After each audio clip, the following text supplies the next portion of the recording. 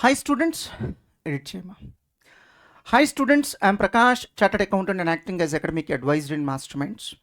At CA Inter level in the recent attempts, we are getting a little bit challenging question paper in last subject. So that's why I requested my team members to get a marathon video recorded. So covering all the important concepts of corporate and other last subject of CA Inter. Since the syllabus is very vast, even if you read it for multiple times, you still feel that you are unable to recollect certain important points. That's why first you finish your preparation of CA Inter and then come back here and watch this marathon video to quickly recap all the important provisions of the entire subject of corporate and other laws. To cover almost all the important concepts, we have decided to record this marathon video in 12 hours rather than 8 or 9 hours. Since it is recorded in 12 hours, almost all the concepts will get covered. I'm happy to share that we uploaded a similar video in December 2024 and that video got more than 1,12,000 views and still some students are watching the same. Actually, even if we don't upload this latest video, students can comfortably adjust with that old video, but still, since there are several changes in the recent attempts and since the question paper pattern is also getting changed in the recent attempts, we thought of getting a new recorded video for the marathon, that is on law. And this marathon is recorded for January 2026 attempt. And if you are watching this video for any of the upcoming examinations like May 26 or September 26, I request you to keep yourself updated with the latest amendments that are announced after recording this video. As I already said, this is just a complimentary to your preparation. I don't make false claims that just by preparing this marathon you will qualify in the public examinations. No. So 90% is your hard work. This marathon can only play 20% of role in your success. And I can proudly say that this is recorded by one of our best faculty member in our team, Mr. Nakka Srinivas sir, who is also a chartered accountant and having 11 years of rich teaching experience. Now here are some details about the marathon. This is recorded in 100% English. So students of other states can also comfortably watch this video. And you need not search anywhere for chapter wise timestamps information. It's already provided in the description of this video. So we have not extracted these marathon videos from our existing recorded videos. Actually, we recorded this in face-to-face sessions. In Guntur, we already conducted a face-to-face marathon session where more than 250 students have attended in person. And in that face-to-face session, we recorded this marathon. If you like this video, then press the like button so that YouTube can recommend this video to more number of students. And if you feel that you got benefited by watching this marathon, then don't forget to share this video link to your friends who will also get benefited from this video. After completion of watching the video, please do leave your valuable feedback in the comment section. So whatever the good compliments that you give to the faculty and our team will definitely boost the morale of our entire team, including the faculty. And if there is anything for our team to improve, then definitely we will take those comments in a positive note and we will definitely improve for our upcoming marathon. And frankly speaking, compared to our earlier marathons, this time you can definitely see a lot of improvements based on the comments given by students who watched our earlier marathon. Similarly, based on your valuable feedback, will definitely improve the quality of this marathon in the upcoming sessions. Now, while teaching this marathon, faculty has shown one material and you can freely download that material. First, you need to install our app Masterminds online classes in an Android mobile or Android tab.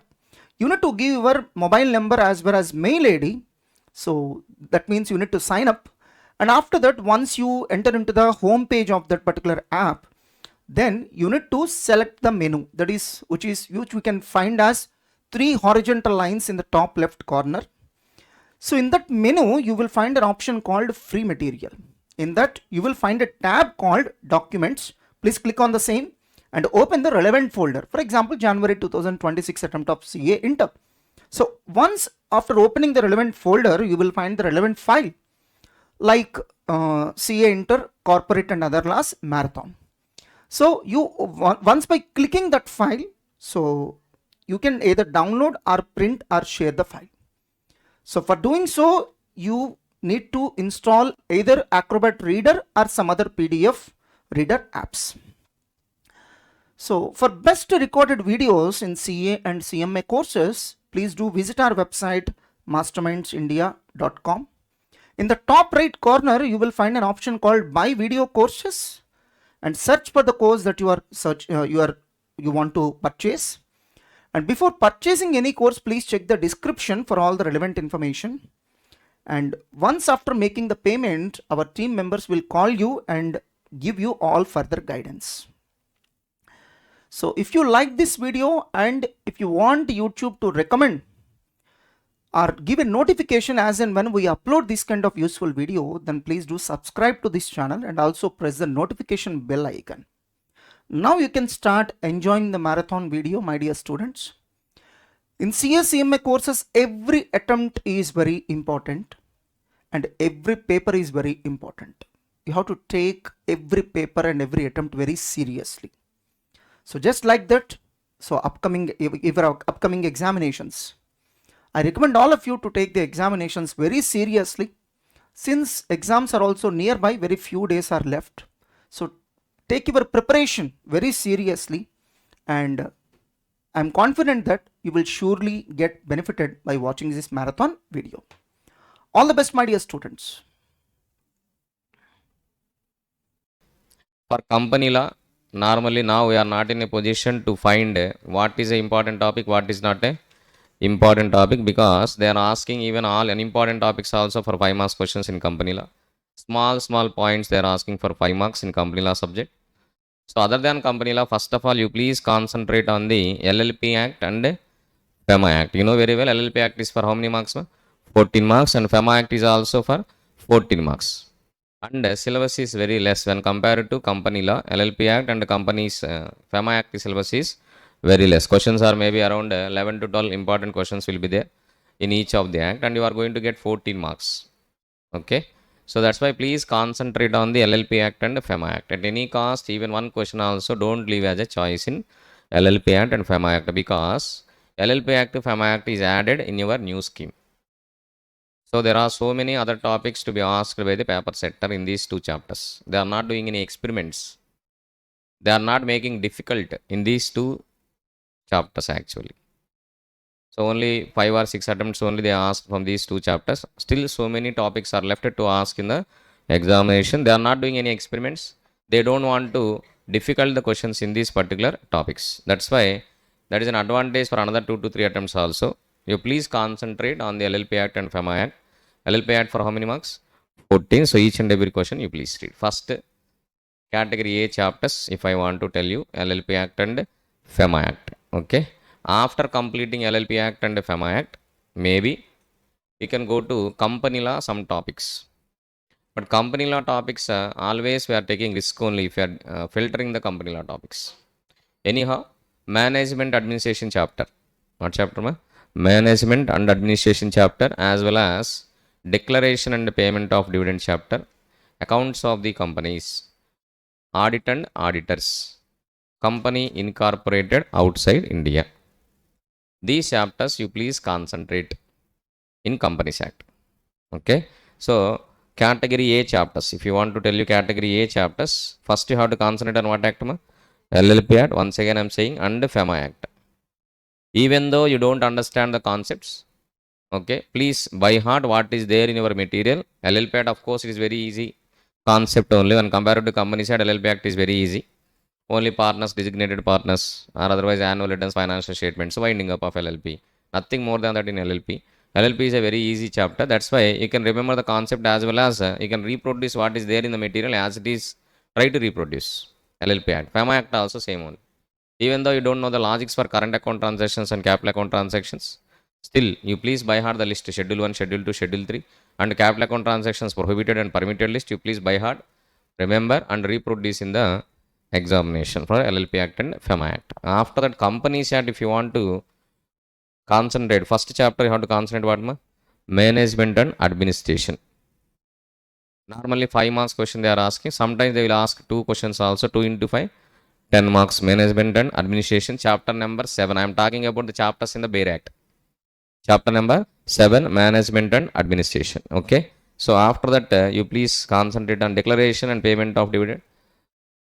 Chapter number 8, declaration and payment of dividend. After that, you have to concentrate accounts of the companies. Chapter number 9, and audit and auditors. This is what chapter number 10. And chapter number 22 is nothing but company incorporated outside India. Maybe one question they can ask. This chapter is also newly added in your new scheme. So there is a possibility to ask one question from this chapter. Simple question. Company incorporated outside India. Selectively you can read in this chapter company incorporated outside India. These chapters you please concentrate. After completing these chapters and you are perfect in these chapters, then only please move to another chapter before examination. Okay, day before examination. This is what first make sure you have a complete knowledge of all these chapters, including practical questions, concept questions, okay, TYK questions in your material, everything. Then only please move to another topics in the Companies Act. What is another topics in the Companies Act? If you want to go for category B in the Companies Act, maybe first incorporation of company, memorandum.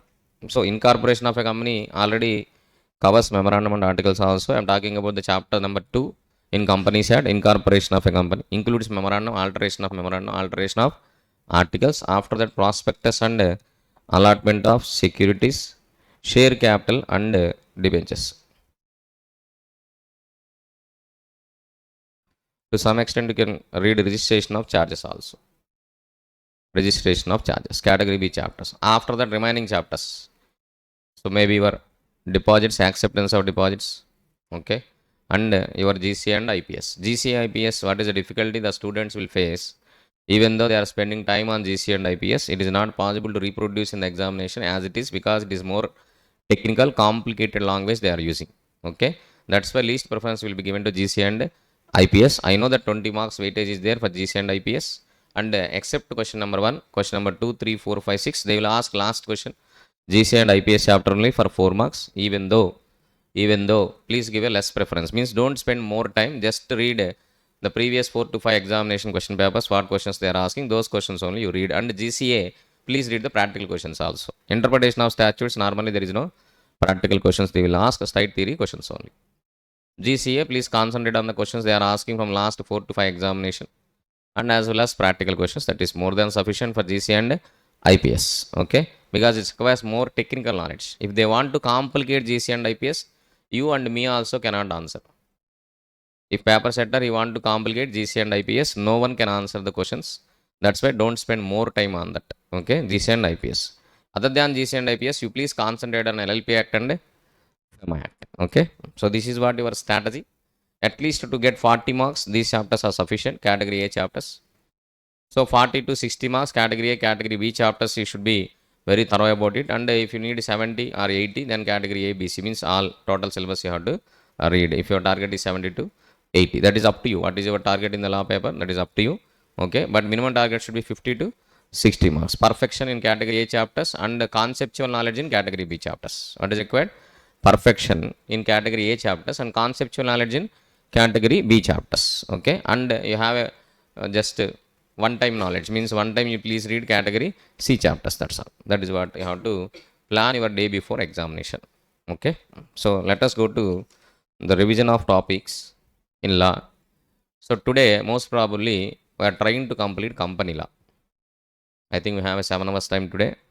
Okay, 7 hours is allotted for today. So in these 7 hours we are going to discuss company law first. Okay, company law. After that LLP Act and FEMA Act. After that GCA and interpretation of statutes we are trying to cover. Even though company law is not completed today, maybe next section also we are going to offer maybe 1 or 1.5 hour for company law. Okay, so first start with the most important chapter even company law is nothing but management and administration. We are not following any chapter wise sequence order, nothing. So which chapters are very very important, those chapters we are going to discuss in marathon. Okay, so in management administration chapter number 7, you know very well Companies Act is having how many chapters in your syllabus?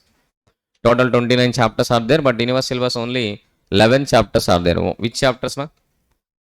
Chapter number 1 to 10 and chapter number 22. Chapter number 1 to 10 and chapter number 22. So these are all the chapters in your syllabus, CA inter syllabus, these are all the chapters. Okay, so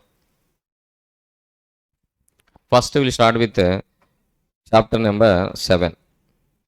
Material has been provided to you especially for marathon only. Okay, so this is the material what we are displaying here. This is the marathon material, maybe they will provide, no issue. So separate material for marathon is prepared. Very simple, your regular material only, but which questions are important chapter wise, those questions only segregated, and we are preparing a material only below 100 pages. Around 97 pages only it came. Okay, so most probably very less questions, 60 to 70 questions are covered in this. Okay, separate material is given, that separate material may be provided to you very soon. Okay, so see this marathon material, each chapter wise it is there, but we'll go to chapter number 7, management and administration.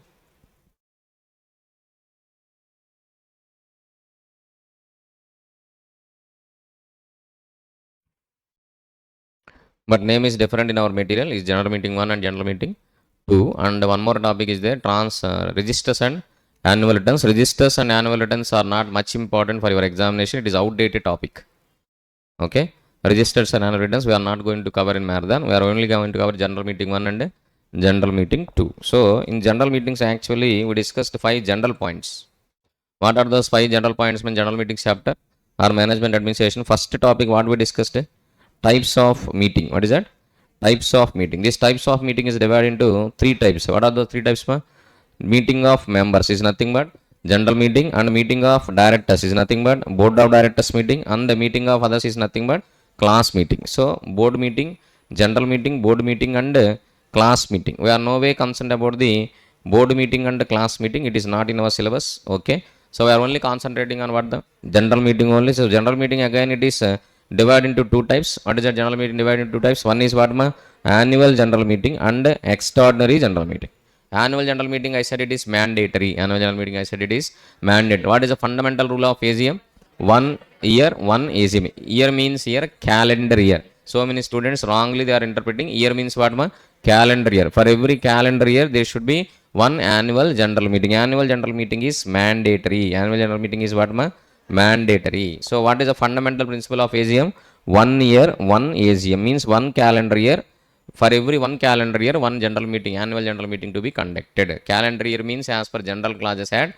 Calendar year means what? General Clauses Act. British calendar year. What is the British calendar year? January 1st to December 31st. Okay. So in between January 1st to December 31st, at least one annual general meeting to be conducted every calendar year. That is a fundamental rule. You please don't ignore the fundamental rule. But there is one exception to fundamental rule. What is the exception to fundamental rule?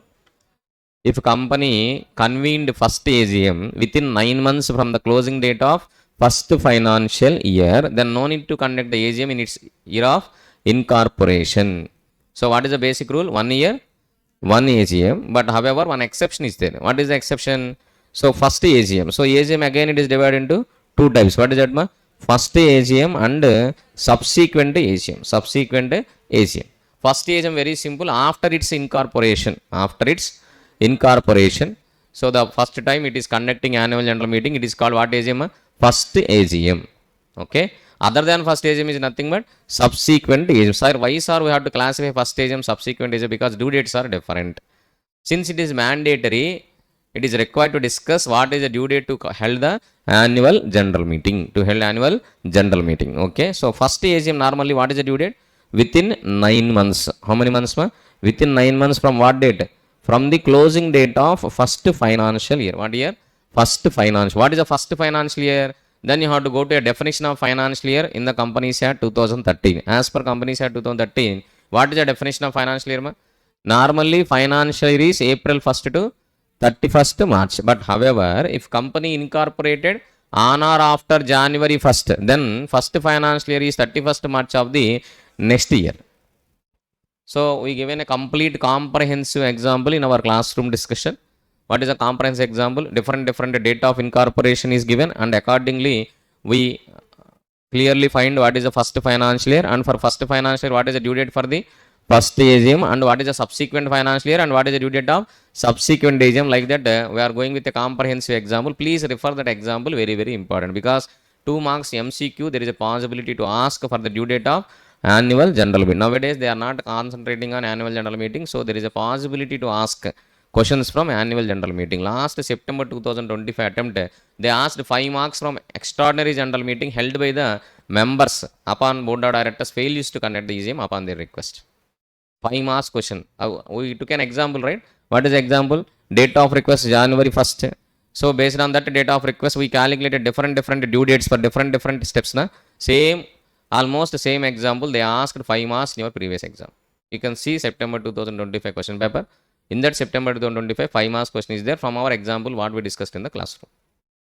So please don't ignore the examples what we discussed in the classroom. There is a possibility to ask 5 marks questions from that examples only. Okay. Anyhow, what is the first AGM due date? 9 months from the closing date of first financial year. First financial year is normally April 1st to 31st March only. But if its company is incorporated on or after 1st January, then financial year is first financial year is 31st March of the next year. 31st March of next year. Okay. So we took an example. 1st January 2025, if it is incorporated, date of incorporation, then what is the first financial? Can you please tell me? 1st January 2025 to 31st March 2026, not 2025. This is what you have to note down. 31st March 2026. Maybe the financial year is how many months? 15 months. What is the financial year duration? First financial year duration, 15 months. In this regard, we asked a question also. Financial year is always 12 months. No, normally, first financial year may vary from 3 months 1 day to 15 months also. First financial year of a company may vary from 3 months 1 day to 15 months also. There is a possibility. There is a possibility. Okay. Anyhow, next, sir, 9 months from the date of closing date of first financial year is the AGM due date. And what is the subsequent AGM due date? Subsequent AGM due date, how many points we have to discuss? 3 points. What is the first point? 1 year. 1 year, 1 AGM. What is the first point?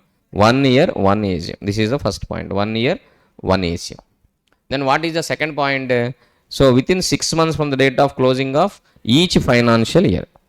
Second and subsequent financial years are very simple. Second and subsequent financial years are very simple. So normally April 1st to 31st March only. From that 6 months means what is the due date? 30th September. 31st March plus 6 months means 30th September. Okay. So 30th September is the due date of the AGM as per the second condition. As per the second condition. What is the third condition? Within 15 months from the last AGM date. Within 15 months from the last AGM date. From the last AGM date. Okay. So this is the due date for the subsequent AGM. So there are 3 conditions. Which condition we have to follow? As per harmonious construction rule, what we discussed in interpretation of statutes, if there is a conflict, try to resolve the conflict.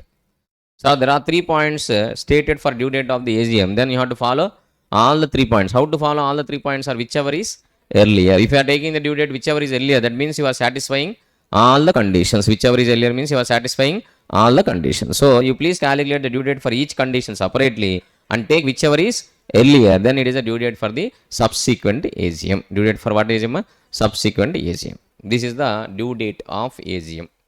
Very, very important. Next, what we discussed, day of AGM. Sir, on which day we have to conduct the AGM? Day of AGM. I said already, in relation to AGM and EGM, what points we have to discuss? Date, day, time, comma, place. These are the 4 points we have to discuss in relation to annual general meeting as well as extraordinary general meeting. In relation to AGM or EGM, we have to discuss these 4 points. So we are discussing date of AGM because AGM is mandatory. AGM is mandatory. That's why we are discussing what? Date of AGM. What we are discussing? Date of AGM. So what is the due date of holding AGM? Here students has to remember one point. This is only due date to hold the AGM, not to conclude the AGM. This is a due date only to hold the AGM, not to conclude. Sir, what is the difference between holding and concluding, sir? What is the difference between holding of AGM and concluding of AGM? Holding means we just start the meeting on that day. There is no rule that you should complete the meeting on that day itself. So you want to discuss 10 points in the AGM. As per your agenda of the meeting, how many points you have to discuss? 10 points you have to discuss. But only 5 points are completed on that day. Then what we will do? Midnight also will continue the meeting. Members may feel okay, so bad, so they cannot sit that much time. That's why you can adjourn the meeting. What you can do? Adjourn. Sir, adjourn meeting after 30th September, sir. Then contravention of the Companies Act. What we said?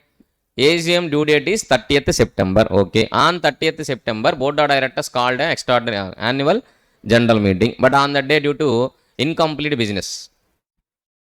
Okay, pending business. What business, ma? Pending business. The meeting is urgent. Meeting is urgent. So, urgent meeting may be after 1 week, same day, same time, same place, next week. Next week means October, September. After September, what month, ma? October month. Sir, contravention of the company said. You are holding AGM beyond the due date. No. Holding means on that day, already we started AGM. So, that is the only due date. After that, you can complete your urgent meeting without any time limit.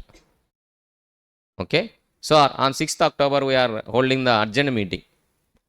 Okay. On 6th October, also meeting is not completed. Agenda is not completed. Can we adjourn the meeting further? Of course. Sir, can I adjourn the meeting to December month? Of course, you can adjourn the meeting. But urgent meeting is only a continuation of original meeting. It is not counted as a separate meeting. Urgent meeting is only continuation of what meeting?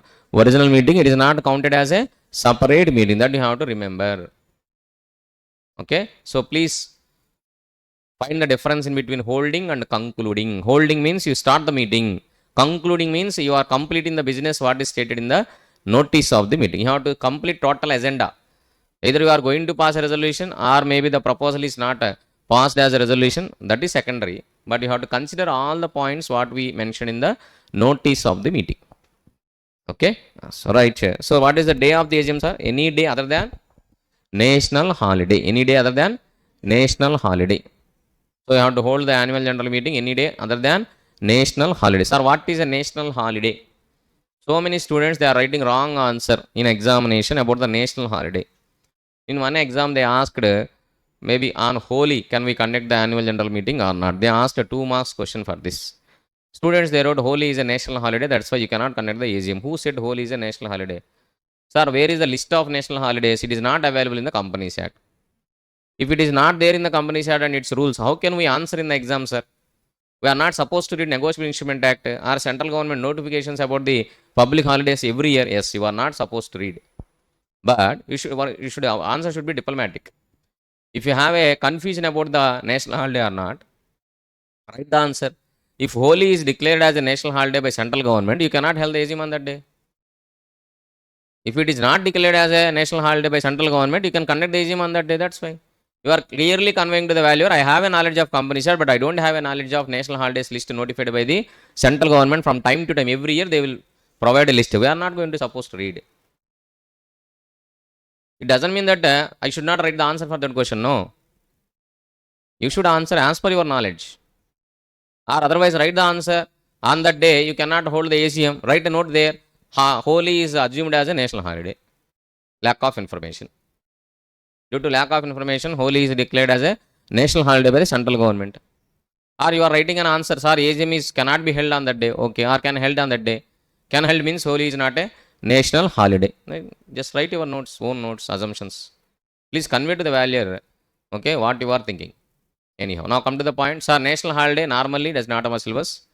But anyhow, central government will declare the national holidays every year as per Negotiable Instrument Act. So, as per that list you have to provide, and that list we are not going to read. We are not going to read. In exam, if they are asking any question on the national holiday, you please write answer diplomatically. Okay, right. Other than national holiday. But anyhow, Section 8 company can hold the meeting on any day, even though it is a national holiday. And one more important point, what you have to remember, on this point only they are going to ask questions after serving the notice to all the members. So, we fixed already date of meeting and we served the notice to all the members. You know very well, notice to be served how many days before? 21 clear days. How many days before? 21 clear days before notice to be served. So, already notice has been served to all the members by fixing one day. On that day, if it is declared as a national holiday, subsequently, after serving the notice, that day is declared as a national holiday subsequently. Then you can conduct the AGM happily. No need to postpone. No need to postpone your AGM. You have no need to postpone your AGM because we are not conducting the AGM on national holiday. The day when we are conducting, it is declared as a national holiday. So, we can't do anything for that. We have no need to change our schedule because serving of notice to all the members, it is a very hectic task. Okay, serving of notice to all the members is a hectic task. If just imagine there are 10 lakhs members in your company, sending notice by post or speed post or email or any other electronic means or courier or fax. It's a hectic task. Again, sending notice to all the members, there's a lot of expenditure you have to incur. That money belongs to members only. And money belongs to members only. That's why exemption is given. This is what day of AGM. What is that?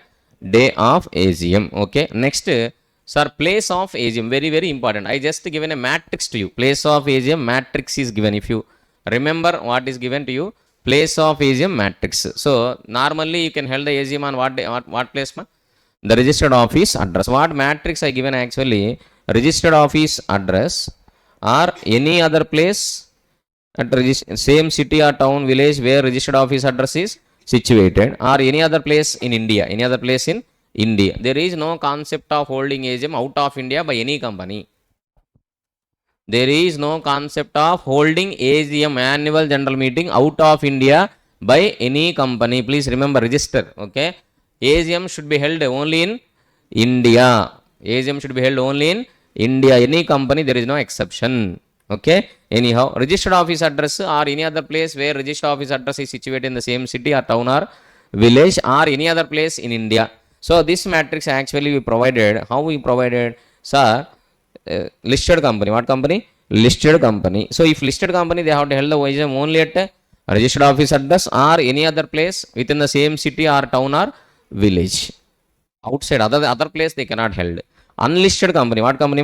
Unlisted company. Registered office address they can hold, and any other city, town or village where registered office address is situated, they also can hold. But if they want to hold the AGM any other place in India, then they have to take the consent of all the members. They have to take consent of all the members. Prior consent of all the members. By taking the prior consent of all the members, written consent, not oral consent, written consent, or through electronic way also, they can hold the AGM outside India, sorry, within India, any other place. Within India, any other place. Sir, what about Section 8 company, sir? What company? Section 8 company, any place. Government company also, any place. This is the matrix what I given. Just revise the matrix once. Okay. To remember place of AGM. Place of AGM is very, very important. Normally they are asking this point. What is that point actually? Unlisted company. They can hold the AGM any other place in India by taking consent of all the members. This point they are concentrating. They want to confuse in between listed company and unlisted company for the students.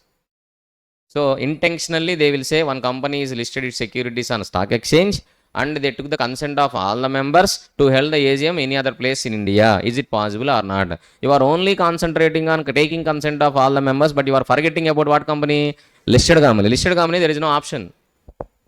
Listed company, there is no option. They should hold either at registered office address. At registered office address, his place is not sufficient. They can hold any other place and where registered office address is situated, same city or town or village.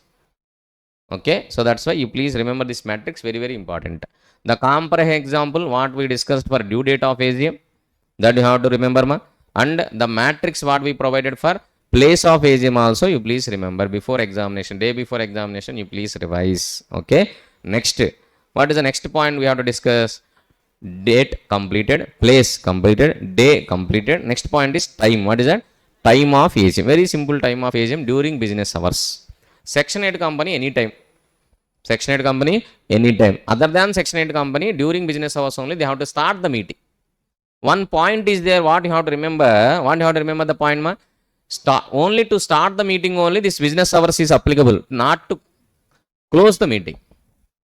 Not to close the meeting. Okay, only to commence the AGM only, business hours. What is the business hours? There is no definition given in the Companies Act 2013 for business hours. Then we have to refer what act? General Clauses Act. As per General Clauses Act, business hours means 9 a.m. to 6 p.m. You have to write it clearly in the exam. Don't say blindly, don't write as per Companies Act 2013 business hours is 9 a.m. to 6 p.m. Please don't write. That is a blunder. You lose your marks and impression also. You please write with reference to General Clauses Act, business hours is 9 a.m. to 6 p.m. There is no definition or explanation given in the Companies Act 2013 about business hours. If you are writing that point, maybe your impression will be carried in the exam. Don't be negligent to write what you know. Don't negligent to write in the exam what you know already. Okay. So 9 a.m. to 6 p.m. This 9 a.m. to 6 p.m. condition is only for to commence the Annual general meeting, not to conclude the annual general meeting. Conclusion may be midnight also, that is not in our hands. They are keep on discussing the points in the notice until the points are completed. They can continue the meeting. That is up to them and up to the chairman, up to the members who attend the meeting. Okay, lawmaker cannot deny that. That is what the time of the AGM. Okay, so we completed already date of the AGM, day of the AGM, time of the AGM, place of the AGM. If you want to revise before examination about this AGM, you should revise the due date of the AGM and place of the AGM. Remaining points almost you already remember. This is very simple points. What points? Simple points. And exceptional points are there. Those exceptional points you please highlight, which are already given as a sticky note in your running notes. Okay, now please go to extraordinary general meeting. Extraordinary general meeting also I have to discuss day to day, time, place. Sir, date I think not required for EGM because EGM is mandatory or optional. Optional. That's why there is no due date for extraordinary. So it is useless to discuss extraordinary general meeting due date because it is not mandatory. It is only as and when required they are going to conduct extraordinary general meeting. But we have to discuss day, comma, time, comma, place of EGM. Day, comma, time, comma, place of EGM is very important. Okay, so for that we already divided the EGM into 3 types. We divide the EGM into how many types? 3 types. What is that? EGM held by board of directors. EGM held by what? Board of directors. EGM held by members, requested members, requested members. EGM held by tribunal. EGM held by whom? Tribunal, NCLT. And one more point what you have to remember in relation to AGM, if board of directors they fail to conduct the annual general meeting within due date. If board of directors they fail to conduct the annual general meeting within due date, then what is the remedy available? Sir, fine and all okay. So I am saying once again, so many students they have a doubt, sir, whether we have to remember the fines or not in the company chat. It is not practically possible to remember all the fines. It is not possible. Please don't unnecessarily waste your efforts to remember the fines and all. And your paper setter is not expecting from you to remember the fines and reproduce. They also know that it is not practically possible to remember all the fines in the company chat 2013. Very few sections you have to remember. So what is the fine for not filing financial statements? What is the fine for not filing annual returns? What is the fine as per acceptance of deposits? What is the fine to levy by the reservation of name? Like that few sections are there where you have to remember. Anyhow, I am going to discuss which fines you have to remember. That fine especially I will highlight. Those fine you please remember. Remaining fines, sir, I have very good memory power, I can remember. You are always welcome. But I don't have that much memory power, sir. Don't take too much stress. In law exam, normally students are taking too much stress to remember these fines, section numbers, subsection numbers, case laws. Unnecessary, please don't take that much stress to remember all these things. Please concentrate on the concept. Okay, so unnecessarily don't waste your efforts, time and efforts for this remembering all these things. Not required. Section number also you are unable to quote in the exam. Nothing will happen if you have a conceptual knowledge. If you have what knowledge? Conceptual knowledge, just write about the concept. For quoting section number, no separate marks will be allotted to the students. But you are quoting a wrong section number, marks will be deducted. Please keep in your mind. Okay, quoting a section number, no separate marks will be given. But quoting wrong section number for that particular question, definitely marks will be deducted. But it is a very healthy practice for law exam. I said so many times. Again I am saying it is healthy practice for law exam. Please write a reference. To what extent you can refer, please refer. At least a chapter name. You can refer chapter number 7 of the Companies Act 2013. Or I know section number 96 of the Companies Act 2013 annual general meeting. Section number 100 of the Companies Act 2013 maybe extraordinary general meeting. Sir, I know the section number for sure. Then write the section number also. And you have to refer specifically whether you are referring Companies Act section or rules in the Company Act. Means rules framed by MCA. So Companies Management Administration Rules 2014. Okay, please give a specific reference. Please give a specific reference. A reference should be very specific. To what extent you can refer. Okay, now come to the point. Sir, if EGM is held by board of directors, then what is the due date, sir? Due date not applicable for EGM because as and when required, board of directors can call for a EGM. Okay, extraordinary general meeting. Why, sir, extraordinary general meeting first of all? Annual general meeting every year once only. And any urgent transactions which requires members approval. Urgent transactions which requires members approval as per Companies Act or as per Articles of Association, then board of directors has to make a call for extraordinary general meeting. Okay, so extraordinary general meeting held by board of directors, there is no any time, any day, any place in India, any place in India and any time, because that is extraordinary general meeting. No day, time, place limits applicable for extraordinary general meeting held by board of directors.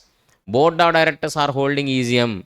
Please remember, if board of directors are holding EGM, no day, no time, no place, any day, any time, any place in India. But you have a separate point. You have to remember this point. They asked 5 marks question in your May 2025. Already I referred that question also in your material while I am discussing this point. Okay, May or I think January 2025, they asked question number 1A, 5 marks. Only one small point in any place in India. Extraordinary general meeting can be held by the board of directors any place in India, but one small exception is there. What is the exception, ma? I hope you remember the exceptions, right? I asked you to note in the sticky notes, right? All these exception points. What is the exception? If your company is a wholly owned subsidiary of a company incorporated outside India, then the EGM can conduct outside India. Logic also explained why. And example also we given, you please refer once. Okay, EGM held by India, outside India. This is on the small point. Actually they want to confuse the students by giving one question. I think January 2025 question number 1A, 5 marks question has been asked on the small point. So many students, they wrote a wrong answer. That is what actually I felt very bad. Students, even though they know about the knowledge, but still they are unable to answer the question because they are not reading the question well. They are not reading the question carefully. They are not understanding what they are asking and what is the provision you have to link. Okay, and now come to the points are held by requested members themselves. So same AGM rules are applicable. What rules applicable? Same AGM rules. What are all the rules we discussed so far for AGM? Same rules are applicable if EGM held by members or EGM held by NCLT. NCLT, no Companies Act is applicable. NCLT can call for EGM however they like. No need to follow any Companies Act. Chapter number 7 of the Companies Act, they have no need to follow. Okay, held by NCLT, actually it is divided into 2 parts. Suo moto or upon application by the members. NCLT has a power to call for extraordinary general meeting its own motion. Even no one made any application also, NCLT has a power to conduct the EGM on its own motion also. Okay, remember that. Or if any member made an application to NCLT, then NCLT maybe they call for the extraordinary general meeting. In this regard, we discussed a separate topic is called EGM held by board of directors upon request by the members. EGM held by board of directors upon request by members. Very, very, very important topic nowadays because last attempt only they asked for 5 marks. September 2025 they asked 5 marks. What example we discussed in your running note? Same example they asked in September 2025 for 5 marks. What is the example we took? Actually step by step procedure I explained to you. What is the step by step procedure? First step, the members who are holding at least 1/10 of the total voting power as on the day of request. As on the day of request, the members, I used members plural not singular, means either one member or maybe the group of members who are holding at least 1/10 of the total voting power, they can make a request to board of directors to conduct EGM to transact their proposal. As a member, we have a right to get some ideas. If you want to implement your ideas, so meeting to be conducted. You cannot wait for the board of directors meeting. So you can make a request to BOD if you have a 1/10 of the total voting power. Okay. So that is a step number 1. You have to give a request in writing. Who are making a request, they have to sign. Either everyone has to sign or maybe one person from on behalf of all the members also can. These small points also they asked in last exam. Request to be signed by all the members or maybe one member can sign on behalf of all the members. Okay, how to give the request? Either by hand also you can give, or by they can send a mail also, or they can send a register post or speed post also. Section number 20 you have to remember. What is section number 20? Service of documents. What is section number 20? Service of, sir, you are discussing chapter number 7. Why you are referring chapter number 2? Section number 20. Section number 20 is a general section. Service of documents. Okay, what is there in section number 20, sir? How company will communicate to the others, and how others can communicate with the company. Company is an artificial person, not a natural person. Then how to communicate to the company by any person? We can communicate with the company either by hand. Sir, company is not having any hand, no, sir. How to give to company hand, sir? Company hand means go to registered office address of the company, place there your request. That's all. Or by post, register post or speed post, or by fax or courier or any other electronic means. In the same way, if company also want to communicate with others, same methods are available. Same methods are available. Any one of the method, your option. Okay, that section number 20 also they asked in the last exam along with this section number 100. Okay, extraordinary general meeting held by the board of directors upon request by the members who are holding 1/10 of the total voting power as on the day of the request. As on the day of the request. Okay, sir, that is step number 1. What is step number 2? I said upon making a request. What is that? Upon making a request. Upon making a request. See, already we completed topic number 1. Topic number 1 is completed already. Okay, so just see the material ones, and topic number 2, that is what we are discussing. In the topic number 2, very very important discussion is EGM held by the board of directors upon request by the members. Step number 1, we are making a request. Step number 2, within how many days board of directors has to conduct the EGM? 45 days from the date of request. For all due dates, date of request is very very important. For all due dates, what is very very important? Date of request. I took an example also. Date of request I given as a 1st January 2025. So if it is a 1st January 2025, I ask you to calculate the due dates for each and every step separately. Please refer that example before examination. Okay, so date of request, okay, within 45 days. If the board of directors they want to hold the EGM within 45 days upon the members request, they have to send a notice within 21 days from the date of request to the members. Already by taking an example, we matched by 21 days. Okay, so within 21 days they have to serve the notice to all the members to if they have a intention to hold the EGM within 45 days. Okay, sir, if board of directors they fail to conduct the EGM within 45 days by sending notice within 21 days from the date of request, what is the remedy available to the members? Members can hold the meeting by themselves. Members means not all the members. Which members requested to the board of directors, they can hold the meeting by themselves. By themselves means only among them they will conduct the meeting. No, they have to send the notice to all the members. How board of directors they will conduct a meeting? In the same way they should conduct the meeting. There are 2 questions will arise if requested members they want to conduct the meeting. First question, sir, we don't know who are all the members of the company. Second question, what is the cut-off date? What is the cut-off date? So these 2 aspects has been solved by the lawmaker by framing the rules. MCA framed the rules separately. Members, if requested members they want to hold the EGM, what are all the rules they framed actually as per that rules? Okay, so register of members, who has to provide? Board of directors has to provide the register of members to requested members within 21 to 45 days from the date of request. That is the second point. Sir, and to whom we have to send the notice? Cut-off date to send the notice 3rd day from the date of request. 3rd day from the date of request. These are all the 2 points we discussed. And within how many days the requested members has to conduct the EGM? Within 3 months. Within 3 months. Okay. So we took an example also. Please refer the example once again. Now it is not possible to revise the examples once again in the marathon. Okay, not possible. Only concept only you can revise. Examples please don't expect from me to revise once again in the marathon. Time is not sufficient. Okay, now next we will go to second general point. So far we completed only 1 point. What is the 1 point? Types of meeting. Types of meeting how many? 2 types.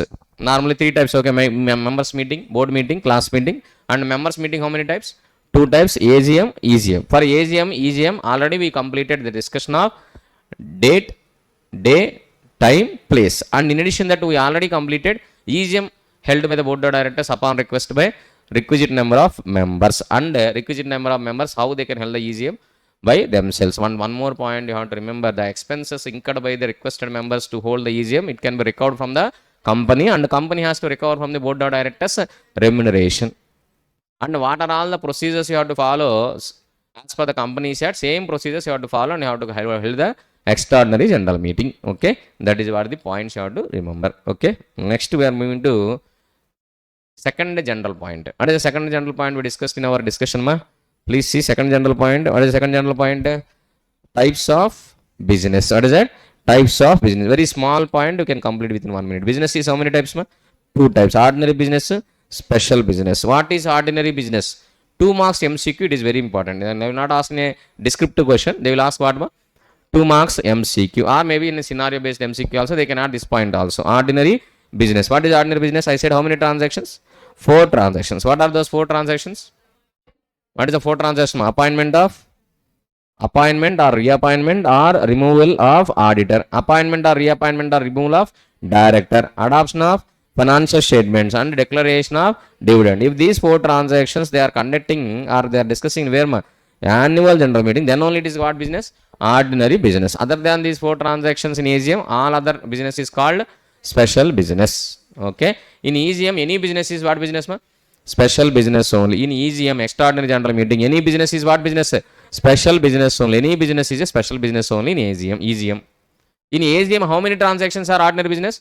Only 4. Other than these 4, AGM also special business only. Okay. Normally they will ask examples which is ordinary, which is special. Okay. Sir, ordinary business, special business, why classification is required? Because ordinary business not required what statement, ma? Explanatory statement along with notice. Along with notice, what is not required? Explanatory statement is not required. Explanatory statement is not required along with notice in case of what business, ma? Ordinary business. Then what about a special business? For special business, you have to provide what statement, ma? Explanatory statement. Sir, what is explanatory statement, sir? Not simple, ma. In explanatory statement, you have to provide all the information which is required. All the information which is required for the members to take the decision in relation to that particular business in the meeting. What you have to provide in explanatory statement? You have to provide all the information which is required for the members to take the decision in the meeting in relation to that particular business. Diplomatic answer. Sir, I want particularly what points you have to write in the explanatory statement. No particular points. Normally 1 or 2 points. For example, only they provided interest of directors, interest of promoters in that particular business, any other personal interest. And if they are shareholders of the opposite party, if they are holding 2% of the shareholding in the opposite party, that also they have to disclose. And whatever the secret profits they earned by board of directors without disclosing, that they have to reimburse to the company. These are all, some points are an explanatory statement, not much important explanatory statement, but have a look. Okay. So next, what is the next general point, ma? Type, second point, third point. What is the third point, ma? Type of meeting. After the type of business. After that, what is the third point? Type of notice. Very, very important. In May 2025, they asked 5 marks question from this. Type of notice. They asked how many marks question, ma? 5 marks question from type of notice. So type of notice, normally what type, how many types, ma? Ordinary notice, special notice. I given almost 1 page running notes for special notice. Clearly. What is ordinary notice? Board of directors, they are serving notice of general meeting to all the members who have a right to attend the meeting 21 clear days before, either by post or by hand or through electronic means or through courier or by fax. But if they are sending by post or courier, means another 2 days will be added for postal duration. It is deemed to be delivered within 48 hours of the notice of the meeting if it is sent through post or courier. Okay, it is deemed to be delivered within how many hours, ma?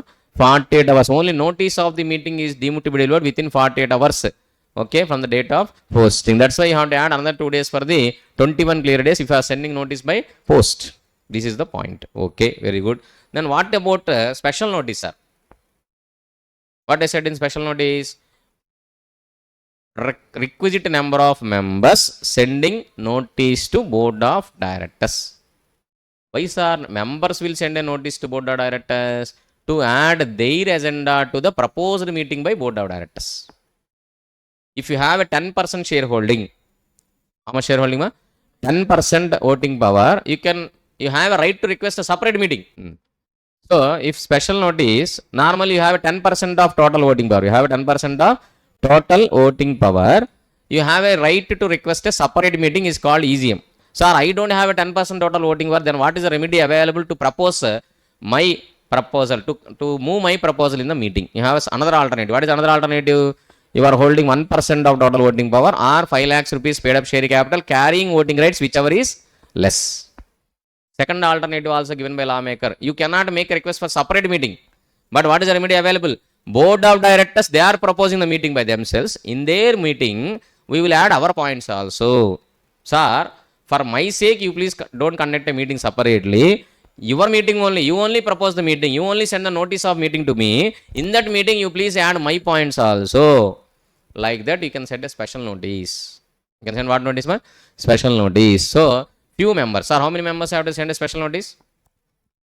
Don't say few members, ma. 1% of total voting power or 5 lakhs rupees paid up share. So, special notice. Special notice, members will give the notice to board of directors. Sir, how many days before they have to give the notice, sir? 14 clear days. How many days before, ma? 14 clear days. Board of directors will send the notice to all the members. How many days before? 21 clear days before. And we have a 7 days time to decide if you want to add your points to the meeting proposed by the board of directors. So you have to give a notice to board of directors within how many days before, ma? 14 clear days before you have to send a notice. And what board of directors has to do? Your points also they have to add to the agenda of the meeting. And again they have to send a revised notice to all the members 7 clear days before. How many days before? 7 clear days before. If it is not practically possible to send the notice 7 clear days before, then they have to give advertisement at least in the newspaper. They have to give what, ma? Advertisement in the newspaper. Advertisement also 7 clear days before. Whenever I am saying advertisement in company law, you should always remember vernacular language, vernacular newspaper, English language, English newspaper, which is actually having a wide publication in the state where registered office address is situated. Vernacular newspaper, district wide circulation, English newspaper, state wide circulation. This you have to keep in your mind. That's all. These are all common points you can write wherever there is a advertisement. Okay. So, but for few business, special notice is mandatory. So many students wrongly they are understanding this particular point. What students are understanding? So mandatory means for whom it is mandatory? Members, huh? Means members has to give special notice mandatorily for that business, huh? No, don't understand like that. Unless notice received from the requisite number of members, board of directors they cannot add that agenda to the meeting by themselves. Board of directors they cannot add these points to the agenda of the meeting by themselves. Unless they are receiving what notice, ma? Special notice from the members. I said only 2 points. What are the 2 points, ma? Removal of auditor, or not to reappoint the retiring auditor, or appointment of a new auditor in the place of retiring auditor. All 3 points. Essence is one only. What is essence? You are removing existing auditor. If you want to remove the existing auditor, what notice is required? Special notice is required from the members. Otherwise, board of directors they cannot add that point also in the agenda of the meeting by themselves.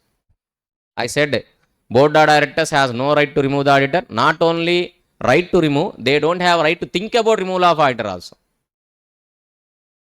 Okay, they cannot add that agenda by themselves to the notice of the meeting. Not possible unless otherwise some notice is required from the 1% of the members who are voting. And removal of director. What is that? Removal of directors. These 2 points you please remember. This will be covered in audit and auditors chapter also once again. Okay, this is special notice. What notice? Special notice, very very important. You can expect a question for special notice once again. Okay, and one more point what you have to remember for special notice, 3 months, from 3 months before also, 3 months to 14 days you can send a special notice. If you know already what is the date of AGM in advance, without receiving notice from board of directors also, you know well in advance what is the date of meeting, you can send a special notice 3 months before also. From 3 months to 14 days you can send a notice, special notice to board of directors. This is what special notice. Okay, types of notice. What notice, ma? Types of notice. Next, what we discuss next point, ma? Types of resolution, voting. Very very important. See, nowadays the trend is 1 5 marks question they can ask from electronic topic. What topic, ma? Electronic, digital. Because nowadays paper setters they are very crazy about the technology. Okay, because new young paper setters they are entering into the field. these young paper setters, they want to ask at least one question on the technology. Sir, this is not information technology paper, na sir. This is company law paper. What questions they can ask from the technology? What questions they can ask from this your digitalization, electronization, all these things? Yes, there is a scope of asking questions from company law also. Electronic books of accounts. How to maintain books of accounts in what form? Electronic form. How to send a notice electronically. Notice of the meeting you can send what? Electronically. And how to pass a resolution through electronic voting. How to pass resolution through electronic voting. Manner of conducting voting electronically. Electronic voting, electronic notice, electronic minutes of the meeting, electronic books of accounts. Like that, there are so many concepts which requires technical knowledge for the students.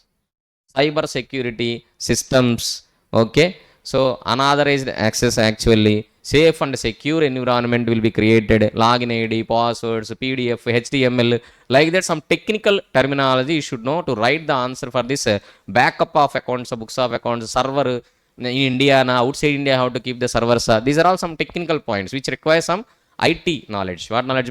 IT knowledge. So paper setters, they are expecting some minimum IT knowledge from the students. That's why they are asking 5 marks question. If you observe last 3 to 4 attempts, one 5 marks question is there for electronic maintenance of books of accounts or electronic serving of notice or e-voting. Like that, they want to cover. Okay, what we felt earlier, actually these are all self-study questions. Students can read because they have a more technical knowledge than the faculty. That is what the actually wrong notion of us. So many students, they are maybe, so they are not interested. Not interested means maybe they don't have a time to read, which are kept in self-study. So that actually it is added to your material also, not in the self-study, and discussed by faculty in the classroom also. Line by line we are reading that particular question also. You please concentrate on those questions before examination. Wherever there is electronic means, okay, electronic notice, electronic voting, electronic books of accounts, electronic minutes of meeting, wherever there is electronic way is there. And dematerialization. What is dematerialization? Issuing securities in what form? Digital form. Dematerialization, this is also electronic only, na? Dematerialization. Okay, so these points you please read once. Wherever there is in one material, you please go through once. Maybe 4 to 5 questions will be there in detail. They are asking small points. In what format you have to send the notice? Electronically. That is what they are asking. How to send a link of notice electronically to the members? To which email ID you are sending the notice? And how many days you have to open the electronic voting lines? What is the closing time? What is the opening time? These are all small points they are asking. Okay, small points they are asking, not more complicated points. Very small points they are asking from electronic voting. Last at May 2025 attempt, they asked 5 marks question for electronic maintenance of books of accounts. How to maintain books of accounts in electronic form? So you have to keep a backup. Where backup will be? In India or outside India, you have to keep the servers backup. And audit trail, you have to include audit trail also. Audit trail is also required. End-to-end tracking of the transaction is required. And after posting the transaction, no one can edit the transaction. Unauthorized access, you have to make it secure. No one can access the information unauthorizedly without authentication. These are all small points you have to write for that 5 marks question. Okay, you are writing backup should be in India, server should be in India, and daily you have to take the backup. 2 marks, ma. You are taking backup of accounts daily basis, and server should be in India, backup servers some other place. That is for 2 marks. Only 2 points you are writing, you will get 2 marks. But that also students unable to do. That is what our concern. So please, types of voting, I said very clearly. Almost 4 or 5 questions I covered in the small point. Types of voting. Voting is how many types? 2 types. What is that? By show of hands. So first of all, why we have to conduct the voting? Whether to pass a resolution or not, first of all, you have to analyze the sense of the meeting. To analyze the sense of the meeting in which members are present, what you have to conduct? You have to conduct the voting. Voting is 2 types. What is that? By show of hands or what? By poll. By show of hands or by poll, actually. By show of hands, 1 member, 1 vote. No discrimination. Default method of voting. Very easy method of voting. 1 member, 1 vote. We are not looking about the number of shares held by the members. All members are equal in voting by show of. Even Mukesh Ambani or she also equal. Whether Mukesh Ambani is holding 51% of shares in Reliance Industries or she is holding 1 share only in Reliance Industries, but both are equal, having 1 vote only in that way. Voting by show of hands. No rich and poor discrimination. No caste and religion discrimination. Nothing. Everyone is equal in voting by show of hands actually, like indirect tax. Like what tax ma? Indirect tax mechanism. Okay, everyone has to pay indirect tax. Either you are poor or rich, you have to pay indirect tax. Okay, everyone is equal. Default method of voting. It is very easy to conduct the voting by show of hands. And then what is that voting by poll? Show of hands is not much important to discuss, but you have to discuss only what ma?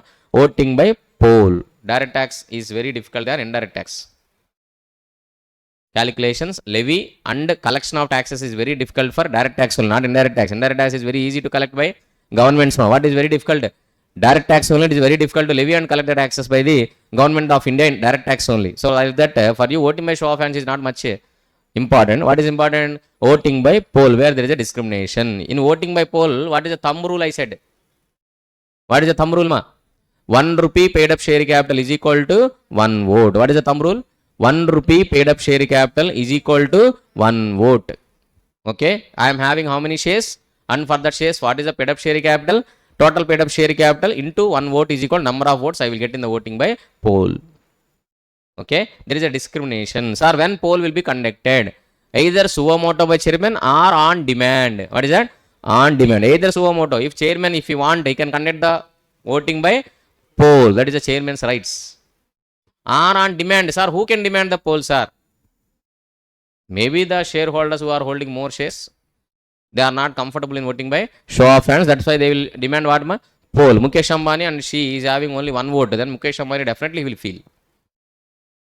And by show of hands, Mukesh Ambani also 1 vote. She is also having 1 vote. Then definitely Mukesh Ambani will feel. That's why he will demand what ma? Poll. Sir, when to demand poll? Okay, who can demand the poll? When poll will be conducted? These are all the, and withdrawal of poll. These are all the 4 points what we discussed for voting by poll. Okay, sir, when can demand? Either before conducting voting by show of hands or after conducting voting by show of hands also can demand what ma? Poll. Who can demand a poll? One member can demand a poll? No. The member or members who are holding at least 1/10 of the total voting power or 5 lakhs rupees paid up share capital carrying voting rights, whichever is less, they can demand what ma? Poll. Sir, when poll will be conducted upon demand? Normally within 48 hours you have to conduct the poll. Within 48 hours you have to conduct what ma? Poll. Okay. So, but 2 transactions you have to conduct poll immediately. What are the 2 transactions? Selection of chairman and adjournment of meeting. For these 2 transactions, if anyone is demanding poll, poll should be conducted immediately, forthwith. You have to conduct the poll forthwith. Okay, those are the 2 points. And whether we can withdraw the poll? Yes, of course. When we can withdraw the before completing poll? At any time before completing the poll, you can withdraw the poll. No issue. You can withdraw what ma? Poll. There is no issue. This is the poll. Okay. Now, sir, voting by poll, how many types? Voting by poll, how many types of the poll is there? Okay. What I said, with meeting, without meeting. With meeting, without meeting. Sir, without meeting, how we will conduct the voting, sir? That is called remote voting without meeting is nothing but resolution through postal ballot. What is that? Resolution through post. One more area, damn sure, I am very confident that your next attempt, this topic only they will ask. Because from last 4 to 5 attempts, they are not touching this point. Resolution through postal ballot, but there is a huge scope to ask a question from this topic. Ma. Okay, after writing the exam, if this question is there, you please give a comment, sir. You only said this topic will be asked. Yes, definitely they will ask. I am 100%, I am sure that they are going to ask a question from postal ballot resolution. Resolution through postal ballot. Resolution through what ballot, ma? Postal ballot. Okay. So anyhow, sir, voting by poll is actually 2 types. With meeting, without meeting. With meeting, very simple. 2 types again with meeting. Physical poll. What is that? Physical poll. Members meeting will be there. Chairman will be there. Proxy representatives. Quorum will be there. Venue will be there. Meeting to be conducted physically, and the members who attends the meeting, they have to vote on ballot papers, physical ballot papers. Earlier elections also conducted like that only. Now also municipal elections are conducting like that only, not EVM missions. Physical poll only. Okay, ballot papers what will be given? Ballot papers, you have to give the consent or dissent on that ballot paper. That ballot papers they have to count. How many votes yes, how many votes no. That is called what poll ma? Physical poll. What poll? physical poll. In meeting, you can conduct a physical poll. When we will conduct a physical poll? By suo motu by chairman or on demand by 10% of total voting power members or 5 lakhs rupees paid up share capital. Okay, that is physical poll. And electronic voting, electronic poll, e-poll, e-voting. What is that? E-voting. Let meeting will be conducted. Let members will come to the meeting, and the members who attends the meeting, they can cast their vote electronically at the systems available at the meeting. That is what a meeting. Meeting will be there. In meeting also you can provide what facility, ma? Electronic voting facility to your members instead of writing EVM missions, ma. Very simple. What missions? EVM mission. Now our elections also electronic voting only, na? Not physical voting. That is a poll only. But see, elections, poll, show of hands, both are same. Because all voters are having only one vote only, na? One person, one vote only, na? So in general elections, poll, show of hands, both are same only. But in general meeting of the company, no. Because general meeting of the company, all persons are not having the same shares. Maybe she is holding 100 shares, she is holding only 10 shares. There is a discrimination actually. Okay. If she is saying yes, 100 votes are casted, she is saying no, 10 votes only casted. That's why poll to be conducted by giving ballot papers according to their share capital. According to their share capital. Subject to carcinogens, right of lien exercised on those shares, and ESDR, equity shares with differential edge. All these calculations you have to do. Who has to do? Company secretary has to do. Who has to do? Company secretary, they have to do all these calculations, and they have to prepare the ballot papers, and accordingly they have to conduct the poll. It will take more time. Physical poll. Electronic poll also in system you have to report, you have to fed all the information. Electronic poll. Okay. Anyhow, with the meeting again two types. What is that? Physical poll and e-poll. What is that? E-poll, or you can say electronic voting. What voting? Electronic voting. Sir, without meeting, no quorum, no proxy, no representative, no venue, no one has to come to the meeting hall, nothing is there. But resolution can be passed. How to pass a resolution without any meeting? Resolution through postal ballot. In this without meeting, again two types. E-voting, postal voting. What voting, ma? Postal. Now postal voting is very less familiar. Now majority of the companies, they are passing a resolution without meeting through electronic voting. Remote electronic voting. What voting, ma? Remote electronic. So please be distinguished in between electronic voting facility given at the meeting, okay, or remote e-voting. What is that?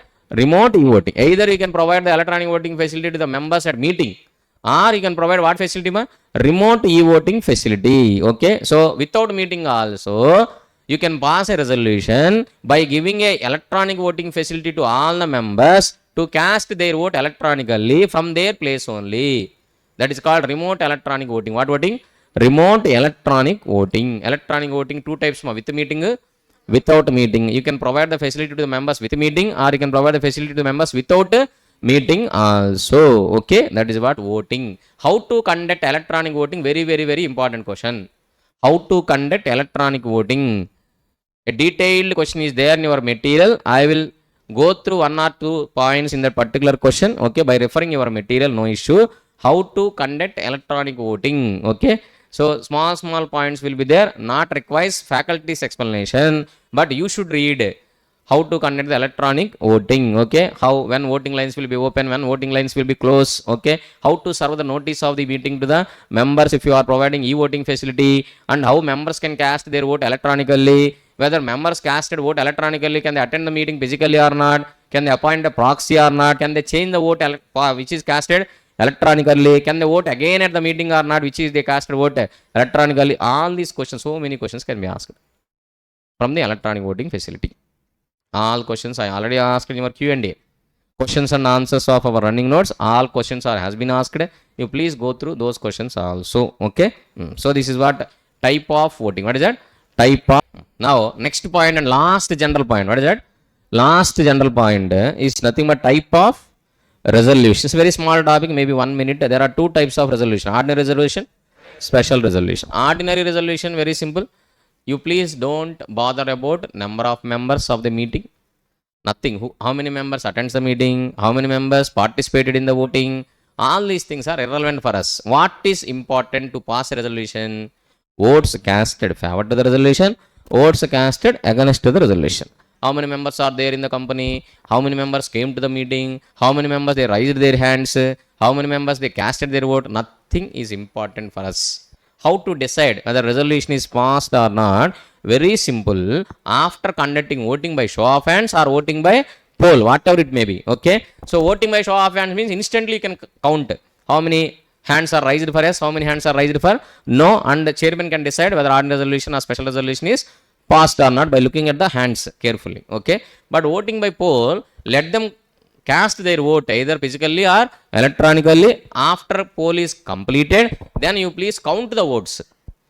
How our ballot voting system means our votes are counted. Okay, election counting also will be done same way. One scrutinizer will be there, that scrutinizer will count the votes, how many says yes, how many says no. Okay, one point you have to remember, if I am having 1000 shares, paid up share capital 10 rupees each, means I am getting how many votes, ma?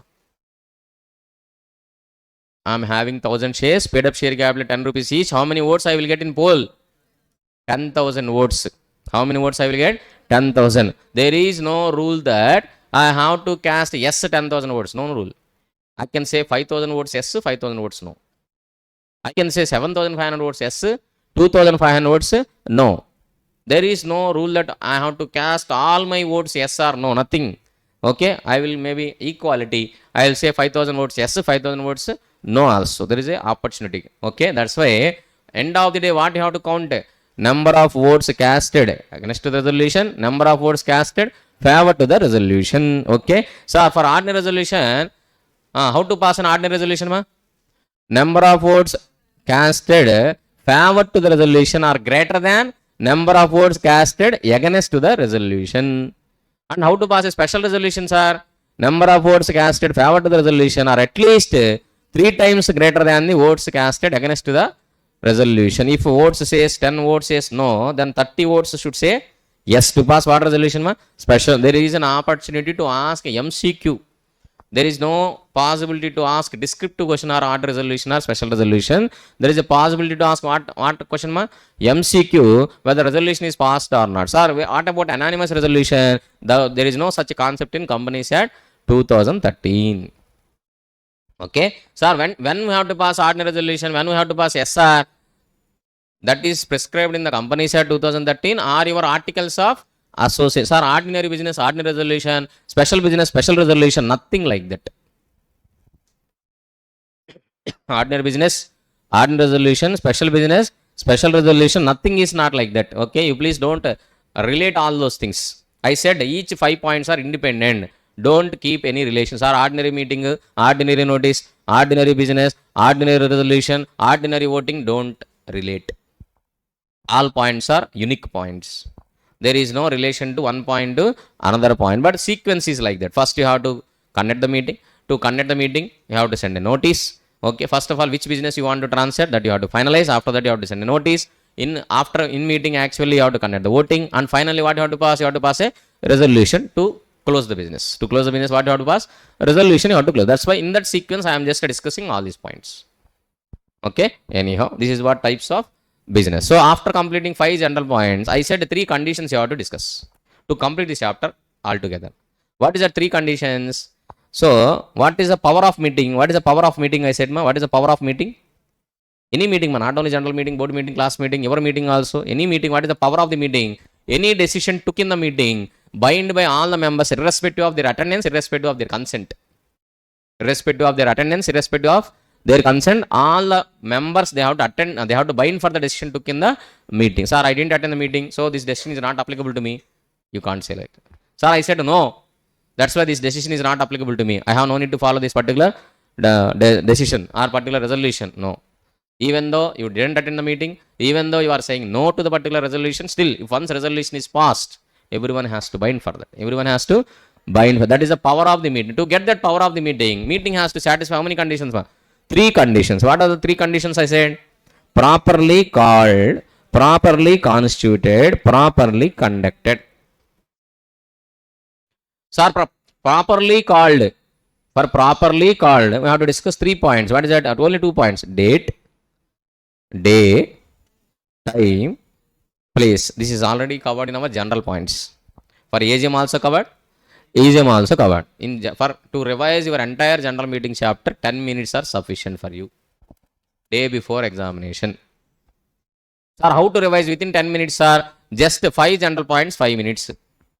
And remaining 3 conditions, 5 minutes. Practical questions, if you want to revise, 5 minutes. Maximum 15 minutes. Sir, okay, I am a slow reader. Okay, 20 to 25 minutes. You can complete revision of Entire chapter number 7, management of and administration. Revise the running notes and refer your practical questions and concept questions in your material more than sufficient. Finish. And electronic voting, you please read line by line in your material. Electronic voting, how to conduct electronic voting, you please read by line by line. That's a finish. Okay, anyhow, now come to the point. Day to day and time and place already completed. Next, what is that, ma? Next, notice of the meeting. For notice of the meeting, I discussed 6 points. How many points, ma? 6 points. So, once after revising this chapter, you should visualize what we discussed in the management administration. Please, after completing today's marathon, again go and revise your running notes and material practical questions. Then it should be registered in your mind until completion of exam. At least do this one today. Okay, at least you please do. Today, you please allocate total time for last subject only. Anyhow, you are already allocated, fixed. Okay, then let us get the results, reap the benefits from it. Reap the benefits. How to get the reap the benefits? Only not listening to the discussion by faculty in marathon. What are all the topics I revised now? You please, after maybe half an hour break is there, 10 minutes are sufficient. 20 minutes, you please take rest. 10 minutes, you please revise what I discussed now. And again, lunch break is there. 10 minutes, you please revise further 2 hours discussion. Again, break is there, 2 hours discussion. And after going to your completion of this section today, after going to your hostel, please revise the entire discussion once again. That's all. That is what I am just expecting from you, to reap 100% benefits from today's section. Okay. And anyhow, before examination, you are going to revise, that is secondary. Today you are listening, and today you please revise all the topics once again in the running notes and as well as in your material practical questions, and try to recollect the section numbers in the management administration chapter. Okay, chapter number 796, 100, 101, 102, 103, 104, 105, 106, 107. Very small important sections are 10 to 12 sections only there. Those 10 to 12 sections I will open the Bayrat, I will complete that only, then only chapter will be completed. Okay, now next, sir, notice of the meeting. How many points we discussed, ma? Who has to send the notice? Who will send the notice? Who has a power and duty to send the notice?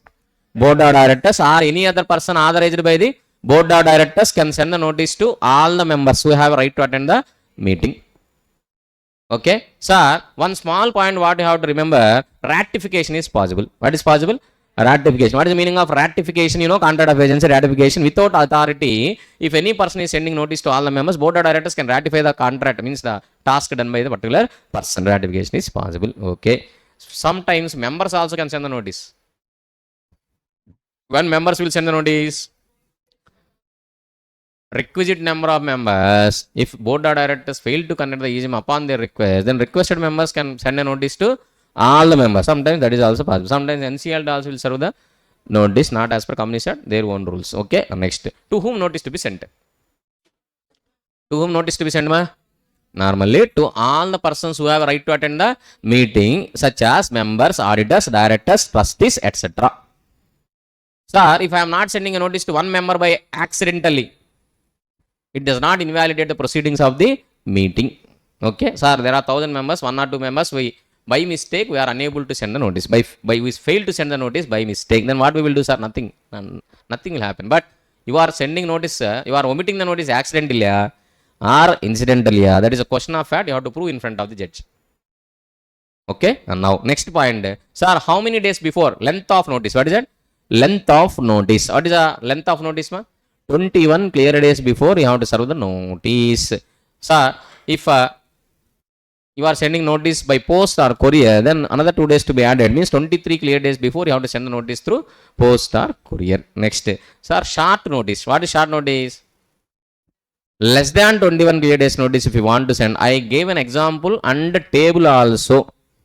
Okay, so what is example? A, B, C, D, E, F, G, H, I, J. I think one example is given. 55%, 5%, 5%, 5%, 1%, 1%, 1%, 1%, like that example is given. And I am expecting a question on this short notice also, because there is a lot of attempts they are not asking the topic from short notice. Okay, so short notice they will give an example. You don't even the same example they are asking example also, don't wonder about it. Okay, practical question. I am not asking a scenario based theory question or site theory question on special notice. This short notice. Practical question on the short notice, there is a possibility to ask. Okay, you please read Refer September 2025 paper. By the time September 2025 paper is asked, already we completed our running notes. You know that. Almost so many chapters. But whatever examples we discussed in our classroom and what is I asked you to note down in the running notes, 3 questions are there in your September 2025. 3 questions. 3 into 5 how many ma? 50 marks from company law subject. What normally we discussed in our classroom, examples. Okay. Anyhow, now come to the point. First one is to who can send the notice and to whom notice to be sent. Next one is length of notice and short notice. Short notice I will revise once again. It is divided into 3 parts. AGM, EGM having share capital, EGM not having share capital. In case of AGM, if you want to send a short notice, you have to take the consent of 95% of members in number. You have to count the number of members. How many number of members are there in your company? From that, you have to take consent of 95% who have a right to vote at the meeting. Who have a right to vote at the meeting. Okay, member means preference share also member only. But if he has no right to vote at the meeting for particular resolution, his consent is not required. Okay. Next, in case of EGM having share capital, majority of number of members who are holding 95% of total voting power. 2 conditions to be satisfied. In number, majority, and voting power how much? 95%. And EGM not having share capital from the members who are holding 95% of the total voting power. This is what short notice. How to give a short notice? What is short notice? Less than 21 days if you want to serve and you want to conduct a meeting on emergency basis by taking the consent of the members, you can conduct the meeting also, then it is valid. Otherwise, it is not valid actually. Okay. Next, what is the point we asked? Contents of notice. What is that? Contents of notice. Sir, what are the contents of notice, sir? Very simple. Contents of notice: date, time, place, and agenda. What is that? Agenda of the meeting and the explanatory statement to be attached for special business to be transacted. This is the contents of the notice. Next, consequence of contravention. What is that? Consequence of if you are not complying the provisions what we discussed so far, the meeting is invalid. Very simple. Sir, how to serve the notice? Already covered. By register post or speed post or courier or fax or other electronics means or by hand. Okay. This is what how to serve a notice of the meeting. And if you are sending a notice through post or courier, it is deemed to be delivered within how many hours?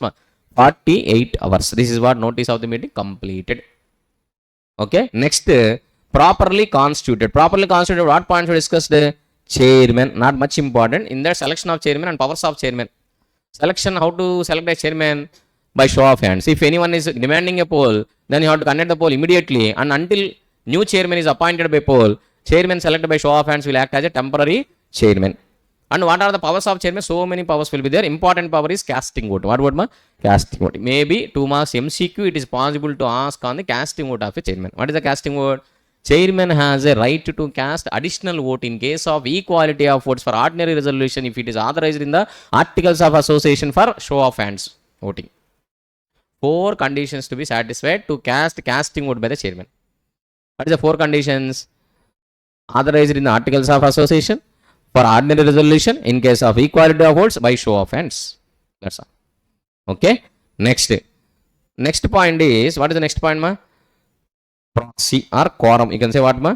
Quorum. After that, proxy. After that, representative. Quorum and proxy is very important. These are the areas what he is asking. 5 plus 5, 10 marks also. One attempt he asked 10 marks from quorum. One attempt he asked 5 marks from proxy. Okay. So, equally, if you want to follow the same trend, maybe they can ask 5 marks question from quorum or proxy. In quorum, actually, how many points we discussed? What is a quorum? Minimum number of members personally present at the meeting within half an hour from the scheduled time. Okay. How many members has to present personally? So, in case of private company, 2 members are prescribed in the articles of association, whichever is higher. For public company, up to 1000 members, 5. 1001 to 5000, 15. 5001 and above, 30. Okay. And are prescribed in the articles of association, whichever is higher. Articles can increase the quorum but not decrease the quorum prescribed in the companies at 2030. This table at least you have to remember. 4 marks, 5 marks question they are asking. You write in this table also, you will get 1.5 mark. Okay. So, next, who can be counted, who cannot be counted? Counting matrix. What matrix, ma? Counting matrix. I provide a matrix to you. Counting matrix. Who can be counted, who cannot be counted? Original member counted even for original meeting or urgent meeting for want of quorum. Okay. Representative counted as many members as is representing. in original meeting as well as urgent meeting for want of quorum. Proxy not counted in original meeting, but is counted as a quorum for urgent meeting for want of quorum. Joint shareholders normally counted as one member in the original meeting, but in original meeting, urgent meeting counted as many members as may present. This is the counting matrix. Please refer the counting matrix once. If they want to ask a practical question, then counting matrix is very, very important. Then next point what we discussed in quorum, consequences of quorum. What is that? Consequences of no quorum. Sorry, if what will happen if quorum is not present within half an hour from the scheduled time, meeting will be adjourned for want of quorum if board of directors are calling for a meeting. If requested members they are calling for a meeting themselves, or board of directors they are calling meeting upon the request of the members, in these two cases, if there is no quorum, meeting will be cancelled. Board of directors suo moto they are calling any meeting, then meeting will be adjourned. Okay, or upon request of members board of directors conducting EGM, or members themselves they are conducting EGM. In these two cases, if there is no quorum present, the meeting will be cancelled. No second chance, meeting will be cancelled. Sir, board of directors they are calling meeting by suo moto. In that meeting no quorum present, then what will happen? Meeting will be adjourned. Why you are adjourning the meeting? For want of quorum. You please register in your brain. For quorum 2 times you have to wait. How many times ma? 2 times. For only quorum you have to wait how many times ma? 2 times. First time quorum is not present, you please adjourn the meeting once again for quorum. In second meeting also, means adjourn meeting for want of quorum also, members not present, then how many members present at the meeting, they can constitute a valid quorum subject to fundamental rule. What is the fundamental rule? At least 2 heads are required as per SS2. What is the fundamental rule ma? At least 2 heads. I gave 2 to 3 examples for quorum. You please go through once. Okay. BSNL example is there. 1 person representing 5 governors, 5 state governors, and 1 proxy attends the meeting. Then quorum is there? No, because proxy is not counted for the purpose of quorum in the original meeting. And 1 person representing 5 members is counted as 5, but no 2 heads. No 2 heads. So SS2 is not counted. That's why there is no quorum. Okay, there are some examples we discussed already. If he want to complicate, he will ask this example in your exam.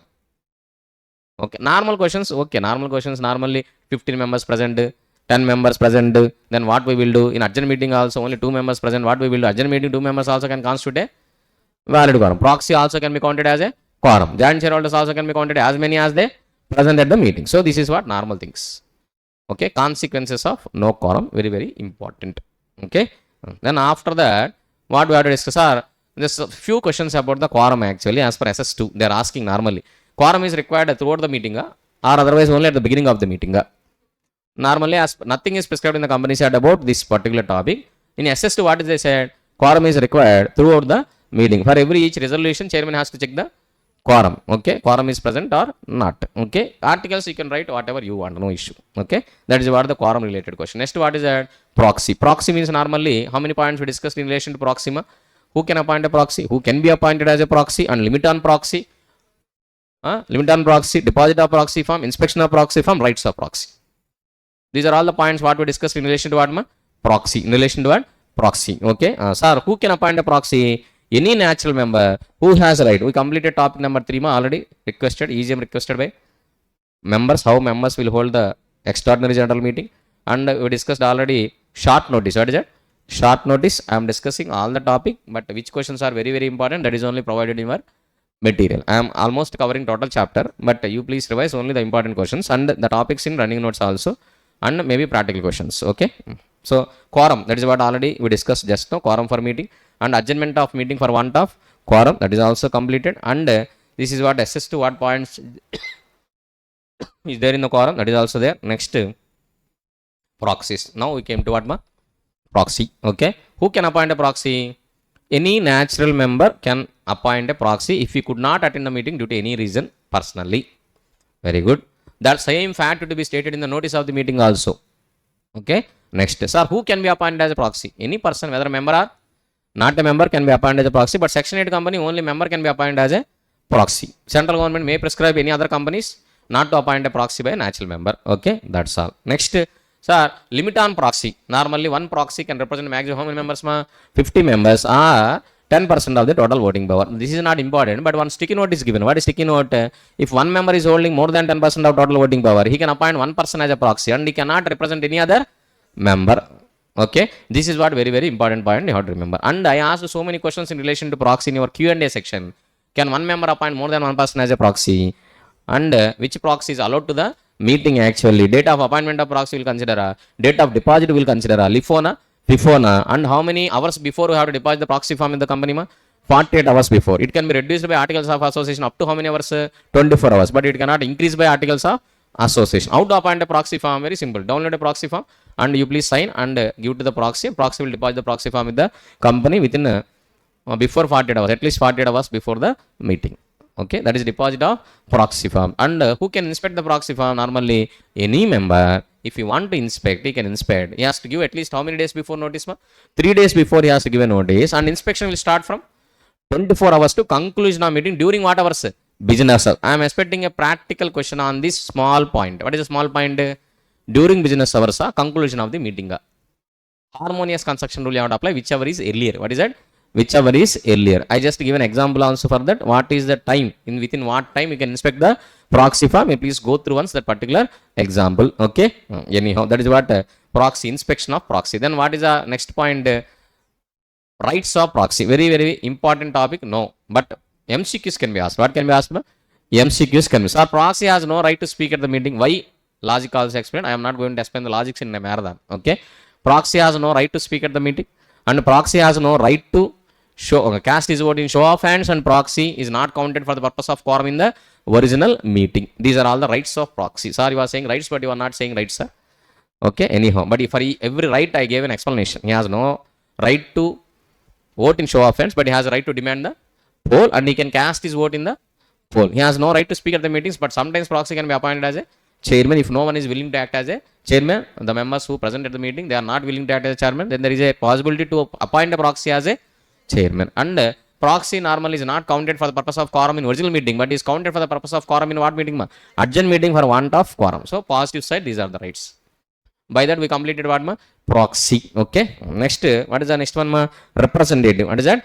Representative. So representative normally artificial persons can appoint a representative to attend the meeting. It is not an option. It is not practicable to attend the meeting by an artificial person if he is a member of the company.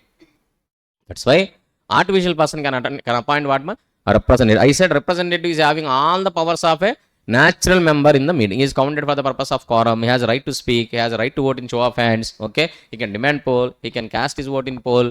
And he is counted for the purpose of quorum. All the natural member rights are available with the representative. Okay. Representative cannot appoint another representative, but representative can appoint a proxy. These are all about representative. Okay. By this we completed properly constituted. After that, what is that? Properly conducted. In properly conducted, important topic is voting. What is that? Voting. In that voting actually, this is special notice already completed. Special notice already completed. Okay. 1% of total voting power or 5 lakhs rupees paid up share capital. They can give a special notice to board of directors 14 days before the meeting to add their points to the meeting proposed by the board of directors. Okay. These are all already completed. So general meetings too. What is important? Restrictions on voting rights. I will discuss in share capital chapter. Read with section number 47. What is that? Section number 47. We will read with section number 106. Both we will read together. Don't worry. Restriction on voting rights. After that, so important is voting, electronic voting. What is that? Electronic voting. And demand for poll. Already completed on demand for poll. Who can demand for poll? Who are holding 10% of total voting power or 5 lakhs rupees paid up share capital, whichever is less, can demand a poll. And when can demand, whether they can withdraw the demand or when poll will be conducted. Okay. For which transactions poll will be conducted immediately. All these things already completed. You please go through once. Okay. Next. So see, one more question is very, very important, but I am not added to marathon material because students, they can study themselves. What is that? Electronic voting. Please write somewhere. Electronic voting question is there, which is a very lengthy question. Okay. Very lengthy question. You can read yourself. What is that? Electronic voting. You please read electronic voting. Especially when voting lines will be open, when voting lines will be closed. Normally voting lines when will be closed? 5 p.m. before the day of the meeting. At least 3 days you have to open the electronic voting lines. Okay. So security system, you have to provide electronic voting facility to the members through security system. Electronic voting, either remote e-voting facility you can provide, or otherwise you can provide the physical e-voting facility at the meeting. But what is very important, few companies, they have to provide mandatorily electronic voting facility to their members. This question is asked in January 2025 attempt. Few companies mandatorily they have to provide what? E-voting facility. What companies are? Listed companies. What companies? Listed companies. And Any other company which is having at least 1,000 members. How many members? 1,000 members. Section 8 company, no exemption. Please don't unnecessarily write your own exemptions if it is not given by the lawmaker. Okay. Section 8 company, no exemption. Any company which is having 1,000 members, mandatorily they have to provide what facility? E-voting either with meeting or without meeting, that is secondary. And one more point, very, very important, resolution through postal ballot. What part?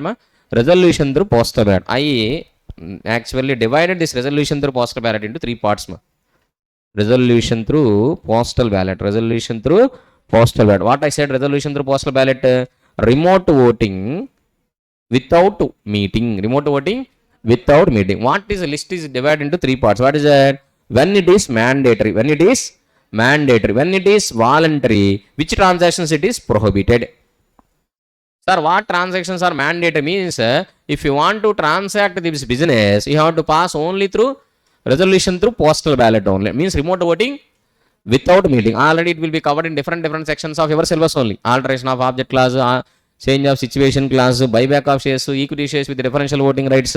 These are all covered in some other sections of the Companies Act where it is mandatory to pass a resolution through postal ballot only. That is what the list is given. What is given? List. You please go through that list once. Okay. And exception is there. What is there? Exception. This is important. Exception. For which companies it is not mandatory to pass resolution through postal ballot? These transactions. Companies which are having less than 200, less than or equal to how many members? 200 members. And companies which are providing e-voting facility. What facility? E-voting facility to their members. Okay. This is the exception. Next, sir, voluntary. Any transaction they can pass a resolution through postal ballot. Other than what transactions? Prohibited transactions. What transactions other than prohibited? Sir, what transactions are prohibited, sir?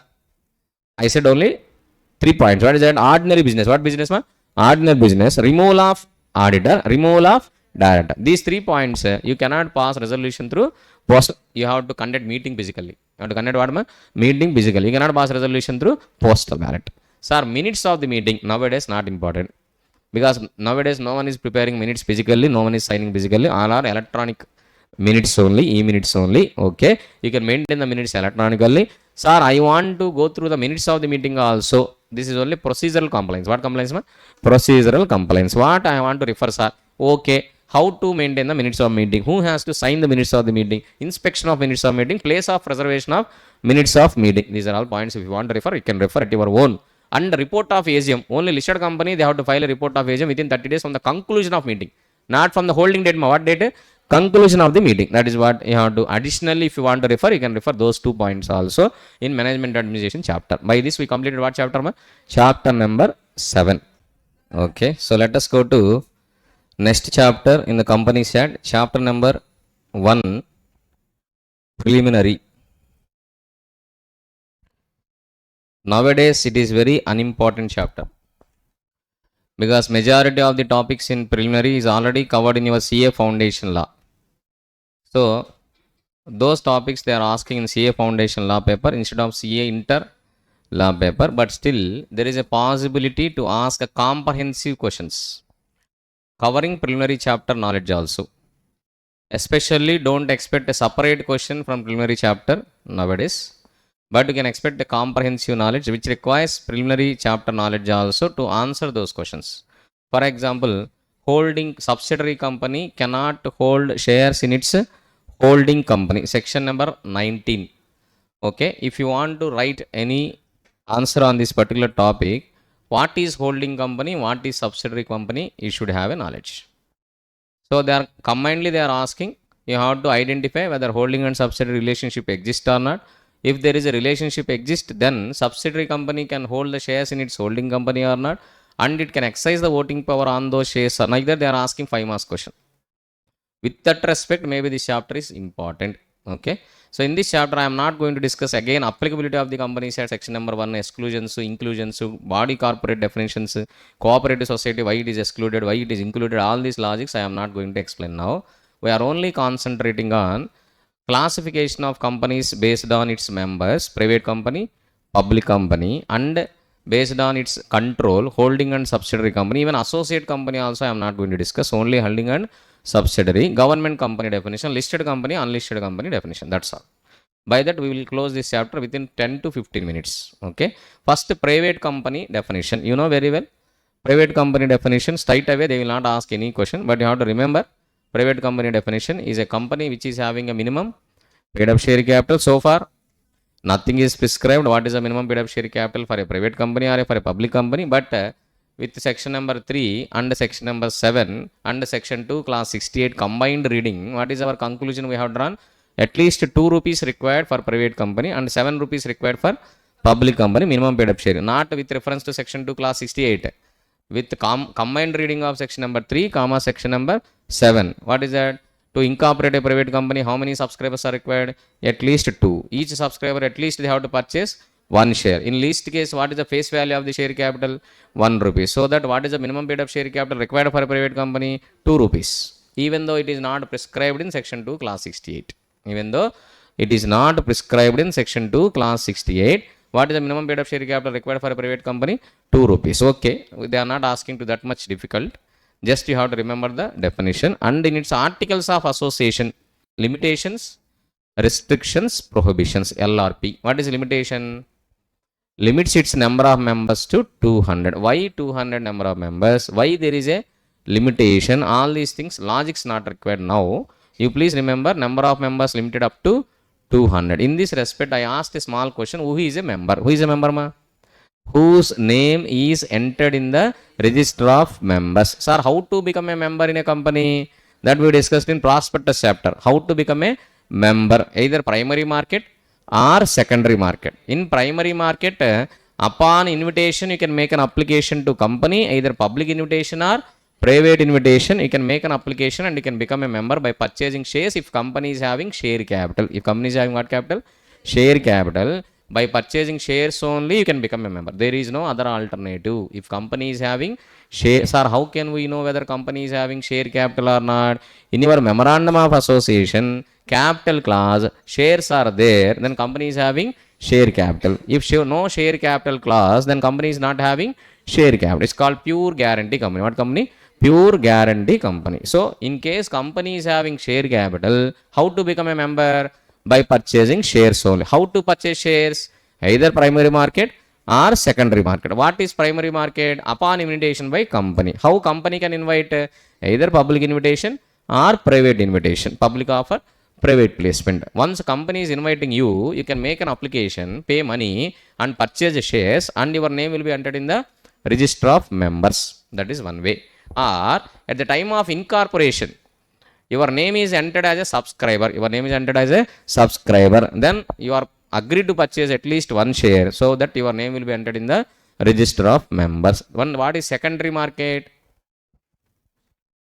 You are not purchasing shares from company directly. You are purchasing shares from a existing shareholder. That is called what market, ma? Secondary market. Secondary market, again I said how many ways are available? Either directly you can find the seller or through broker also you can find the seller. Brokers are again 2 types, regulated broker, unregulated broker. Who is a regulated broker in India? Stock exchange. Who is that? Stock exchange. Okay, so you can purchase shares of a company through secondary market, through stock exchange, if those shares are listed on that stock exchange. If those shares are listed on stock exchange. Okay, this is what, how to become a member of company. What is it? How to become a member of company. When you will be called as a member, your name is entered in the register of members. Okay, so private company register of members, maximum how many entries should be there? 200 entries only. It should not exceed more than 200 names. Okay, but sometimes even though your name is there in the register of members, it is not to be counted for this purpose as a member. Whose names? Employees come members, ex-employees come members. Even though you are a member, but because of virtue of your employment, first you are an employee, after that you become what, ma? Member. Then you are not counted for this. You are a member. Don't misunderstand. So many students, they misunderstood. Employee is holding shares in the company, he is not a member. He is a member, but for private company definition, he is not counted as a member. He has all the rights, ma. He has a right to attend the meeting, has a right to receive notice, he has a right to receive dividend, he has all the rights. He is a member, but for this purpose he is not counted. Why not counted? Logics I am not going to explain now. Okay, ex members come, ex employees come, members not counted. Joint shareholders counted as 1 member. So maybe there is a possibility to ask a MCQ on this particular small concept. counting of number of members for private company, counting of number of members for private company. Okay, next, restrictions. What is the restriction? Restriction on transferability of its shares. Restriction on transferability of its shares. Why restrictions? Already discussed. Private company is a replica of partnership firm. When it is introduced in the Companies Act 1956, what is the need to introduce private company in Companies Act 1956 by the lawmaker? All these things already we explained. Now for examination they are not required. Okay, why restrictions are imposed? You please don't bother about it, but restrictions should be there in the articles. What is restriction? Members of the company, shareholders of the company, they cannot transfer their shares without the complying of the restrictions in articles. Okay, it is not prohibited, it is only restricted. Okay, what type of restrictions they can impose? You have to inform the board of directors before transfer. You have to take the approval of board of directors, or at what price you have to transfer, to whom you have to transfer. This type of reasonable restrictions they can impose in the articles of association of a private company. Because private company is what business? Family business. What business? Family. Closely held company. What company? Closely held company. So confidentiality is required. Ownership cannot be diverted. Ownership cannot be diverted. That's why restrictions on transferability of its shares. So we discussed Tata Sons Private Limited Company as an example, why it is converted public company into private company by imposing restrictions in its articles. What is the counter move of Ratan Tata to who is that fellow who died? Misri. Okay, these are all completed, now no required. Okay, next, what is the next thing? Articles prohibition. What is that? Prohibition. What is the prohibition, ma? Prohibition to invite the public to subscribe its security. Private company cannot procure funds from public because private company is availing so many exemptions. Private company is availing so many less regulated, less monitored, less vigilance. That's why you cannot take money from public. You are taking money from public means if anything happens to the company, so many people will affect. Okay, if public at large is involved in your company, then government has to vigilant more. That's why private company is prohibited to invite the public to subscribe the security. Means private company cannot go for public offer. Private company cannot go for public offer. Okay, next. So this is the definition of a private company. Maximum they can ask counting of number of members as a MCQ, not more than that. You please leave about that. Next, public company, which is not a private company, not much important, but deemed public company, one small concept is, what is deemed public company? It is a fiction by the lawmaker. Okay, to avoid means misusing of law. To avoid misusing of law, lawmaker is creating some fictions. So wherever there is a deemed word is there, that is a lawmaker fiction. What is a lawmaker fiction? Even though it is not a private public company, lawmaker is deemed as a public company. In the lawmaker's point of view, it is a public company. Okay, when it is deemed as a public company? If it is a subsidiary of a public company. So even though you are a private company, in your articles of association, sir, in my articles, limitations are there, restrictions are there, prohibitions are there. My company name also, at the end of my name also, private limited is there, and my number of members also 2 only. But still, in your company, a public company is purchasing more than 50% shares, then you are a subsidiary company of a public company, then you are deemed as a public company. Okay, I said one small sentence. Deemed public company cannot avail the exemptions of a private company and cannot enjoy the privileges of a public company.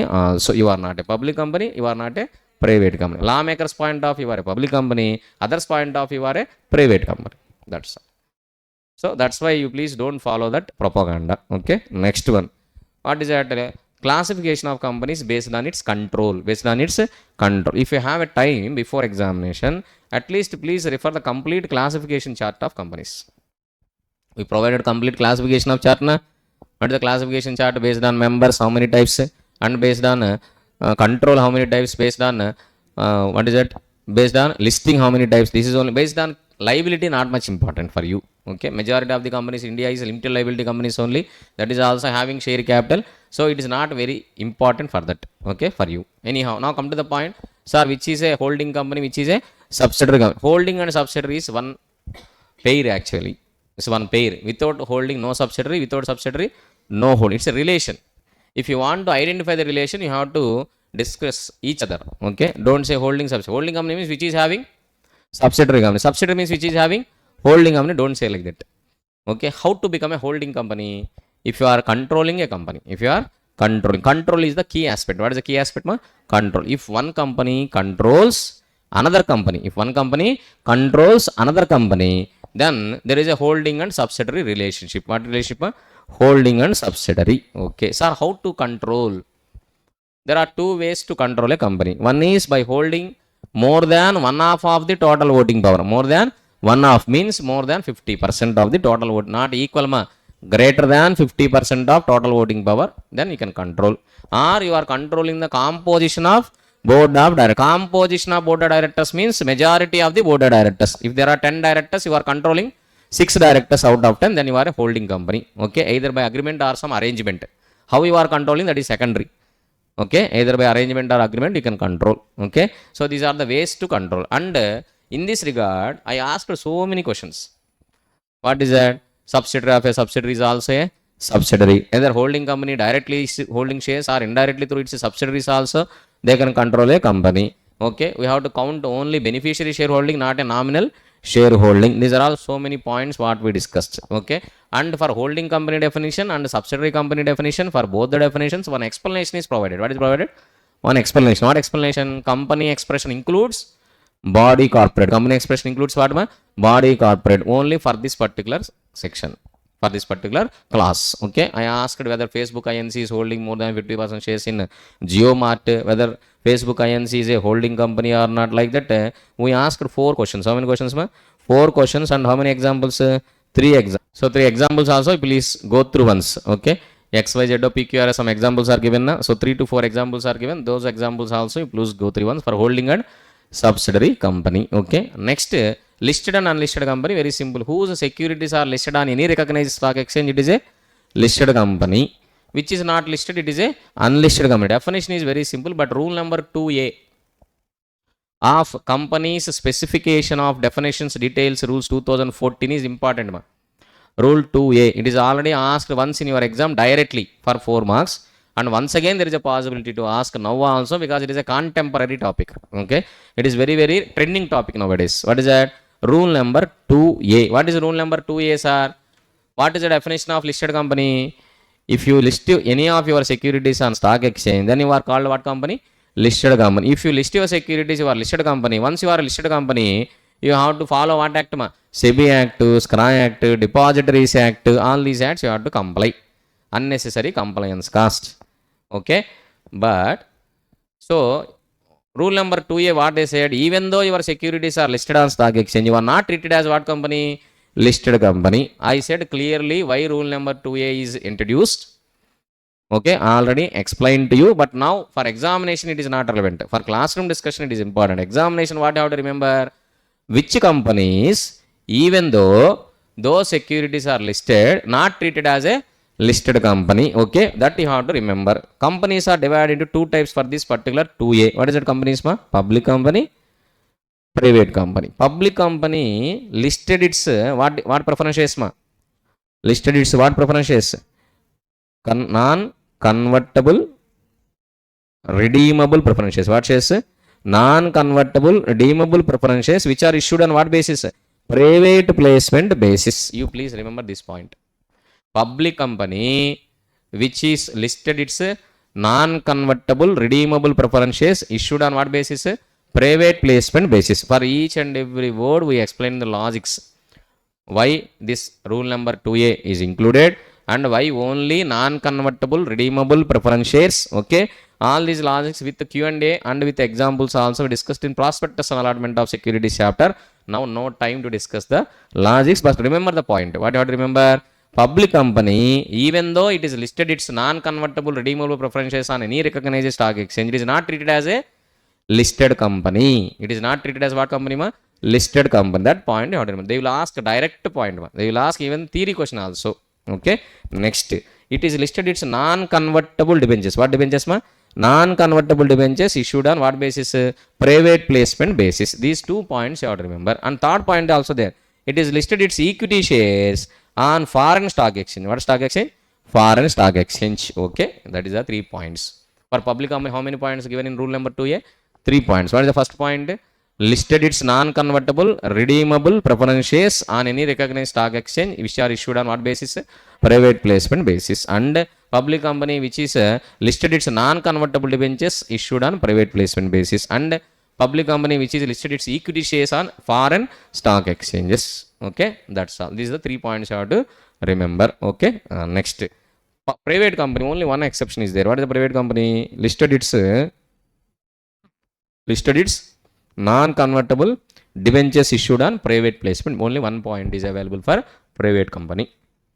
Okay, in this regard I asked so many questions. Please go through once if you have a time for better clarity of the rule number 2A. What I said, all listed securities are dematerialized securities.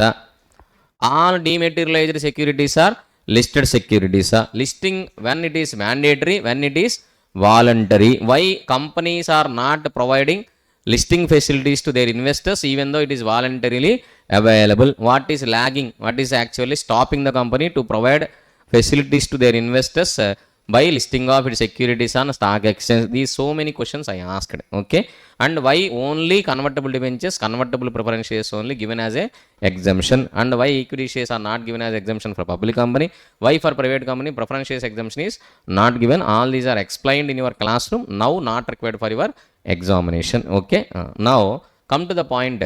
So next, government company definition. What is the government company definition, ma? Any company in which at least 51% of the paid up share capital held by the central government or state government. Paid up share capital may be constituted as a voting rights if company issues equity shares with differential rights. Equity shares with differential. Normally paid up share capital is equal to voting power. Already I said in management administration chapter, 1 rupee paid up share capital is equal to 1 vote. So total paid up share capital is equal to total voting power. But when there is a inequality will come if you are issuing what shares, ma? Equity shares with differential rates. We will discuss thoroughly about ESDR in share capital and debentures chapter, section number 43. Where, ma? Section number 43 anyhow. Okay, so that is what government company definition. And small company definition is also equally important. What is small companies are? Small company is not a classification, it is a status. What is a status? Status may change from year to year. Every year you have to check whether you are a small company or not. Why is our small company status? So maybe you have to get more exemptions for small company. Small company, I said criteria, conditions. What I said, ma? Criteria, conditions. Small company, what we discussed? Criteria and conditions. Criteria and conditions. Okay, what is the criteria of small company? Turnover and paid up share capital. Whether you are a rich person, poor person, how to actually come to a conclusion? Your earnings and your assets. Like that, company is also small company or big company. How to come to a conclusion? It's a turnover and it's a paid up share capital. As per the company specification, definition, details, rules amended from time to time. What is the present limit, ma? To classify a small company? Turnover, what is the limit? 40 crores. Paid up share capital 4. You please remember only these limits. Unnecessarily don't read the section. For this you have to read only rules. What is the turnover limit now? 40 crores. What is the paid up share capital limit? 4 crores. Okay, turnover you have to check previous financial year, and paid up share capital you have to check last day of the previous financial year. Okay, so for 2025-26 financial year, whether your company is a small company or not, if you want to decide, please check 2024-25 financial year turnover and 31st March 2025 what is your paid up share capital. Then you can decide whether you are a small company. Both the conditions to be satisfied, only any one of the conditions to be satisfied? Both the conditions. Okay, both the turnover as well as paid up share capital within the limits. Even though 4 crores you are a small company, even though 40 crores you are a small company. That you have to remember, because students normally they are writing wrong answer. Exactly 4 crores turnover is given, you are saying it is not a small company. No, it is not exceeding 4 crores. Okay, less than or equal to 4 crores, less than or equal to 40 crores. If it is exceeding 4 crores or exceeding 40 crores, then only it is not categorized as a small company. Okay, this is the criteria. What is that? Criteria. And what is the conditions? Not a public company, not a section 8 company, not a holding company of any company, not a subsidiary company of any company, and not a regulated company. What company, ma? Regulated company. So by mistake, without reading the entire question carefully, maybe by looking at the criteria you are coming to a conclusion it is a small company. Okay, only by looking at what, ma? Criteria, don't come to a conclusion. You please verify the conditions also. Okay, very very important. Sometimes they will ask, Infosys Foundation is having a turnover of 4 crores and 40 crores and paid up share capital of 4 crores. Whether it can be classified as a small company or not, you are saying seriously, yes, small company. No. Infosys Foundation is a Section 8 company. Sir, how to decide, sir? Because there is no limited or private limited at the end of its name. For which company there is no need to use the words limited or private limited at the end of its name, Section 8. So indirectly it is giving a clue that Infosys Foundation is a Section 8 company. Section 8 company cannot be classified as a small company even though it meets the criteria specified. So intelligently, tricky questions. What questions? Tricky questions. Concept is very clear. You have a very good conceptual knowledge, but question you are not reading carefully. That's why you are writing a wrong answer and you are estimating wrong marks in your log. Okay, after completing the exams, you expect for 50 marks, 60 marks, but you are writing wrong answers there. You are getting only 20 to 30 marks and you are blaming institute. Don't blame. You are blaming the valuation, luck not, they don't say all these things. Okay, you are not reading the question carefully. That is very, very important. Okay, next, what is that? Next one, one person company. What company? One person company. So ideally, when I am giving a classification chart to you, small company is only classified further private company only. Private company only classified as a small company, one person company. Okay, means to classify as a small company, first of all, it should be a private company. Okay, and one person company is also a private company, but in which only one member is there, that is one person company. In detail we'll discuss one person company, the incorporation company topic. Okay, that's all. That is a classification of companies. Sir, in preliminary chapter, what you want me to remember? Okay, in preliminary chapter, what you want me to remember? Anyhow, we already completed management administration chapter, but I didn't refer Bayer Act. Let me refer the Bayer Act. See, I always recommend you to revise the law subject section wise. Okay, day before examination, if you want to revise section wise also, one time revision is very, very important. You please revise section wise also. Okay, so which section, what is there, which section we are completed, which section is not completed, please check. Okay, even after completing the revision also, you please check once whether we covered all the sections or not. Okay, it is available, or maybe take the printout of the Bayer Act until section number 148 and maybe section number 379 to 393. What is there in your syllabus? Okay, this is chapter number 7, management and administration. Chapter number 7 already completed. 88, 89, 90, 91, 92, 93, 94, 95 is not important for you. Okay, sir, I want to refer these sections. If you want to refer, just refer 92 once. Sometimes they will ask section number 92. What is 92? Annual return. Within what is the due date of filing annual return? Who has to sign the annual return? Who has to certify the annual return? These 3 topics you want to revise once. Okay, I given already running notes for this annual return. Who has to file the annual return? What format? MGT7, MGT7A, one person company, small company, separate format is available. And what is the due date of filing annual return? Okay, and who has to sign the annual return? Who has to certify the annual return? What is the fine if you are not filing the annual return? That also you have to remember.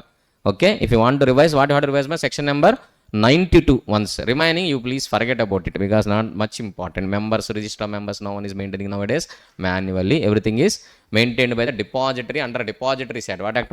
Depository under depository side. Companies are not maintaining the register members. That's why it is not important. Okay, no sir, still I want to revise. Okay, if you want to receive one significant beneficial owner, what concept is there?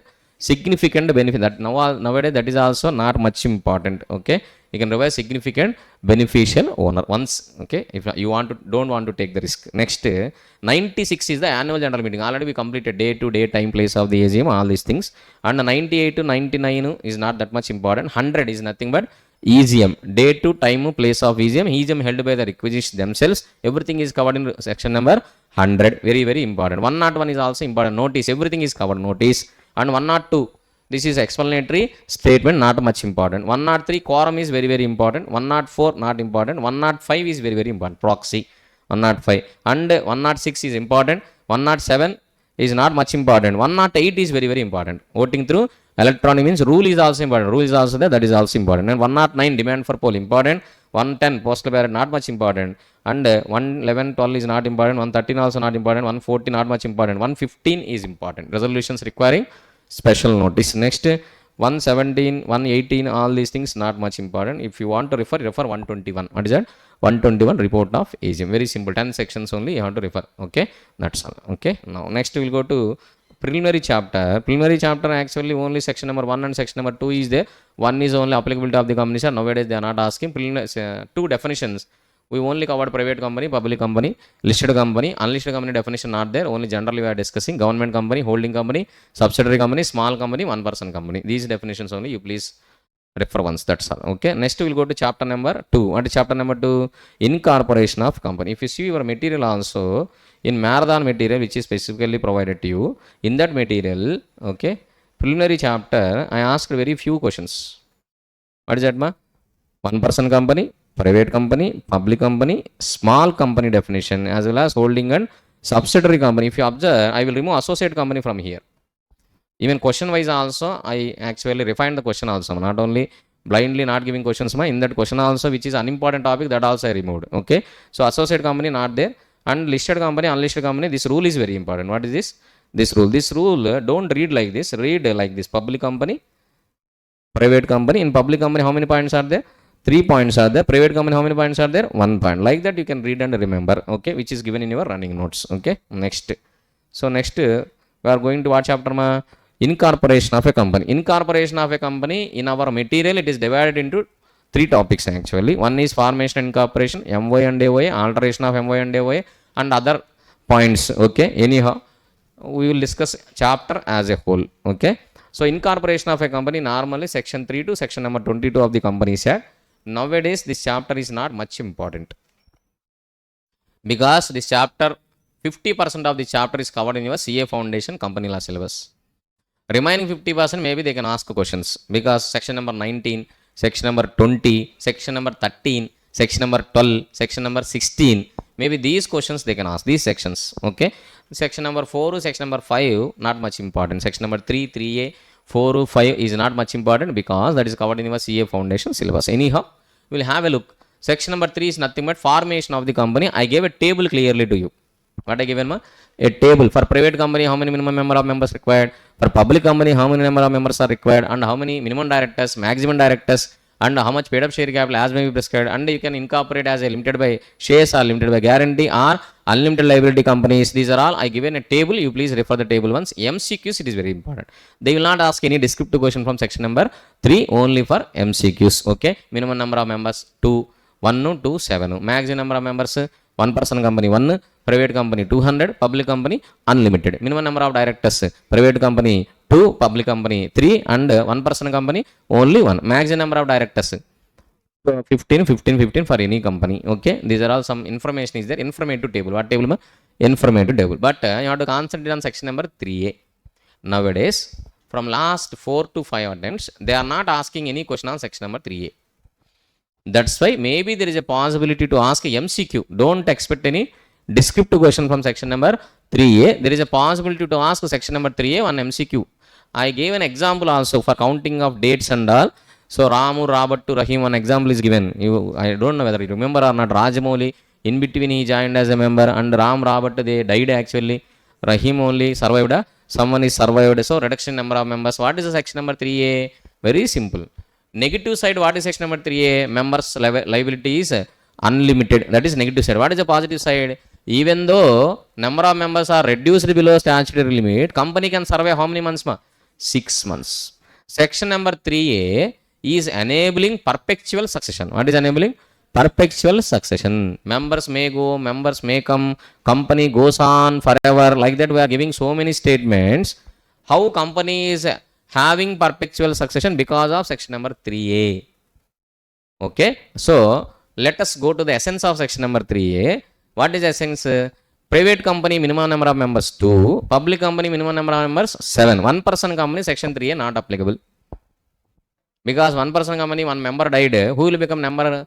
Nominee will become the member. There is no concept of reduction of number of members in 1 person company because he is owing only 1 member. If that 1 member also reduced, then no one will be there. Nominee will become a member. So this section number 3A is not applicable to 1 person company. This is applicable only to private company and public company. Okay. Private company or public company, if number of members are reduced below 2 or 7 statutory limit, then the remaining members who are aware of the fact, they have to increase the number of members to statutory limit within how many months?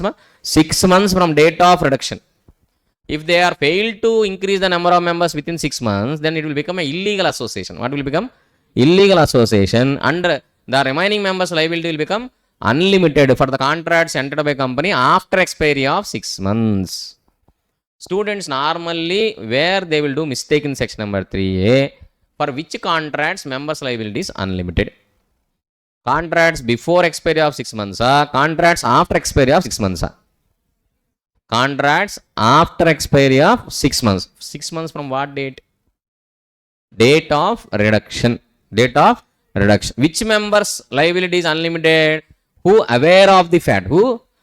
What fact they should aware? The members are reduced below statutory limit and 6 months are expired. 6 months are expired. That fact, who knows that? They are only unlimited liability. Okay, this you have to remember. You please refer the example also without hesitation. Without hesitation, please refer once. Don't be overconfident. Please refer the example also, because there is no practical question in your material. That's why I am giving a separate example. Reduction in number of members, section number 3A. Next, memorandum of association. I have given a overall view of this particular chapter to make you understand. What is that overall view? How to incorporate a company. I said persons are required, documents are prepared, details to be provided, procedure to be followed, and some other miscellaneous concepts. One simple chart is given to cover your entire chapter. Which persons are required for incorporation of a company? Promoters. Promoters means who are taking the initiation to incorporate a company. Definition of promoter, role of promoter, duties of promoter, remuneration to promoters, liability of promoter is not at all important for your CA inter exam. Okay, so please leave about the promoters. I am just giving the 4 to 5 lines about your promoters. Promoter, normally a natural person, and who is taking the initiation to incorporate a company is a promoter. And promoter may be a subscriber, may be a director, may not be a subscriber, may not be a director. Okay, this is fact. But as per the definition, who is a promoter? Whose name is prescribed as a promoter in the prospectus or annual return, or who is in a position to control the affairs of the company, either shareholding or otherwise, or who is in a position whose according to whose instructions board of directors are accustomed to add is called as a promoter, but not in a professional capacity. Not in what capacity? Professional, but examination point of view not important. Next, which persons are required? Subscribers. Subscribers may be a natural person, may be an artificial person, but having a contractual capacity to enter into a contract. Subscribers, normally they are signing MOA and AOA, and they agree to become the member of the company if company is incorporated, at least by purchasing 1 share each. And they have to provide the details of the subscribers, name, occupation, and maybe address, nationality. This type of details you have to provide, and they have to sign memorandum and articles of association, subscription clause. You know that May 2025 question number 1A they asked for 5 marks for only which subscriber, which person can become a subscriber, how he can become a subscriber. Like that, you know, natural persona, artificial persona. If LLP he want to become a subscriber, what details they have to provide, who has to sign MOA and AOA, and company has to want to become a subscriber of another company, who has to sign, or a foreign person, foreign national. Okay, foreign national is a Commonwealth country or host opposite convention member. Okay, he certification from the diplomat means embassy certification is required for the identification of the foreign subscriber or not. Business visa required or not required. These type of questions they asked. Okay, so if he is a foreign national and he came to India, he want to become a subscriber, business visa is required. He is a foreign national, he came to India and he want to become a subscriber of the company. What is required? Business visa is required. He has to visit the India for what purpose? Business purpose. Then only he can become a subscriber. Sir, he is outside India only and he want to become a foreign subscriber here. If he is a Commonwealth country, he is a citizen of Commonwealth country, then no certification, attestation is required from embassy office. His identification documents not to be certified by the embassy office. Okay, these are all the points you have to remember. And even a illiterate person or literate person, educated or uneducated, anyone can become a subscriber. Sir, uneducated, illiterate person, how can he sign, sir? If he is unable to sign, he will attach what? Thumb impression, and someone has to witness the thumb impression. That's so these are all the small points, general points we kept in a self study, but no student read that and they lose 4 marks straight away, 5 marks. So please read that also. We don't know from which point they are asking. This idiots actually. They are asking small points. What is that? Illiterate, how you will sign a subscriber and signing MOA, and that answer also students are not reading. That is idiocy. This is stupidity. Asking that question in the exam, that is the idiot actually. And writing the wrong answer for that small question also, that is the stupidity of the student. Okay. So anyhow, now come to the point. Sir, subscribers may be a natural person, may not be a natural person, and having a contractual capacity, subscriber at least they have to subscribe at least one share, and they have to sign MOA and AOA. How to sign MOA and AOA? Please read once in our material. Okay, detailed. It is there. Detailed rules are there. That rule you have to refer. And subscriber, what is the role of the subscriber in incorporation? That is very, very important. Subscriber has to sign, all subscribers, not one subscriber, all subscribers, they have to sign one declaration along with all directors. Who is that? What is the declaration? They are not convicted for any offense in relation to formation or management of the company during preceding how many years? 5 years. And whatever the information provided in relation to incorporation of a company is correct and complete. Correct and complete. That is the declaration they have to provide. Sometimes maybe they will ask slight theory question also. Contents of declaration by all subscribers and all directors at the time of incorporation of a company. Okay. And subscribers actually they have to sign at least, they have to purchase at least how many shares? One share. At least one share. They agree to purchase at least one share if company is incorporated. If company is incorporated. That's all. That is a subscriber. So next persons who are required, directors. Who are the directors? Whose names are stated in the articles of association as the first directors? They are the directors of the company. They agree to become the director. They have to provide a written consent to the ROC. They have to give their details to the ROC like name, occupation, address, DIN number. What number? DIN number and nationality of the directors they have to provide. And directors they have to clearly provide their interest in other body corporates. Their interest in other body corporates. What is the role of directors are? Directors are mandatory. Directors, minimum directors are required. And they have a contractual capacity. And they should be natural person. What person? Natural person. Director should be what person? Natural person. Director should be what person? Natural person. And what is the role of directors in incorporation of a company? Directors has to sign one declaration along with all subscribers. And directors, any one director has to sign one more declaration along with whom? Professional. Who is the professional? CA or CS or CMA in practice or advocate. He is a professional. So along with the professional, he has to sign one more declaration. One director and one professional has to sign one declaration. What is the declaration contains? What is the declaration contains?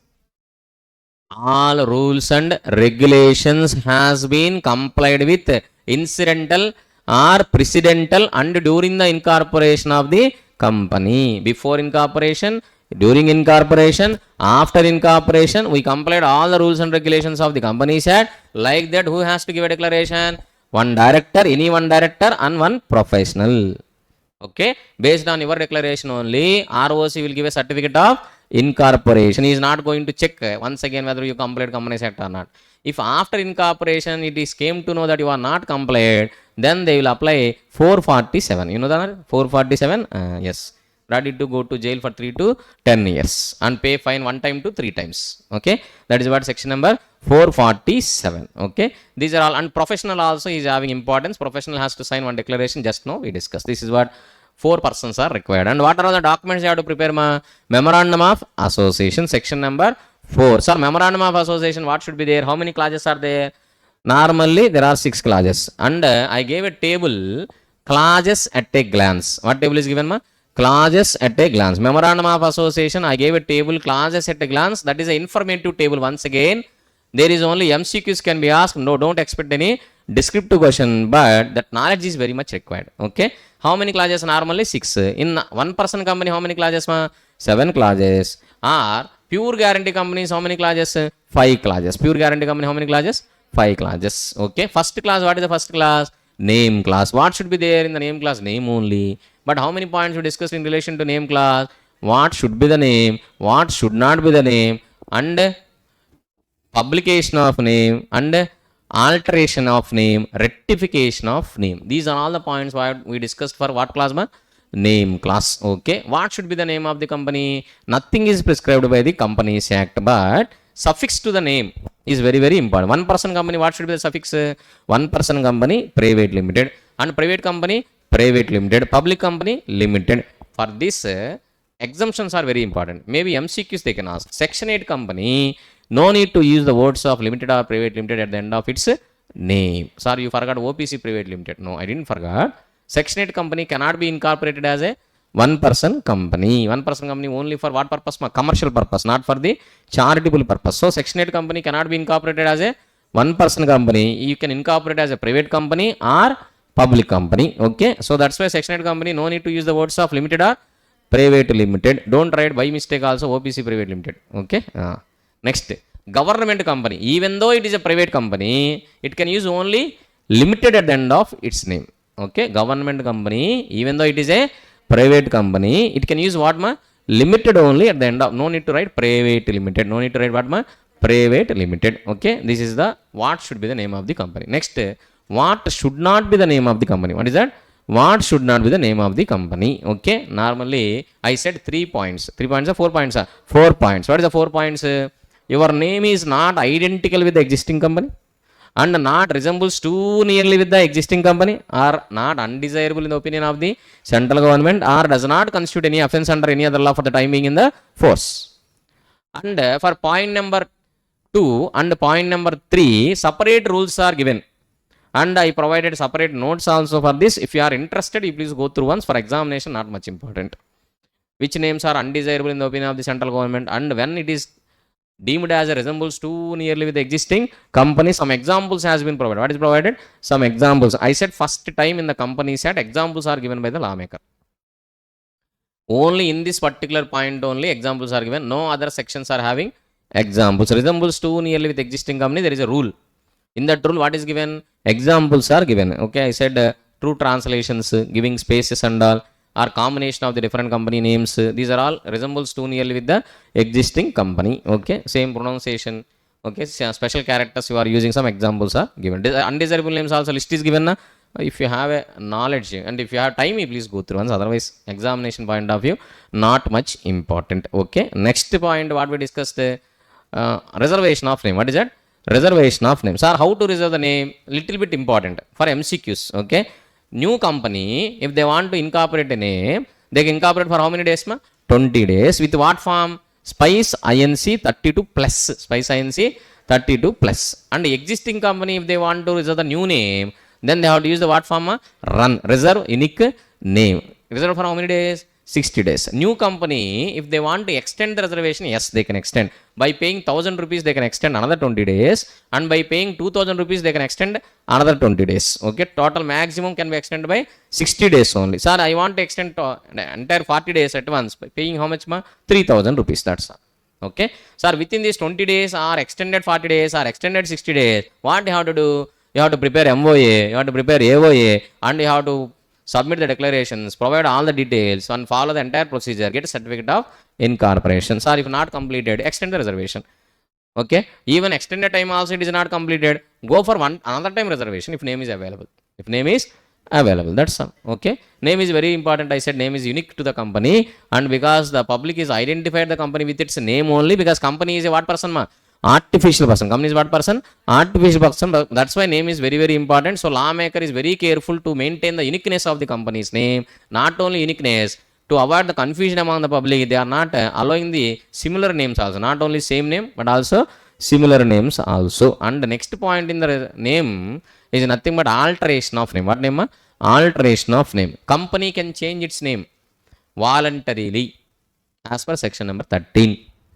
What is the procedure to change your name? Conduct a board meeting, pass a board resolution. Conduct a general meeting, pass a special resolution. Don't ask what is special resolution, what is general meeting, already completed. Okay, and you have to get the approval from central government. Why to get approval from central government? Already we discussed. Okay, because you are changing your name, not only members, so many other stakeholders also affected, because all public identify the company by its name only. All of a sudden you are changing your name, then not only owners of the company, but also the other stakeholders of the company also will be affected. So on behalf of all the stakeholders, you are taking approval from central government. Okay, procedure also will be similar. I said central government approval procedure always similar. Okay, if you want to alter your situation clause also, central government approval is required. And section 8 company, they want to convert into other kind of company also, central government approval is required. There are so many way central government approval required, CG required. So they so many way that is they mentioned. Wherever they mentioned CG approval, the rules may be similar. I explained procedure also one time. Where is that?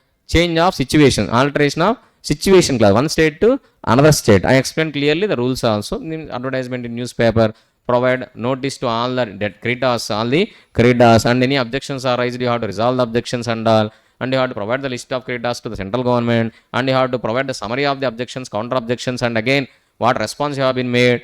Okay, all these things you have to provide to central government. If central government satisfied that no one is raising the objection or any objection is raised, you already resolve the objection, then only central government will give the approval. This is a common process. Okay, if they are asking a process, you write common points, 4 to 5 points, because 5 marks question only, maximum they can ask 5 to 6 points you are writing, it is more than enough.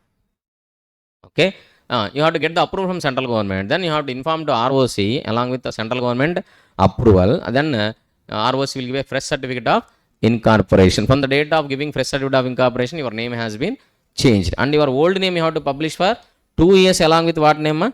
New name. You have to publish what? 2 name. Okay, that's all. That is what the alteration of name class. Then what is very very important? Rectification of name. Rectification of name may be not important in the Companies Act. It is very very important in the LLP Act. LLP Act. Section number 3A may be not important in Companies Act, but it is important in what Act? LLP Act. In there section number not 3A, section number 6 in LLP Act.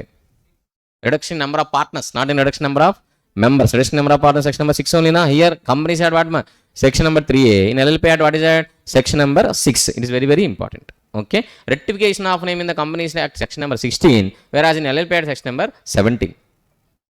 Okay, anyhow, don't worry, tomorrow we are going to refer the LLP Act also. LLP Act you have to remember all the sections, and you have to remember all the provisions as it is, and you have to write what is there in your material in the exam. Whether you will by heart or you will understand or reproduce, that is not a concern actually, but you have to read the LLP Act as a whole in your material. Okay, company law, what should be your approach? I will recommend all the students what approach you have to follow for company law. Please remember the concept, try to write in your own words. Don't try to reproduce the material for company law. It is not practically possible. Unnecessary. Don't waste your time to remember entire company law provisions, what is there in your material, and try to reproduce what is there in the material in the exam. It is not practically possible to any student, I am saying, because company law is having huge volume. So around 500 to 600 pages will be there for company law. 500-600 pages you cannot by heart, you cannot reproduce. For a human being it is not possible. I hope you are all human beings.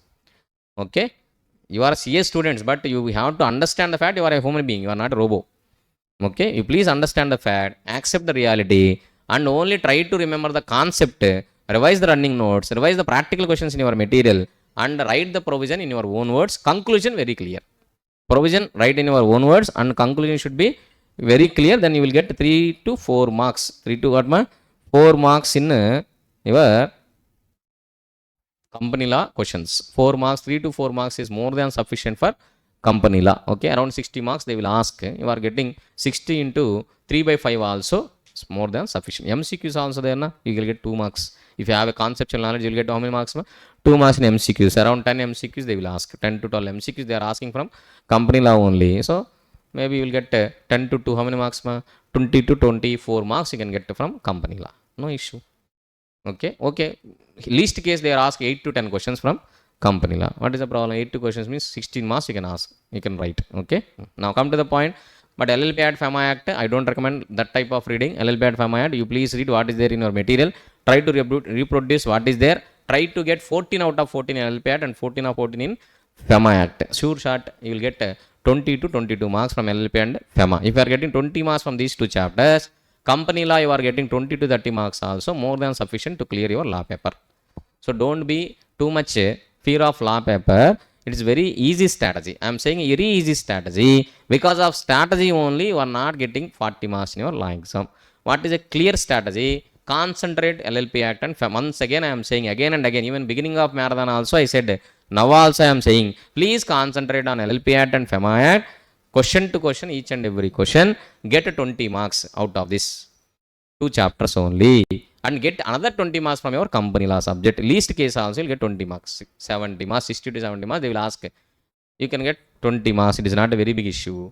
And other chapters, by God grace, you are getting 5 to 6 marks. Okay, your law paper, you are get 40 to 50 marks, more than sufficient. This is a least strategy, least case strategy. Even though your paper is most challenging paper in the law, there is a room to get 40 to 50. Don't fear out of law paper. By reading questions, don't fear. Okay, still, even though law paper is difficult, there is a possibility to get 40 marks in the law paper with this strategy. What is the strategy? LLP, FEMA, and some important chapters in the company law, you should more concentrate. Remaining chapters, just read based on your availability of the time. If your strategy is 40 to 50. So now, sir, I will get 60 marks in law. You are always welcome. Please concentrate category A and category B chapters, and category C chapters, have a look. Okay, my target is 80 marks, sir. Okay, maximum. Practically not possible to get 70 to 80 marks in the law exam. Please unnecessarily don't waste your time for to get 70 to 80 marks in your law subject. It is only for exceptional students only. They will get who are having huge presentation skills. Okay, okay. Names are not required. Now come to the point. Okay, sir.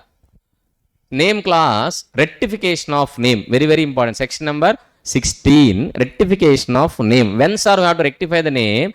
If you register the name which is contravention of section number 4, means resemblance of the company's names or identification of the companies, or you are undesirable names you are using, then upon application by the aggrieved party, who will make an application?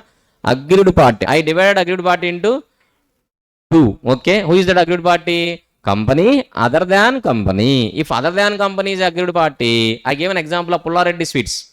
I hope you remember the examples, right? So other than aggrieved party, he has a time limit of how many months? 3 years, not months, 3 years to make an application. In January 2025, rectification of name asked for 5 marks. Okay, aggrieved party, same Pullareddy Sweets example only, but not Pullareddy Sweets name, they use some other name. Okay, example is what? Pullareddy Sweets example only. Within 3 years, aggrieved party can make an application, and company, there is no time limit to make an application. Upon application, central government, after conducting inquiry, central government will issue a direction to rectify the name, to change the name of the company. Okay, even though it is a direction, it is interpreted as a order. Exceptional construction rule. What rule? Exceptional construction rule. Interpretation of statutes, what rule is this? Exceptional construction rule. Okay, even though it is named as a direction, it is a order. You have to follow mandatorily. Okay, you have to change your name within how many months? 3 months. By passing what resolution? Ordinary resolution in the general meeting. Okay, within 3 months, if you are not changing your name yourself, then who will change your name? Central government will change your name. As per rule number 33A, what name central government will allot you? ORDNC plus year of the order plus serial number of the order plus your SIN number, maybe your new name. And ROC will give a certificate of incorporation with that name only, and you can change that name voluntarily later by following section number 13. Okay, so there is a possibility to ask MCQ, to mass MCQ, what name the central government will allot, by giving 4 different options to confuse you. And the sequence also very very important. First ordinance, after ordinance, first serial number of the order, year of the order, SIN number last, first. Sequence also you have to remember. 2 marks MCQ. You please remember that sequence also. If they want to ask complicated MCQ, rule number 33A is one of the scope to ask 2 marks MCQ by giving a case scenario based MCQ. Case scenario based MCQ. Okay, next. And what else you want to discuss in name class? Publication of name. What is that?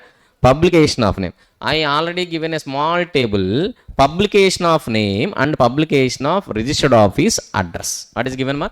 Publication of name and registered office address. What points are given? Where to publish, what to publish, and how to publish. Where to publish, what to publish, how to publish. I given your name and registered office address. You have to publish at each and every place of business where you are carrying your business, and painted or affixed in legible letters, either local language mandatory, other language is optional, at conspicuous place. And your name, registered office address, SIN number, and email, or if any, fax if any, telephone number if any, in each and letterheads or bill books or any other written communication of the company. And your name should be engraved on your common seal, and your name of the company should be printed on your negotiable instrument. This is what I discussed in section number 12, name and registered office address publication. Okay, so by this we completed what Cosmo? Name class or whatever we discussed. Okay, but in name class what you have to remember, you have to revise rectification of name of the company and alteration of name of the company, little bit important. Okay, next class, what is the next class of memorandum of association? Situation class. Students has to remember one small point. Situation class, only what should be there in the situation class? Name of the state only. So many students, after explaining 2 to 3 times also, they are always in a confusion. Situation class, entire address will be there. Entire address will not be there. In memorandum of association situation class, what will be there, ma? Only state name. What name, ma? State name. If you want to change from one state to another state, then only you have to alter memorandum of association. You have to follow section number 13. You have to follow what, ma? Section number 13. Other cases, you are changing from one place to another place within the same city. You are changing from one city to another city within the same ROC. You are changing one ROC to another ROC within the same state. Section number 13, no need to follow. You have to follow section number 12 only. You have to follow what, ma? Section number 12 only. So, I given a detailed table, alteration of situation class. In that, I just divide into 4 types. What is that? Not alteration of situation class. What is the heading of that particular topic? Change of registered office address. What is that? Change of registered office address in that first part. What is first part? From one place to another place within the same city or town or village. What is the procedure? Board of Directors resolution, inform to ROC. ROC will issue a certificate of change. Second point, from one city to another city within the same ROC. What is the procedure? Board of Directors resolution, general meeting special resolution, inform to ROC. ROC will issue a certificate of change. Third case, one ROC to another ROC. This is possible only in the state of Tamil Nadu and only in the state of Maharashtra, because Tamil Nadu state only having how many ROCs, ma? 2 ROCs. Maharashtra state only having 2 ROCs. Tamil Nadu state, what are the 2 ROCs? Chennai and Coimbatore. Maharashtra, Mumbai and Pune. MCQ can be asked, don't worry, you please remember. And sometimes they want to test the students also in some other way. How, sir? One company is situated in Andhra Pradesh. They want to shift from Vijayawada ROC to Vizag ROC. Can you please specify the procedure? Then, Avesinga Todalgotti, don't write what you are writing actually. Okay, take the permission from regional director, inform to both the ROCs. New ROC will issue a first certificate of incorporation, sir. 5 months guarantee, nothing, 0. Why, sir? Andhra Pradesh state only one ROC is there. Who is that fellow? Vijayawada. There is no Vizag ROC. Vijayawada ROC also recently came. After 10 years of separate state, that only came. How can you expect 2 ROCs in AP? It is not possible. At least apply some common sense, which is not having a capital. In that state, you are expecting 2 ROCs. Please, at least, okay? Even though you don't have a company law knowledge, at least your state knowledge you should have. You know what is the situation of our state. Still you are expecting 2 ROCs in AP state. No, please don't write all these things, okay? So, without reading the question, just one ROC to another ROC, write the procedure, please. Like, tables, how a child is saying all the tables from 1 or 1 or 1, 1, 2 or 2. Don't write all these things. Okay. So, you please read the question. AP, no 2 ROCs. This situation only possible. No, this question, they asked in your weekend exam or revision exams. One student brought me, sir, this question has been asked, sir. Okay, I wrote the correct answer, but they are not giving marks. What question, ma? They said, sir, in Andhra Pradesh, one ROC to another ROC, they want to shift, sir. I wrote the procedure, what you discussed in the classroom. Okay. You wrote the procedure, what I discussed. You are blaming me end of the day. Even though he is writing the procedure, what I discussed in the classroom, he didn't get the marks, that's why he is blaming me. And he is asking me, sir, why, sir? Okay, you are not reading the entire question, ma. Entire answer you are not reading. What I said, it is possible only in 2 states. Orally I said, that he is not writing. He forget that oral discussion. He remember only the written in the notes. He is revising that only and he is asking a question to me. AP no ROC is only 1 ROC. How it is the situation not possible? How you are writing the procedure? Not possible. You should write only one single sentence. What you have to write? Okay, even writing all provisions. Sir, it is asked for 5 marks.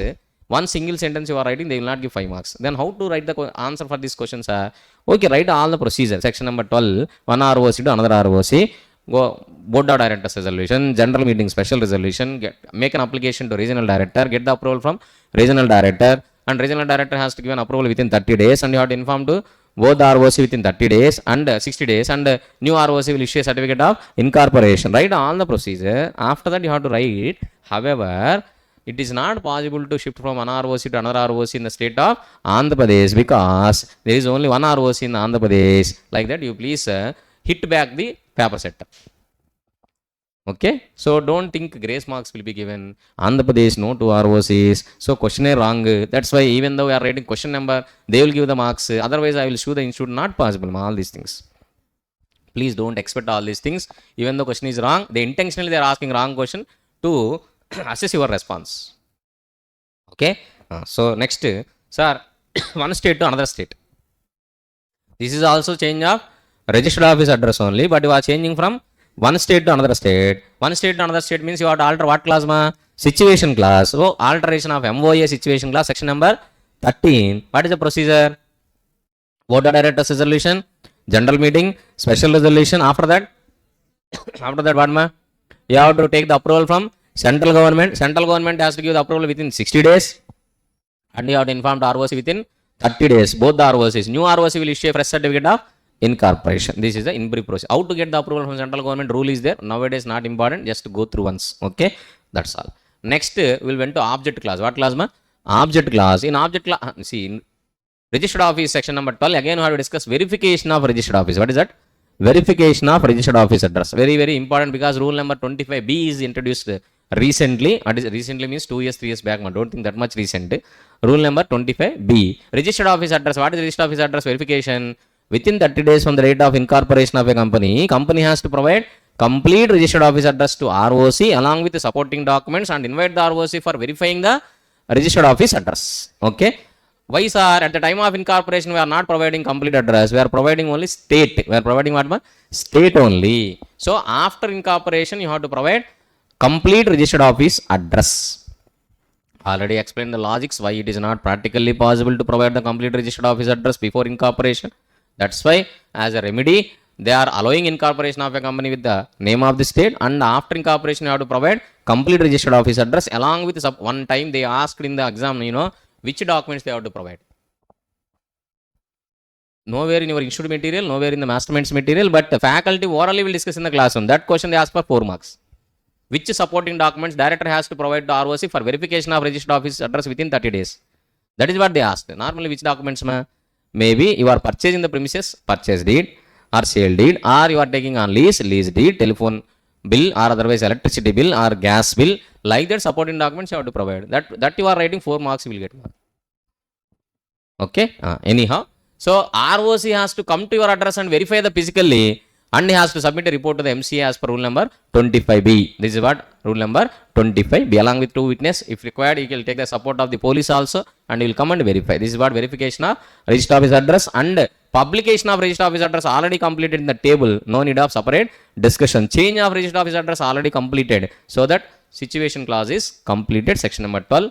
And section number 13, Memorandum of Association, alteration of situation clause. Section number 4, MOA situation clause is completed. Now we are entering to what clause, ma? Object clause. Object clause, normally primary objects and subsidiary objects will be there. In this object clause, if you want to remember, you have to remember only alteration of object clause. What you have to remember? Alteration of object clause. I gave a table. Alteration of object clause is divided into how many types, ma? 2 types. What is the 2 types actually? Procured funds from public, not procured funds from public. If you are procuring funds from public, again it is divided into 2 types. Total funds are not utilized, total funds are utilized. If funds are utilized and you are not procuring funds from public, simple procedure. What is the simple procedure? Special resolution in general meeting, informed ROC, ROC will issue a certificate of change. Certificate of change. From the date of issue of certificate of change, your objects has been altered. Without altering objects, you cannot enter into a contract. First alter object, after that only enter into a contract. In this regard, we refer doctrine of ultra-wise, doctrine of constructive notice, and doctrine of indoor management. Not at all important for your CA inter. Unnecessarily don't waste your 1 minute time also for these doctrines. These doctrines are important only for CA foundation only. Anyhow, you are having a knowledge of these doctrines. You can write in a generally you can write, and they are asking practical questions only. No need to read and remember all these doctrines unnecessarily. By chance, if they are asking any practical question on doctrine of ultra-wise or indoor management or constructive notice, you please refer case laws only. Don't refer companies act by mistake. because all the students, they are habituated to write according to Companies Act, as per the Companies Act, by throwing a light on Companies Act, by throwing a stone on the lawmaker. Don't write all these things, okay? These are all not required. Please write with reference to the Companies Act. Don't write according to, as per and all. Write what ma? With reference. Or you want to write in a more professional way by throwing light or in light of the provisions of the Companies Act. You can write, but that much professionalism we don't have. Please write what ma? With reference to provisions of the Companies Act 2013. You can write whatever you want. Okay? Please. Sir, object clause, if you are not procuring funds from public, or even though you procured funds from public, all funds are utilized for what purpose it is procured, then what is the simple procedure? Special resolution in general meeting, inform to ROC, ROC will issue a certificate of change, case close. No sir, I procured funds from public and that funds are not utilized so far for which purpose it is procured, then what is the procedure you have to follow? SR through what ballot ma? Postal ballot. SR through postal ballot. In December 2024 attempt, sorry, November 2024 attempt, they asked for how many marks ma? This for 5 marks. Question number 1A. Question number 1A. November, September 2024. September 2024 only, because new scheme is introduced now. September 2024. This question is asked for how many marks ma? 5 marks. Okay. What they asked, already they procured funds from public and which is not utilized fully, and they want to alter the object clause. What is the procedure? They are not asking like that. They are asking practical question. Okay. You have to write all the provisions and you have to write the conclusion for each and every point. They are asking separately. One more mistake what students I observed. Okay, I observed what is the mistake students are doing. They are not writing the conclusion separately for separate points. They are giving a common conclusion for entire question. Please don't give a common conclusion. If one question, 3 points they are asking, each point you have to conclude, you have to give conclusion separately, because each point is having a marking scheme. Okay, so 3 points are there. 3 into 1 mark they will give 3 marks, and for your provisions they will give 2 marks. Like that marking scheme will be. Okay, sir, we don't know marking scheme and all. Okay, even though you don't know, I am saying na, you please write conclusion separately for each and every point in your question. Okay, don't give a common conclusion. And some people, they are writing provisions and they are leaving the question. Who asked you to write the provisions only? Why you are writing provisions? To give a conclusion. Okay, I am not asking Companies Act, I am asking your opinion by referring your Companies Act. Okay, so please write Companies Act provisions, and after that analysis, if you want to write, write, otherwise leave it. Don't rewrite the paper question once again. Unnecessarily don't rewrite what is given in the question paper. Don't unnecessarily waste your time. Okay, analysis not much required. Conclusion, there is no marks given for analysis, only for your self satisfaction write analysis. Okay, analysis and conclusion, keep only one heading and give the conclusion, no issue. Okay, now come to the point. Sir, what is the procedure you have to follow if you want to alter your object clause? If you remember, I give an example, 1000 villas example. What example ma?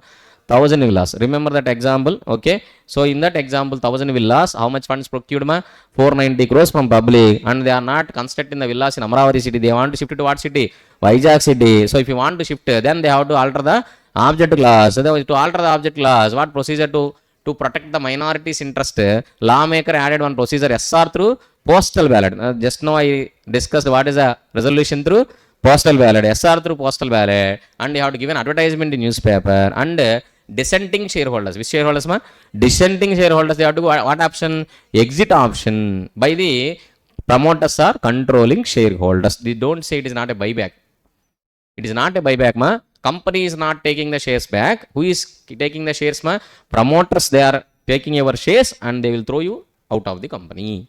Okay, if you don't like the shifting of project from Amaravati to Vizag, you said no, even though no, SR is passed, so they will alter your object clause. That's why, even if you don't like, to protect the minorities' interest, individual rights are affected, lawmaker is giving what option ma? Exit option. That is what very, very important. Okay, next, capital clause, liability clause, subscription clause, no need to discuss. No need to discuss. What clause ma? Capital clause, liability clause, and subscription clause. No need to discuss in MOA. By this, what is completed? MOA is completed. Next, we will come to what ma? Section number 5, articles of association. Don't forget where we started. Documents. Documents. First document is MOA. MOA. So far, discussion is completed. Now, Articles of Association. Articles of Association, no much discussion. Articles of Association, rules and regulations, model articles versus framed articles. What article? Model articles versus framed articles. I took an example of your timetable and mastermind's timetable. Which timetable you want to follow during revision exams? With that example, we clearly distinguished in between model articles and framed articles. Model articles always stand by when model articles are applicable completely, when model articles are applicable partially, when model articles is not at all applicable. First of all, what is model article? It is prescribed in your Companies Act, schedule number 1, table number F2, table number J, FGHI, for different type of companies, different model articles tables are given. Okay.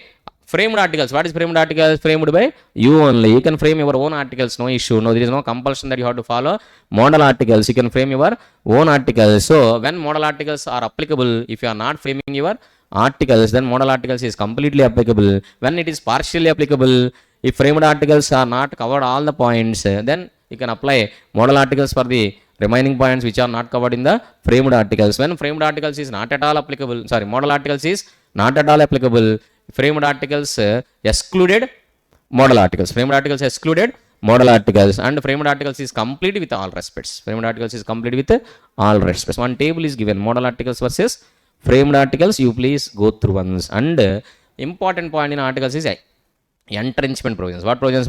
Entrenchment provisions. But foundation is important. Entry is not much important, but knowledge is required. Entrenchment provisions. To protect regulations in the articles of association, you can add more regulations in article.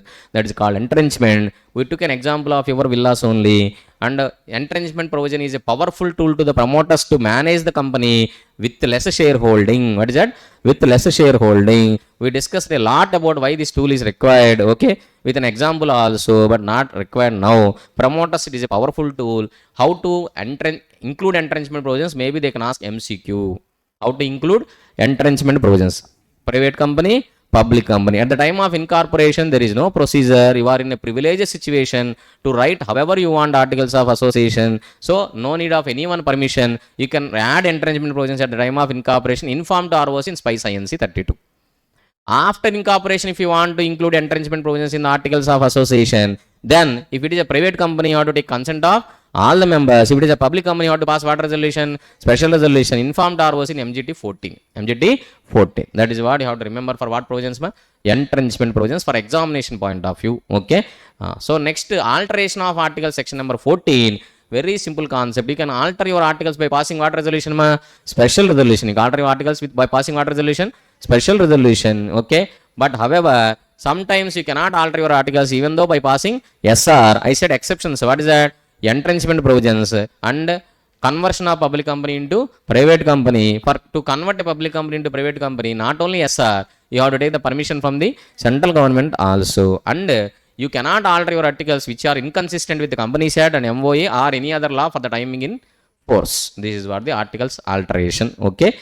So next, other document MOA, AOA you are preparing. Okay. After the declaration by all subscribers and all directors, and declaration by one director and one professional, and in case of regulated company, one more declaration that you have to get the license from regulatory authorities, and after that you have to provide the details of subscribers, details of directors, interest of directors, consent of directors, address for correspondence because you are not providing complete address before incorporation, and you have to follow the procedure. What is the procedure?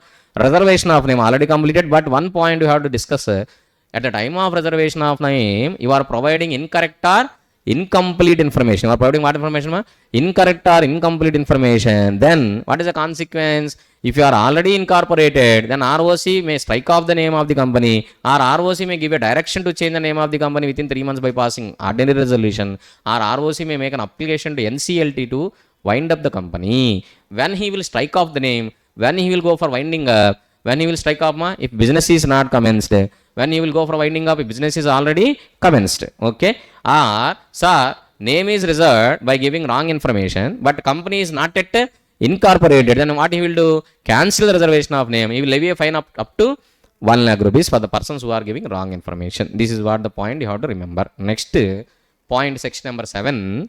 At the time of incorporation of a company, you are providing any incomplete or incorrect information, then what is the consequence? If company is not incorporated, persons are liable under section 447. If company is already incorporated, then tribunal has a power to change the name of the company or change the management of the company, change the object clause of the company, or make liability of the members unlimited, or may strike off the name of the company, or may wind up the company. This is what we is having a power ma tribunal or any other order which deems fit. These are the points what you have to remember. And some more points we have to discuss for one person company and section 8 company. If you are discussing these points, the chapter is completed. And section number 10a, commencement of business. What is that? Section number 10a, commencement of business. Maybe another 15 minutes discussion is required for section 8 company and one person company and section number 10a, commencement of business. By that we will complete this chapter. What is the chapter ma?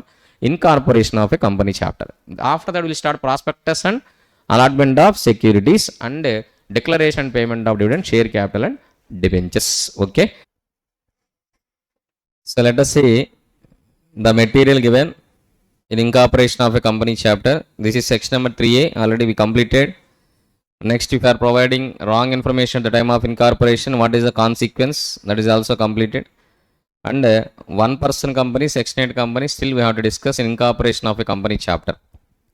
One person company, what are all the special points we have to discuss? Section number 3 is common for one person company also, but however, one person company, if you want to become a member, you should be an Indian citizen. And you are a natural person, only a natural person who is an Indian citizen having contractual capacity to enter into contract only can become a member of one person company, whether a resident of India or not. Now residential status is not important for one person company.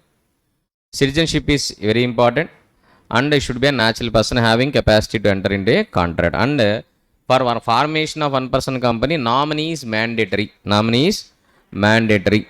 So another natural person who is an Indian citizen having contractual capacity has to appoint as a nominee in nominee clause of memorandum of association. Nominee clause of memorandum of association. Nominee is mandatory. Sir, why sir nominee is mandatory? In case if original member, if anything happens to means original member died, upon death of the original member, or he ceased to be entered into a contract, means become unsound mind or insolvent person, then nominee will become the member for perpetual succession of one person company. One person company concept against the company.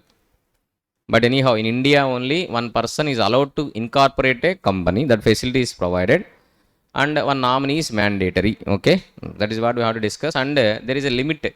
One person can become a member only in one OPC. One person can become member only in one OPC. But some cases maybe for 180 days he can become a member in 2 OPCs. Okay, or in 4 situations I said, case 1, case 2, case 3, case 4. Mr. A is a member of AOPC and a nominee of BOPC. Upon death of B, A will become the member of BOPC also. Now he become a member of 2 OPCs. Within how many days he has to decide in which OPC he want to continue as a member? 180 days. So there is a possibility to become a member in more than one OPC for how many days? 180 days. That you have to remember. Next, one person who is already a member of one OPC can become a nominee for another OPC. Okay, so that is what you have to remember. Next, change of nominee, rule number 4. That also little bit important, so far not asked in the exam. How can the change the nominee can be changed? Actually 3 cases are there. Number 1, member can change the nominee, okay, at any point of time. No need of consent of the nominee. Okay, he can change the nominee by informing to OPC, and OPC will inform to ROC. Finish. Second case, nominee can withdraw the consent at any point of time. They have to inform, nominee has to inform to OPC and member. Then member has to appoint a new nominee within 15 days and inform to OPC. OPC will inform to ROC within 15 days. This is the procedure. Third case, upon death of original member, nominee will become the member, and that new member has to appoint a new nominee within 15 days and inform to OPC. OPC has to inform to ROC within another 15 days. This is INC 4 only format. Along with the consent of new nominee. Always nominee consent is required to be filed with the ROC. These are all the points you have to remember for change of nominee. Rule number 4. I divide into three cases actually. These 3 cases you can remember. Refer the chart once, but I think not much important for your CA Inter exams, change of nominee. Okay. OPC cannot carry out non-banking finance activities. OPC cannot incorporate as a section 8 company. OPC cannot invest in the securities of shares of other body corporate. So that means OPC cannot become a holding company or associate company of any other company. Anyhow, OPC is not a subsidiary to any company, is not associate to any company, because OPC only one natural person is a member, no other person is holding shares. That's why OPC cannot become a subsidiary company, and OPC cannot become a holding company also, because OPC is prohibited to invest in the securities of a body corporate. Okay, this is what the story about the one person company. Now we will move to section 8 company. Section 8 company, very simple. What are all the points we discussed for incorporation of a company so far? Means persons, declarations, documents, procedure, all the procedure they have to follow. In addition to that, some special points. Section 8 company also, promoters are required, directors are required, subscribers are required, professionals declarations are required, MOA, AOA they have to prepare, declarations they have to file with the ROC, they have to provide the details of directors, subscribers, everything, and they have to reserve the name, and they have to provide the sign the MOA and AOA, submit with ROC, ROC will issue a certificate of incorporation. These all procedures are common. But some more points. Section 8 company means company with charitable objectives, not for profit. What is that? Not for profit. Means the company is incorporated to promote arts, science, culture, religion, like that. Okay, to provide social service, you are incorporating a company. It is possible to incorporate a company even to provide social service also. But you should make an application to central government to get the license. Sir, what is the extra points applicable for section 8 company? Very simple. In addition to all the procedure what we discussed in section number 7, one more point, you have to submit a projected income and expenditure statement for next 3 years. What do you have to provide? Projected income and expenditure statement for next 3 years. How you are getting the subscriptions or donations, and for what purpose you are going to spend these donations and all. So you have to submit a projected income and expenditure statement.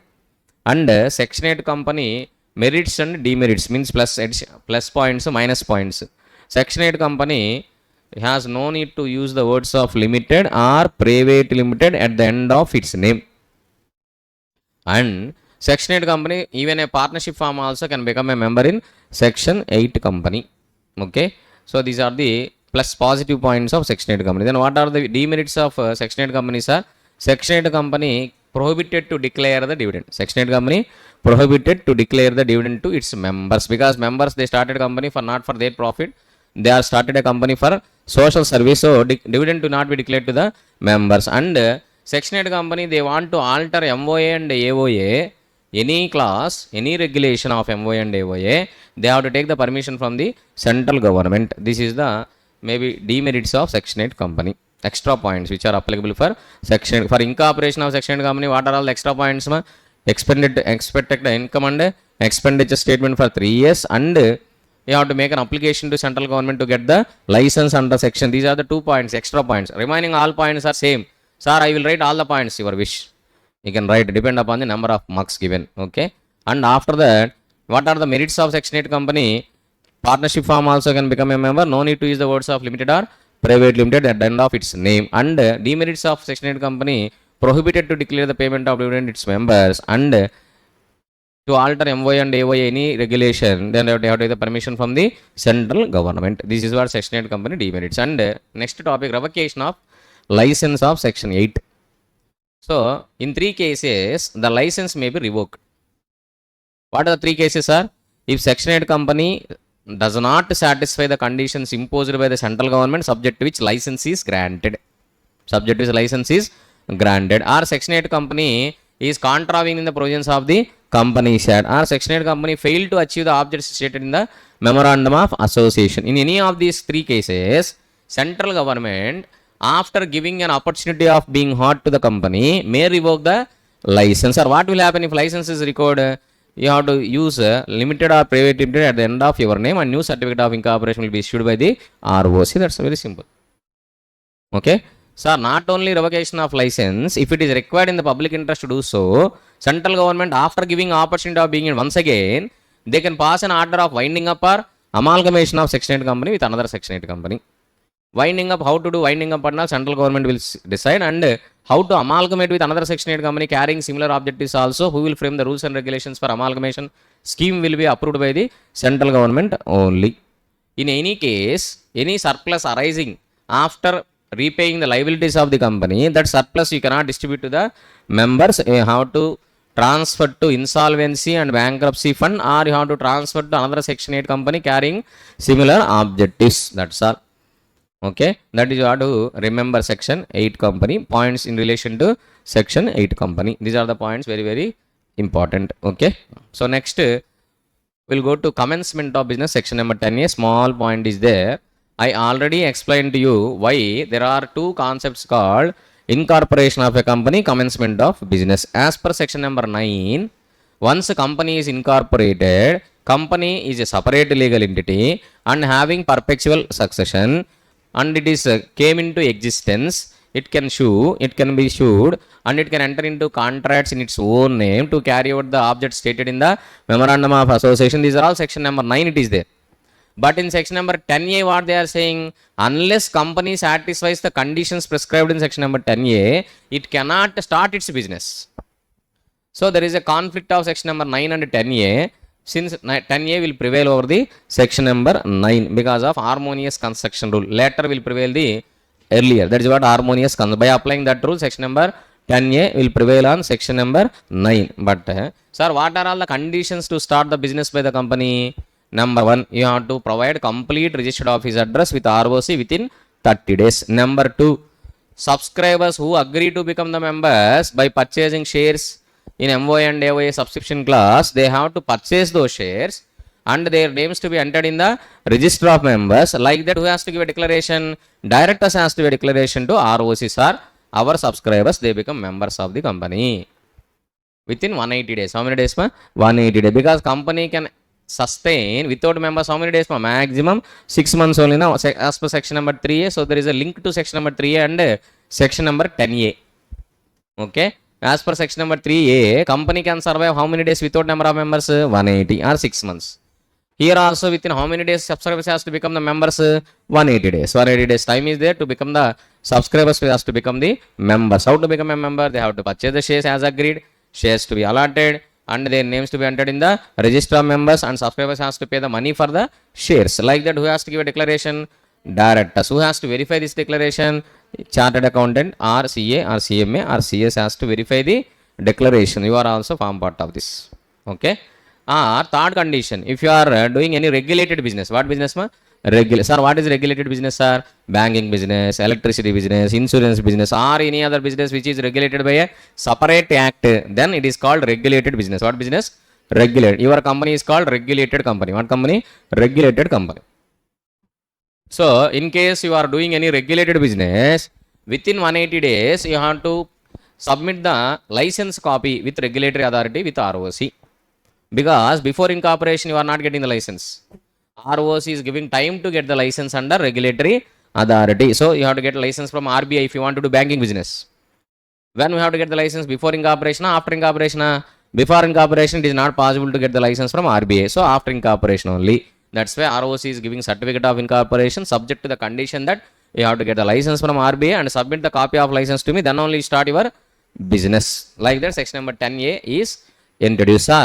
If company is not satisfying these conditions, then what is the consequence? ROC, after giving an opportunity of being heard and business is not yet commenced, then it will strike off the name of the company. That's all.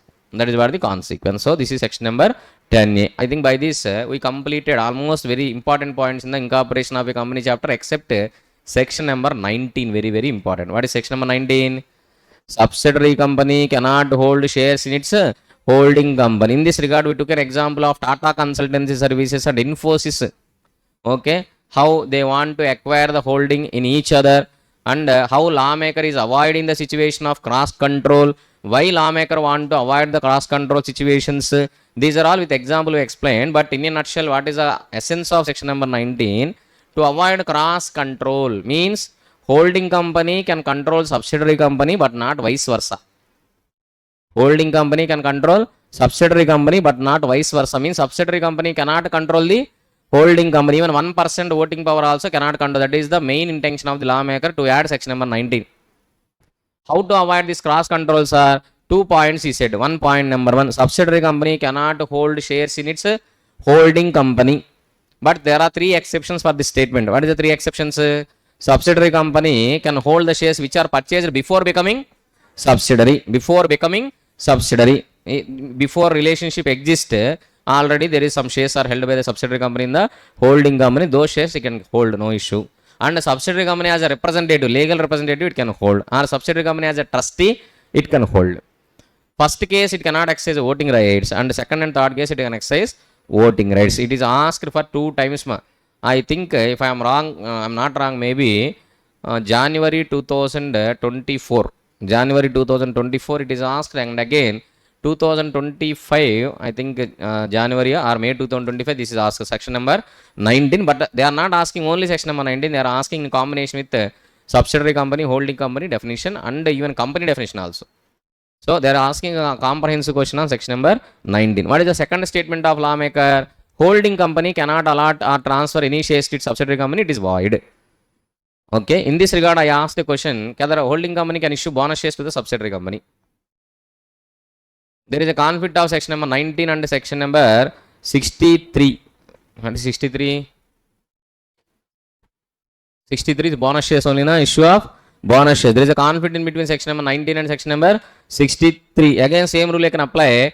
Earlier sections, later sections will prevail the earlier section. In section number 19, what they said? Any allotment or transfer of shares by holding company to its subsidiary company is void. That is what they said. But however, exceptions are not there in section number 19 for this statement. Sections are there. What is that? Section number 63. So you can issue bonus shares to subsidiary company if it is already holding some shares. You can issue right shares also if it is already holding some shares. Subsidiary company can hold shares. One exception is there now. What is the exception? Before becoming subsidiary company purchased shares in its holding company, then it can hold those shares, but it cannot exercise voting rights. Okay, for that shares, holding company can issue bonus shares, no issue. And holding company can issue right shares also, because bonus shares, right shares to be issued to each and every person. Uniform basis. What basis, ma? Uniform basis. Selectively you cannot offer bonus shares, right shares. If 1000 shareholders are there, you have to offer total 1000 shareholders. That is what stated in section number 63. There is no selective basis. There is a uniform basis. What basis, ma? Uniform basis. Okay. Next. So I hope all important sections are covered in incorporation of a company charter. Let us see by referring the Bare Act once. Okay. So this is chapter number 2, incorporation of a company and matters incidental thereto. In short, we are remembering this chapter as a incorporation of a company. In this section number 3, formation of company, I provided table. Please refer that table. It is more than sufficient. And section number 3, OPC provisions also there in section number 3. Whatever we discussed, nominee is mandatory. One person can become only in one company only. Now natural person, Indian citizen, may or may not be resident of India. These are all what is there, ma? In section number 3 only. And rules also there. Rule number 3, rule number 4, one person company. Okay. Next 3A, members several liable in certain cases. This is reduction in number of members. Section 4, memorandum we discussed. Articles also completed. Section number 6 is a very simple section. Companies Act is overriding MOI and AOI. Any provisions, any regulations which are inconsistent with the Companies Act in MOI and AOI are not valid. It is void actually. Section number 6. Next 7, incorporation of company. The detailed procedure what we discussed. Directors, promoters, subscribers, professional declarations, documents, MOI, AOI procedure. All these things are in section number 7 only. And including actually providing wrong information or incorrect or incomplete information, what is the consequence, everything in section number 7 only. Section number 8 already completed, company with charitable objectives. And 9, effect of registration, already said, company is a separate legal entity once it is incorporated. And effect of memorandum and article, section number 10, binding effect of MOA. It is an agreement in between company and its members. In this, practical questions may be asked. No stranger cannot sue. Doctrine of privity of contract. Some practical questions are there in your material. Please refer on section number 10. And 11 is not there, omitted. 11A, sorry. 10A is there, commencement of business. Just now I completed. 11 is omitted. 12, registered office address, already we covered. Verification of registered office address, publication of registered office address, change of registered office address. Okay, these are all in section number 12 only. Next, section number 13, alteration of MOI, alteration of name clause, alteration of situation clause, alteration of object clause, capital clause, liability clause, subscription clause, we are not going to cover. Nominee clause, it is covered in rule number 4, not in section number 13. Okay, next, section number 14, alteration of articles. Very simple, by passing SR, you can alter the article subject to 3 exceptions. What is that? So, entrenchment provisions you cannot alter by SR. Maybe you have to follow what is there in the regulation. And conversion of public company into private company, and inconsistent with a Companies Act or any other law for the time being in force. Next, 16, 15, don't worry about it. 16, rectification of name, very important. So, I said already, if you are incorporating a company in contravention of section number 4, what should not be the name of the company. Then any aggrieved party make an application, central government will issue a direction, you have to change the name within 3 months by passing or in general meeting. Otherwise central government will allot a new name under rule number 33A. You please remember all those things. Section number 17 not much required, 18 also not much required, 19 is important. Just now I given two statements. One is subsidiary company cannot hold shares in its holding company, and any allotment or transfer of shares by holding company to its subsidiary company is void. Okay, 20 service of documents already covered in management administration chapter. 21 22 I give a small table, you please refer that table, not much important but table refer. What is the table I given? Contracts, documents who has to sign, deeds who has to sign, negotiable instruments who has to sign. I gave a table. Deeds may be little bit confusing, you please go through once. Okay, that is not a topic in marathon. Okay, now we'll go to chapter number 3. What is chapter number 3 ma? Prospectus and allotment of securities. Once again we will see our marathon material also for incorporation of a company. I think we covered almost all the points, right? What are the questions given? We covered our formation of OPC, completed, and who can issue get license under section number 8, and revocation of license also completed. After that, commencement of business, section number 10A completed. Subsidiary company cannot hold shares in its holding company also completed. Okay, so this is MY and AY. This chapter also completed. Cancellation of reserved name means if you are providing incorrect or incomplete information at the time of reservation, then ROC will cancel the reservation and levy a penalty of up to 1 lakh rupees. And if company already incorporated, ROC can change the name of the company, issue direction to change the name of the company, or strike off the name of the company, or make a petition for winding up of the company. These are all. Okay, everything is here. And rectification of name, just now I discussed the rectification of name, and change of registered office from one state to another state, that is alteration of situation clause of memorandum of association, that is also completed. Next, objects clause changing, so that is already covered. 2.2 cases were divided. Okay, that is what dissenting shareholders exit option will be given resolution through postal ballot, all these things. So like that it is completed. Now we are starting issue of prospectus and allotment of securities. What is it? Prospectus and allotment of security. In this chapter, important points what we have to cover: step by step procedure for public offer. What is the step by step procedure for public offer? Okay, I will already notes is given, but I will explain point by point, don't worry. Step by step procedure for public offer, types of public offer, step by step procedure for public offer, types of prospectus, misleading prospectus, dematerialization of securities. If these concepts are covered, then your part 1 of the chapter 3 is covered. What is part 1 of chapter 3? Public offer. Chapter 2 is nothing but private place. Private placement is only small topic, 5 minutes topic. Okay, maybe 1 hour or 1.5 hours will complete this prospectus and allotment of securities. Hopefully before break. Hopefully before break we will complete, and we will go to declaration and payment of dividend. What is that? Declaration and payment of dividend. Okay, after that we will go to share capital chapter. If time permits, share capital will complete. Tomorrow maybe morning section will close with accounts of the companies and audit and auditors. After that we will start LLP Act. What act? LLP Act. Okay, that is our schedule tomorrow. Day after tomorrow we'll go with FEMA, GCA, IPS. That's all. So day after tomorrow I think there is no marathon session because you have weekend exam. Again Thursday maybe half day will be there. On that day FEMA Act and GCA, IPS and company incorporated outside India. GCA, IPS I am not going to concentrate much. Okay, I will just discuss some important questions only. Okay, now come to the point. So start prospectus and allotment of securities, chapter number 3. Chapter number 3. Chapter means always in as per what act? Bear Act. In your examination also you have to write chapter numbers as per the Bear Act only. Sir, I don't remember section numbers, I can't refer. Don't worry, don't cry. Okay, you can write chapter name also. At least chapter name if you know, you please write. If any question has been asked in relation to contents of prospectus or hearing prospectus, shelf prospectus, or maybe abridged prospectus, deemed prospectus, or civil liability, criminal liability, listing of securities, minimum subscription, any question they asked, at least find from which chapter they are asking. Don't write our masterminds material chapter numbers there.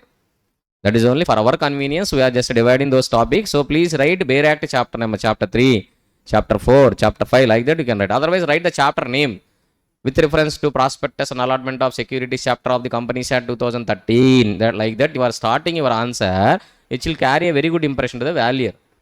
Simply directly you are jumping into the sections, maybe he will scare. Please, okay, don't directly jump into the sections. You don't know from which act you are writing the provisions. Okay, directly you are writing prospectus, contents of the prospectus, date and what is signing of the prospectus, on the face of the prospectus it should be mentioned that our prospectus already filed. Okay, all these things you can write, no issue, but just write what you are referring, Companies Act, LLP Act, GC Act, IPS, or FEMA Act, because so many acts are in there in your syllabus, not only Companies Act. First identify from which act question has been asked. Sir, what are you talking, sir? We can't identify from which act also. Sometimes you don't know whether they are asking from Companies Act, General Clauses Act, interpretation of statutes, that also you are in dilemma sometimes. Okay, so please identify first. After reading the question, what you identify, from which act it is, Companies Act. You know, your paper setter, your examiner will ask clearly with reference to the provisions of Companies Act. Please answer, because they know that you are that much intelligent. Okay, if we are asking question from Companies Act, by referring GC Act also you write the answer. And we are asking any question from LLP Act, you can refer Companies Act also. So many students, what mistake they will do? Any member of the LLP members, where it will be? LLP, who will be there? Partners. Where members came in LLP, I don't know. In CA Foundation, you are writing like that, okay, ma, will ignore, because you are all maybe illiterates.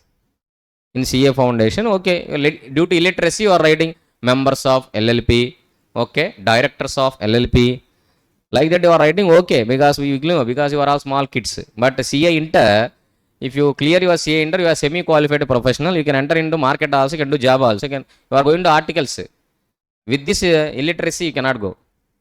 Okay, that's why at least be clear. That is all your negligence, ma. You know the concept, but with negligently you are writing members of LLP. Don't write members of LLP, even though you are writing your answer correct. If any valuer like me is valuing your paper, you will get 0 marks only, because in LLP no members. Who will be there? Partners. Or otherwise, if you want to write members of LLP, write a note under that particular answer. Here members are deemed as partners of LLP. Write that note. Okay, then I will agree. You are not writing, na? Without writing, how I will deem? Or General Clause Act, anywhere it is mentioned, members means partners. Male includes female, like that. Members includes partners, they said like that in JC Act. Nothing, na?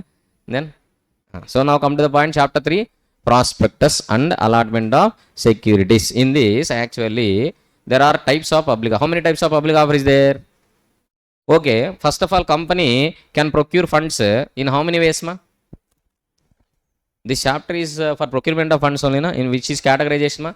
I said there are 4 categories, right? Prepare, procure, perform, preview. Total Companies Act is converted into classified into how many categories, ma? 4 categories. What is first category?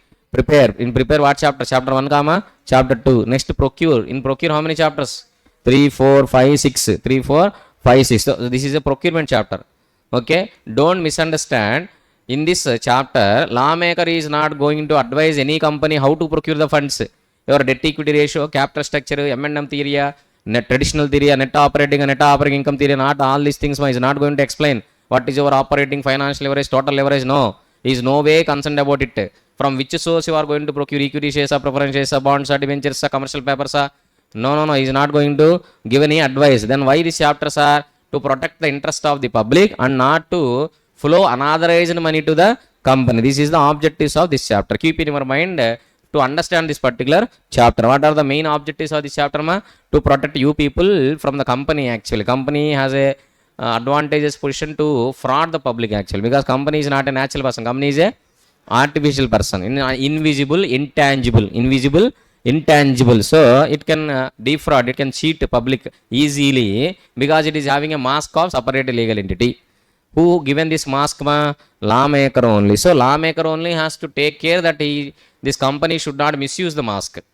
Okay, if a company is misusing the mask, then all public will say down, lawmaker only. If you are not clearing your law subject, what you are saying, down, law faculty. In the same way, okay, you are not reading, you are not writing, you are not getting marks, but end of the day, what you will say to your parents? Law faculty not taught well. I will go to another institute, I will see another videos. Okay, anywhere you go, Companies Act only they will discuss.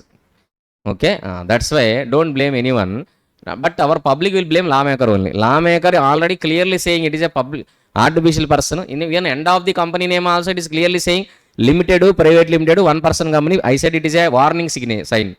Okay, highly inflammable, dangerous, skeleton symbols are there, na? Like that company end of the name, lawmaker is insisting the company to keep limited, private limited. It's a warning to you. To whom?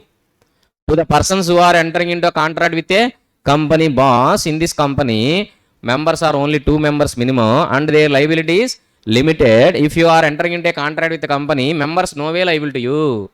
Don't look at the face of the member and enter into a contract. Don't look at the face of the member and enter into a contract. Look at the company's assets and liabilities. Look at the company's ability to repay the liabilities. Don't look at the member's background, member's face. If a member's face is very good, then don't give the loan. Okay, because company is taking loan, not members. Members are also creditors. Members are also creditors only, but they are in behind you. Actually, in queue you are the first and next who will be there? Members will be there. If company went into winding up in queue, who will be there? First, secured creditors, unsecured creditors, preference shareholders. After that, who will be there? Equity shareholders. Hey, your company only, why you are in line? I am also creditor. Members are separate. Company is separate. I am also creditor. I also can enter into contract with the company. Company is a separate legal entity. Like that, they will say section number 9. Okay, all these things they will say. Okay, so be careful. So that's why lawmaker is introducing this chapter only to protect you. Not only protecting you people, but also protect their revenue. Protect their revenue. Okay, because so many people nowadays they are investing their black money in a company. Companies become a stockist, blackist. Okay, black money stockist. Company become what? Black money stockist. So we are just investing money in a company, our black money, and company is keeping our money safely. Like that, company become, to avoid this only, section number 25B came, because verification of registered office address by ROC physically, and this section number 42 came, private placement. Okay, so many sections has been included to avoid black money investment of your unauthorized money into the company. Okay, and now come to the point, sir. Company, how can they procure the funds? There are actually, I said 8 ways. Astadigbandhana. I said already 8 ways now. What are the 8 ways, ma? I don't know whether you forgot or remember. I don't know. What are all the ways to procure the funds by the company to issue securities? Company, how many ways to issue securities, ma? 8 ways to issue securities. What is that 8 ways? Sir, Marathon, you have to revise the subject. We are not going to revise your subject, okay? You please revise and go complete. That's all, okay? How many 8 ways? What are the 8 ways, ma? I will tell you in share capital chapter. Don't worry. For the time being, actually, there are 2 options: public offer, private placement. I said already how to become a member in a company. If company is having share capital, primary market, secondary market. In primary market, upon invitation of the company, how can it invite? Public invitation, private. Sir, what is public invitation? Announcement. No specific offer. A, B, C, D, E. Like that, they will not tell any names. They will say, in our company, equity shares are there. Please come and purchase that. Who can come, sir? Anyone can come. Private placement. Mr. A. Okay, Miss A. Okay, don't worry. Miss A, I am having 10,000 shares in my company. I need money. If you have money, you please pay money. I will give the equity share. That is private placement. What placement, ma? Private placement. Okay, private invitation. What you can say? Private invitation, public invitation. There are 2 types of invitation. Who will invite? Company. To whom it will invite? Any persons. Prospective investors. Who is that? Prospective investors. Prospective investors you can invite either publicly or privately. Publicly or privately. Okay. So first we will discuss about public invitation. Very, very important. Why, sir? Public is involved. Government is very interested where public is involved. Why government? Actually to protect the public interest. Why government is there? To protect the public interest. That's why where public is involved, then our lawmaker is also more vigilant on that. Okay. If company is inviting public, sir, what is inviting? Ayya, we are having equity shares.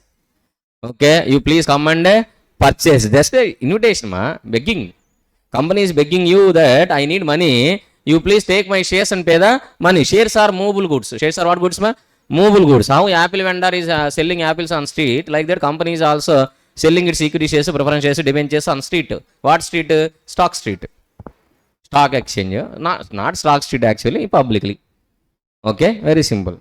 So, company inviting you people to purchase its securities. That is called public offer. What offer? Public offer. Okay. So there is a possibility to cheat the company. Okay. That's why lawmaker is involved. Okay, boss. With what document you are inviting the public? That document is called prospectus. With what document you are inviting? That document is called what, ma? Very simple definition. What is a prospectus? By which document you are inviting public to subscribe your securities? That document is called nothing but a prospectus. Okay, sir. I am giving a TV advertisement, sir, to invite the public to purchase my shares. Okay, the TV advertisement is deemed as a prospectus. Or, sir, I am giving a newspaper advertisement. Okay, that is also treated as a prospectus. No, sir, I am giving Dandora, sir, traditional method, traditional way of method. Okay, TCS company share listunundai ho, like that they are giving what ma Dandora. Oh, that is also treated as what ma prospectus. Okay, once it is treated as a prospectus, you have to follow section number 23 to 41 of the Companies Act 2013. If you not followed, go to jail. Sir, I am giving TV advertisement. Okay, what is there in the TV advertisement? Nothing, sir. About our company, one small video. Okay, and one celebrity, Shah Rukh Khan, Salman Khan, A Khan, E Khan. Okay, they came and they are asking to purchase the shares in this particular company, like that, one small advertisement, sir. Okay, as per section number 26 of the Companies Act, this advertisement should have a contents of the prospectus prescribed in the SEBI and the SEBI Act. Do you have all the contents? No, sir. Okay, come to jail. That's all. So you can invite, no issue, but invitation should be proper. Invitation should be proper. Okay. So for that we are going to discuss section number 23 to 41. Okay. First of all, first point, types of public offer. What is it? Types of public offer. How many types I said, ma? Types of public offer.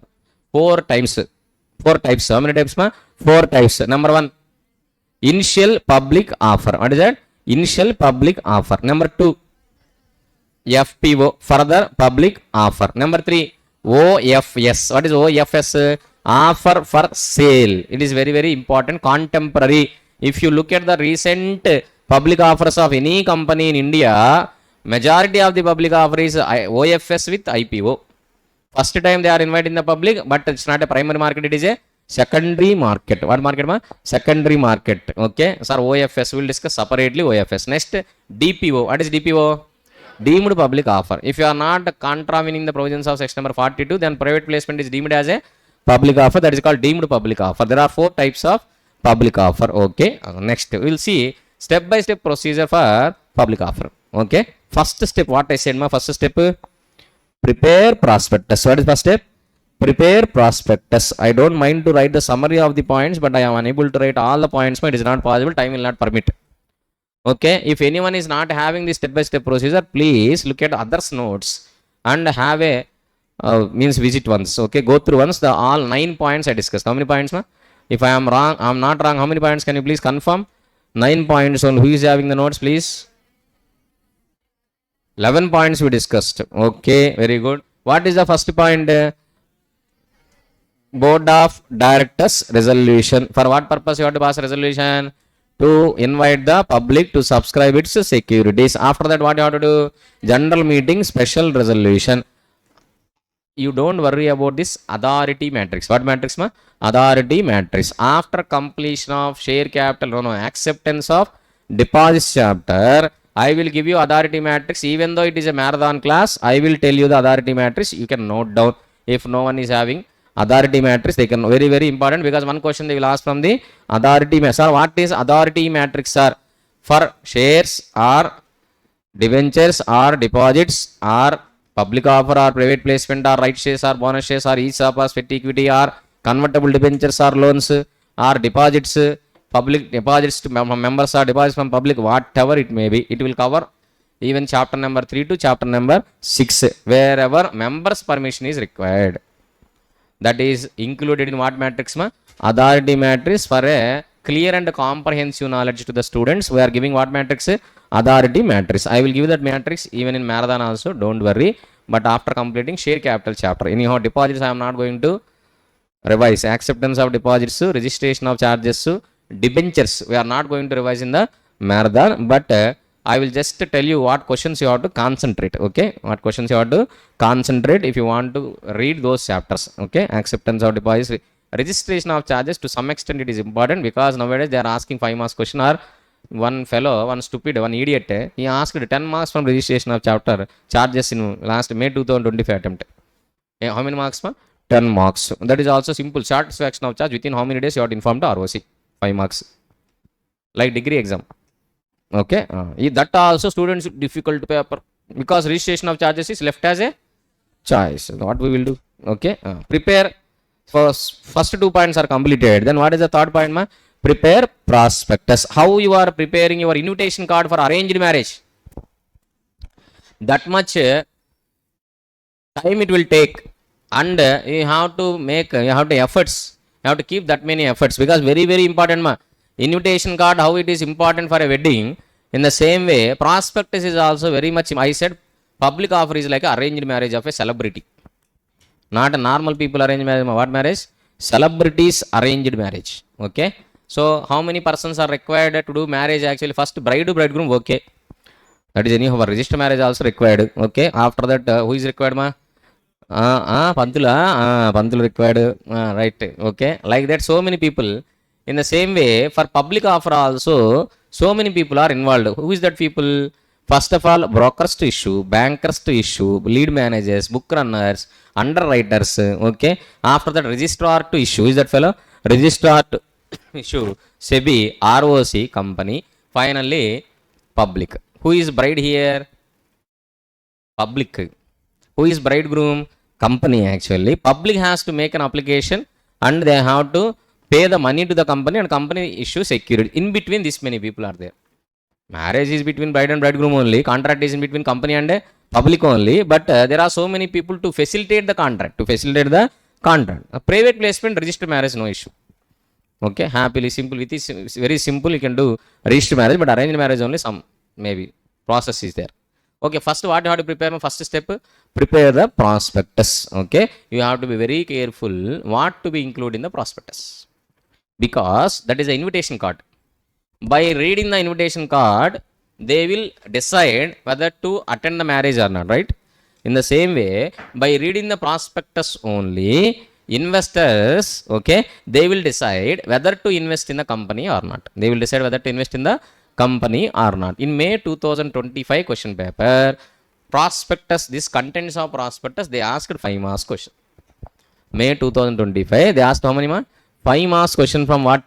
Contents of prospectus. What is that? Contents of prospectus. Okay, so don't take it as a light, whatever the point we are discussing now. Okay, sir, what is the contents of prospectus, sir? Very simple to say, it is not in our syllabus. Okay, very simple to say, what ma? Not in our syllabus. Then why is this much build up? Contents of prospectus not in syllabus. Why you are giving this much background like KGF hero? Okay, finally will die only na. Okay, but still story is required. Sir, what are the contents of prospectus? In companies act section number 26, what they said? As prescribed by SEBI in companies act. But so far SEBI not prescribed anything. Then so far nothing is prescribed by SEBI under companies act. What they said? Until it is prescribed by SEBI, you please follow SEBI rules under SEBI act. Sir, what is there in the SEBI rules? Not in our syllabus. No sir, I want to know what is there in the SEBI rules, SEBI act. Okay, you can read and you understand anything, you please tell me. Don't ask any doubts. Okay, very good. So for the timing, what you have to write? If they are asking contents of prospectus in your examination, don't write not in your syllabus. What you have to write? As prescribed by SEBI under section number 26 of the Companies Act. So far nothing is prescribed by SEBI. You have to follow SEBI rules under SEBI Act. That's all. Okay, so nothing, no overaction. Sir, I will write last 5 years financial statements, next 5 years projected financial statements, memorandum of association, promoters information. Don't do your overaction in the exam. What is there in that only you write. Okay, so strictly speaking, contents of prospectus are not covered in our syllabus. Happy. Okay, so once you prepare the prospectus as per section number 26 of the Companies Act 2013, okay, we will go to second step. But in first step, very very important is this contents of the prospectus is not applicable in 2 cases. You don't know what are the contents of prospectus, but we are discussing about exceptions. Okay, in 2 cases, this section number 26 contents are not applicable. In what case, ma? You are offering to existing security holders, equity shareholders or debenture holders, then you have no need to provide information about the company because they know already about the company. Next, you are offering same class of shares which are already offered to the public and listed on the stock exchange. That type of shares you are already, same class of securities you are offering to the public, then also not applicable because already it is listed on stock exchange. Information is readily available to anyone publicly. Okay, these are all the 2 exceptions. What are the 2 exceptions, ma? Very important. They will ask 2 marks question or 3 marks question. Exceptions to state section number 26. Maybe 2 marks question they can ask. What is that? You are offering the shares, you are inviting the people, existing equity shareholders or preference shareholders or debenture holders, then no need to add contents of prospectus. Don't misunderstand, prospectus is not required. Prospectus is required, but no need to add the contents of the prospectus as per section number 26 of the Companies Act. Okay. Next, what is the second point? You are offering similar class of shares which are already issued to public and listed on the stock exchange and trading in stock exchange. Okay. These are the two cases. That is what important point. Next, second point, after preparing prospectus, you have to file that prospectus with SEBI for drafting. This is not a very important point. Leave about. Third point, after SEBI drafted, then you have to file that prospectus with what? With ROC. While filing the prospectus with ROC, prospectus should be dated and signed. Okay. And consent of all the persons who are authorizing the issue of the prospectus to be given, written consent to be given to ROC. Which persons are authorizing the issue of the prospectus? Which persons are authorizing the issue of the prospectus? Promoters, directors, experts, etc. Promoters, directors are authorizing the entire prospectus, including from starting page to last page. For full stop, comma also they are liable. And experts are only liable for their information or reports or certificates included in the prospectus. Who is an expert, sir? Expert is an independent, professional, skilled, okay, unbiased person. Independent means he is nowhere related to company and he has given his consent to include the information in the prospectus. That consent is not withdrawn before filing with ROC. Okay. So when you can include experts report in the prospectus, he should be independent person. He given his written consent and is not withdrawn his consent before filing with ROC. Then only he can include experts information in the prospectus. Okay. Along with the written consent of all the persons, you have to file with the ROC. Okay. And it should be clearly mentioned in the prospectus. This is already filed with ROC. This is already filed with the ROC before publishing the prospectus. This is the third point. Okay. Third point, little bit important, not much important. Okay. Fourth point. What is the fourth point?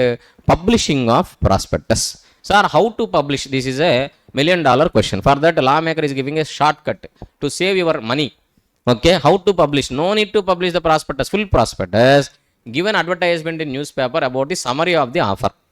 What is the offer, closing date, opening date?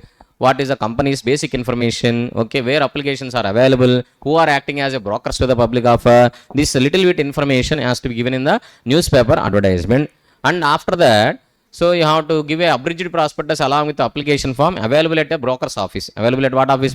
Broker's office. Abridged prospectus means summary of entire prospectus, 2 to 3 pages summary we are preparing, and that abridged prospectus we are giving along with the application form, and the persons who want to make an application, they will read the abridged prospectus and they will make an application physically at broker's office. There is an option to fill the application manually, electronically also, but manual application filling is also available at the broker's office. Sir, I want to read entire prospectus. Okay, prospectus copy is available at the broker's office. You please go and read. Okay. Anyhow, this is what publishing of prospectus. Sir, what is the date of publishing of prospectus? Date of publishing of prospectus is nothing but the date of prospectus. Date of publishing of prospectus is nothing but what? Date mentioned in the prospectus. Okay, very good. And within how many days you have to publish the prospectus? Within 90 days from the date of filing with the ROC. Because normal prospectus life is only 90 days once it is filed with the ROC. Once you filed with the ROC, the life is only how many days? 90 days only. 90 days only. Okay. Very good. This is the fourth point. Fifth point is very, very important. What is the fifth point?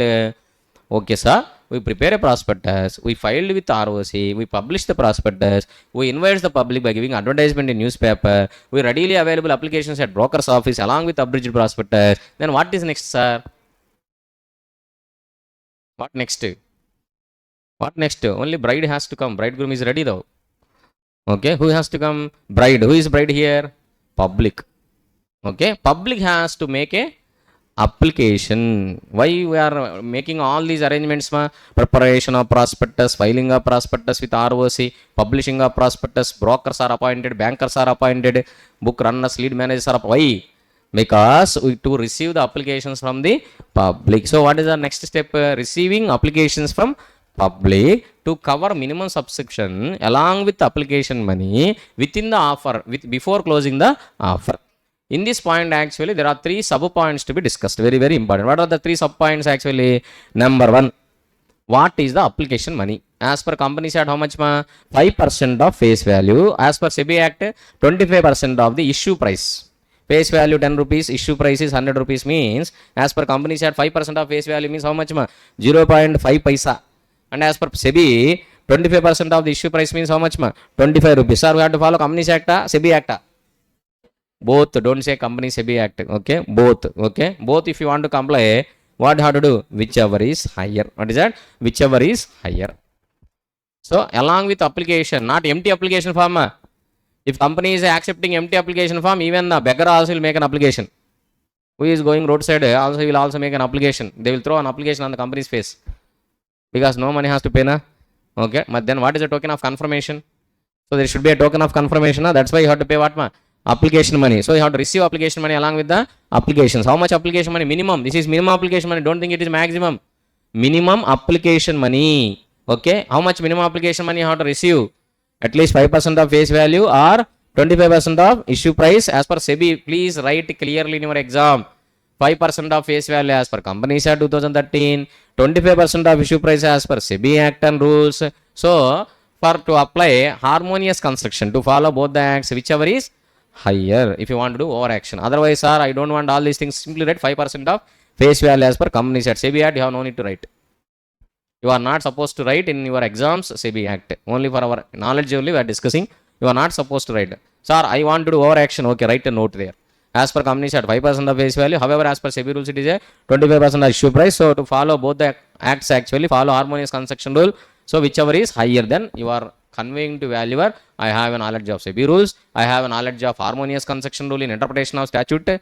Okay, and I know how to apply the harmonious construction rule also in this case to resolve the conflict. That many points you are saying to your valuer. Okay, then valuer will be very happy. Okay, right, he is fit for CA Inter. Okay, semi-qualified chartered account, like that you will give the marks. Even though you are doing small spelling mistakes, grammatical mistakes, you don't mind all these things. Okay, now come to the point. Sir, what is the second point what we have to discuss in point number 5? What is the minimum subscription? So many students wrongly answered when I am asking in the classroom. 90% of the issue size. What is issue size? What is issue size? Why blank faces for every question? What is issue size?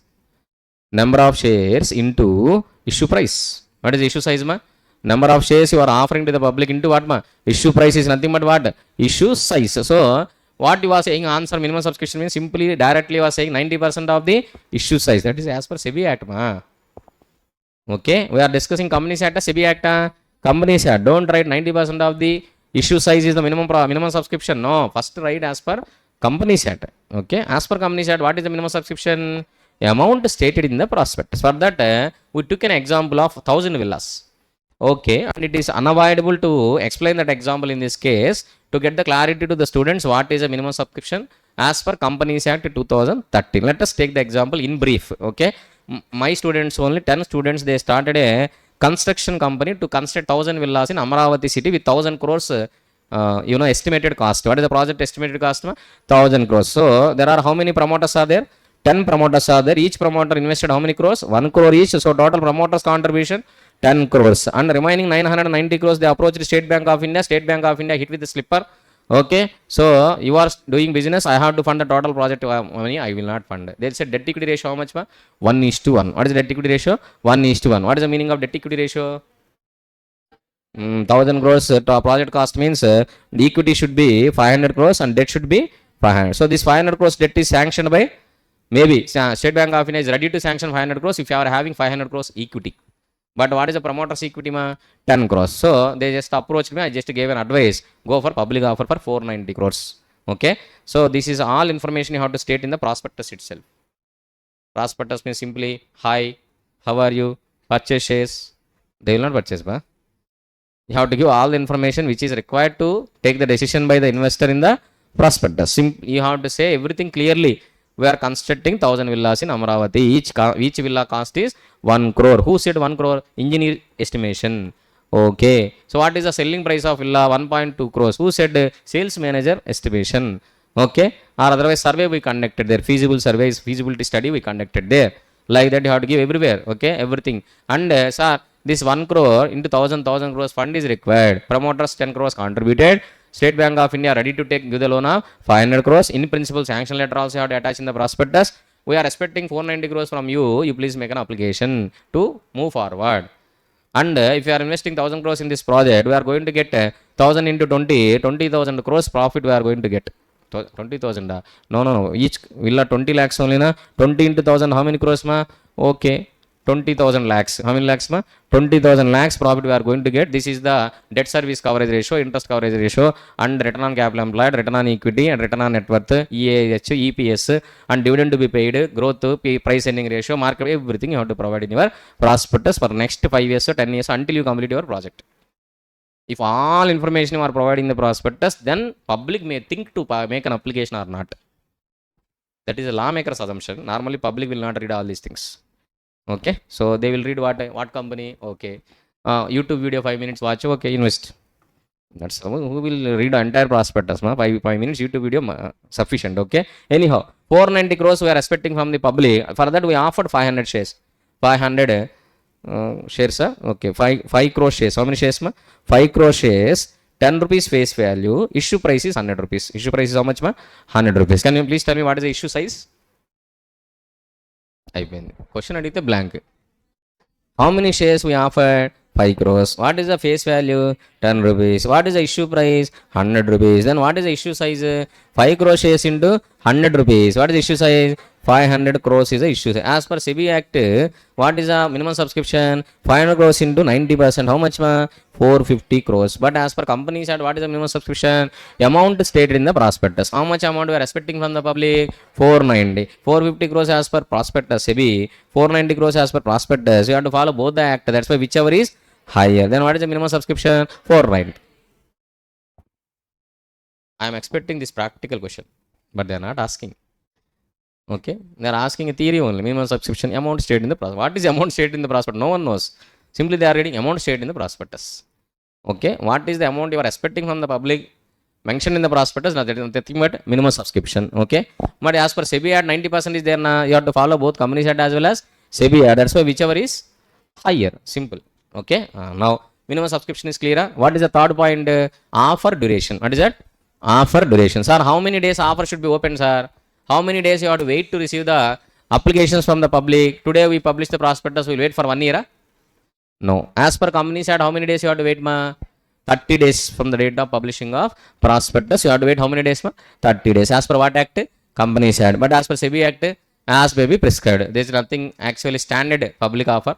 Means duration of offer as per SEBI 6 days or 9 days or 3 days or 4 days or like that it will be depend upon the offer to offer. So that's why you please write as may be prescribed by SEBI. Sir, we have to follow Companies Act, SEBI Act, both act. So both means what we have to do? Whichever is earlier. Whichever is earlier means as per SEBI or as per Companies Act, whichever is earlier, within that time you have to receive the applications to cover the minimum subscription along with application money, which is to be kept in a separate bank account, which is to be kept in a separate bank. That is the fifth point, very important. In this fifth point only I covered 3 topics, 3 sub questions I covered already. Okay, now sixth point. What is sixth point, sir? Okay, first we will think negative side. Key densi mail and negative side. What is negative side? Sir, if you are not receiving applications to cover the minimum subscription after expiry of the duration, offer duration, maybe as per SEBI or as per Companies Act, whichever is earlier, we waited to receive the applications from public actually, but public no response, sir. Bride eloped, sir. What we will do? Okay, what we will do? Marriage cancel. That's all. Sir, we will maintain a backup, sir. What is the backup, actually? Bride sister, okay, in this example, what is the backup actually for public offer? Underwriters. Who is that fellow? Underwriters. After spending this much money, if marriage not happen, reputation damage, money also damage. Financially, actually, we will lose and our reputation also lose. Okay. See, bride allowed at the time of marriage, then no one will come forward to give the bride once again. No, you cannot marry. Okay, that's why. So you have to maintain what? Backup. Okay, but real life it is not possible. In company public offer, backup is possible. What is the backup here? Underwriters. What will underwriters will do? What underwriters will do? If application is not made by public, who will make an application? Underwriter. Why is our underwriter? They don't have any work. They are just walking on road only to make an application to you. If public is not making, no, because you are entering into a contract with underwriters before offering to the public. Okay, before receiving the applications from public, you are entering into a contract with underwriters. You are paying commission. You are paying what? Commission. Underwriters commission calculation so far not asked in your law exam. How much commission you have to pay to underwriters calculation? Theory they asked 5% for equity shares, 2.5% for debentures, or prescribed in the articles, whichever is less. Theory they asked, but so far they didn't ask how to calculate the commission to underwriters. Practical question, but I asked a question to you. I think one question is asked, but in marathon it is not important to revise underwriters commission. But only one point you have to remember: underwriters commission on total issue size are only the applications they made. For that I gave an example to make you understand. Okay, she paid medical insurance. You paid medical insurance or not? No sir, I don't know. Parents only knows. Okay, maybe you paid medical insurance premium to medical insurance company. Why you will pay medical insurance premium to medical insurance company? We have excess money, yeah. That is our investment. You are investing in medical insurance company, ma? No, na? Why you are paying medical insurance premium? Maybe if you hospitalized, the hospital expenses may be reimbursed by the medical insurance to cover the risk of hospital expenses, medical expenses. We don't know how much medical expenses you are going to pay for your sickness. Okay, maybe illness or sickness, whatever it may be. That's why safe side, we will cover the risk. We will cover the risk. Who is taking your risk? Medical insurance company, they are taking risk. So since they are taking your risk, you are paying commission or premium. Okay, 1 year you didn't went to hospital even for 1 day also, you are perfectly all right. Okay, even you are not visit any doctor also, because you are eating apple a day. Okay, very good. So after completing 1 year, you went to medical insurance company, pay my premium back. They'll pay. I didn't went to hospital, there is no opportunity to you to reimburse the expenses. Then why unnecessarily you are holding my insurance commission? Please pay back. They will pay. In the same way, we appointed underwriters. How many applications we are expecting from public? 490. We received all 490 crores applications. Underwriters, they didn't subscribe even one application also. We will pay commission underwriters or not? We have to pay. Because when we enter into underwriting agreement, before receiving applications, after receiving applications, before. Before receiving applications, do you know whether you will receive applications or not? You don't know. That is risk. Risk of getting applications to cover the minimum subscriptions. That risk you want to cover. That's why you are enter into what agreement? Underwriting agreement. For that you are paying commission, not for subscribing shares. And you know one thing, for subscription of shares, company should not pay any commission. You are only procuring the funds, you only pay the commission to procure the funds. No, it is prohibited under section number 67. You cannot pay any commission, you cannot pay any financial assistance to any person to subscribe your own securities. No. Company cannot purchase its own securities, and company cannot provide any financial assistance directly or indirectly to purchase its securities. No, it is prohibited actually. So you cannot pay commission to underwriters for subscribing your shares. No. Why you are paying commission to underwriters? To cover the risk of not getting applications from public for minimum subscription. For that you are paying commission. That you have to keep in your mind. Okay. Sir, even though you are entering into underwriting agreement, still we are not receiving applications for minimum. Sir, what you are talking, sir? Bride is there, bride not there, bride sister also allowed. Then what you will do? Are committed already. Sir, these people, our 10 students, they went for public offer. Na? How many crores they are expecting? 490. One application received from public. Utter flop. One application only received from public. Then remaining 489 crores applications, not crores actually. Okay, only one share only. Na? Remaining all shares underwriters will subscribe. They will become insolvent. They don't have that much money. It is not possible. She paid only 20,000 medical insurance premium and her medical expenses 2 crores. They will reimburse. They will not reimburse. It is not possible. They will keep a limit. They will keep what? A limit actually 5 lakhs or 10 lakhs. Maximum 5 lakhs or 10 lakhs. That's all. This coverage is only 5 lakhs. So like that, underwriters cannot subscribe all the shares.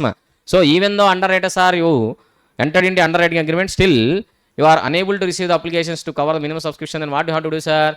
Refund the application money within 15 days from the date of closing the offer. You are not refunding the application money within 15 days. You have to pay interest of 15% per annum. This point is very, very important. You please, MCQs they can ask. Okay. Descriptive questions may or may not ask, but MCQ can ask. Okay. Now, sir, why you are thinking always negative side? Think what side, ma? Positive side. What is positive side? Sir, we invited public along with application money. We received public applications from the public along with application money within the offer duration. Okay, very good. Then what we will do next? If you are receiving applications to cover the minimum subscription, what we will do, ma? We'll allot the shares. If you want to allot the securities, actually there are two conditions. What are those two conditions? Listing of securities. What is that? Listing of securities. What I said, if company is inviting public, listing is mandatory. What is mandatory? Listing is, sir, why listing is mandatory? So much of discussion. Now, no, not possible. Merits, what is it? Advantages of listing of securities to investors, so to government, to company. Disadvantages of listing, which company has to list mandatorily, which company has to list voluntarily. Okay, all these discussions happened in prospectus chapter, but now it is not possible to discuss, and we discussed already how to purchase shares through stock exchange. Bank account is required, demat account is required, online trading account is required under SEBI Act to Depositories Act, NSDL, CDSL, SEBI, RBI. Okay, dematerialization of securities, how they are converting physical securities into dematerialized securities, ISIN, international security identification number. Depositories has to allot ISIN numbers to company upon making an application by company, and company has to make an application to stock exchange to listed securities if it is inviting public. All these discussions we are not going to do. Already discuss చేశారు కదా sir. Okay, this is only summary of the discussion. Okay, detailed discussion not possible, only summary of the discussion. Sir, I need a detailed discussion, then please go through of the running notes once. Okay, in detail it is there. So everything is materialized, everything is materialized. Security is only dematerialized, our running notes is materialized. Okay, so security should be what form? Dematerialized form. Okay, that's okay. Sir, if you are inviting public, it is mandatory to list your securities which are offered to public on recognized stock exchange. What stock exchange? Recognized stock exchange. Sir, what is recognized stock exchange? The stock exchange which is recognized by SEBI. That's don't do overactions, not required. Okay, sir, how many recognized stock exchanges in India? So many. Sir, only two? No, there are so many recognized stock exchanges in India. Okay, Kolkata stock exchange may be there, Gujarat stock exchange may be there, or Vadodara stock exchange may be there. Okay, sir, Andhra stock exchange, Andhra, that much seen, not there. Okay, Andhra stock exchange is there, fish stock exchange. Okay, we have fish market, vegetables market, not stock market, nothing. Okay, Hyderabad stock exchange, it loses its recognition. Okay, Hyderabad stock exchange. Now, I think in Telugu states there is no recognized stock exchange. Okay, so we are very proud of that. Now, always we are proud only for anything. Okay, now come to the point, sir. How many recognized stock exchanges? That is what question here. Normally they will ask MCQ, how many stock exchanges you have to list your securities. Very simple. At least one are prescribed in the prospectus, whichever is higher. You are doing overaction in the prospectus and you are writing in the prospectus, you please purchase my securities, I will list all recognized stock exchanges of India. Okay, very good. But you fail to list even one single stock exchange also. What do you have to do? Refund total application money along with interest to 15%. Within 15 days you have to refund, otherwise you have to pay 15% interest. That's why maximum they will write in the prospectus two stock exchange, Bombay or National Stock Exchange. So you have to take the listing permission from both the stock exchange. No, as per company said, only at least one stock exchange or as prescribed in the prospectus, whichever is higher, Okay, so what is the second condition, sir?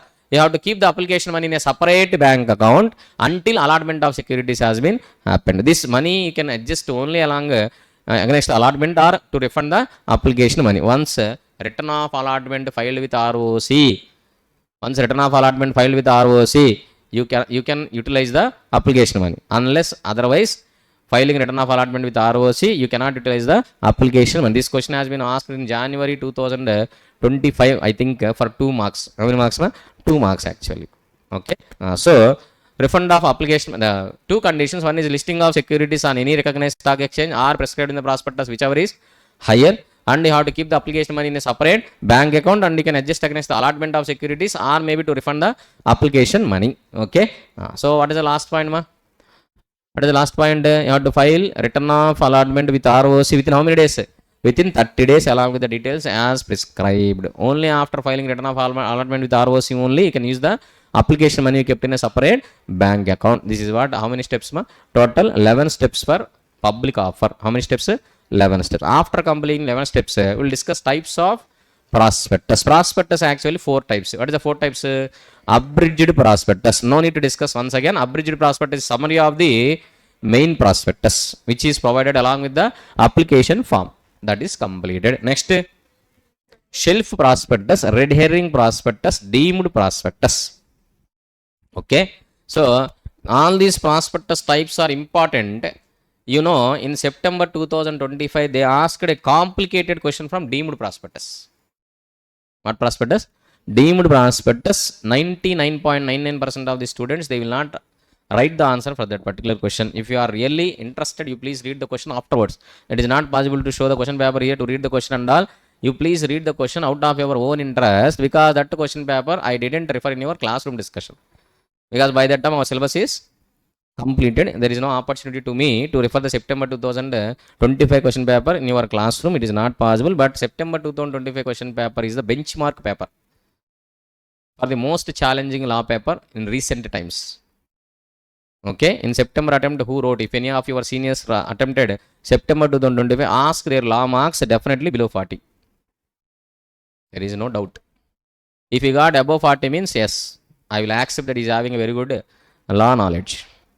Okay, out of 100, maybe 3 or 4 students with great difficulty, they can clear the law subject in the earlier attempt. Your result is also because of law subject only. It is very less in September 2025 attempt. I don't know what is your January 2026 attempt. I hope the challenging paper can be repeated. Okay, it should be then only your value. Okay, known to the society. Sir, all these things later, sir. First let us clear CA inter value, known to the society. We'll see later, sir, all these things. Okay. Okay, we'll see. Law paper should be very easy. We'll get 40 to 50 marks, get CA inter clear. Okay, after that we'll go to CA final. Once we'll get CA certificate, what you will do? Okay, now come to the point, sir. Types of prospectus. First type is shelf prospectus. What prospectus, man? Shelf prospectus. Shelf means that is the life.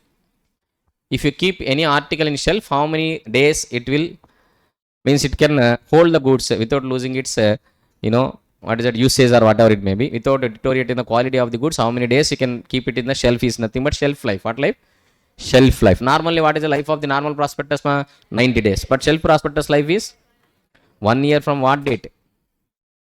1 year from the date of first offer after filing the shelf prospectus with ROC. This date calculation, they will ask 2 marks MCQ. Okay, prospectus shelf life, shelf prospectus life. Sir, why sir shelf prospectus?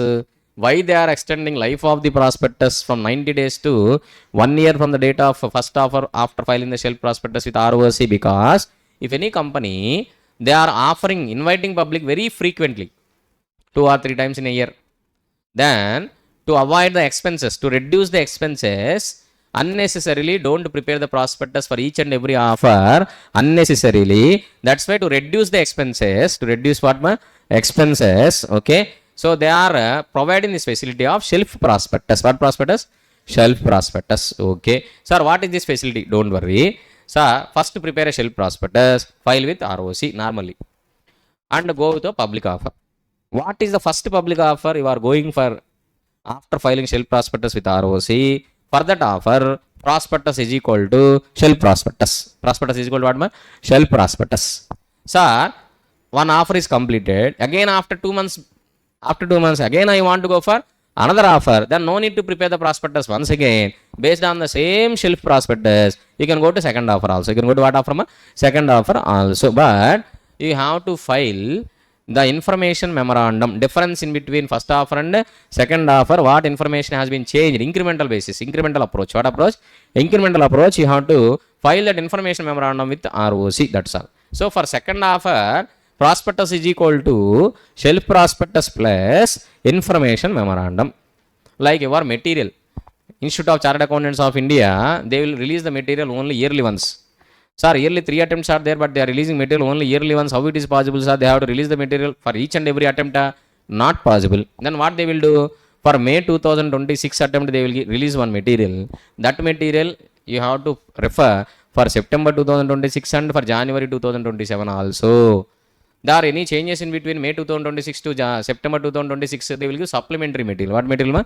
Supplementary material. Like that, same method we are following for shelf prospectus also. That is a shelf prospectus. Okay, same normal steps only. File shelf prospectus with ROC, go for public offer. First offer prospectus is equal to shelf prospectus. Within 1 year from the date of public offer, you have no need to file another prospectus with ROC. Happily, based on the same prospectus, you can go n number of public offers. Okay, only by filing what? Information memorandum of 1 page or 2 page. But sometimes there is a possibility to ask 2 to 3 marks question, contents of information memorandum. What they can ask?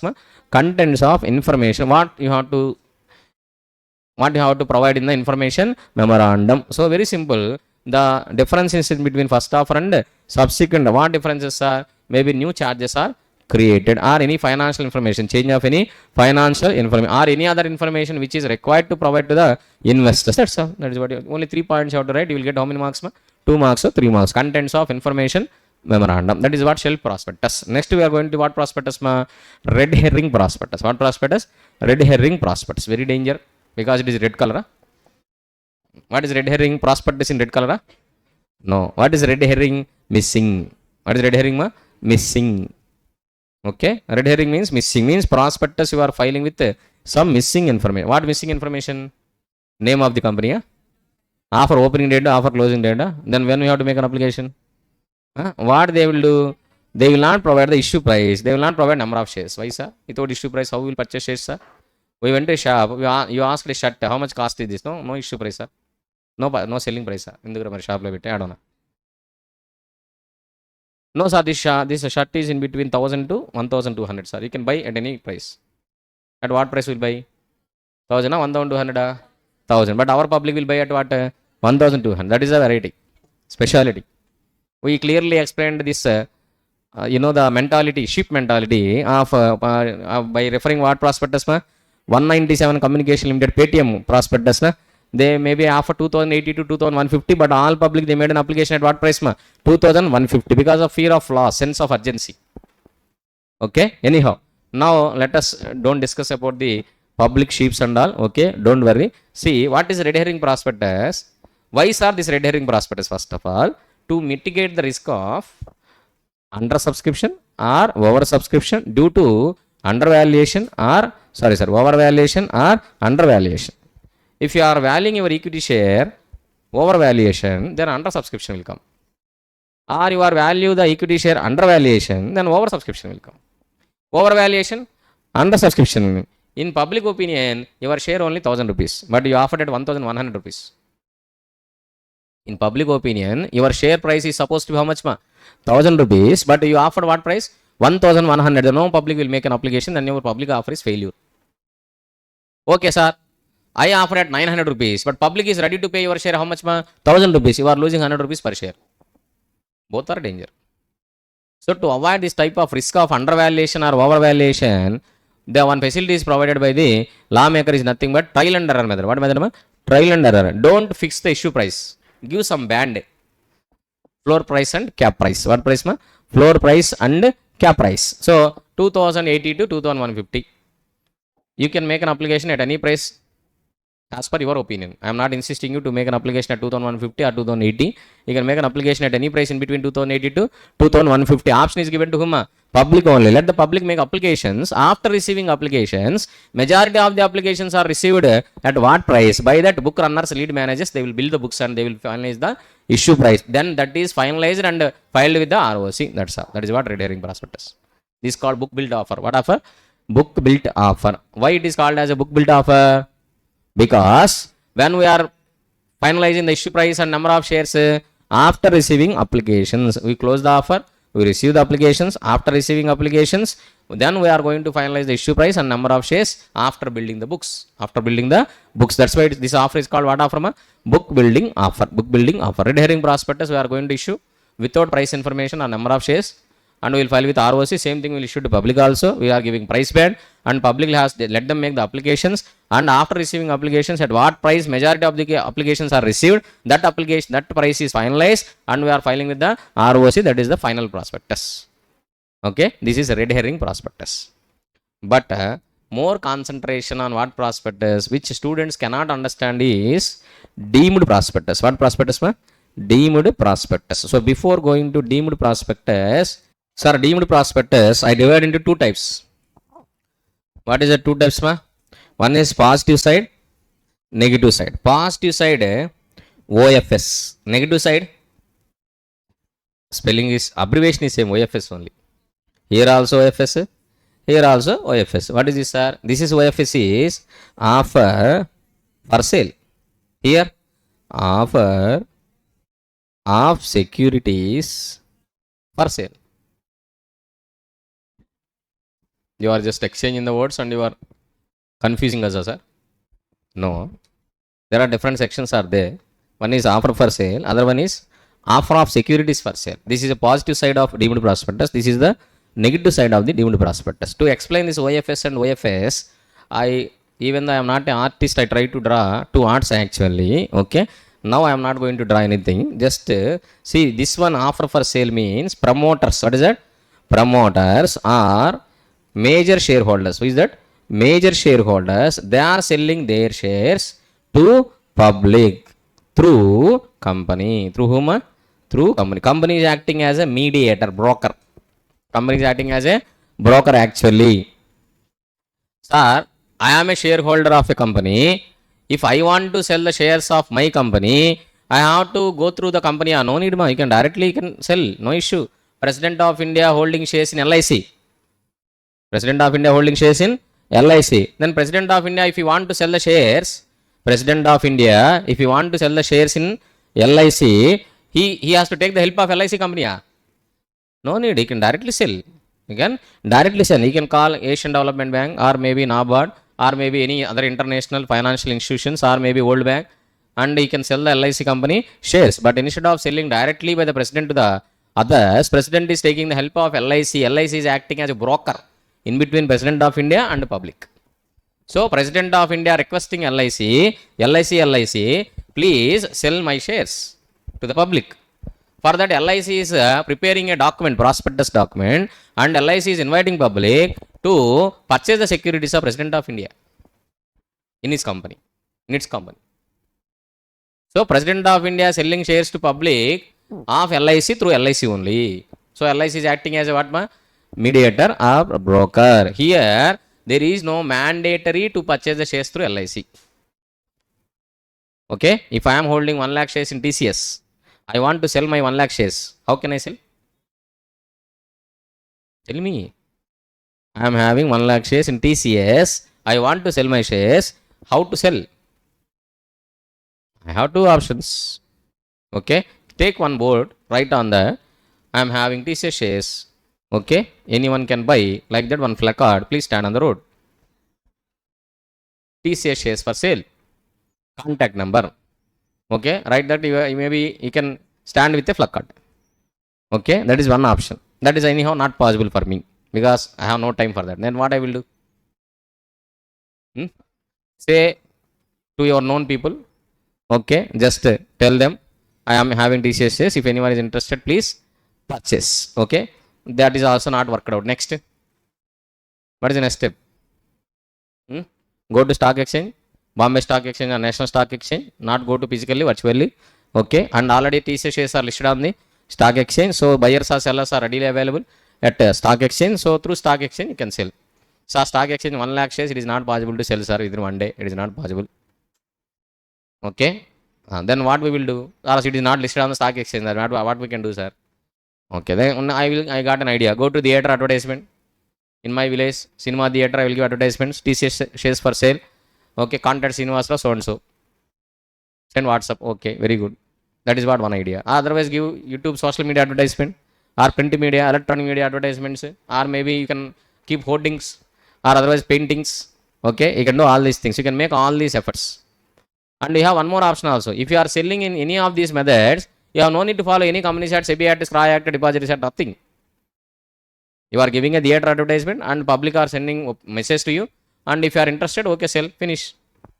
Send your shares from your Demat account to their Demat account. Take the money from their bank account to your bank account. Transaction is completed. Close. You have no need to follow any SEBI Act, any section number 23 to 41. No need to comply. But intentionally, voluntarily, I am using company as a broker to sell my share, to sell their shares only. Okay. So that company has to follow what sections?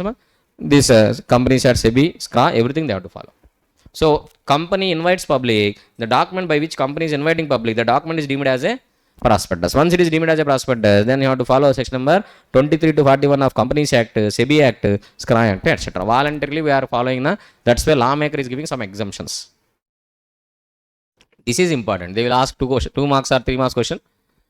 Exemptions for offer for sale. Company is acting as a mediator and the expenses incurred by the company to invite the public, all those expenses are reimbursed by the selling shareholders, and company is not procuring even 1 rupee also. Whatever the money procured from public, that money is given to the selling shareholders. Company is not procuring any money. Company is only acting as a broker or mediator. Company is only acting as a broker or mediator. That is what offer for sale. I showed you one person communication limited 197, LIC prospectus also I showed to you, and Sai Silks Limited prospectus also I showed to you, I think. Okay, so there are so many prospectus. Even I explained in our classroom to make you understand what is the offer for sale, how promoters are offering their shares to the public, and why company is acting as a mediator, and how promoters are actually taking the advantages of offer for sale also. Okay, anyhow, that is what offer for sale. In this offer for sale, lawmaker is giving some exemptions. What is that exemptions? Number one, minimum subscription is not applicable. What is not applicable?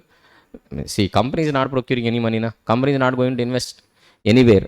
Whatever the money you are giving, that money I am giving to my promoters. I am transferring promoter shares to you only. I am not allotting any new shares. I am not taking any money. I am not going to invest in any project. Then why minimum subscription and all? Not required. Next, minimum application money. There is no minimum subscription, minimum application money condition also not applicable. Next, fund utilization statement. What statement? Fund, company is not procuring any fund in the OFS. Then why fund utilization statement? Not required. Then fourth point, any other information my promoters are not providing, that information I cannot provide to you. Because who is selling shares? My promoters. My promoters, what information they want to provide, that information I will provide in the prospectus. If they want to provide, they don't want to provide some information, I will not provide to the public. Okay, that is what 4 points. Maybe they can ask 3 marks or 4 marks question. You please remember this 4 marks. Okay, 4 points. Sir, what is this negative side OFS, sir? Offer of securities for sale. Sir, what is this negative side, sir? Company want to avoid the provisions of Companies Act, SEBI SCRA. That's why it is taking the help of the mediator. It is taking the help of mediator. This only last attempt they asked. Okay, I clearly explained you. Company, what it is doing? It is inviting public through what? Mediator. Through mediator. Company is offering shares to mediator. Mediator is offering those shares to public, and public he is receiving money. That money is pumping back to company. So by this, company is avoiding section number 23 to 41 and SEBI and SCRA. That's why lawmaker what he said, that document which is issued by the mediator to the public is deemed as a prospectus, and the company and mediator both are liable for this particular prospectus. That is what he said. Okay, but if you want to apply this deemed prospectus, any one of the condition to be satisfied. What is that? Any one of the condition? One is time condition, other one is what condition? Money condition. Time, money. What is time condition? Within 6 months from the rate of allotment of securities by company to mediator, mediator is offering those securities to the public, then yes, this condition is deemed prospectus provisions you can apply. Or any one of the condition, or money condition. Unless mediator is receiving money from public, he is not paying to the company for the allotment of securities to him. That is what condition? Money condition. So any one of the condition, either time condition or money condition, then it is deemed as a prospectus. Lawmaker will apply section number 23 to 41. Not only company but also mediator also is liable for the prospectus if it is not complying with the provisions of section number 23 to 41. Okay, so since you are trying to avoid the provisions of Companies Act, lawmaker is giving a punishment. He is adding some other points, additional points. In addition to section number 26, he is adding some more points. What is there? Some more points are, you have to disclose in the prospectus agreement in between mediator and company. How much commission you are paying to mediator, and where that agreement copy is available. If you want to, if anyone want to inspect, and the mediator also liable for the prospectus. If any mediator may be a sole proprietor, mediator may be a partnership firm, mediator may be LLP, mediator may be a company, whoever it may be, mediator is also liable for the prospectus. These are the extra points. Okay, for negative side. What is that? Negative side. By this we completed types of prospectus. In this you please read the deemed prospectus. Nowadays he is not asking red herring prospectus and shell prospectus. He is concentrating on what prospectus? Deemed prospectus. I didn't expect that much complicated question on deemed prospectus in your September 2025 attempt. Okay, you please go through that question also. If you are able to answer or not, you please check yourself. September 2025 question paper, anyone is having? At least you referred so far? You didn't refer so far, September 2025. You don't have that much curiosity also. What questions has been asked in September 2025? How our seniors suffered? Whether they answered the questions or not? What is the suggested answers? If we are writing that attempt, how many marks we are going to get? Nothing. Sambar తినండి, చల్లగా బొబ్బండి, మనకెందుకు, ఏం పని లేదు.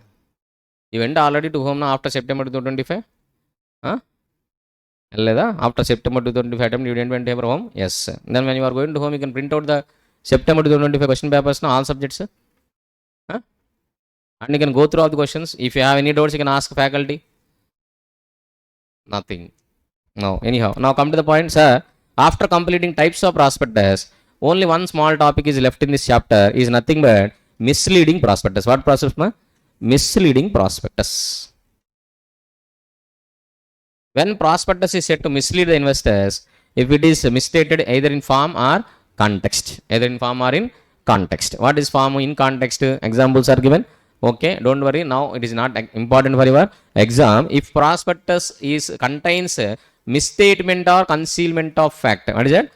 Misstatement or concealment of fact, then it is called misleading prospectus. What prospectus? Misleading prospectus. Who are misleaded? Investors. Who misleads? Company. Company is misleading the investors by providing wrong statements in the prospectus or by not providing full information which is required to the investors. That is what concealment of fact or misstatement of fact, commission or omission, incorrect or incomplete information. Okay, whatever it may be, that is called misleading prospectus. What prospectus, man? Misleading prospectus. Okay, if it is prospectus is misleading, what is the consequence? I said there are two types of liabilities. What is that, ma? Civil liability, criminal liability. Section number 34, section number 35. Civil liability, criminal liability. This is misleading prospectus. If your prospectus is misleading the investors because of misstatement of fact or concealment of fact which is material to the investor to take the decision, then it is called a misleading prospectus. And what is the consequence, ma? Civil liability, criminal liability. What is the civil liability, sir? Who is liable under civil liability? What is the civil liability? These are we have to discuss. Who is liable under civil liability? Actually, company, directors, promoters, experts. Everyone is liable. Okay, sir, what is their liability, sir? Very simple. So damages. So one is contract rescission. What is that? Rescind the contract. What we can do? Aggrieved party can rescind the contract within how many time?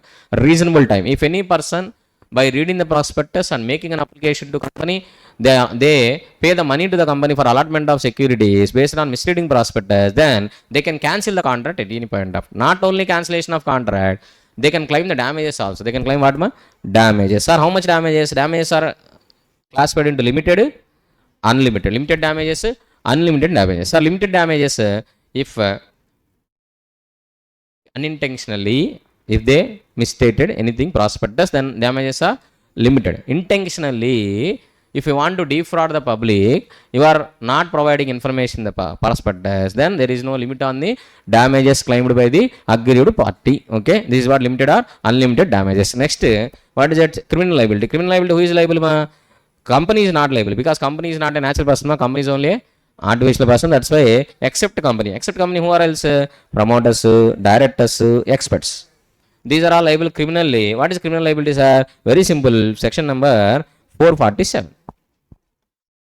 Okay. These are all okay. But how to escape from the liability? That is very important. What is that?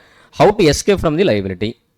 I said actually for promoters or directors or experts, there are how many points, ma? How to escape from the liability? 3 points. What is the first point? Consent is not given. What is not given? If you are not giving your consent, why you are liable? No. Even though you are giving consent, you withdraw your consent. When you can withdraw your consent? Before filing with ROC or after filing with ROC also you can withdraw, but before closing the offer. Okay. Once prospectus is published, by giving a public notice only you can withdraw your consent. Okay. Privately you cannot withdraw your consent. You have to give a public notice because already prospectus went to the public. So yeah, you also have to inform the public to withdraw your consent. Okay. Third point, as per your knowledge and belief, whatever the information is provided is correct and complete. If you can prove, you can escape from the liability. These 3 points you have to write. How to escape the liability? How many points, ma? 3 points. What is the first point?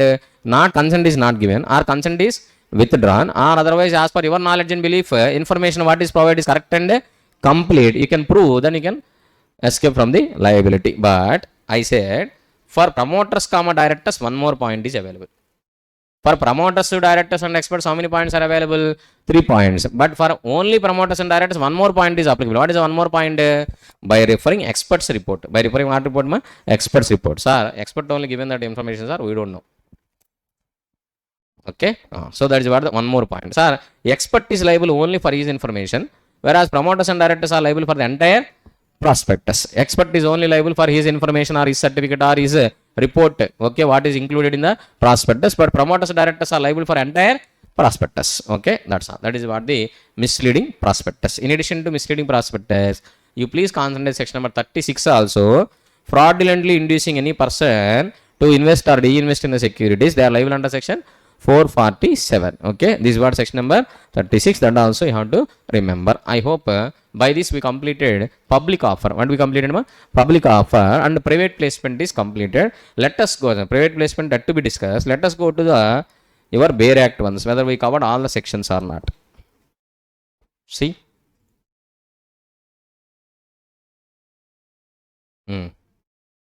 Section number 23. What is 23, ma? Public offer and private placement means types of public offer. How many ways are available to procure the funds? For public company, 2 ways: public offer, private placement. For private company, only private placement, because private company is prohibited to invite the public. It is not possible to go for public offer. Next, 24 not required. 25 is nothing but offer of securities for sale. Negative side deemed prospectus. On prospectus, ma? Negative side deemed prospectus. Offer of securities for sale. Okay. Next, 26 matters to be stated in the prospectus. 27 variation. This variation is nothing but alteration of object class. What is the procedure you follow for alteration of object class procuring funds from public unutilized for the purpose? Same procedure you have to go for variation of terms in the prospectus. Also section number 27 and section number 13 variation of alteration of object class, same, both are same. Next, 28, that is positive side of deemed prospectus. Offer of sale. What is that? Offer of sale of shares. Next, 29, this I didn't discuss actually. Public offer of securities to be in what form? Dematerialized form. So after reading section number 29, rule number 9, rule number 9A, rule number 9B of the company's prospectus and allotment of securities rules as amended from time to time, what is the conclusion we want to draw? What conclusions we draw? Except a small company. Except what company? Except a small company. All other companies, they have to issue securities in what form? Dematerialized form only. Means electronic form only. Digitalized form only. Not physical securities. You are paying money to me. I will not write any share certificate manually. What I will do? I will write and I will send the picture to you. That is electronic. No. Then what I have to do? I will only allot the securities in what form? Dematerialized form. Means you have to open a demat account and I will transfer the shares only to your demat account. Sir, how to transfer the shares to demat account, sir? By sending picture to demat account? No. I will obtain number from the depository. ISIN number. What number? ISIN number from depository. Who is the depositor in India? MSDL, CDSL. Under which act? Depositories Act. Under which act? Depositories Act. 2 depositories has been established in India. NSDL, CDSL. So if I want to allot the shares to you, first I will go to where ma? NSDL or CDSL and take ISIN numbers for the security I want to allot and I will deposit those ISIN numbers in your demat account. If that number is there in your demat account means you are the holder of that particular security. That's all. Finish. Your security is identified with a unique number. Okay. How vehicles are giving one number ma?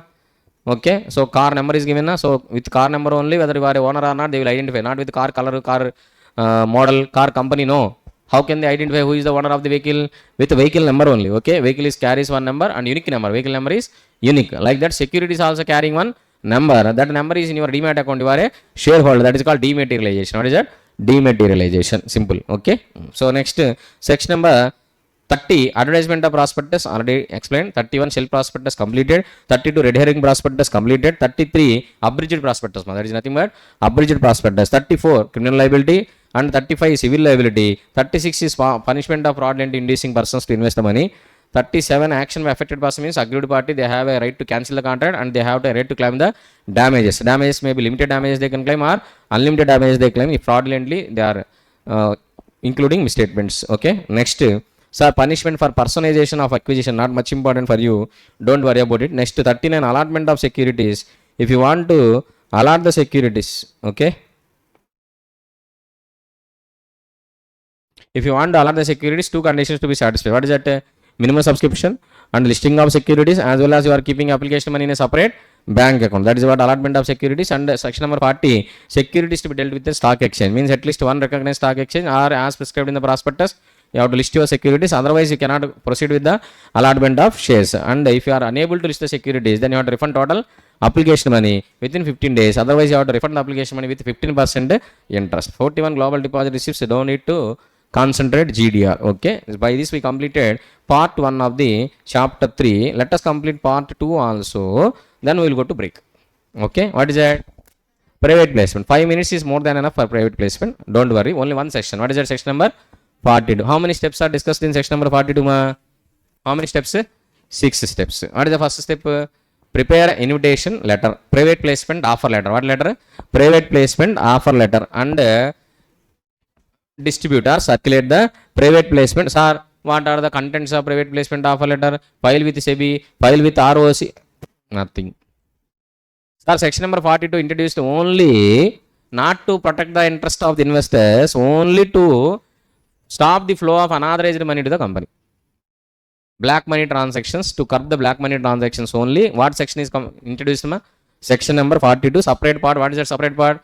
Private placement. What is that? Private placement. Okay. So while reading section number 42, please keep in your mind the objective of the lawmaker is to curb the unauthorized flow of the money to the company, not to protect the interest of the private persons. Private persons, lawmaker is no way concerned. Private placement means I am inviting only my friends or my family members or my known persons only. Sir, all India is my brothers and sisters, all Indians are my brothers and sisters, are all my family members. Okay, don't apply this many logics. That's why lawmaker said, even though your family is extended, you can invite only 200 aggregate in a financial year. How many members can be invited? How many persons can be invited? 200 aggregate in a, not at a time, aggregate in a financial year for each kind of security. Still one loophole is there, each kind of security. I can invite for preference shares 200, for equity shares 200, for debentures 200, for commercial papers 200, 10% preference shares 200, 9% preference shares 200, 10 rupee face value 200, 1 rupee face value 200. Like that I can extend my family, no issue. Okay, so one option is still available, but anyhow, lawmaker says you can invite only 200 persons in aggregate in a financial year for each kind of security. And after completing one private placement only, you can go for another private placement. Simultaneously, you cannot invite. Okay, not possible. And so while counting number of 200, no need to count who are not to counted. If you are ESOP, you are offering ESOP and institutional investors. They are not counted. QIB, qualified institutional buyers. QIB and ESOP is not counted. Employees, you are offering through ESOP, they are not counted. Okay, in 200 actually. Okay, next, after circulating private placement letters to the people who are identified, first you have to record the names of invitees. First what you have to do, you have to record the names of the invitees and prepare a private placement offer letter. You have to circulate private placement offer only to the invitees. Okay, that invitees should not exceed 200 aggregate in a financially for each kind of security, that you have to make sure, and let them make the application. Then after receiving the applications from them, you have to allot the shares within how many days? 60 days. This is very, very important. So many times it is asked. Within how many days you have to allot the securities? Within 60 days from the date of application. If you fail to allot the securities within 60 days, then you have to refund the application money within 15 days after expiry of 60 days. Otherwise, you have to pay interest rate how much? 12%. 2 times it is asked continuously. Okay, in a sequence actually they asked 2 times private placement. 3 attempts, 2 attempts, they asked continuously about private placement. They didn't ask even one question from public offer so far what we discussed. One single section they asked 3 times actually. Private placement, especially this point only. Invite is number of invite is 200. Okay, how to count 200? Who are not counted? Aggregate in a financial year for each kind of security, how to count? And after that, within how many days you have to allot the securities? If you are not allotting the securities, what you have to do? Within how many days you have to refund? And you are not refunding the application money, then you have to refund along with 12% interest. Not only that, this point is very, very important in acceptance of deposit chapter also. Because you fail to refund the application money within 15 days, from 16th day onwards, that money is treated as a deposit. You have to follow acceptance of deposit chapter also. That is also very important. Okay, and one more point, to whom you invited, that person only has to make an application, and from his bank account only application money to be received, and to him only you have to allot the shares, and full details of all these invitees and application money received from which person to whom shares are allotted, all these details you have to file with the ROC within how many days? 15 days. Within how many days? 15 days. So by this, lawmaker closed almost all the routes to invest your black money through private placement. It is not possible. You have to allot the securities within 60 days. Once your securities are allotted, you have to file return of allotment within ROC with 15 days by giving all the details, and ROC will match who are invited, from which bank account application money is received, and to whom shares are allotted, everything they will match. And no cash, nothing. If consideration other than cash, you are on to allot the shares, for that also you have to provide the details to ROC. On what basis you valid your share, and you valued your property, registered value certificate also you have to provide to ROC. This is what private placement. What is that? Private placement. Okay, so let us see private placement only one section only na. After all, invitation of subscription of securities on what basis? Private placement. So ఏంటి ఆపేశారు కదా. So in a nutshell, in prospectus and allotment of securities chapter, if you want to revise before examination, just revise the 9 points or 11 points of the steps and shelf prospectus, red herring prospectus, deemed prospectus, offer for sale, offer of securities for sale, and contents of prospectus. Of course, contents of prospectus is covered in section number 26 also. Okay, contents of prospectus. After that, you have to see minimum subscription and listing of securities on stock exchange, civil liability, criminal liability. Civil liability, criminal liability. These are the points what you have to refer for prospectus.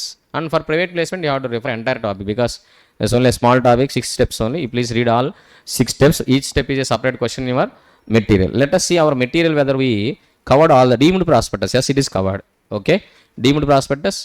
Dematerialization of this is a requirement in case of deemed prospectus. Okay, next matters to be stated in the prospectus, section number 26, contents of the prospectus, that also you have to read. See, you have to show on the face of the prospectus filed with ROC, date and sign of the prospectus. Date of publication is nothing but date of the prospectus.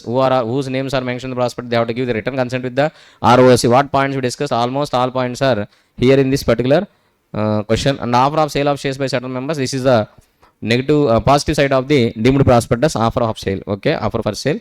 Next, shelf prospectus. After that, what is that? Red herring prospectus. Then criminal liability for misstatement in prospectus, civil liability for misstatement in prospectus. Then you minimum subscription. What is that? Minimum application money and minimum subscription and securities to be dealt in the stock exchange. These are the questions what you have. Underwriting commission, 5%, 2.5%. This you have to remember. Or in articles of association, whichever is less. Okay, so that is what private placement. Almost all questions you have to cover. Manner of subscribing to private placement, you have to make an application only through bank, only you have to pay the money, no cash, nothing. Only which person we invited, that person only has to make the application. Along from his bank account only has to pay the application money. Okay, as you have to kept in a separate bank account that application money, and you have to allot the securities within how many days? 60 days. Otherwise you have to refund the application within 15 days. Otherwise you have to pay interest at how much? 12%. That is what covered in prospect. Chapter number 2, incorporation of a company. Chapter number 3, prospectus and allotment of securities. Chapter number 7, management and administration. Now we'll go to chapter number 8, declaration and payment of dividend. Chapter number 8, very small chapter. Declaration and payment of dividend, in short you can say DPOD. Declaration and payment of dividend. In this chapter we are going to discuss section number 123 to 127 of Companies Act 2013. In this only 3 important questions are there, for which 5 marks question maybe they will ask. This chapter at any cost please don't leave as a choice, because very less questions, very less syllabus, but they can ask for 5 marks. But unfortunately in September 2025 there is no question from this chapter. In May 2025 also there is no question from this chapter. Okay, that's why it is very important for your January 2026. From last 2 attempts they are not asking now, so it is very important. Or otherwise maybe it is not asking, so it is less important. If you are following trend analysis, it is very less important. If you are following exceptional, okay, then it is very important. So that's why company said each and every topic is important, each and every topic is unimportant. Okay, and now please come to the point. Declaration and payment of dividend.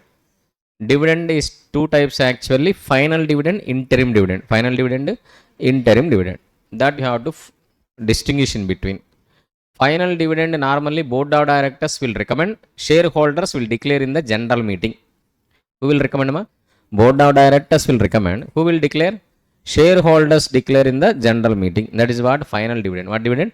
Final dividend. Interim dividend, board of directors will declare, and board of directors itself they will recommend, they only declare. Meeting, general meeting is not required, members approval is not required. That is the interim dividend. What dividend? Interim dividend. Okay, so final dividend or interim dividend, you have to follow the same procedure for payment of dividend once it is declared. In dividend chapter, 3 important points are sources of dividend. What is the first point? Sources of dividend. Second point, dividend paid out of reserves. If you want to pay dividend out of the reserves, how to pay? That is second point. Third point, procedure for payment of dividend. These are the 3 points. On these points only, they are continuously asking the questions. First point, sources of dividend. You have to pay. If you want to pay the dividend, cash is required, profits are required. If you want to pay dividend to equity share, I am talking about dividend of equity shareholders, not a preference dividend. We are talking about equity dividend only called dividend. Preference dividend means it is called preference shareholders dividend. Okay. So preference shareholders dividend, anyhow it is mandatory, you have to pay every year. And maybe that is not a board of directors decision. Okay. So we are not talking about the preference shareholders dividend. We are talking about in this chapter only about equity shareholders dividend. It is optional to the company. Company has no obligation to pay dividend to equity shareholders every year. It is an option available to the directors. Directors may recommend and members may declare in the general meeting. Okay. Now, so to pay the dividend, cash is required, profits are required. Balance sheet, asset side, cash and bank balance is required, or liability side, profits are required. To pay the dividend, what is required? Cash or profits? Cash profits are required. Don't say smart answer. Cash or profits? Of course, if you want to know that, you should know what is the entries we are going to pass for the declaration of dividend. Once dividend is declared by the board of directors for interim dividend, final dividend by the members, what is the entry we are going to pass in accounts? What is the entry we are going to pass in the accounts? Declared dividend account. What we will do? We will pay directly equity shareholders account to cash account. Equity shareholders debit to cash account credit. No, no. Then what we will do? First of all, you have to make a provision for dividend. Okay. So what you have to do for that? Tell me what you have to do. Profit and loss account or general reserves account. Okay. Or what else you can use for a declaration of dividend? That is called sources of dividend. What is that? Sources of dividend. Profit and loss account, general reserves account. What account you can use? Dividend equalization reserves account, or you can use security premium to issue dividend, or you can use CRR for issue of dividend, or you can use revaluation reserve for issue of dividend. Okay. So these are all sources of dividend. Okay. What are all the sources available to distribute the dividend? Balance sheet liability side, account debit to declared dividend account credit. After that declared dividend account debit to cash account credit. That is what entries you are going to pass. So by that it is very clear to pay dividend, not only cash and bank balance sheet asset side, you need what? Profits also, balance sheet liability side. That profits, which profits are available is nothing but sources of dividend. What is it? Sources of dividend. Okay, sir. What are the sources of dividend? Very simple. Current year profit. What is that? Current year profit. CYP. Current year profits are previous year accumulated profits. PYACP. What is that? PYACP. Previous year accumulated profits are previous year accumulated profits transferred to the reserves. These are the 3 common sources. Okay. What are the sources available to distribute the dividend? Current year profit, previous year profits in P&L account, accumulated profits in P&L account, previous year profits transferred to the reserves. Okay. So if you want to pay dividend from current year profits or previous year accumulated profits which are there in the P&L account, there is no restrictions, no conditions. You are having free hand to provide the distribution and to pay the dividend. Okay. So it's very simple. Board of directors will decide. But only thing is, if you want to pay the dividend from the previous year profits which are transferred to the reserves, which are in the under the heading what? Reserves. If you are touching reserves, then you have to follow some conditions. There are 3 conditions actually. How many conditions? 3 conditions you have to satisfy if you want to pay the dividend out of the previous year profits which are transferred to reserves. Which are transferred to reserves. You kept in a heading balance sheet, liability side, profits are there with the heading, what heading? General reserves. Okay, or reserves, whatever it may be. So under that heading, if you kept that balance you want to utilize to distribute the dividend, then there are 3 conditions to be satisfied. What are those 3 conditions? What is the first condition? Very, very important because so many practical questions they are asking. First condition. What is the first condition? 3 years, last 3 years average dividend you should not exceed. Sir, company incorporated today, this year only, sir. This year, how results will be there?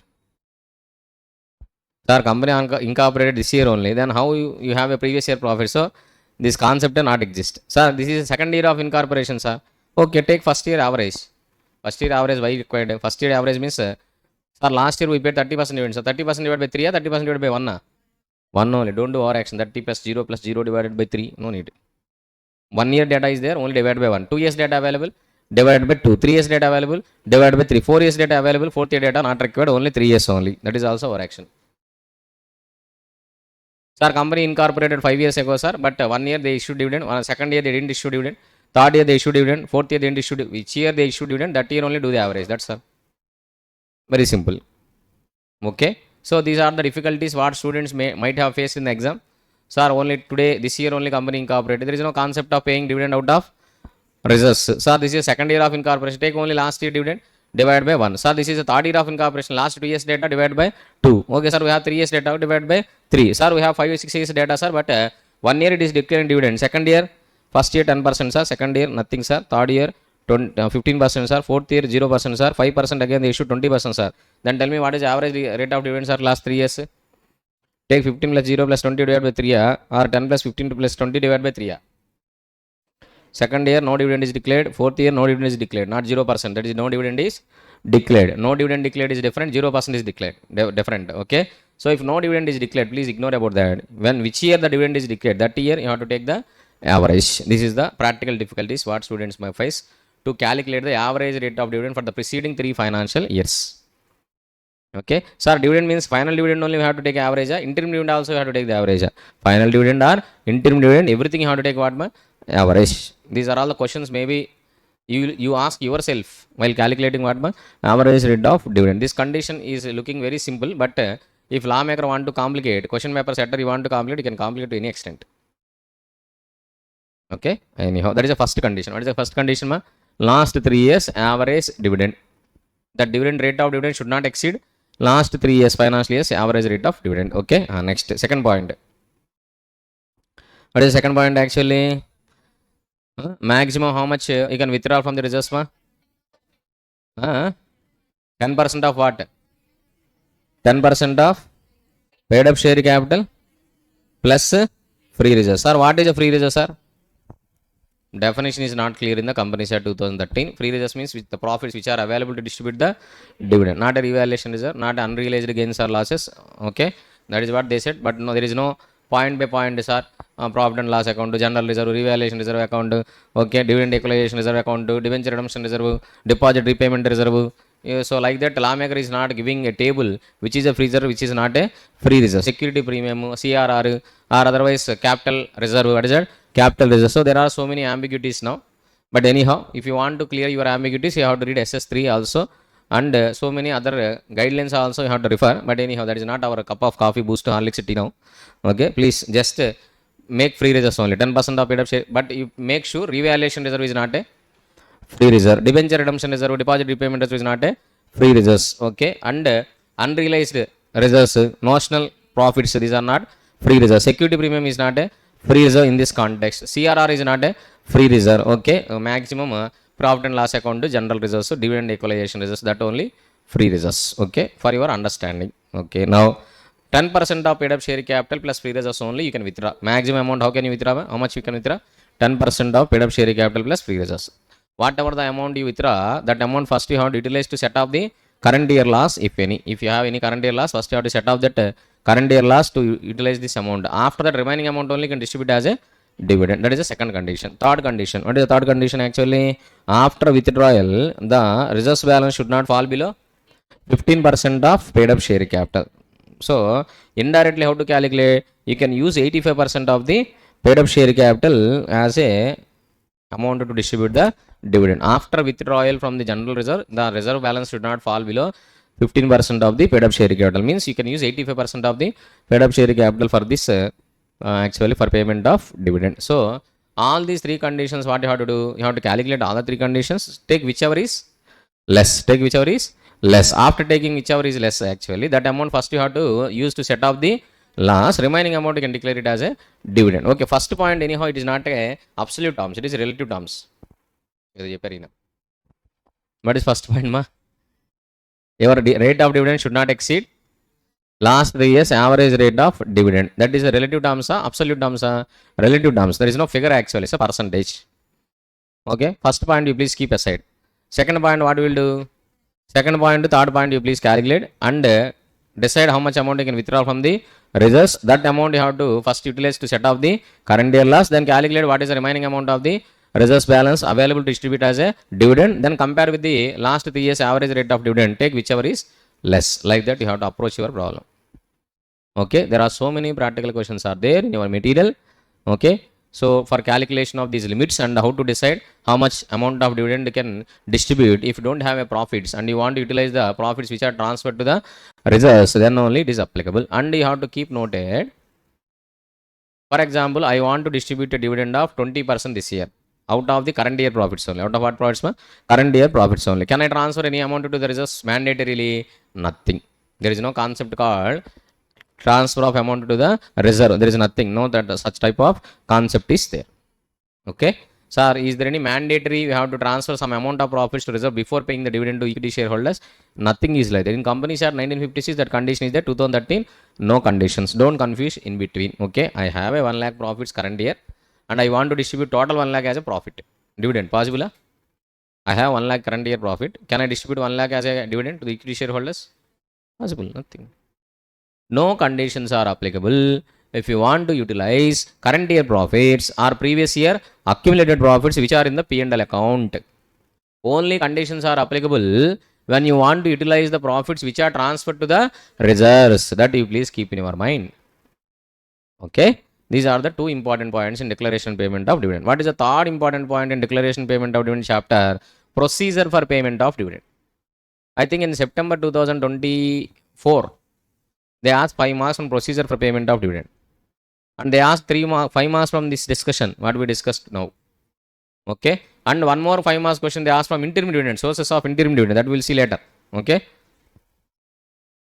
So, sir, what is the procedure for payment of dividend once it is declared by BOD or by members? Whether interim dividend or final dividend, what is the procedure? You know, step by step procedure, I clearly explained with an example also. What is the step by step procedure, ma? Step number 1, declaration of dividend either by board of directors or by members in the general meeting. Board of directors, they will declare what dividend, ma? Interim dividend. Members, what they will declare? Final dividend. Okay. Once dividend is declared, next what we will do immediately? Within 5 days from the declaration of dividend, within how many days, ma? 5 days from the declaration of dividend, you have to deposit the money in a separate bank account. Within how many days? Within 5 days, you have to deposit in separate bank account. Okay, sir, that is the second step. From what days? 5 days you have to count from date of declaration. For any counting, date of declaration only. Okay, what is the first step? Step by step procedure is very, very important. Okay, what is step number 1? Declaration. What is step 1? Declaration. Second one, deposit. What is that? Deposit. Deposit the money within a separate bank account within how many days? 5 days from the declaration of dividend. What is the third point? You will keep the money in the bank itself. No. Why you declare the dividend? To pay to the shareholders. So within how many days you have to pay to the shareholders? Payment. Within how many days my payment? 30 days. 30 days from what date? Date of declaration. All dates are here from calculating from date of declaration only. DOD only. Within how many days you have to pay to bank members? Within 30 days. How to pay? I'll give cash to you, or otherwise I can transfer to your bank account, or I can issue a check, or I can send a money order also. Anyway, either by cash or by check or demand draft or any other electronic bank transfers, whatever it may be. Okay, to whom to pay dividend? To registered shareholder. To which shareholder? Registered shareholder, or as per the order of the registered shareholder. As per the order of the registered shareholder. Okay, very good. So now within how many days? 30 days to pay. Next, fourth point, if you are unable to pay the dividend within 30 days due to any reason, then what you have to do? You are not unable to pay. The members are not claiming the dividend. Okay? You are ready to pay, but member you cannot trace. Member bank account mismatch or due to any technical reasons. Okay, not in our hands, not due to our mistake. If you are failed to pay within 30 days, then you have to pay along with interest. Along with what? Interest. What is the rate of interest? 18%. Within 30 days, if you are failed to pay the dividend to the members, you have to pay along with interest what, 18%. That is secondary, just keep aside. Okay. Now, due to any reason which is not in your hands, member, not traceable, we don't know where is the member, and no one is claiming the dividend, we are ready to pay, we are sending to their bank account, but it is returned back. Actually, okay, we informed the member, but no response. We don't know whether member is alive or died. And no legal representatives, they are claiming the dividend. Maybe your grandfather, he didn't inform you that they purchased shares in TCS, and maybe grandfather is there, not there, he passed away. Okay. And what she will do? Your grandfather, he is having 1 lakh shares in TCS. Once upon a time, he purchased, but he is not informing to you. He secretly kept the share certificate in locker. No one knows that he is holding shares. Now, who will claim the dividend? No one will claim the dividend. Sir, what will happen this type of shares, sir? Grandfather, after dead, grandfather will come in your dream. My dear granddaughter. Okay. I forgot to say something. I purchased shares in TCS. I realized now. You please go to the locker, take the certificates, inform the company, delete my name, record your name. Then you will be a shareholder. You take the dividend. Otherwise, you can sell the shares. 1 lakh shares in TCS means around 1,000 rupees. 1,000 lakhs. You will become a karodpati. That's why please ask your grandfather or grandmother any shares are purchased by mistake. Okay. Normally by mistake somewhere. Maybe they will forget. They don't have a money power also. So they will forget. Please search their lockers before they die. Okay. Anyhow, now come to the point, sir. So, due to any reason, if it is not practically possible to pay the dividend to the members, means members are not claiming the dividend. It is called unclaimed dividend. What dividend? Unclaimed or unpaid dividend. Unclaimed or unpaid dividend. What we can do, sir? Can we enjoy? So, unclaimed or unpaid dividend, we have to transfer to separate bank account. What is the bank account name? Unpaid dividend account or unclaimed dividend account, like that in separate bank account. You have to transfer within how many days?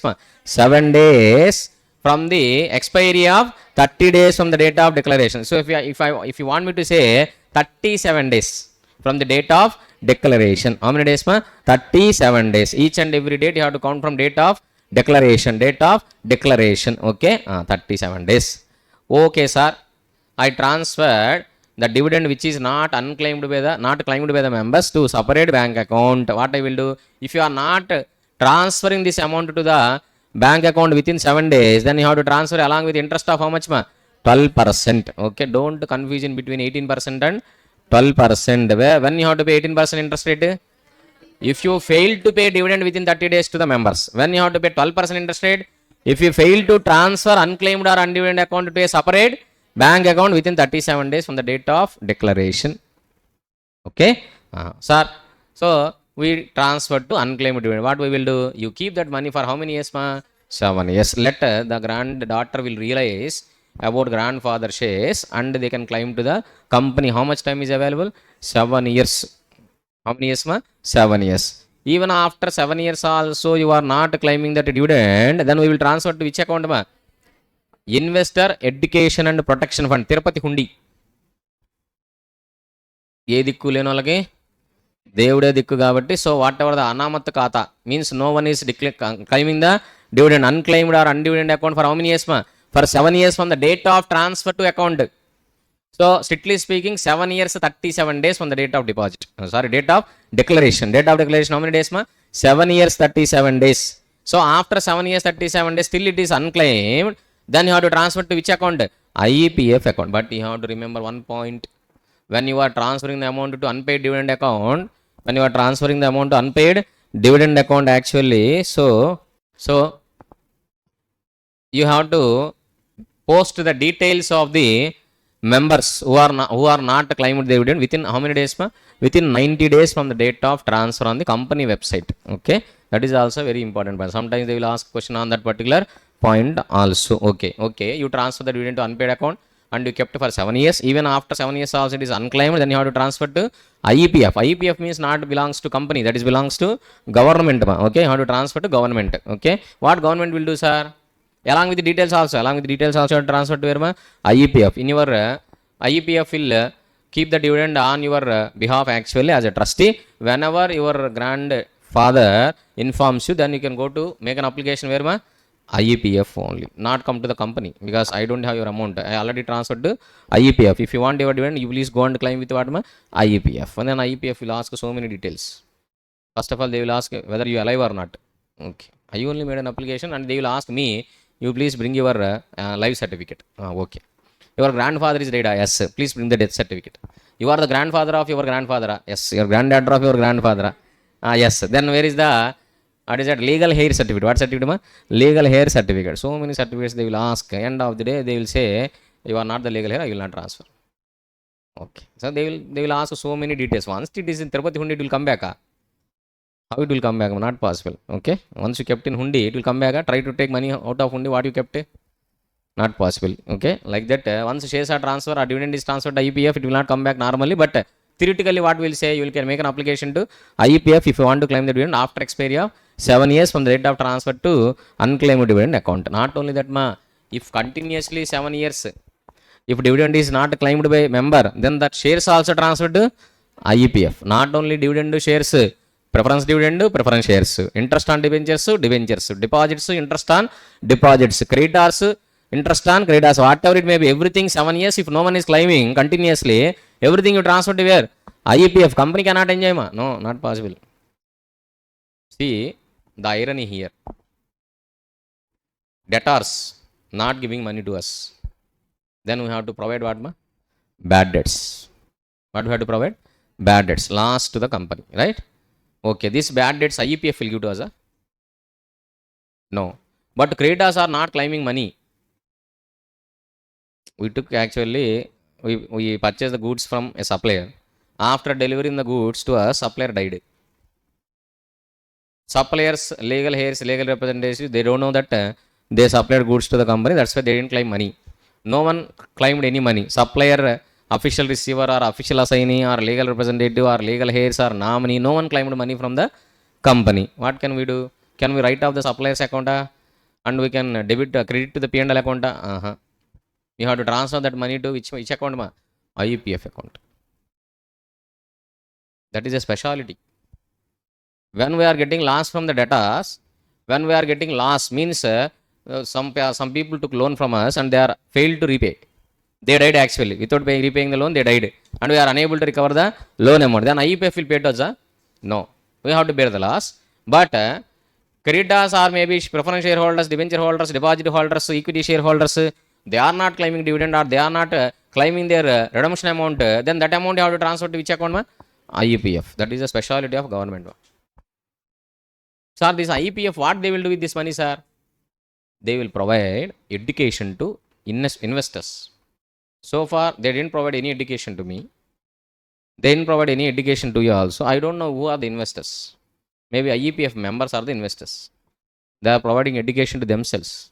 They are spending money for themselves only. Okay? Okay? Very good. Anyhow, sir, who will be there in IEPF? What are all the amounts credited to IEPF? What are all the amounts debited to IEPF? Who will do the audit of IEPF accounts? C&AG will do the audit. Audit report will be laid down in the both houses of the parliament. These are all common, so not much important. You please don't bother about it. What amounts will be credited to IEPF account? Any dividends which are not claimed for 7 years. Any shares for which 7 years continuously dividend is not claimed. Any preference shares dividend is not claimed for 7 years. And continuously 7 years dividend is not claimed. Any debentures, any deposits, any creditors, any suppliers, they are not claiming their amount for 7 years. Then the total amount you have to transfer to where? IEPF account only. Okay, that's all. And normally you are doing any fraud and you are receiving money from public, that discharged amounts also you have to transfer to IEPF only. So this money, for what purpose they are going to use, sir? To provide education and to provide legal assistance to the innocent and victims, investors who become victims actually. I don't know where they are providing legal assistance. No one knows about it. Okay. Anyway, that is what IEPF. Okay. This is the procedure for payment of dividend. What is the step by step once again? What is the first step? Declaration of dividend. Who will declare the dividend? Board of directors or members. Board of directors will declare what dividend? Interim dividend. And members will declare final dividend. Any dividend you declare, first you have to transfer the amount within 5 days to separate bank account. Okay. So then within 30 days what you have to do? You have to pay the dividend to the members. If you don't pay, you have to pay along with the interest of 18%. If any dividend is unclaimed or unpaid by unpaid to the members, then that amount you have to transfer to separate bank account within 7 days or 37 days from the date of declaration. Otherwise, you have to transfer 12% interest, you have to transfer to a separate bank account, and not only transferring to a separate bank account, you have to provide the post the details of the members who are not claimed the dividend on company's website within 90 days. Within 90 days from the date of transfer to unpaid or unclaimed dividend account. Okay. And after 7 years, after expiry of 7 years, strictly speaking, after 7 years, 37 days from the date of declaration, that amount you have to transfer to IEPF. And if any member they want to claim the dividend after 7 years, they have to make an application to IEPF only, not to the company. This is what you have to remember. Okay. In addition to that, two more points we have to discuss for this chapter. One is interim dividend sources. Sources of interim dividend and declaration dividend kept in abeyance. Dividend kept in abeyance. Sir, what is the sources of interim dividend? What is the sources of interim? First of all, you should understand what is a interim dividend. In between one AGM to another AGM, if any dividend is declared, then the dividend is called what? Interim dividend. Okay. So in between one AGM to another AGM, in between, if any dividend is declared by the board of directors, that dividend is called what dividend? Interim dividend. So let us take an example, otherwise you can't understand what are the sources available for distribution of interim dividend. Okay. So very simple. For 2024-25 financial year, if board of directors they want to declare the dividend, when they can declare, sir? Very simple. In between 1st April 2024 to 31st March 2025, this is during financial year. During what? Financial year. Or in 1st April 2025 to 29th September 2025. Till next AGM. Till AGM date. For example, AGM is conducted on 30th September 2025. Then in between what dates they can declare the dividend? First 2024-25 financial year interim dividend. What dividend? Interim dividend. I am just divided into two parts. What is that? During financial year and from the closing date of financial year to holding of AGM. Okay. 1st April 2024 to 31st March 2025. Any day they can declare interim dividend. Or 1st April 2025 to 29th September 2025. Any day they can declare interim dividend for which year? 2024-25 financial year. Okay. Sir, what are the sources available to declare the interim dividend? So very simple. Depend upon the date of declaration, you can find the sources. I gave a table to you actually. Depend upon the date of declaration. So if you have a table, you please refer the table once. Okay. Table and slide is also given for the sources of interim dividend. What is the table I given? If date of declaration is 1st April 25. If date of declaration is 1st July 25. If date of declaration is 1st October 25. If date of declaration is 1st January 26. If date of declaration is 31st. This is 24 na. 24, 24, 24, 25, 31st March 25.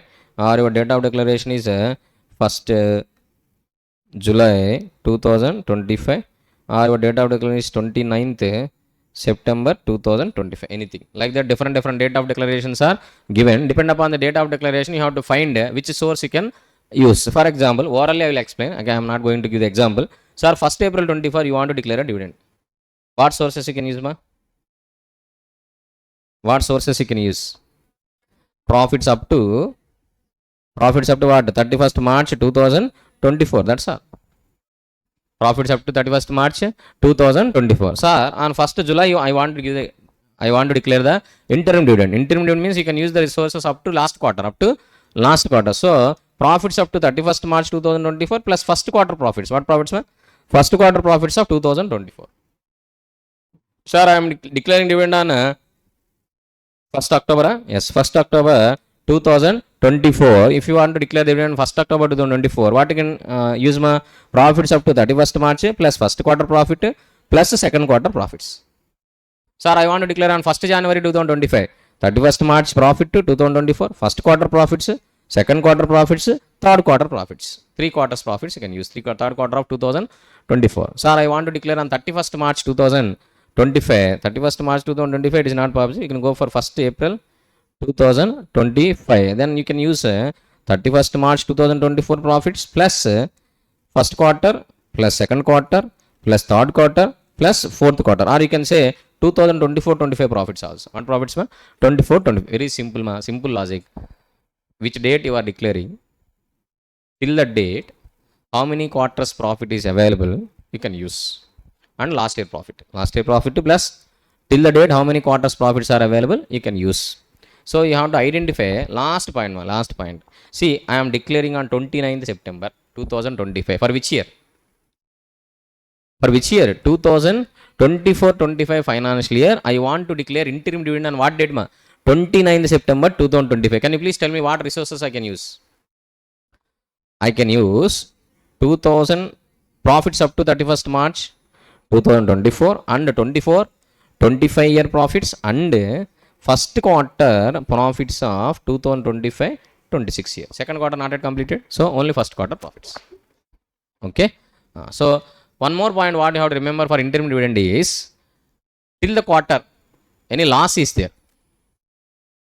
Okay, so first quarter, second quarter, third quarter, fourth quarter, or maybe first quarter of the next year, whatever it may be, till what quarter you are using, until that any loss is there, instead of profit, what is there, ma? Loss is there, then there is a limit on interim dividend. What is the limit, sir? You can pay only last 3 years average rate of, you should not exceed last 3 years average rate of dividend. That's only one condition. That is only one condition. Okay, sir, I want to declare interim dividend out of the profits which are transferred to reserves, sir. If you want to use the profits which are transferred to reserves, that 3 conditions are normal. This is only I am talking about profits. What is that, ma?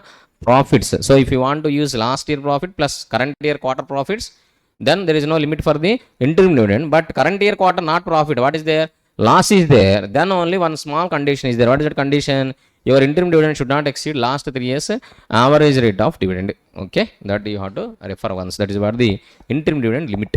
Interim dividend limit actually. They are not asking practical questions on interim dividend, but they are asking theory question. What question, ma? Theory question. Simply they are saying there is a current quarter loss. What is that?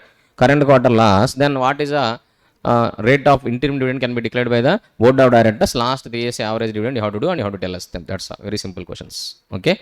This is what declaration payment of dividend chapter. Only 3 topics you have to refer. One is sources of dividend. Other one is dividend you want to pay out of profits which are transferred to the reserves already. Previous year profits transferred to reserves, and after that what you have to read, ma?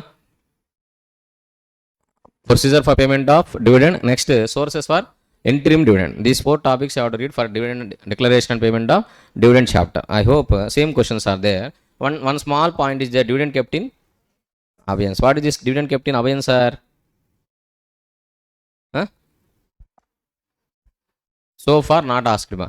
Don't worry, in the examination so far it is not asked actually. I given a very big flow chart for this dividend kept in abeyance actually. What is the cutoff date? Dividend is declared, so shares are transferred and registered your name before cutoff data, after cutoff data. So I don't want to discuss this topic now, unnecessary confusions only. Only one small point you have to understand. When dividend should abeyance means hold, ma. Means we are not going to pay the dividend. Normally within how many days you have to pay the dividend, ma? Within 30 days from the date of declaration. Sometimes we are not paying dividend, we are keeping dividend on hold. When we will keep the dividend on hold, sir? If shares are transferred after the cutoff date but not registered, the transfer in the transfer is not registered by the company before cutoff date. Okay, already transferred but it is not registered cutoff date, then only dividend kept in hold. Okay, so don't worry about it. I think it is not that much important topic, okay, to discuss now. Okay, maybe it will lose, definitely it will create a confusion to you, dividend kept in abeyance, if otherwise I am not discussing as a whole. I want to discuss as a whole, it will take another 10 to 20 minutes for explain the flow chart. You please leave about that particular topic, dividend kept in abeyance. Okay, you please go to the material once, what chapters, what questions are included in the declaration and payment of dividend. Where is the material?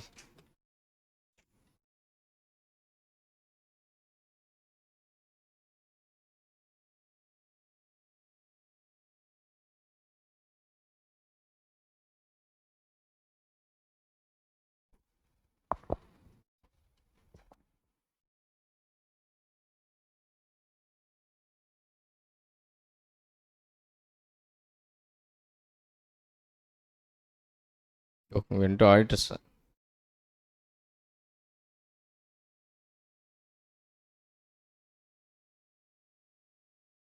Hmm.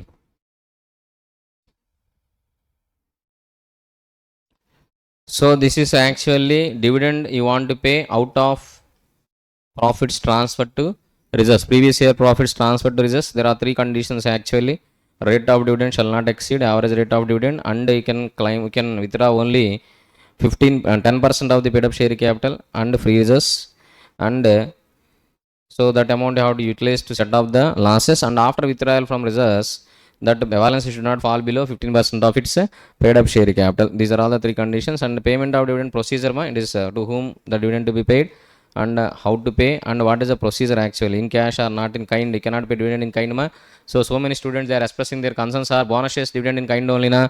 Okay, but what is the meaning of dividend not to be paid in kind? Once dividend is declared, that should be paid in cash only. If it is not declared, you can decide whether to pay dividend or bonus shares.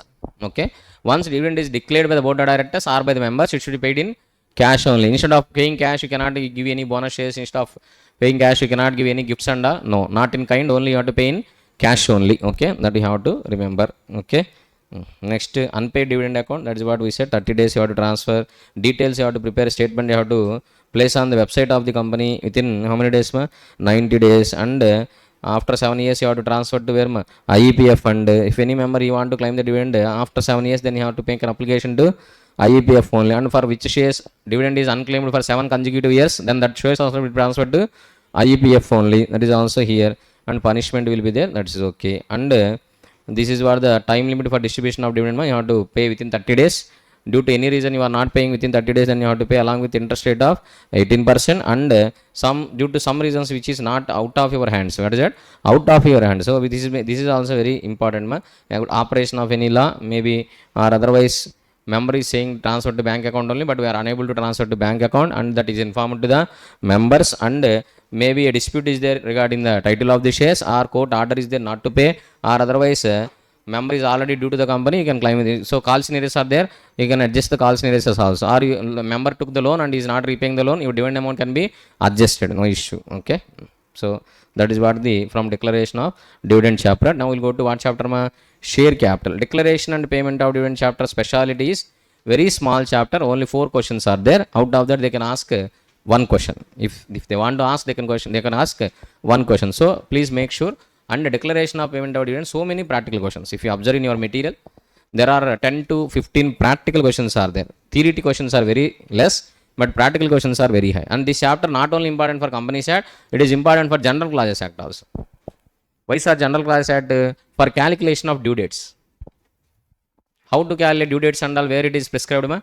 General Clauses Act only. So they will take an example from declaration payment of dividend chapter only to calculate the due dates in GC Act. Okay, so for GCA also this chapter is very important. So many questions has been asked so far in GCA from declaration and payment of dividend chapter. Okay, Companies Act also it is important, as well as for GCA Act also this chapter is very important. Okay, now come to share capital and debentures chapter. What chapter? Share capital chapter.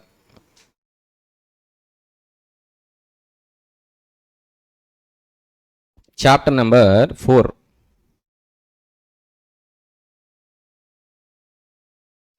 Share capital and debentures.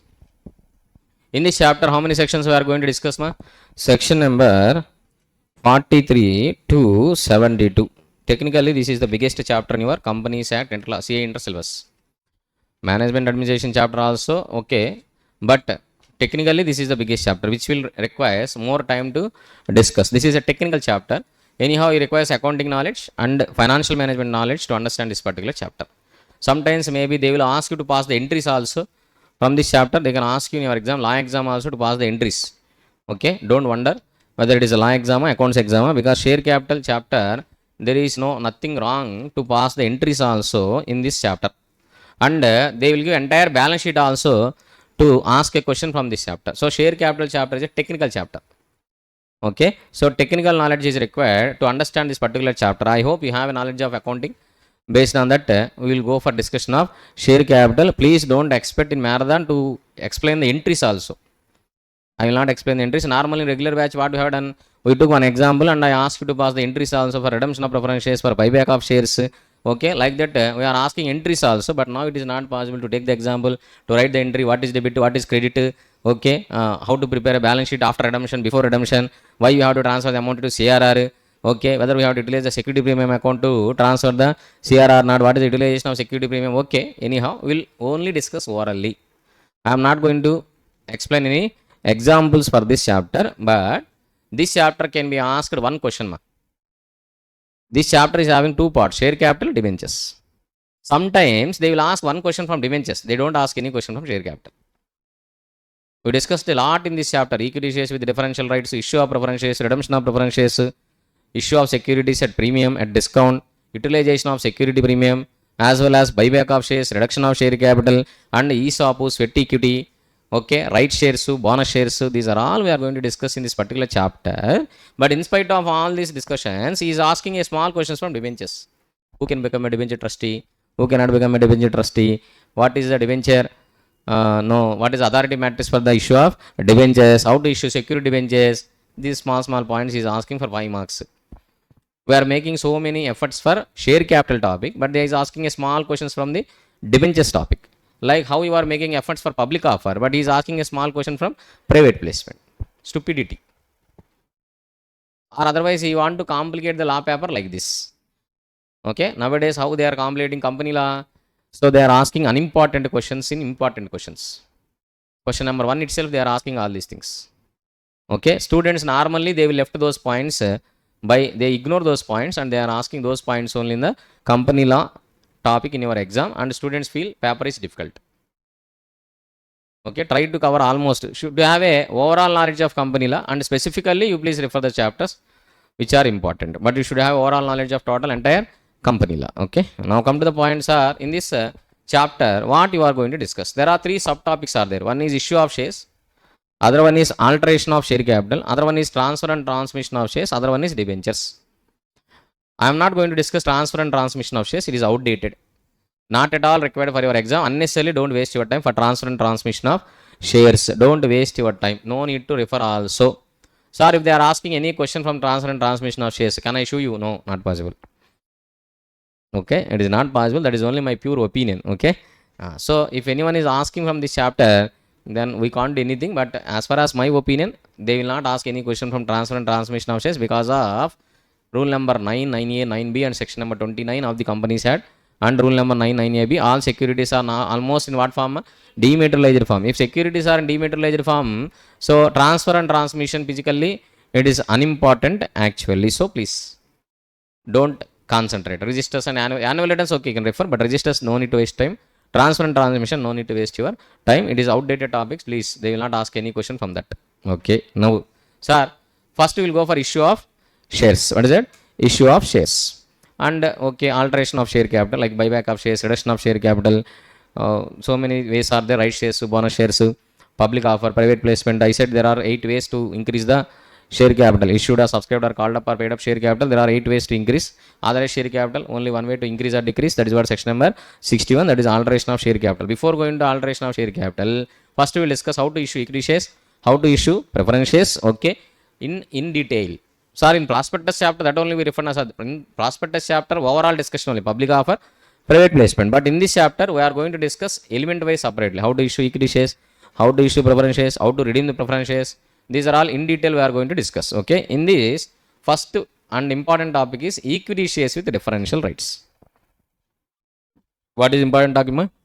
Equity shares with differential rights.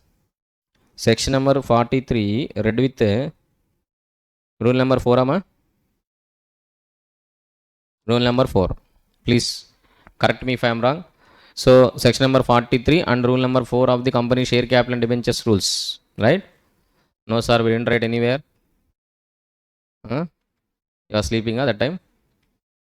Rule number 4 or not? Rule number 23, okay, section number 43 and rules also there. Anyhow, rule number, if you don't remember, you don't worry, just refer company share capital and debentures rules amended or updated. Okay, amended from time to time. As amended from time to time, like that you can give a reference. Section number 43 is confirmed. Sir, what is this equity shares with differential rights? Rule 4 only, okay, memory, brain is working, no issue. Now, so come to the point, sir, what is this ESDR? There is a very big story to discuss about ESDR. We gave a comprehensive example to make you understand. This is a powerful tool to the promoters to control the company. So the same words you said before, where entrenchment provisions. What provisions?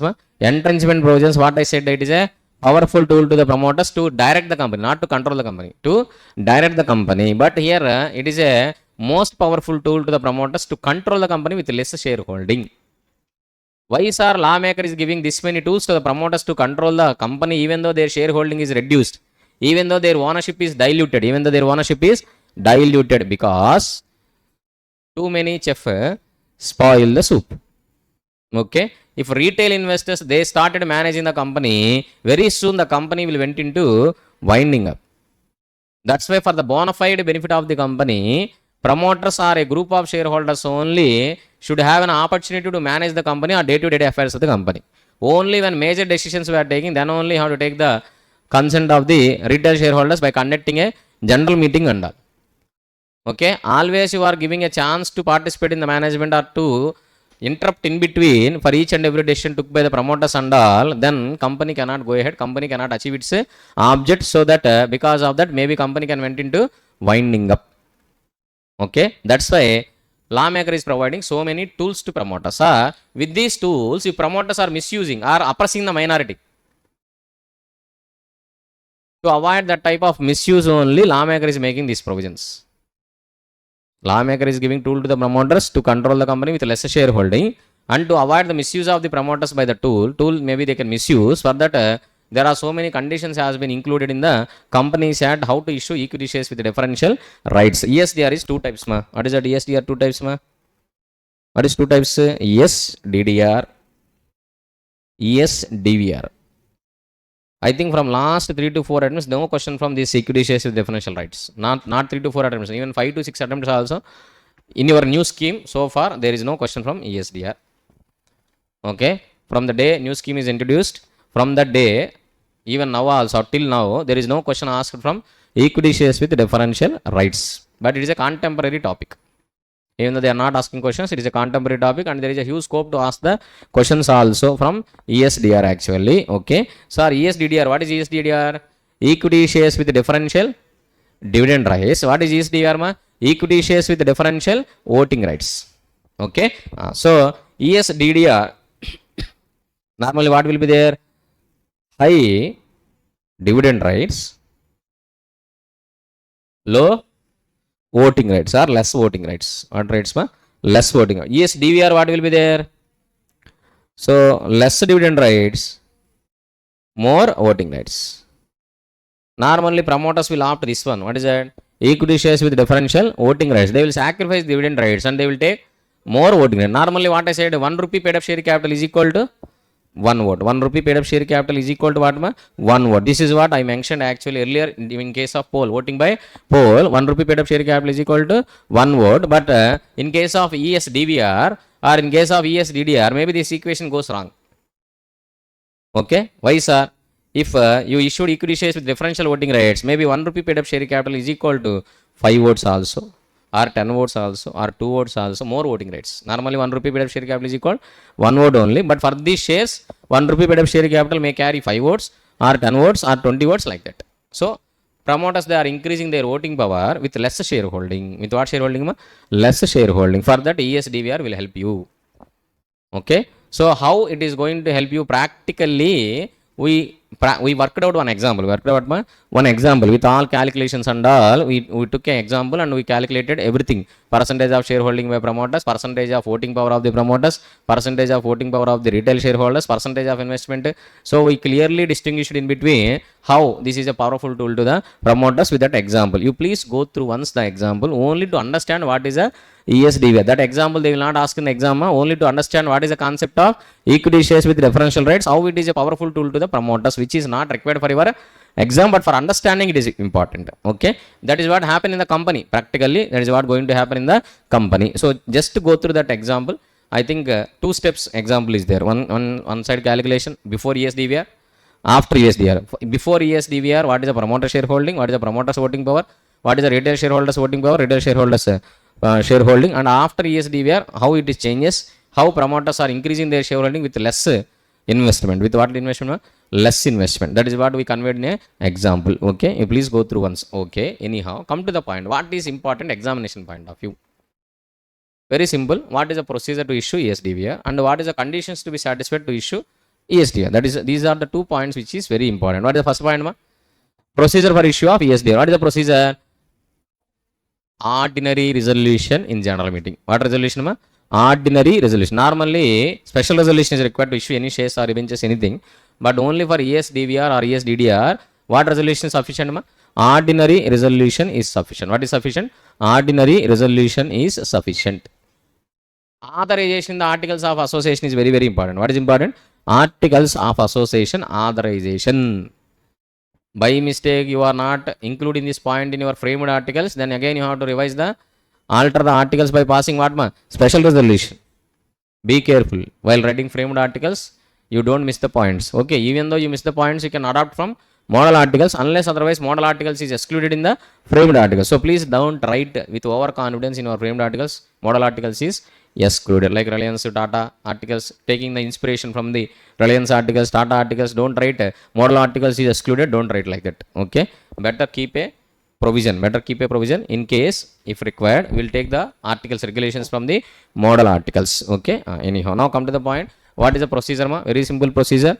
Articles of association authorization, and you have to pass a ordinary resolution in the general meeting, and there is a limit on ESDR. What is that? Limit on ESDR. What is the limit on ESDR?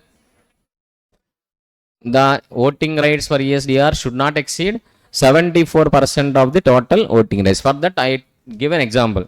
I am expecting that example to ask for MCQ or for a practical question. Okay, if they want to ask, they can ask that example, not the example to understand the ESDR. No. What example they can ask, ma? Calculation of limits for ESDR. What example I given? Can you please tell me? What is the example given for you? ESDR, ma? How many shares are there? 26,000. Please, other students who don't have that example, you please go through once. Now I am writing 26,000. What is that, ma? Normal equity shares at the rate of 10 each, fully paid up. Bro. So 26,000 into 10 means what is the paid up share capital? 2,60,000. 2,60,000. What is the ESDR, ma? 10,000 ESDVR. ESDVR at the rate of 10 each. What is that? 10,000 into 10, how much, ma? 1 lakh. This 1 rupee paid up share capital is equal to 5 votes. So what I ask you to calculate, how many new equity shares with differential rights can be issued to the promoters. Okay, you please calculate, ma. If any new students are there, you please calculate how many new ESDVR can be issued by the company. That is what I am asking. What is the limit, ma? Maximum voting power how much? 74%. Should not exceed 74%. See how lawmaker is taking care of minority. If promoters are holding more than 74%, means 75%, they can pass special resolution also. They can do whatever they want in the company. So with this tool, they can oppress the minority. That's why lawmaker is keeping a limit up to what percentage, ma? 74%. They can pass only ordinary resolution. They cannot pass special resolution. Major decisions, they have to take the consent of the others also. Okay. Tell me how many shares you can issue further ESDVR? How to calculate? This is a small question. If they are asking for 3 marks in your exam, if you are leaving that question also, okay, so no one will help you. Please calculate limits, 26,000, 2,60,000 means this should not fall below 26%. Na?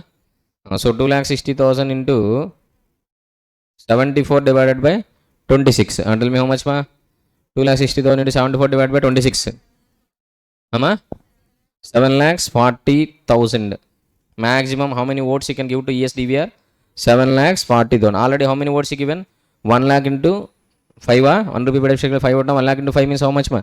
5 lakhs. So remaining votes you can give to ESDVR 2,40,000. 2,40,000 into 1 divided by 5. 50. 50. If you want to calculate number of shares, 1 divided by 50. How much, ma? 2,40,000 into 1 by 50? 4,800 ESDVR you can issue further. Okay. This example, maybe they can ask in your exam. Don't wonder about it. Okay, they can ask for how many marks, ma?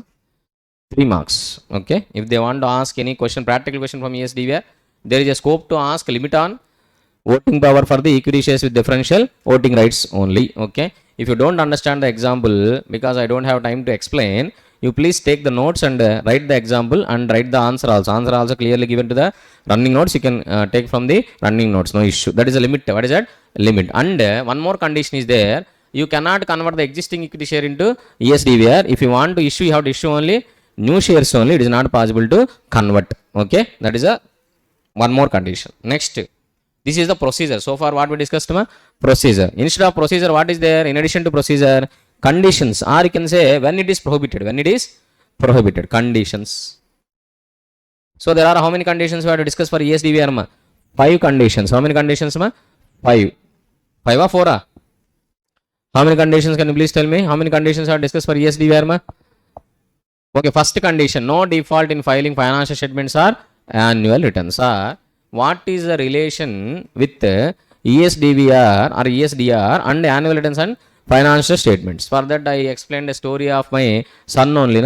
Okay, if he is not abide by a timetable, then I will wait for an opportunity.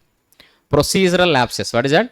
Procedural lapse. Lawmaker is saying that in section number 129 and in section number 92, what lawmaker is saying? Company has to file its financial statements and the company has to file its annual returns within due date every year to ROC. If company failed to file, only 100 rupees fine, maximum 1 lakh rupees only. He can't do more than that. It's only procedural compliance. What compliance? Procedural compliance. But so many companies, they are taking it as a light because fine is very less. That's why to increase the seriousness among the company, lawmaker is adding this condition wherever there is a privilege. If company want to utilize the privilege, avail the privilege, he is adding this condition. What is adding? No default in filing financial statements or annual returns. Okay, okay, sir. If any default, what I have to do? Tell me, if any default, what I have to do? See, there are 4 types of bride. Please remember. Because to make you understand these default conditions, there is no other way. I have to explain 4 types of bride. Number 1. Is number 1 actually, while discussing about the marriage in match actually, what brides, 4 types of brides will be there. First type of bride. Okay. So do you have any girlfriends earlier? Bride is asking bridegroom. Normally so many movies, that is what happens. Do you have any relations before? Yes. Bridegroom is saying, no, I don't have any relation. Okay, then only I will marry. Not possible. Practically possible? Not possible. This is the first type of bride. Means there is no default from the incorporation of a company.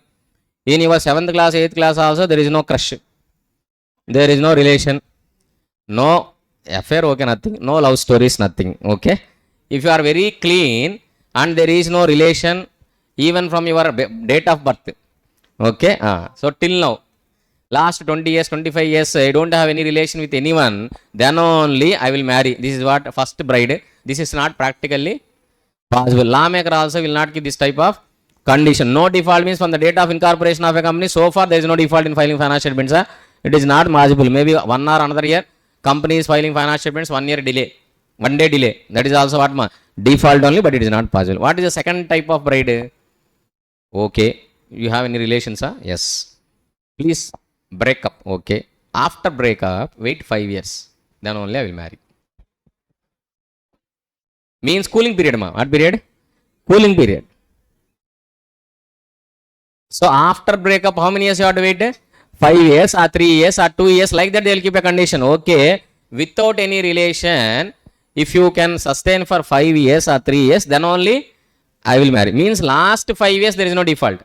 Or last 3 years there is no default. Or last 2 years there is no default. Then only I will marry. This type of condition lawmaker can keep. Okay. Third type of bride. Okay. Any relation is there? Do break up. Tomorrow will marry. Same conditions applicable to bride also, not only bridegroom. Okay. So what is the third type of bride? Any relation, what you will do? Break up. Then immediately you can go for marriage. No cooling period. So okay, little bit better. Right. Fourth type of bride. Okay, relation separate, marriage separate. You can continue both, no issues. Okay. Default, privilege. Even though default is there, you can enjoy your privilege, no issue. That type of conditions we have no need to discuss at all. So what is irrelevant for company law? First type, fourth type not relevant. First type practically not possible. Fourth type, that is not at all a condition. Then we have no need to discuss first type and fourth type. What you have to remember? Second and third. What is second? Okay, any default, rectify first. Any relation, first go for breakup. After that, you have to wait for how many years? 5 years, 3 years, 2 years, depend upon their requirement.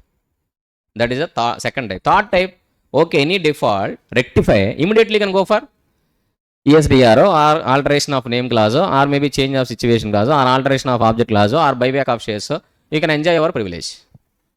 So normally in company law, there are only two types of conditions. What is that? If any default is there, first what you have to do? Rectify. Sir, after rectification, immediately I can go for ESDR. No, you have to wait for how many years? 3 years or 5 years. Like that conditions will be there. So what is a stringent condition? What is more liberal condition? Tell me, ma, which bride is keeping more condition, which bride is very less conditions? Second type of bride, stringent conditions. Break up after that, how many years I have to wait, ma? 5 years. Third type of bride is not that much stringent, liberal only. Any relation is there, please go for breakup. Immediately you can go for marriage. So lawmaker also two types of condition, ma. One condition number one is rectify the default. Wait for how many years, ma? 5 years, so 3 years, so that is what. Second condition, rectify. Immediately you can go for alteration of name clause or issue of ESDR. That's all. You please keep in your mind. First condition not practically possible. Fourth condition it is not a condition. Only second and third situations only you have to give relevance. Okay. For ESDR almost all conditions are second type of conditions. What condition? Second type of right. What is second type? Any default is there, rectify. You have to wait for how many years? 3 years, so 5 years, so 10 years, so 8 years, so like that. What's the first condition for ESDR? No default in filing finance statements or annual returns. Okay, if any default, what I have to do? Rectify. You have to wait for how many years? 3 years.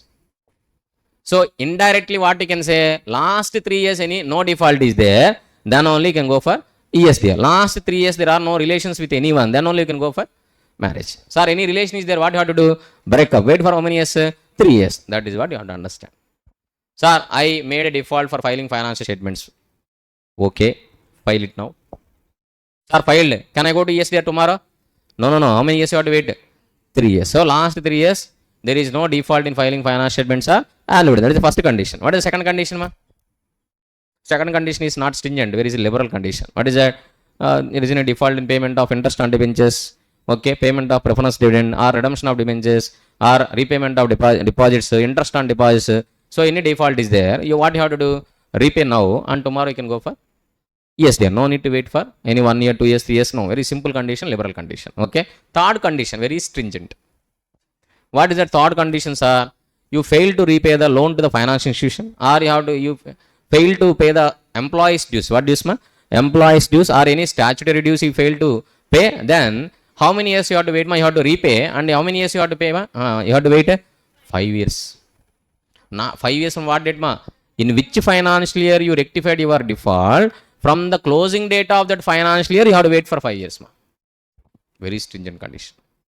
In which financial year you rectify the default? From the closing date of that financial year, you have to wait how many years, ma? 5 years to be elapsed to issue ESDR. Next condition. That is okay. 3 years condition only. What condition, ma? 3 years. So any fines or penalty paid under any act, SEBI Act, SCRA Act, Depositories Act, Companies Act, anything you paid, penalized under any act, okay, then you pay the fine and you have to wait how many years, ma? 3 years. Then only can go for what? Issue of ESDR. 5 years is there. 3 years only. Last condition also 3 years. So there are 4 conditions. Condition number 1, no default in filing financial statements or annual returns. How many years you have to wait? 3 years. And condition number 2, that is not a very big condition. So if you have any default in repayment of deposits or repayment of debentures or interest thereon or payment of preference dividend or declared dividend, whatever it may be, you pay it and you immediately can go for ESDR. Third condition, employee statutories or repayment of financial institutions are transferred to IEPF. Okay, these are all there now. So if you fail to do all these things, then you have to rectify the default. In which financial year you rectified, you have to wait 5 years from the closing date of that particular financial year. Very, very stringent condition. Okay. Last condition, 3 years again you have to wait. If you are penalized under any other law, you have to pay penalty. And how many years you have to wait, ma? 3 years you have to wait. So you have to be very careful. I explained a very big example. Your CFO made so many mistakes, so that because of that your equity shares with differential rates keep on pending, right? So finally you went into winding up and he died in your hands, right? CFO only, na? Who is that CFO? Not there here. Okay. Anyhow, this is what equity shares with differential rights. Conditions. There is no possibility to ask practical questions for conditions. If they want to ask, maybe they can ask one MCQ for third condition. What condition? Third condition. Third condition is important. So we took a practical example also for third condition. You please concentrate on the third condition. There is a scope of asking MCQ for third condition, and calculation of limits, maybe there is a possibility to ask the question, and they will focus on the articles of association, authorization also. That also they can ask a small MCQ. So please concentrate on the equity shares with differential rights, ESDR. Next, we will go for issue of preference shares and redemption of preference shares. Not that much important, but redemption of preference shares is very important to understand the concept of buyback also and reduction of share capital also. Okay. So issue and redemption of preference shares. Normally, section number 55. What is that? Issue and redemption of preference shares. Before going to issue and redemption of preference shares, we have to discuss utilization of security premium. What we have to discuss? Utilization of security premium, section number 52. Issue of shares at premium. You know what is premium? Above face value or issuing shares, that amount, excess amount is called what?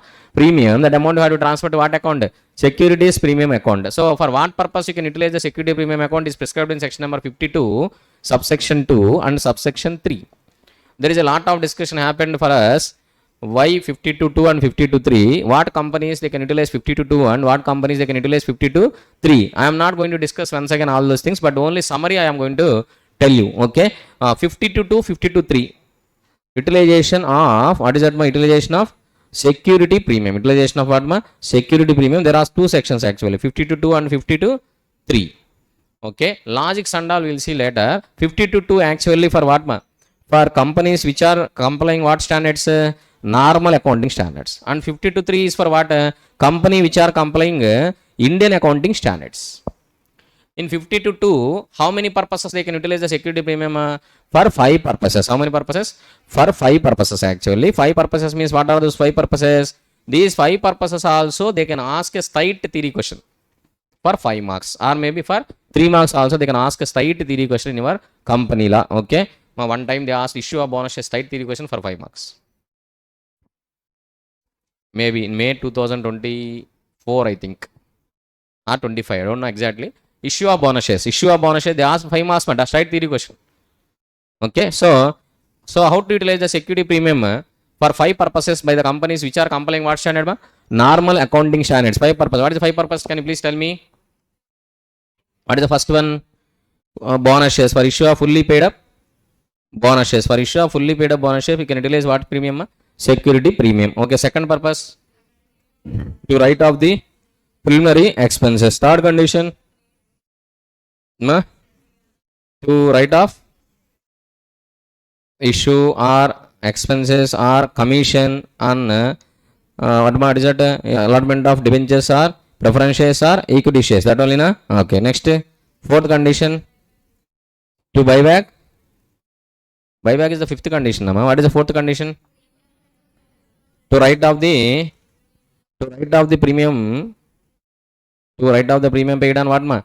Redemption of preference shares. Redemption of preference shares, right? Okay. Last point, to buy back the securities. What is it? To buy back the security. These are all the 5 points you have to remember and you have to by heart. You have to reproduce if it is asked in the exam. Under section 52 subsection 2, for how many points you can utilize your security premium? For 5 points. Under section 52.3, what points are removed? This preliminary expenses removed, and this to write off the premium on redemption of preference shares, these are also removed actually. Second point, fourth point is removed, and what points are refined? First point is refined, fully paid up bonus shares to the equity shareholders, and write off the issue expenses or commission or discount on issue of equity shares only. Okay, first point is refined, third point is refined, and fifth point as it is there. Second point, fourth point is removed. Okay, that you have to identify the difference in between 52.2 and 52.3. We don't have a time to explain the logic why second point, fourth point is removed for Indian accounting standards compliant companies. Sir, how can you know that Indian accounting standards compliant companies 52.3, normal accounting standards 52.2? How can you know? And what is the reason for removal of second point, fourth point? What is the reason for refining the point number 2, point number 3, point number 1? All these things that is not important for your examination. So We are not going to discuss the logics behind this. Okay, this is a marathon class. This is not a regular class to explain all the logics. It is not at all possible. Okay, so you please, already I asked so many questions in your Q&A.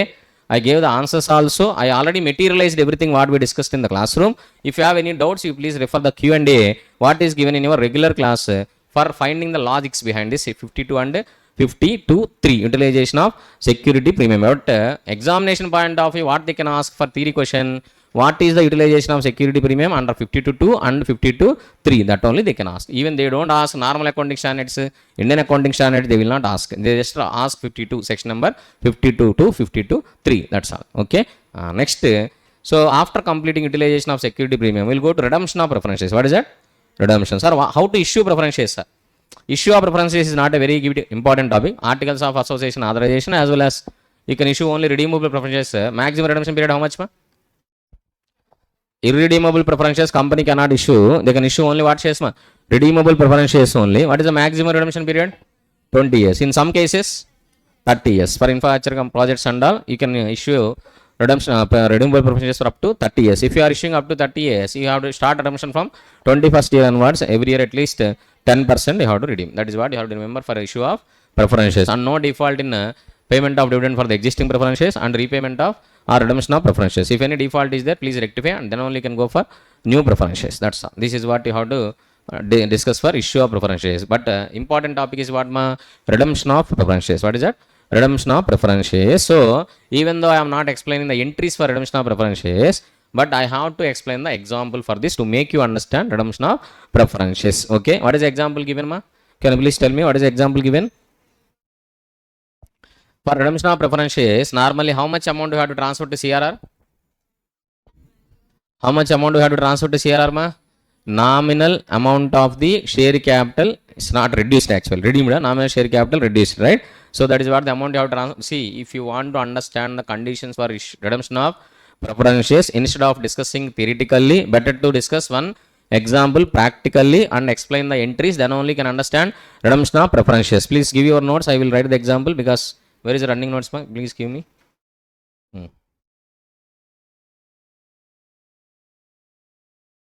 Please write the example. All everyone. Otherwise, if you already have an example, please go through once. Extract of balance sheet of 1000 Villas Limited. Very good. 1000 Villas Limited project, still it is there as follows. Okay. What is the balance sheet extract, ma? So 10%. What is that? 10,000. 10%. 10,000 preference shares at the rate of 100 each. How much, ma? 10 lakhs. Fully paid up. What paid up? Fully paid up. So by this, what is the point you have to note down? Preference shares cannot be redeemed unless it is fully paid up. Partly paid up shares cannot be redeemed. Okay. So maybe in balance sheet they are saying face value 10 rupees, paid up value 5 rupees, and they are asking to pass the entries. Don't pass the entries. Okay, with over enthusiasm. No. First you have to say this is not fully paid up preferences. It is not possible to redeem. First make it what, ma? Fully paid up. Then you have to pass an entry to convert the partly paid up shares into fully paid up. After that you have to pass the entry for redemption. Don't say this problem is wrong. No. Okay. So this is the balance sheet. Next, what is there? Security premium. What premium? Security premium. How much, ma? Security premium 5 lakhs. And general reserve how much, ma? 2,50,000 is the general reserve. Ma, this example given my beam only, but it is, if I am again I am framing the example, it will take time. That's why I am writing from the notes. Don't worry about it. So he's copying somewhere. No, I am not copying. This is my notes only. Okay, not my notes. I only given notes. Okay. P&L account how much, ma? 2,50,000. Revaluation reserve. What reserve? Revaluation reserve how much, ma?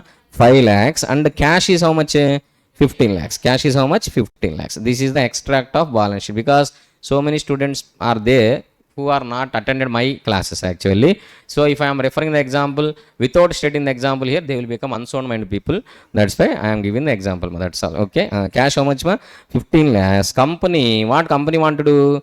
Company would like to redeem. Would like to what, ma? Redeem its existing preference shares only, na? Yes, it's existing preference shares. What is the redemption price, ma? Existing preference shares at 100% premium. What premium?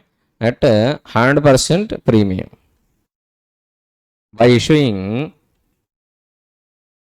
new 9% 5,000 preference shares, new 5,000 preference shares at the rate of 100 each at 100% premium. Pass general entries. Sorry, you are accounting faculty, yeah? Law faculty, yeah? No doubt I am a law faculty only. Okay, I don't like accounts, but still this chapter requires what?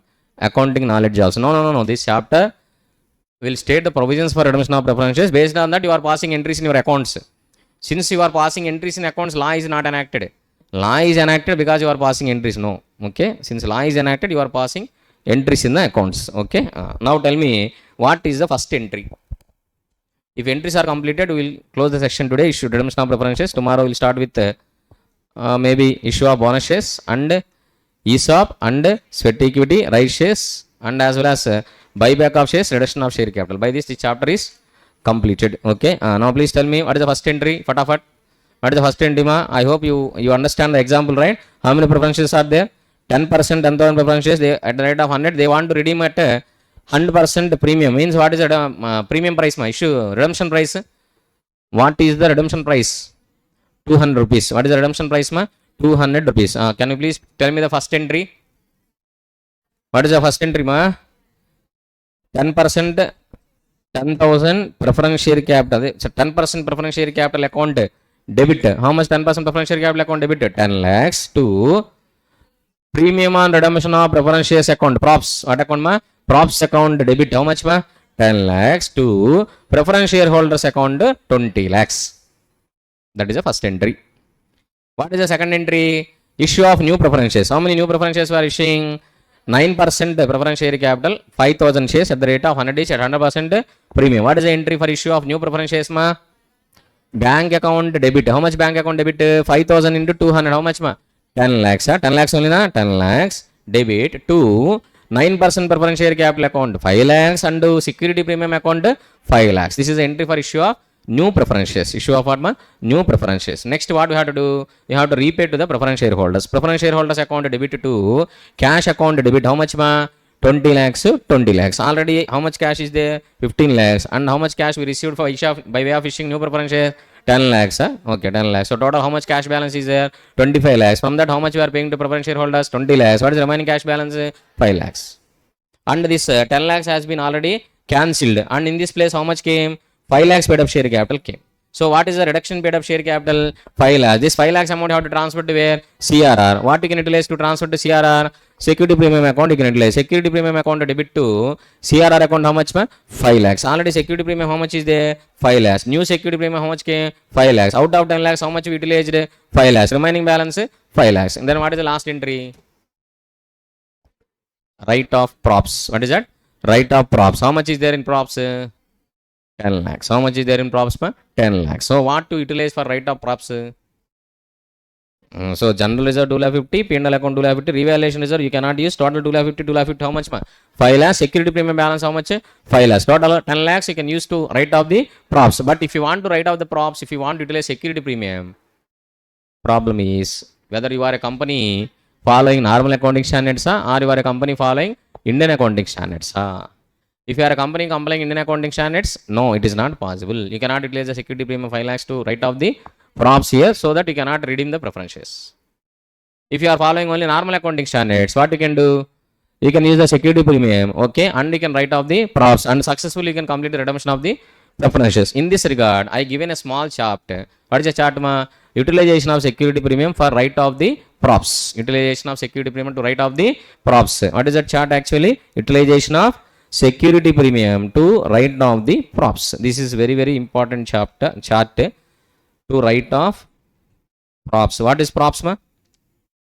Premium on redemption of preference shares. Whether we can utilize the security premium or not to write off the premium on redemption of preference shares. That is the concept here. What is required the discussion. For that we prepare a chart actually. That chart we are going to discuss.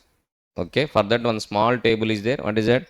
Utilization of security premium to write off the props. One small table is already given, but again I am explaining the table here also because maybe it is important. Maybe it is important. Okay. So we divided this utilization of security premium preference shares issued before 1st April 2014. Preference shares issued after 1st April 2014. Why sir 1st April 2014? Because this section number 52 is introduced in Companies Act 2013 from 1st April 2014. Or when this section number 52 came into effect, from 1st April 2014. Okay. So preference shares are issued before 1st April 2014. Again, it is classified into two types. Redeemed before 1st April 2014. Redeemed before 1st April 2014. Here, redeemed after 1st April 2014. Preference shares are issued before 1st April. Redemption also before 1st April. Then Companies Act 2013 is not applicable. What is not applicable? Companies Act 2013 is not applicable. You have to follow what act? Companies Act 1956. It is irrelevant for our discussion. Because preference shares are also issued before this act. Redemption also before this act only. That's why we have no need to discuss Companies Act 2013. Companies Act 1956 only applicable. It is irrelevant for us. Okay. Then what about this one, sir? Preference shares issued before 1st April, but redemption after 1st April, then they can utilize security premium. They can utilize what? Security premium to write off the props. Okay. Then here preference shares issued after 1st April 2014. Again, it is divided into two types. Indian accounting standards, normal accounting standards. What is that? Indian accounting standards, normal accounting standards. So you can say normal accounting standards companies, Indian accounting standards companies. The companies which are complying normal accounting standards and the company which are complying Indian accounting standards. Okay. Normal accounting standards, they can utilize security premium. Indian accounting standards, they cannot utilize security premium. Simple.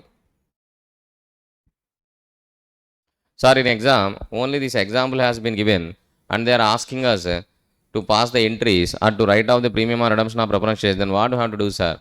You take your own assumption whether this company is complying normal accounting standards, Indian accounting standards. Okay. Write a note there. So, for example, India is complying, this company is complying Indian normal accounting standards, you can utilize the security premium. Or if company is complying Indian accounting standards, you cannot utilize the security premium. Okay. So that is what you have to write clearly in your exam if that example is asking. Okay.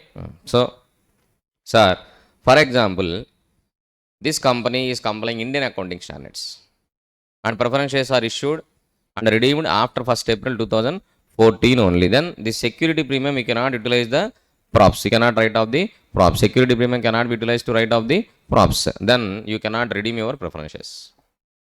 Sir, cash is there. Yes, cash is there. Not only cash, we request profits also to redeem the preference shares. But profits are not sufficient to write off the props. Means company is not able to redeem the preference shares. Company is not able to redeem the preference shares. What entries we said yesterday? Security premium 5 lakhs is there and additional security premium how much? 5 lakhs came. Total how much?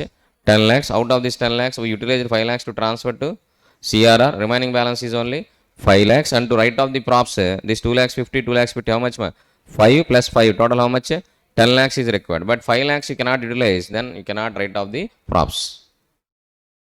So if you don't have a sufficient funds to write off the props, you cannot redeem the preference shares. So company failed to redeem the preference shares because of lack of profits. Sometimes lack of cash balance also company failed to redeem. Sometimes lack of profits also company failed to redeem the preference shares. Sir, if company is not able to redeem the preference shares, then what is the remedy available, sir? If company is not able to redeem the preference shares, then what is the remedy available? What is the remedy available for the company? If company is not in a position to redeem the preference shares, very simple. They can issue further preference shares to redeem the existing preference shares. They can issue what? Further preference shares to redeem the existing preference shares to the same preference shareholders. Okay. Redemption by issuing new preference shares. We are not paying cash. We are issuing what? New preference shares. So we are redeeming this 10% preference shares by issuing some other preference shares to the same preference shareholders. To the same preference shareholder. That option is available, but to exercise this option, you have to take the consent of the preference shareholders, 3/4 consent, and you have to take the approval from tribunal. NCLT approval is required, and you have to take the consent of the preference shareholders who are holding 3/4 of the total paid up share capital in value, and the dissenting preference shareholders you have to pay immediately cash. These are all the three conditions you have to remember. This question may be asked. What is the next question, ma? Company unable to redeem the preference shares, then what they can do, company can redeem the preference shares by issuing new preference shares. Okay, I am not paying cash, I am redeeming the preference shares by issuing what shares? New preference shares to the same preference shareholders. Same preference shareholders, I am issuing new preference shares. Okay. So what are the three conditions you have to remember? Number one, you have to take the consent of at least 3/4 of the preference shareholders in value who are holding 3/4 of the share capital, and you have to take the approval from NCLT, and you have to give a exit option, means you have to pay immediately to the dissenting shareholders. These are the 3 points you have to remember. So by this we completed preference shares concept. Issue of preference shares, redemption of preference shares by paying cash, redemption of preference shares by issuing new preference shares. These are all the three concepts what you have to remember for the preference shares. Okay. Then next we will move to issue of shares at a discount. Issue of shares at discount. Sir, whether we can issue shares at discount? No, it is prohibited. But there are some exceptions. What is the exception? Sweat equity. What is that, ma?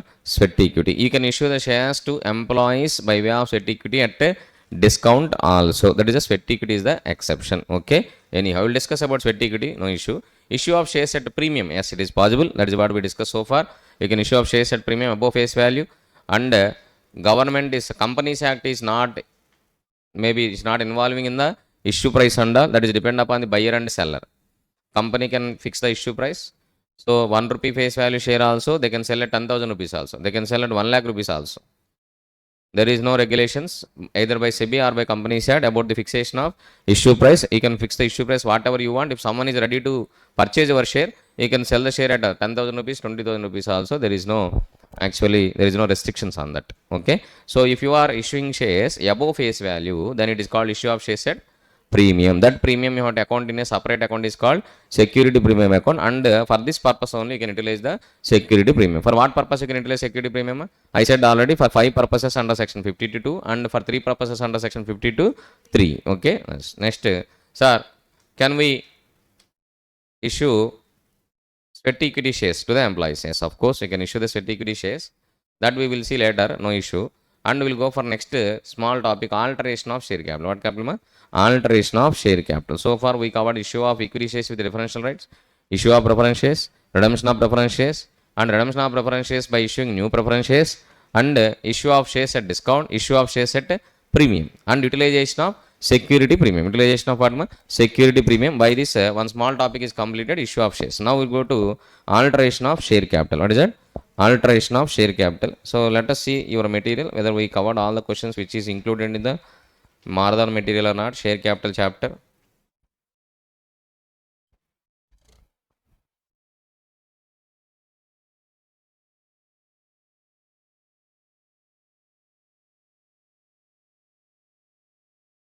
ESDR is already completed. Procedure you have to follow. Conditions also completed. How many conditions are there? 4 conditions are there. Voting rights. Yes, voting rights we didn't discuss, ma. Section number 47. I said section number 106 also will discuss with section number 47. Voting rights. What is that? Voting rights. Very simple, ma. Voting rights. What is the single sentence by given by lawmaker? Every equity shareholder has a right to vote for every resolution placed before general meeting in proportion to their paid up share capital. In proportion to their paid up share capital. Okay. What is the statement given? Every equity shareholder has a right to vote. Has a right to vote for every resolution placed before the general meeting. For every resolution placed before general meeting. Okay. In proportion to their paid up share capital in case of poll. In case of poll. This is the voting rights under section 47. But there are some exceptions to this statement. What is the exceptions are normally? ESDR. What is that? ESDR. In case equity shares with differential rights are issued, voting rights maybe more voting rights will be given or less voting rights will be given. 1 rupee paid up share capital is not equal to 1 vote. Maybe sometimes it is 2 votes or 3 votes or 4 votes. Sometimes maybe 1 rupee paid up share capital is equal to half vote only, there is no vote also. Because if it is a ESDDR, what is that? ESDDR. In case of ESDDR, less voting rights, more dividend rights. In case of ESDVR, reverse. So ESDR is not in proportion to paid up share capital. And you are a related party. What is the related party? Means you are interested in that particular transaction. Maybe you are not having a voting rights in that particular resolution. For particular resolution, maybe you are not having a voting right. Okay. If you are related in that particular transaction, you have a personal interest in that particular transaction, you have no right to vote for that particular transaction. Next, sir, calls in advance. What is that? calls in advance. Even though you are paying money in advance to the board of directors, okay, on that call in advance, you will not get any voting rights. Calls in advance, you will not get any voting rights. Okay, that's so these are the three exceptions for the statement given. What is the statement given? Equity shareholder, all equity shareholders, they have a right to vote for every resolution placed before the meeting in proportion to their paid up share capital in case of poll. But sometimes voting rights not in proportion to paid up share capital, may be more than paid up share capital or less than paid up share capital in case of ESDR. What ma? ESDR. Okay. And if you are a related party, then for that transaction you will not acquire any voting rights. Okay. And you paid calls in advance. For that calls in advance, you will not get any voting rights. These are all the exceptions to section number 47. Then what about voting rights of preference shareholders? Voting rights of preference shareholders. Voting rights of preference shareholders. Or what is the voting rights of preference shareholders, sir? Preference shareholders normally they have a right to vote for 3 resolutions. Not for all resolutions. They have a right to vote only for how many resolutions? 3 resolutions. They have a right to vote only 3 resolutions. What are the 3 resolutions? Are in proportion to their paid up share capital. They have a vote 3 resolutions. One is winding up of company. What is that? Winding up of company. If company passing a resolution to wind up the company, for that resolution, not only equity shareholders, preference shareholders also they have a right to vote. Not only equity shareholders, who is having a right to vote? Preference shareholders also. Both equity shareholders and preference shareholders, both they have a right to vote for that resolution. What resolution? Winding up resolution. Okay. Next, sir, reduction of share capital. What share capital? Reduction of share capital. Okay. So, if company is passing a resolution to reduce the share capital, for that resolution, not only equity shareholders, preference shareholders also they have a right to vote along with equity share capital in proportion to their paid up share capital. Next, if any other resolution affect their rights, any other resolution affecting their rights, so their individual rights are affected by passing any resolution, then also preference shareholders are having a voting right. Okay. Normally, preference shareholders are not having voting rights at par with the equity shareholders. Preference shareholders, they don't have any right at par with the equity shareholders. But for 3 resolutions, they have equal voting rights in proportion to paid up share capital along with equity shareholders. Okay. What is the 3 resolution? Winding up, reduction of share capital, and any other resolution affecting their rights. Okay. However, if arrears of dividends is there, continuously company failed to pay dividend continuously for 2 years, then any class of preference shareholders, they will acquire the voting rights at par with the equity shareholders for all resolutions. Normally, preference shareholders, they have voting right for only for 3 resolutions. On other resolutions, they don't have voting right. However, if company failed to pay the dividend to preference shareholders for continuously for how many years? 2 years, whether it's compounding or non-compounding, cumulative or non-cumulative, participating or non-participating, convertible or non-convertible, these are all secondary. Irrespective of the class of preferences, if you are not paying dividend to the preference shareholders continuously for 2 years, then preference shareholders will acquire the voting rights at par with the equity shareholders, means equal voting rights in proportion to their paid up share capital, in proportion to their paid up share capital. Okay, that point you have to remember. This is what about voting rights of preference shareholders and voting rights of equity shareholders. Sir, you said 106 also will discuss here. Sir, what is section number 106? Restriction on voting rights. What is section 106? Restriction on voting rights. Section number 106, restriction on voting rights.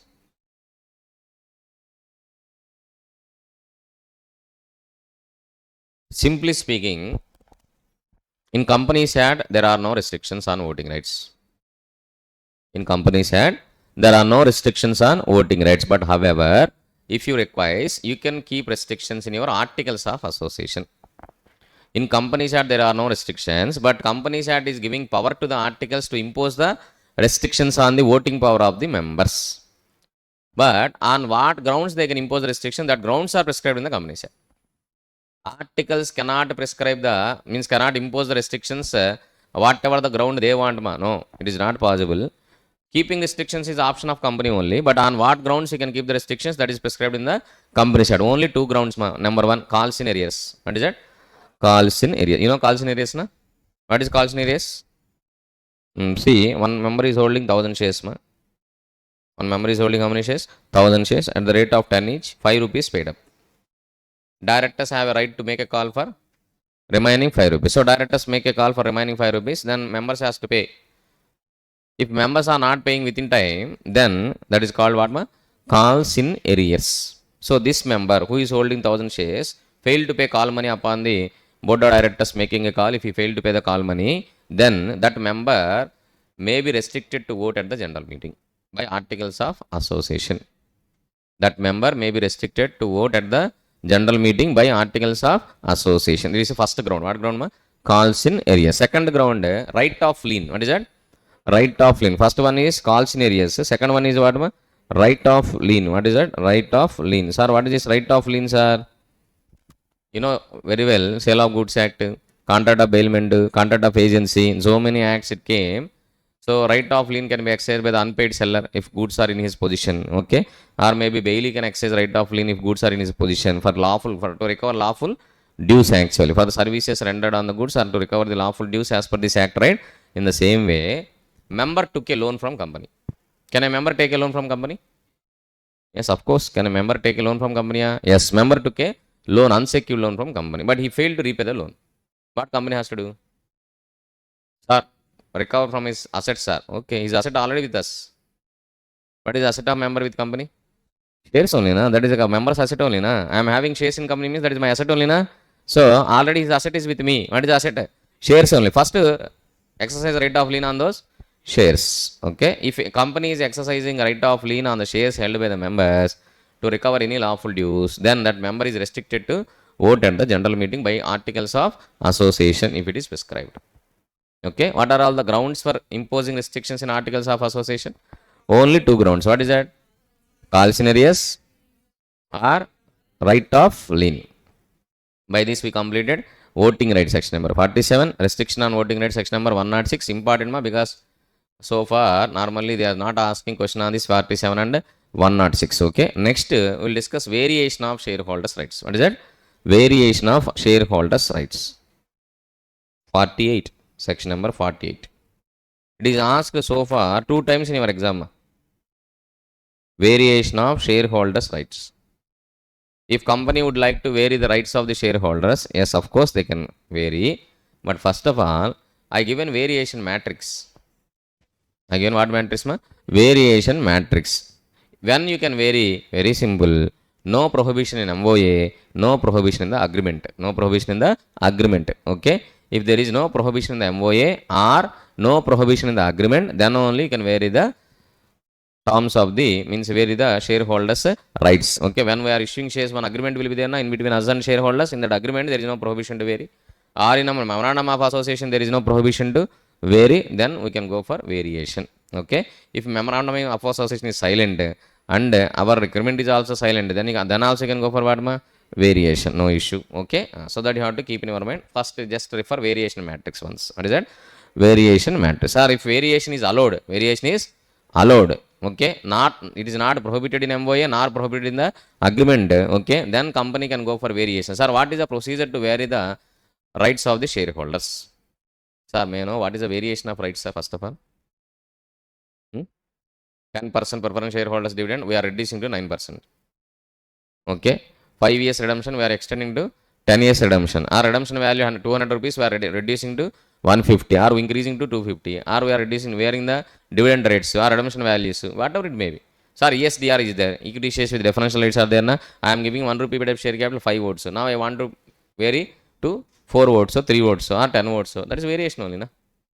Okay, you want to vary any rights of the shareholder which are already issued, then you want to change the rights of the shareholders. Then what is the procedure, sir? You have to conduct a class meeting. Which shareholders rights you want to vary, you have to conduct that meeting. You have to conduct their shareholders meeting, either preference shareholders or equity shareholders or 10 rupee face value equity shareholders or 5 rupee face value equity shareholders or 1 rupee face value, 10% preference shares or 9% preference shares or 8% preference shares, like that. Which class of shares you want to vary, that class of shareholders you have to keep a meeting and you have to pass what resolution? Special resolution. No, sir, I don't want to conduct a meeting. Okay, without conducting meeting also you can take the consent of shareholders who are holding 3/4 of the total shares. Okay, in value, not in number. What is that? In value, 3/4 of the, from which shareholders you have to take the consent? Who are holding at least 3/4 of the total paid up share capital of that particular class. Either passing a special resolution in the class meeting, or otherwise you are taking the consent from the 3/4 of the value of the shareholders. Okay, whatever it may be. And what you have to do, So you can vary. And dissenting shareholders, they can make an application to tribunal. How many dissenting shareholders they can make an application? At least 1/10 of the total paid up share capital. Who are holding at least 1/10 of the paid up share capital, they can make an appeal to tribunal within how many days? 21 days. This is very, very important. MCQs also they can ask, or they can ask a descriptive question also. Okay. How many shareholders can go to tribunal? Who are holding at least 1/10 of the paid up share capital, they can go and make an appeal to NCLT within how many days? Within 21 days. Then company has to bind for the NCLT order. Company has to bind for what order? NCLT order. That's all. Okay. This is what variation of shareholders' rights. And one small point is there. If you are wearing one class of shareholders affecting other class of shareholders, then same procedure you have to follow. You have to take the permission from such class of shareholders also accordingly. Okay. This is what variation of shareholders rights. So by this we completed one small topic, issue of shares. What is that? Issue of shares. So voting rights is completed. Variation of shareholders rights just now we referred. And issue of shares at premium and application of premium, section number 52.2 and 52.3 completed. And provisions regarding sweat equity shares. Okay, sweat equity, ESOP, we will see what once more. Redeemable preference shares already completed. How to redeem the preference shares and all. Okay. So this is actually not redemption of preference shares. Redemption of preference shares by issuing a new preference shares. If company is unable to redeem the preference shares, so then what company remedy is available to the company? So that is what this question. Okay. So let us see alteration of share capital. I said alteration of share capital I divide into two parts. What is that? Alteration of share capital two parts. Alteration of share capital we divide into two parts. What is the first part? Alteration of authorized share capital. Next, alteration of issued share capital, subscribed share capital, called up share capital, or paid up share capital. Sir, authorized share capital alteration actually you can increase, or you can decrease, or you can consolidate, or you can subdivide, or you can convert into stock. 5 types of alterations are there. What is how many types of alteration is there? Increasing authorized share capital, decreasing or diminution or cancellation of unissued share capital. Okay, consolidation or maybe otherwise subdivision or maybe stock. In any case, you are not affecting any rights and duties of any persons. This is only book entry.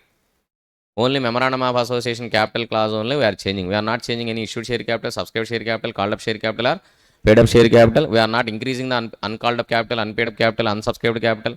Nothing. Okay, we are not touching any other share capital. We are only altering what? Authorized share capital. Not much important nowadays, but I gave an example.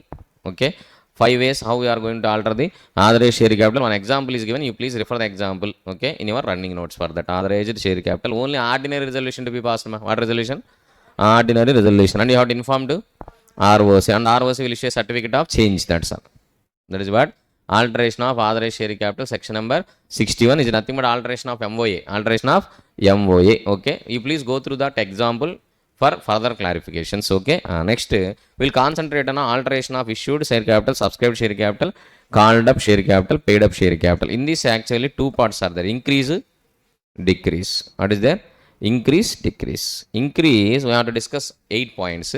Decrease, we have to discuss only 2 points. Then this chapter is completed. What chapter?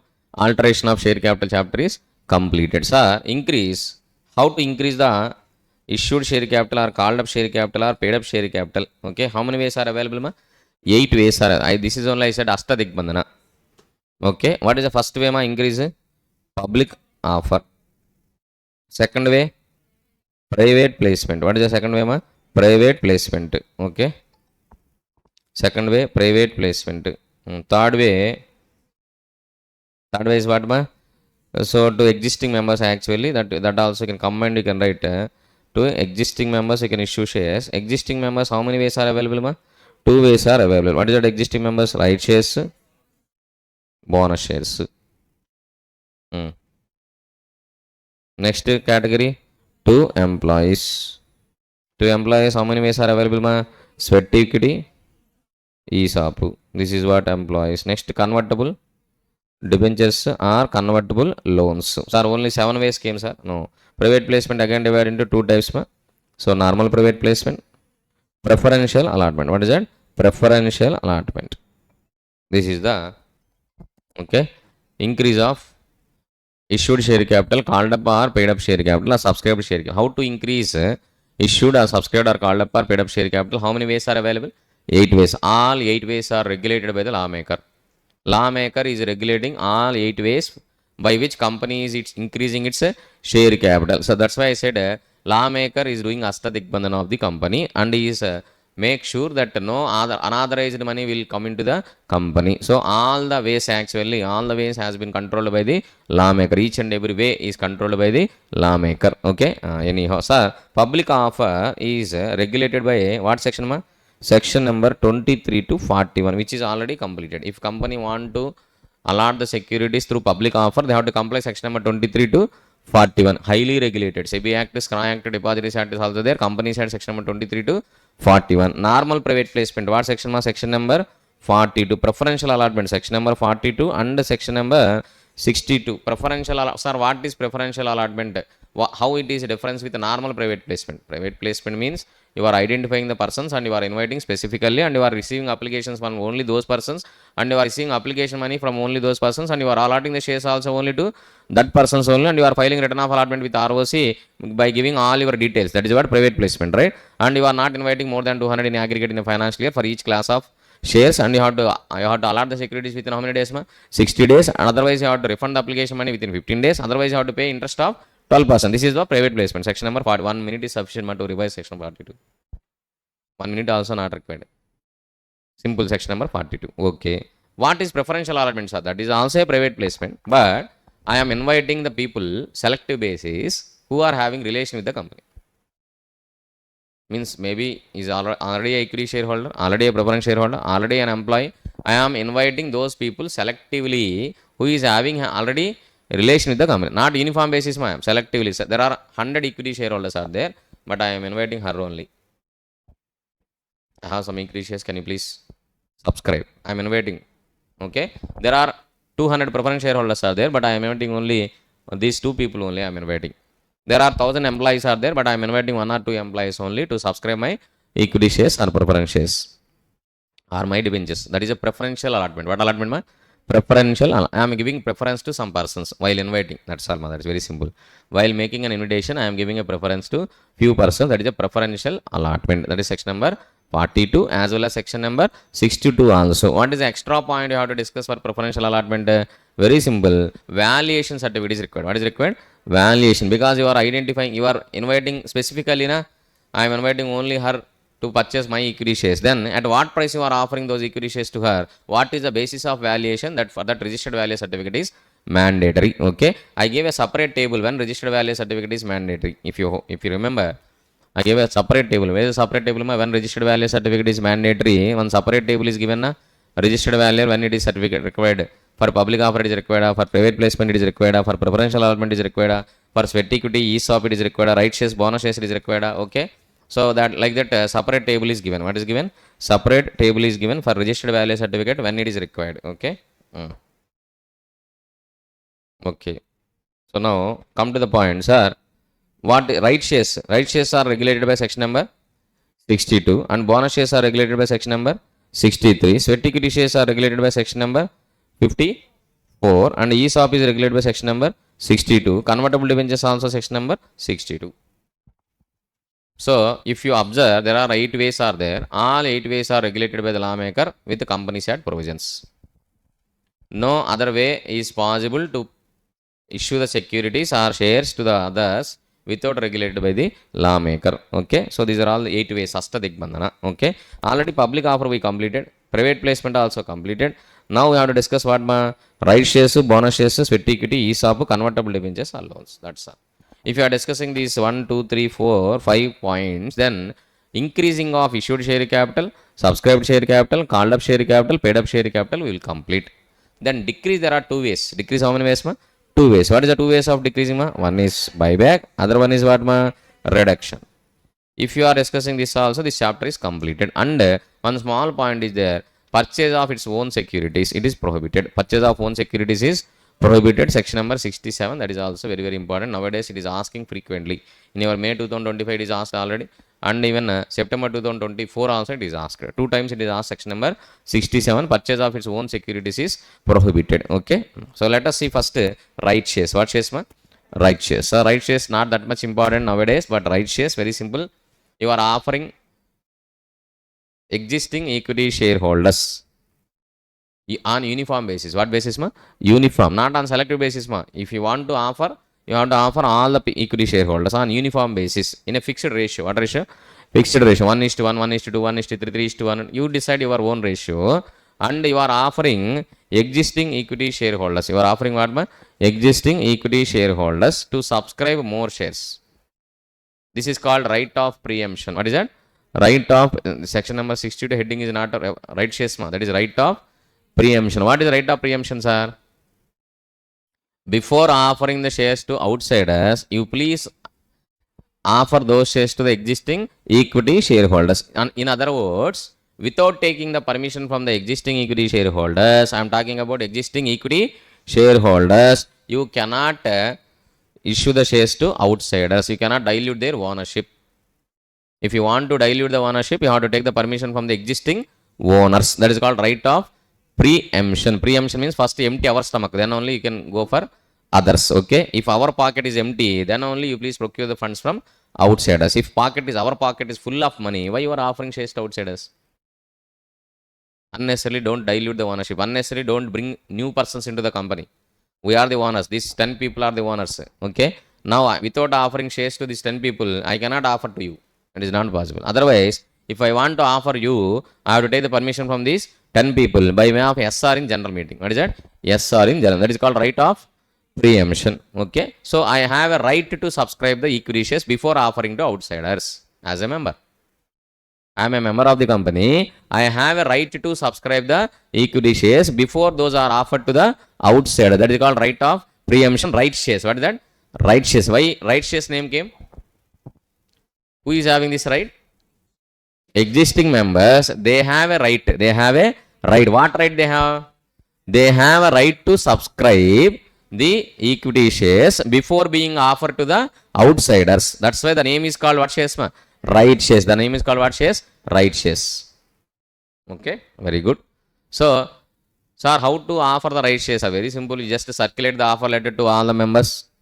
Only 2 points you have to remember for right shares. Okay, sir, what is the minimum offer duration? Minimum offer duration. How many days? Offer duration, how many days? Minimum offer duration. Sir, how many days before you have to send the notice? How many days before you have to send the notice, ma? At least 3 days, maybe, in case of private company. Okay, by taking the consent of 95% of the members, they can give a short notice also. They can give what notice, ma? Short notice. That is first point. You have to circulate offer letter, na? So how many days before you have to circulate offer letter to this shareholders, ma? 3 days before at least. And this 3 days can be reduced by taking the consent of 95% of the members in case of what company? Private company. Okay. Next, offer duration. What is that? Minimum offer duration 7 days, maximum 30 days. As per Act 15 days, but as per rules it is 7 days. So what is the minimum offer duration, ma? 7 days, and maximum offer 30 days. Means existing equity shareholders, they have to decide whether to purchase the shares offered by the company or not. For that, how much minimum time you have to give? 7 days. How much maximum time you can give? 30 days. So your offer should be in between 7 to 30 days. That is very, very important. And what is the next point important for right shares? Right to renounce. What is that? Right to renounce. Whether right shares, existing equity shareholders, they have a right to renounce the right or not. I am an existing member of the company. Company offered me 1:1 ratio. Means I am holding 1000 shares in TCS. TCS offered me 1:1 ratio right shares. Means I have a right to subscribe how many shares, ma? 1000 shares. But I don't have money. They are not giving free of cost, ma. I have to pay money. Then only they will allot the shares. I don't have money. Then what I will do? Okay, keep quiet, sir. You reject your offer. Or otherwise, keep silent. Your silence is also rejection here. Silence is also rejection. Or you are rejecting specifically. Or within 7 days or 30 days or 15 days or you make an application to the company. Or you have one more option. What is the option? Renounce. So she is interested to purchase in TCS, but she is not a member of the TCS. Now TCS offered me 1000 shares to purchase. So that offer I can transfer to her. That is called what, ma? Renunciation. Not free of cost. I will take some money. Okay, right of renunciation. And one more point what you have to remember, sir, I offered to the existing equity shareholders, but some shareholders, they rejected the offer. They silence. They keep silence. Okay, what I will do that shares, sir? That shares I can give to outsiders without prejudicial to the shareholders interest and company interest. For that, I just give an example. Okay, market price of the equity share is 100. Market price of equity share how much? 100. Okay, so flotation cost is 10 rupees. Flotation cost how much? 10 rupees. Then what is the net proceeds we are going to get? 90. So we are offering to the shareholders, existing equity shareholders, we are offering share at 95 rupees. At what price? 95. What is the benefit to the existing equity shareholder? 5 rupees. What is the benefit to the company? 5 rupees. How, sir? Existing equity shareholder, if you want to purchase the shares in market, at what price he has to purchase?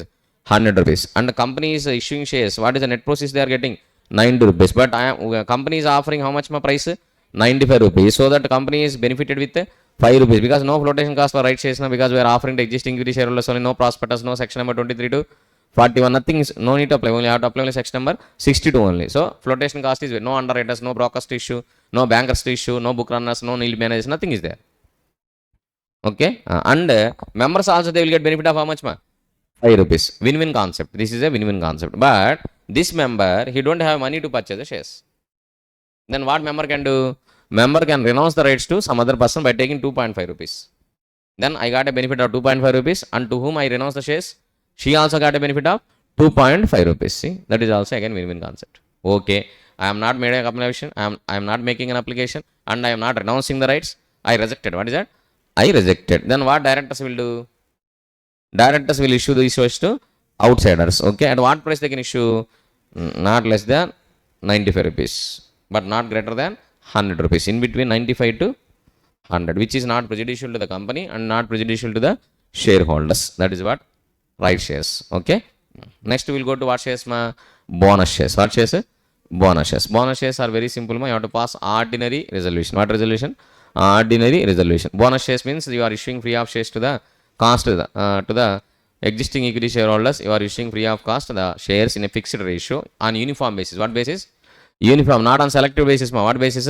Uniform basis you are issuing shares. Bonus shares is nothing but dividend in kind. What is that?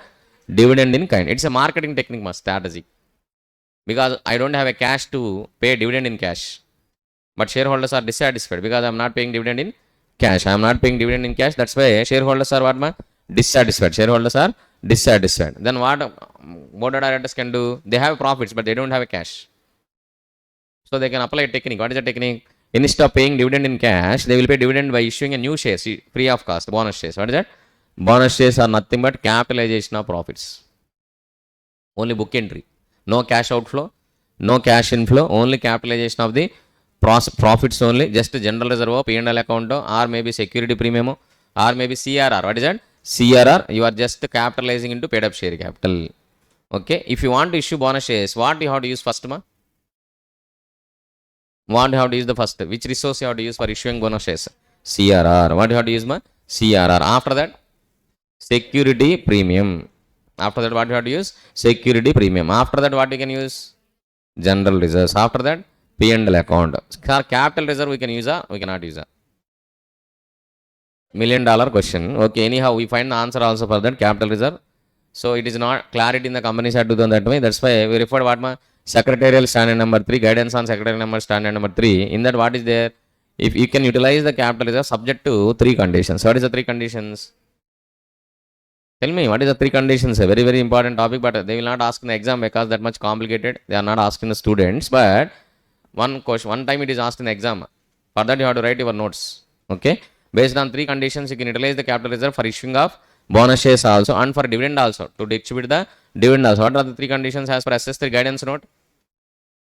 First condition, it is authorized in the memorandum and articles of association, and it is realized in cash, and it is from the sale of the assets, profit on sale of the assets. Okay, if it is a profit on sale of assets and it is realized in cash, and if it is authorized in the memorandum and articles of association, then only you can utilize the capital reserve for issue of what shares?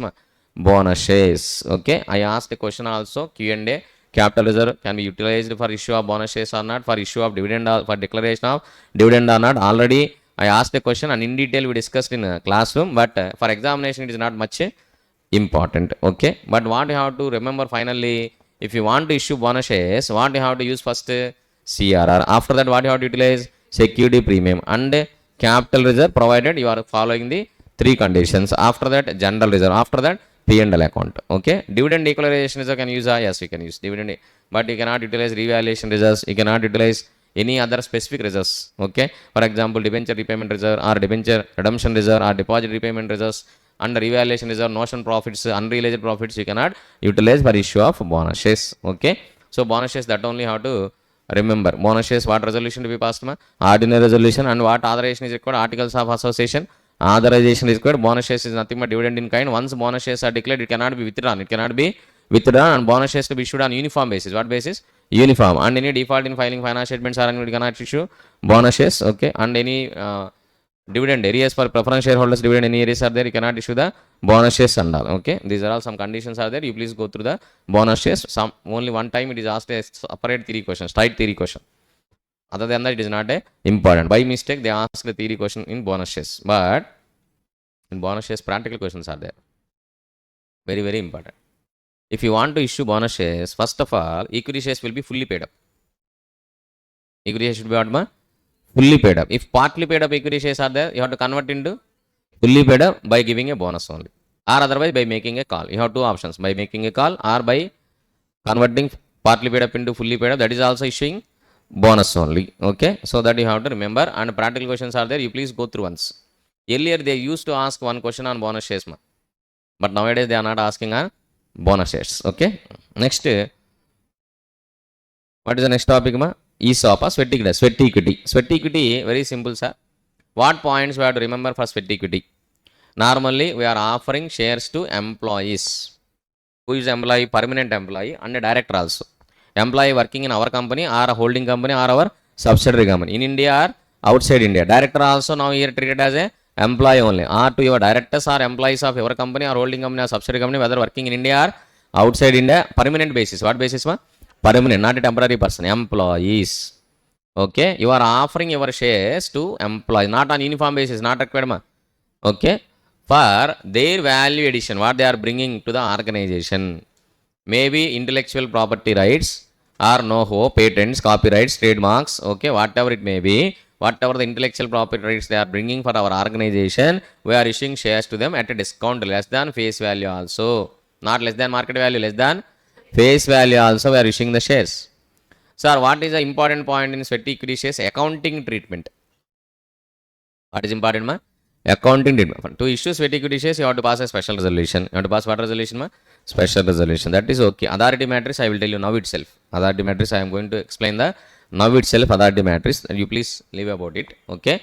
And required authorization in the articles of association. Okay. And these are the procedure. Limit on sweat equity is there. What is the limit? How many sweat equity shares you can issue maximum? Sweat equity shares limit, maximum how many sweat equity shares you can issue maximum? What is the limit on sweat equity shares? 50% or 25%? At a time, how much percentage? Sweat equity shares at a time, what is the limit? 25% of the paid up share capital or at a time, not aggregate actually. At a time, what is the limit? That is in rules actually. Tell me what is the aggregate limit for sweat equity? In aggregate, how much? 25% of paid up share capital. Okay, in aggregate. At a time? At a time? 15% of paid up share capital or 5 crores rupees, whichever is higher. This is the at a time limit. These limits are also very important. For startup company, for how many years? For first 10 years from the date of its incorporation, for a startup company, they can issue up to 50% of paid up share capital. On these limits, they asked one time one question number 1A. Sweat equity shares, startup company. Already asked you to read also in our material, it is there. Okay, that is already referred also. What is the limits for sweat equity shares? For startup company. What is a startup company? No, there is no definition of startup company or explanation of startup company in company's head. What is a startup company? Startup company means Ministry of Department of Promotion of Industry, something one department is there. The department has to notify your company as a startup company. Then only it is called startup company. In your name, startup company means it is not a startup company. Okay.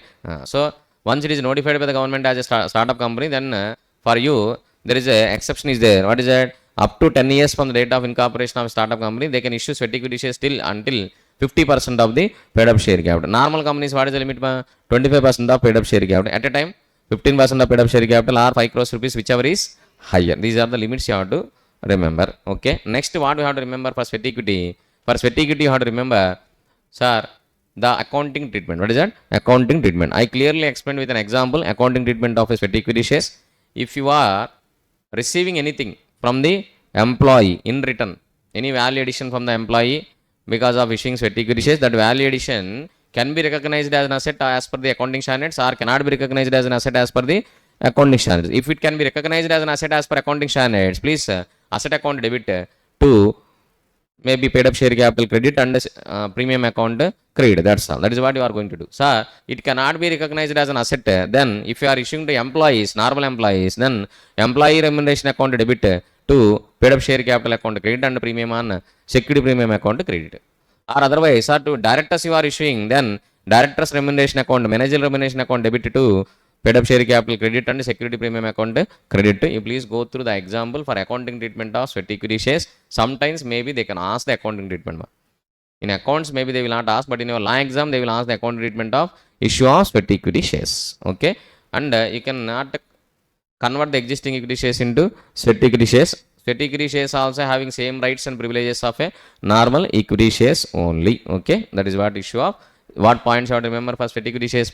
One is limit on sweat equity shares, other one is procedure for issue of sweat equity shares, other one is accounting treatment for issue of sweat equity shares. Okay, how you are going to treat accounting treatment is for sweat equity shares, and sweat equity shares can be issued at less than face value, means even for zero also you can issue sweat equity shares.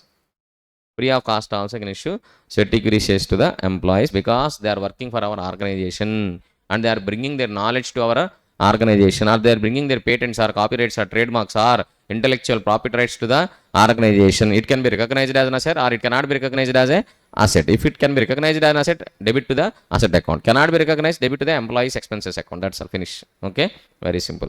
Next we will go to ESOP, sir. Employee stock option scheme is not actually, rules are not there in syllabus, only act is there. In act, very simple, employee stock option, if you want to issue the options to the employees, you have to pass a special resolution in the general meeting and you have to follow Companies Act rules. If you are a normal company, you are a listed company, you have to follow SEBI rules. That's all. That is there in the section number 62 in relation to employee stock option, but detailed rules are not in your syllabus. No need to read. Sir, I am interested to read. Okay, you can read. If it is there in somewhere in the material, you can read, no issue. And it is important in your accounts exam. Employee benefits accounting standard number 15 is there na, employee benefits, where it is covered ESOP. Okay, in options actually vesting period, holding period will be there, and exercise in the option or lapse of option will be there. Okay, and lock-in period. See, we forgot one small point for sweat equity shares. What is the period? Lock-in period. Company, if they want to keep lock-in period, they can keep maximum for how many years? 3 years. Lock-in period maximum 3 years. This is the maximum lock-in period. Even the lawmaker is not mentioned it as a maximum lock-in period. We interpret as a maximum lock-in period only. What is a lock-in period? What is lock-in period? Means I issue equity shares to you, sweat equity shares to you because you are my employee. For 3 years, you cannot transfer those equity shares to anyone. You have to keep the equity shares in your name only for how many years? 3 years. Because why I am issuing equity shares? To develop the proprietary concern among the organization. Okay, you have to work for my organization with dedication. That's why I am issuing shares to you. But once I issue shares, you are transferring to someone and you are working normally. What is the use of it? That's why I have option to keep lock-in period how many years? 3 years maximum. Maximum how many years? 3 years only, lock-in period. Okay. Now next come to the bonus shares already completed. Issue of bonus shares completed. So, sir, we'll go for convertible debentures or loans. What is that? Convertible debentures or loans. Convertible debentures or loans not much important, but one point is very important. If you want to issue convertible debentures or loans also, you want to take loan, convertible loan, you have to take the permission from the equity shareholders at the time of taking the loan, not at the time of conversion, because of right of preemption. Right of preemption. Because today it is loan, but tomorrow it will be converted into equity shares. Then right of dilution of ownership will be happened. So you have to take the permission at the time of conversion, at the time of taking the loan. At the time of taking the loan, you have to take the permission. And the time of issuing convertible debentures, you have to take the permission. Okay, that is what convertible debentures are loans. But one small concept is there, but now they are not asking in exam. Compulsory conversion. What conversion? Compulsory conversion. Sometimes government will pass an order to convert non-convertible debentures into equity shares. At the time of issue, it is a non-convertible debenture, not a convertible debenture. We took loan from government. We took loan from government. We took loan from where? From government we took a loan. At the time of taking loan from government, it is a convertible loan or non-convertible loan? Non-convertible loan. It is a non-convertible loan. At the time of taking the loan, it is a non-convertible loan. But afterwards, government passing an order to convert a non-convertible loan into equity shares. That is called compulsory conversion. This is an exception to right of preemption. Exception to right of preemption. If government passes an order to convert the non-convertible loan, then company has to bind for that order. Sir, if company don't want to follow, they can make an appeal to NCLT. NCLT order is final. Okay, this is what compulsory conversion. Okay, now we'll go to reduction. Means decrease of issued or subscribed or called for paid up share capital. How many ways to decrease, ma? 2 ways are there. Number 1, reduction. Otherwise, after that, buyback. Reduction. After that, what, ma? Buyback. Okay, sir, what is reduction of share capital and what is buyback of share capital? I clearly explained the differences in between reduction of share capital, buyback of share capital. 10 points also you can write. And don't wonder that in your exam they were asking a 5 marks question to state the differences in between reduction and buyback. There is no prohibition to ask like that. Sir, how can they ask? They can ask any question. Differences in between what, ma? Reduction and buyback. One straight theory question they can ask for 5 marks also. Don't wonder about it. Sir, first of all, what is reduction? What is buyback? Okay, reduction means we are reducing the paid up share capital or issued share capital or subscribed share capital or called up share capital or everything. Sir, why we are going to reduce, sir? Equity share capital is irredeemable, na? Why you are repaying the money to the equity shareholders? What is the reason? There are 2 reasons I said. What are the 2 reasons, ma? Over capitalization, under capitalization. Why reduction of share capital? I said how many reasons? 2 reasons. Reduction of share capital. We said 2 reasons. Why reduction of share capital? We said 2 reasons. Over capitalization, under capitalization. Okay. Over capitalization, again there are 3 methods. How many methods, ma? 3 methods to reduce the share capital. What is the 3 methods to reduce the share capital in case of over capitalization, ma? Reducing what? Reducing face value. Next, reducing paid up value. Third method, reducing paid up value plus face value. Sir, in case of under capitalization, what are the, how many methods are there? 2 methods. One is what, ma? Reducing paid up value, reducing face value plus paid up value. So total how many methods are available for reduction of share capital? 5 methods, but we are segregating into how many, ma? 2. 2 plus means 2 means over capitalization, under capitalization. Over capitalization 3 ways, under capitalization 2 ways. Total how many ways? 5 ways. We took an example and each and every way clearly explained. Okay, it is not possible to explain the examples here. Only remember how many ways you can reduce the share capital. Okay, what is over capitalization? What is over capitalization? Over capitalization means use cash and bank balances balance sheet asset side and use accumulated profits balance sheet liability side. That is called what capitalization? Over capitalization. We have a huge accumulated profits balance sheet liability side and you have a huge cash and bank balances balance sheet asset side. Then it is called over capitalization. Okay, if you want to get rid of the situation over capitalization, if you want to get rid of the situation over capitalization, what do you have to do? You have to go for reduction of share capital. You have to go for what, ma? Reduction of share capital. Okay, so how to reduce, sir? Very simple. Reduce the face value or reduce the face value and paid up value both, or reduce only paid up value. There are 3 types of reduction of share capital. Okay, don't look at me like that. I will take an example also to make you understand. 1 lakh equity shares at the rate of 10 each, 5 rupees paid up or 7.5 rupees paid up. May I know what is the issued share capital here? 1 lakh into 10, how much, ma? 10 lakhs. Issued, subscribed, called up share capital, how much? 10 lakhs. Okay, what is the paid up share capital?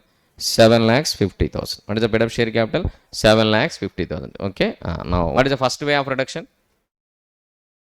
Only reduce what value, ma? Face value. What is the first way of reduction? Reduce only face value. So what I am doing, 1 lakh equity shares at the rate of 7.5 rupees fully paid up. This is called reducing face value. What will happen to your paid up share capital, ma? 7,50,000. What is your issued, subscribed, called up share capital? 7,50,000. I am not touching paid up share capital. I am only reducing what, ma? Issued, subscribed, or called up share capital. This is what reduction of face value. This is called extinguishment of right or waiving of liability. Whose liability we are waiving of? Shareholders liability. See here, I am holding 1 lakh shares, 1000 shares for example. I am holding how many shares? 1000 shares. What is my face value? 1000 into 10, how much? 10,000. What is my paid up share capital? 1000 into 7.5, 7,500. What is my liability? 2,500 unpaid up share capital. What is that? Unpaid up share capital. So whenever board of directors makes a call, I have to pay how much? 2,500 as a shareholder. Okay. Now after reduction, what is my liability? 0. Because partly paid up shares are converted into fully paid up by reducing face value. That is called reduction of share capital. In company law, they can ask one question also. Can you please tell me how many ways to convert a partly paid up shares into fully paid up? 3 marks question. How many ways are available to convert partly paid up shares into fully paid up? What is the first way? By making call. You can make a call, section number 55, I think 52, 53. Okay, by making a call, section number 52. Directors can make a call and members paying call money. Then partly paid up shares can be converted into fully paid up. Second one, by issuing bonus shares, section number 63. By issuing bonus also, what you can do? You can convert your partly paid up into fully paid up. And by reducing the share capital. By reducing what capital? Share capital. So, reduction of share capital, reducing the face value. So, there are 3 methods are available to convert partly paid up shares into fully paid up. 3 marks question can be asked. If you have a comprehensive knowledge, then only they can write the answer. Otherwise, no. Anyhow, they are not asking that type of questions. Don't worry. Sir, what is the second method of reduction of share capital, sir? It's very simple. I am reducing only paid up value. So, 1 lakh equity shares at the rate of 10 each. Face value I am not touching. Paid up value I am making how much? 5 rupees paid up. So, I am reducing only paid up value. Sir, what you are doing? Remaining 2.5 rupees, sir. Earlier, what is the paid up value? 7.5. Now, what is the paid up value? 5 rupees. What you have done 2.5 rupees, sir? 2.5 rupees I repaid to the equity shareholders. Money repaid. Why, sir, you are repaying money? I have excess money. That's why I am repaying. Or otherwise, they are sacrificing. When we will repay? Over capitalization. When they will sacrifice? Under capitalization. Okay. So that's why there is a possibility to repay 2.5 rupees in case of over capitalization, or in case of under capitalization, there is a possibility to sacrifice by the equity shareholders. That is called reconstruction. What is that? Reconstruction only. Sacrifice by the equity shareholders in case of under. What is under capitalization, ma? What is under capitalization? Huge accumulated losses in balance sheet asset side and no cash and bank balance sheet asset side. Okay, fictitious assets are piled up. Fictitious assets are piled up in the company's balance sheet. Then it is called what capitalization? Under capitalization. Then you have to give a treatment. What is the treatment? Reduction of share capital. So equity shareholders has to come forward to sacrifice their assets to write off the accumulated losses. Okay, that's why. That is what internal reconstruction is nothing but reduction of share capital in case of under capitalization. This is also one of the way how to reduce the share capital. One is you are repaying 2.5 rupees to the equity shareholders. Other one is they are sacrificing that 2.5 rupees. With that we are writing off the accumulated losses. Okay. Third method. What is third method? Reduction of face value as well as paid up value. 1 lakh equity shares are there. What I am doing at the rate of 7.5 rupees. 1 lakh equity shares 7.5 rupees each. 5 rupees paid up. I am reducing face value as well as I am reducing what value? Paid up value both. This also may happen in case of over capitalization or under capitalization. That's why over capitalization how many methods are available? 3 methods. Under capitalization how many methods are available? 2 methods. Total how many methods? 5 methods. You please remember. Okay. Only to understand the concept. Don't expect a question on these methods in examination. That much scene is not there. Okay. Now anyhow, sir, what is the procedure for reduction of share capital, sir? Some important points what you have to remember for reduction of share capital. How many ways available to reduce the share capital? After that, is there any limit on reduction of share capital? No limit. No limit on reduction of share capital. You can reduce total paid up share capital also. No limit on reduction of share capital. And in reduction of share capital, number of shares will be same. We are not cancelling the shares. Number of shares always 1 lakh only. If you observe in my all my examples, number of shares will be 1 lakh only. Number of shares are same. It is not changing. Number of shares we are not changing. We are not cancelling the share certificates, nothing. Okay, and there is no limit on reduction of share capital, and there is no time gap in between one reduction to another reduction. But for reduction, you have to take the approval from tribunal. You have to take approval from where? Tribunal. Okay, and in case of reduction of share capital, there is no need to transfer the amount to CRR. There is no need to transfer the amount to CRR because already we are taking approval from NCLT. There is no need to transfer the amount to CRR for reduction of share capital. Okay, these are all the points what you have to remember for reduction of share capital. Okay, right. Now what is the next method? Buyback of shares. Buyback of shares normally only fully paid up shares only can buy back. See, reduction partly paid up also can do. In reduction of share capital, you can do either fully paid up shares or partly paid up. But buyback you can do only what? Fully paid up shares only. For reduction, what approval is required? Tribunal approval. For buyback, no tribunal approval is required. Reduction, there is no limit. For buyback, what is there? Limits are there. And reduction, there is no time limit for to go for next reduction. But for buyback, you have to wait out. Almost how many years? 1 year from one buyback to another buyback. What is the time gap between one buyback to another buyback? 1 year. Okay. And reduction of share capital, number of shares will not be increased or decreased. But in case of buyback of shares, number of shares may be increased, may be decreased. Not may be decreased. Number of shares should be decreased. And in case of reduction, reduction is possible in case of overcapitalization or undercapitalization. But buyback is only possible in case of overcapitalization, not for undercapitalization. These are all the differences you can identify in between reduction of share capital and buyback of shares. Okay. Now please come to the point buyback. Sir, buyback is very simple. For buyback, what points we have to remember? Procedure, limits, prohibition. Okay. After buyback, normally post buyback debt equity ratio should be 2:1. Debt equity ratio 2:1. Post buyback, what is the debt equity ratio? 2:1. Okay. It should not be increased by 2:1. So 1 rupee equity, debt should be 2 rupees, more than that. Okay. And for buyback, solvency certificate, declaration of solvency to be given by the board of directors personally to the ROC. Declaration of solvency is required. So we have a overcapitalization, we have excess money. That's why we don't know what to do. That's why we are repaying to the equity shareholders, even though there is no obligation to repay. Even though there is no obligation to repay, still we are repaying to the equity shareholders because we have excess money. That's why you have to give a declaration of solvency to the ROC. You have to give what? Declaration of solvency to the ROC. Okay, that is what declaration of solvency. And post buyback debt equity ratio 2:1. And once you pass a resolution for buyback, you have to complete within 1 year. And after completion of buyback, you have to wait for how many years? 1 year to go for another buyback. And what securities you are buyback, that securities you cannot issue for 6 months. You cannot issue for 6 months. Cooling period how many months? 6 months. What securities you buyback, same class of securities you cannot issue till 6 months. Okay. But anyhow, convertible debentures, loans, bonus shares, right shares, there is no restrictions. You can convert the debentures, convert the loans, or you can issue right shares, you can issue bonus shares. For that, there are no restrictions. For sweat equity, ESOP also, there are no restrictions. But for other shares only, there is a restriction until how many months?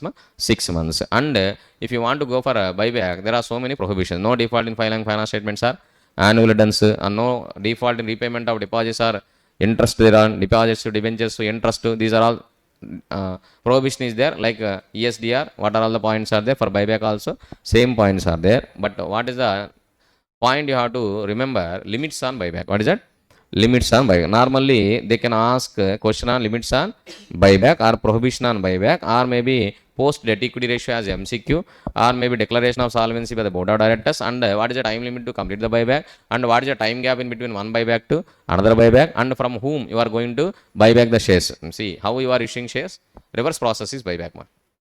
Buyback is nothing but reverse process of issue of shares. You can issue shares to public, or you can issue shares to private persons. You can issue shares to employees, ESOP, sweat equity. In the same way, you can take the shares from public, or you can take the shares from private persons, or you can take the shares back from employees, or you can take shares back from, say, ESOP, sweat equity shares also can take back. That is what reverse process of the issue. Okay, buyback. Anyhow, what is the limit on buybacks?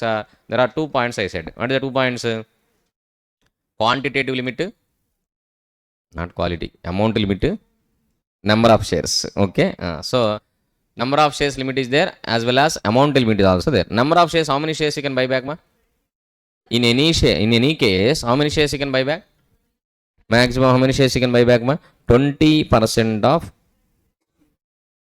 25% of that class of shares. This limit is only applicable to equity shares, not to preference shares or debentures. Maybe you will get a doubt, sir. Debentures by preference shares also we can buy back. Preference shares you are buying back or redeeming? Then what is the difference between buyback of preference shares and redemption of preference shares? What is the difference between buyback of preference shares and redemption of preference shares? Buyback of preference shares means before due date. Redemption of preference shares means on due date. So once it is due, you are paying, it is redemption. But before due date, you are paying, it is called buyback. Debentures also same. You can buy back the debentures, you can buy back the preference shares also, but limit is not applicable. What is not applicable? Limit is not applicable. For what limit is applicable, ma? Only for equity shares only limit is applicable. Okay. So what is the limit to buy back the equity shares, ma? How many shares you can buy back? 25% of that class of equity shares. And what is the amount limit? How much amount you can utilize for buyback? By passing board of directors resolution, you can utilize how much amount, ma? 10% of paid up share capital plus free reserves plus security premium. And by passing general meeting SR resolution, you can utilize how much, ma? 25% of paid up share capital plus free reserves plus security premium. These limits are very important. Go through the example also, what is given for you. So see the example. There is a possibility to ask to calculate the limits on buyback also. So far, I think 5 to 6 attempts, there is no question has been asked from buyback under reduction of share capital and all. And they are on now they are concentrating from last 3 to 4 attempts, they are concentrating on variation of shareholders' rights. Okay. And they are concentrating on recently section number 67, purchase of its own securities. They are concentrating on these questions only. And bonus shares, they are asking these type of questions. But I think so much of gap has been came. No questions has been asked from ESDR. No question has been asked from buyback. No question has been asked from the reduction of share capital from this chapter. Okay. They are asking from debentures topic. 3 attempts continuously they asked from debentures topic. They didn't ask even one question also from share capital. They asked one small section number 71. Section number 71 what, ma? Debentures. In the debentures only 2 points are there. Debentures authority matrix, debentures trustees. Who can be appointed as a debenture trustee? Who cannot be appointed as a debenture trustee? And what is a debentures authority matrix? Only 2. Debenture redemption period. Maximum how many years, ma? 10 years. Sometimes you can issue up to. What is the debenture redemption period? Maximum. Redeemable debentures. Maximum 10 years. Sometimes you can issue up to how many years, ma? 30 years. For in case of what companies? Infrastructure companies and all. That's all. Debenture trustees, I gave you one table. Na? You will see that table. Who can appoint as debenture trustee? Who cannot be appointed as debenture trustee? Deposit trustee also one table is given. That table you please refer. I am not going to discuss in marathon. Okay. That is what debentures topic. Okay. Now come to the buyback. Sir, what is the limits on buyback, ma? Amount limit. What is the amount limit? If you are passing a resolution, board of directors resolution, how much amount you can utilize for buyback, ma? 10% of paid up share capital plus free reserve plus security premium, or by passing GM SR 25%. This condition or this condition, whichever is less. Both you have to follow. Whichever is less. You please go through the example once. Okay. Go through the example. Okay. So by this we completed buyback. One small topic is there. What is that? Purchase of its own securities is prohibited. What is that? Purchase of its own securities is prohibited. You cannot provide financial assistance to anyone to purchase your own security. Why you are issuing securities, man? To procure funds only, na? For funds only we are issuing securities, and you are giving the loan to the people to purchase the securities in your company. That is useless, na? Meaningless. I am giving debenture to you. Why I am giving debenture to you? I need money. That's why I am giving debenture to you. To purchase debenture in my company, I am giving loan to you. Then what is the use of issuing debenture to you? So unnecessarily to create artificial demand, I am pretending all these contracts, and that's why providing any financial assistance directly or indirectly to purchase the securities in our company, it is prohibited. Or in our holding company also it is, subsidiary company also it is prohibited. No, you cannot provide any financial assistance. Okay, but for this some exceptions are there. That is very important. What is the exceptions, ma? You can provide financial assistance to employees. You can provide financial assistance to employees. Employees you can provide 2 ways, ma? Collectively, individually. Collectively there is no limit. Through trust you can provide a financial assistance, but individually what is the limit? What is the limit, ma? Individually maximum how many months salary? 6 months or 1 year salary? 6 months salary.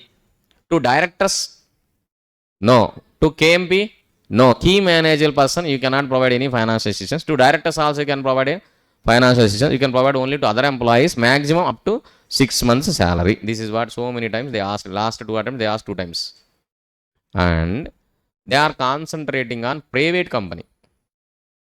Private company section number 67 is applicable or not applicable? Not applicable provided subject to 3 conditions. There is no default in filing financial statements or annual returns, and they are not taking loans.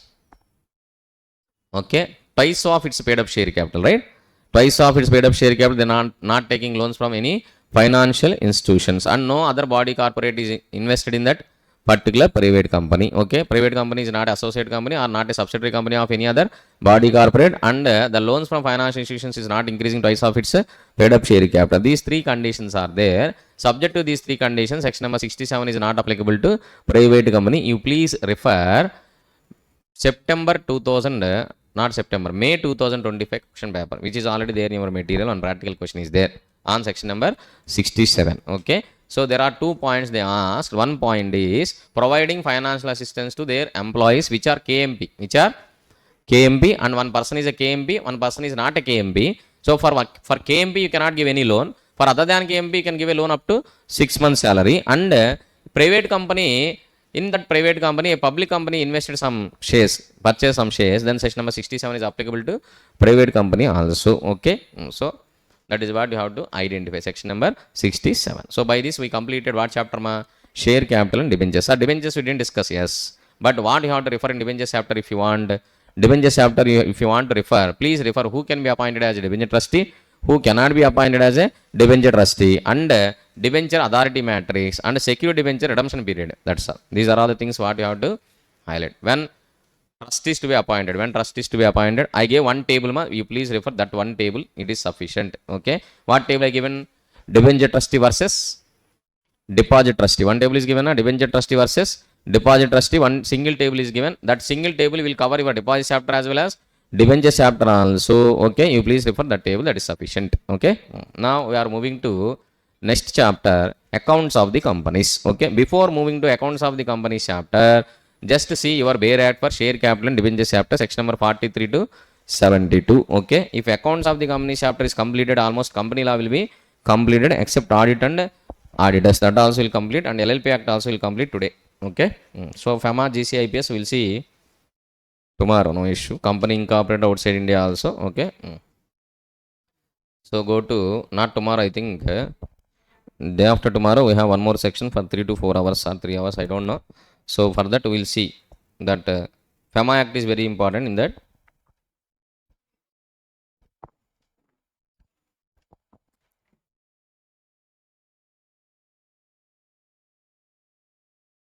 Why we went to rules? We have to go to where my Companies Act.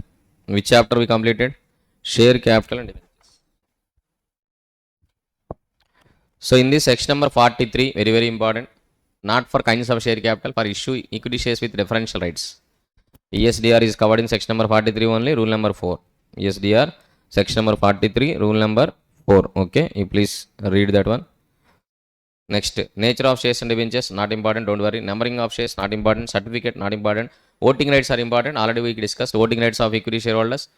Okay, so equity shareholders, they have a right to vote at every resolution placed before general meeting in proportion to their paid up share capital in case of poll. But there are 3 exceptions are there. What is that? In case of ESDR, maybe voting rates may be increased or voting rates may be decreased, not in proportion to paid up share capital. And you are interested in that particular transaction, you have no right to vote for that resolution only. And you paid calls in advance, for that you will not acquire any voting rights. And in this we discuss restriction on voting rights also, section number 106. There is no restrictions on Companies Act, but articles of association can impose the restrictions based on 2 grounds only. What is that? Calls in areas or right of lien. That's all. Very important. Next, variation of shareholders rights also very important. Variation matrix you please refer once. After that, what is the procedure for variation of the shareholders rights, and what is the option available to the dissenting shareholders, and within how many days they can make an appeal to NCLT, how many shareholders they have to make an appeal to NCLT, and one shareholders rates are affecting another shareholders rate, then they have to take the permission from that other class of shareholders also. That is also important. Next, 52, what is that? Application of security premium, 52.2, 52.3. You please remember 5 points, 3 points. Next, 53, okay, shares cannot be issued at discount. 54, sweat equity, yes, there is a possibility to ask the question from issue of sweat equity shares, including rule also. You please refer the rules also. Next, issue and redemption of preference shares, yes, it is important. 60, no need. 61, yes, alteration of share capital. So authorized share capital you can alter by passing ordinary resolution. How many types of alteration is there?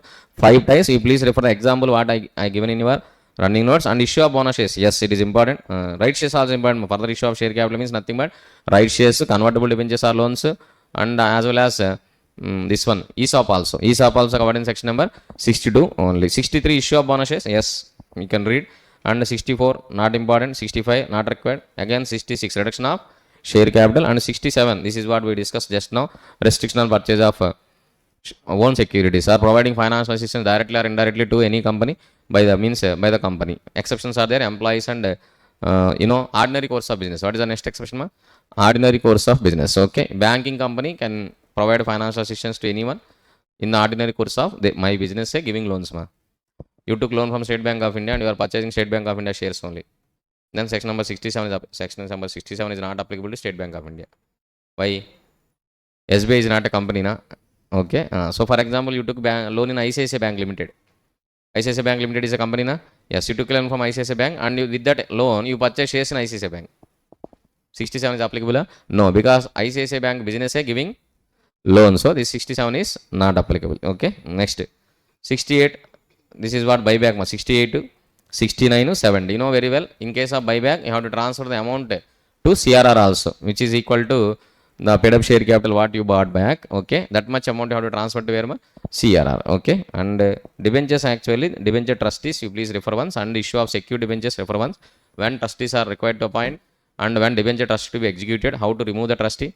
Okay, these are all already one table is given, you please refer that table for debentures. Okay, so now before going to acceptance of deposits to registration of charges, I am not going to discuss in marathon. Maybe tomorrow if time permits, then I will see acceptance of deposits, registration of charges, or acceptance of deposits. Okay, let me complete these two chapters also now itself. After that I will go for authority matrix. What matrix, ma?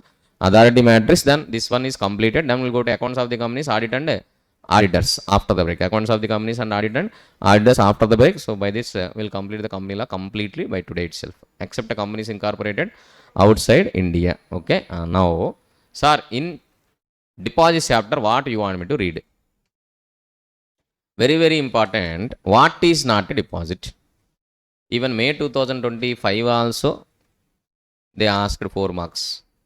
What is not a deposit? What is not a deposit? I gave a one small chart, not a small chart, big chart only. So many points are given. What is not a deposit? What you are expecting that you will give the notes again? No, not possible. Okay, maybe. So what is not a deposit? In your material also so many points are there.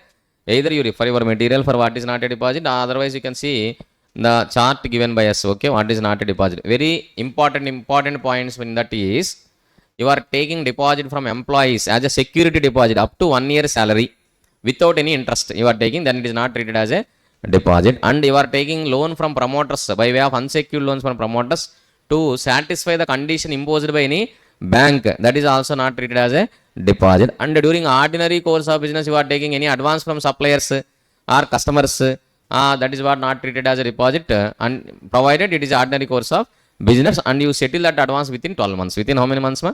12 months. That is also not treated as a deposit. And you are taking money from directors, that is not treated as a deposit. And you are taking relatives of directors for public company also, that is not treated as a deposit. Okay, these are all some points are there. And you are a startup company, you are taking any money from any person about 25 lakhs. Okay, 25 lakhs only, na? That is not treated as a deposit. These are all very very important points which are frequently asking. And what is another important point? In case of private placement, you are receiving application money and you are not allotting the securities within 60 days and you are not refunding that application money within 15 days after expiry of 60 days. From 16th day onwards, it is treated as a deposit. That also you have to remember. That also they asked latest. Okay, May 2025 they asked, what is that? In case of private placement, you are receiving application money within from the date of receiving application money, within how many days you have to allot the securities? 60 days. Otherwise you have to refund the application money within how many days? 15 days. If you fail to refund the application money within 15 days, then from 16th day onwards it is treated as a deposit. Okay, this is what the points you have to remember. What is not a deposit? And not only these points, you have to remember all the points what I said in your material or in the chart. You have to remember what is not a deposit. Definitely they will ask a question of 4 marks or 5 marks, what is not a deposit. After that, what is very very important? Limit on acceptance of deposits. What is very very important, remember? Limit on acceptance of deposits. I gave one table, limit on acceptance of deposits. You are taking, you are accepting from members, you are accepting from public, for private company, for specified private company, for government company, for not a uneligible public company and eligible public company. Like that, we gave a separate table. You please refer that table once. Limit on acceptance of deposits. There is nothing to discuss by faculty. That only table you have to refer. Okay. And exceptions for these limits. Some specified private companies are there. Without any limit, they can accept the deposits from the members. What is that? Startup company for first 10 years and other private companies fulfill the conditions. Okay. That also you have to remember. Next. What is next you have to remember for this? What is a eligible company to accept the deposits from public? What is a eligible company? Either net worth or turnover condition or both. Both the condition they have to satisfy either one of the condition. Ara anda, please tell me. Okay, so eligible public company, that is you have to remember. Next, what you have to remember, duration of the tenure of the deposits. What is that? Tenure of the deposits. Normally, what is the tenure of the deposits? 6 months to 36 months. Sometimes you can accept the deposits up to 3 months also. Short tenure, short term deposits. What deposits? Short term deposits provided for short term purposes. Okay, or it should not exceed your 10% of paid up share capital plus free reserves. That is what they said. Okay, that is what tenure of the deposit, short term deposits. Next, what you have to remember, procedure for acceptance of deposits from members and exceptions for the procedure. Exceptions from the procedure. These 2 points you have to remember. 5 marks question they can ask from acceptance of deposit chapter. You have to read all these questions. Deposit chapter is not a small chapter, ma. There are so many points. What is not a deposit? Limit on acceptance of deposits and tenure of the deposits, short term deposits, procedure for acceptance of deposits from members, and eligible company to accept the deposits from public, and exceptions from the limit on acceptance of deposits. These are all the things you have to remember for deposit chapter. You please go through once. Next, sir, registration of charges. What you want? It is a very simple chapter, but in May 2025 they asked 15 marks. What chapter, ma? Registration of charges. Maybe he is a drunkard or maybe addicted to drugs. Okay, I don't mind to comment on that person who is asking 15 marks from registration of charges chapter. Okay, fool only can ask from this chapter 15 marks because that is also not having any stuff in that question. They are just asking within how many days you have to inform the ROC? 30 days. Otherwise, within another what days, ma? 30 to 60 by paying what fees? Additional fees. 60 to 120 ad valorem fees. That question they are asking for 5 marks. And satisfaction of charge. Normally you have to inform to ROC within how many days, ma? 30 days or within 300 days by paying additional fees. That's all. That also they are asking for 5 marks. And they are asking a question, fixed charge versus floating charge question. You have to identify whether it is a fixed charge or floating charge. Crystallization of floating charge into fixed charge. That is what they are asking. Okay. In registration of charges, what you have to identify, what you have to read actually. First of all, what is a charge? Okay. Which charge you have to inform to ROC? Whether it is movable assets or immovable assets or tangible assets or intangible assets or whether it is fixed charge or floating charge or whether it is asset is in Indiana, outside Indiana, charge is created in Indiana, outside Indiana, any charge you have to inform to ROC if you are Indian company. What company? Indian company. Within how many days? 30 days. Otherwise you have to inform within 60 days. Otherwise you have to inform within 120 days. That's all. That is what you have to remember. 5 marks.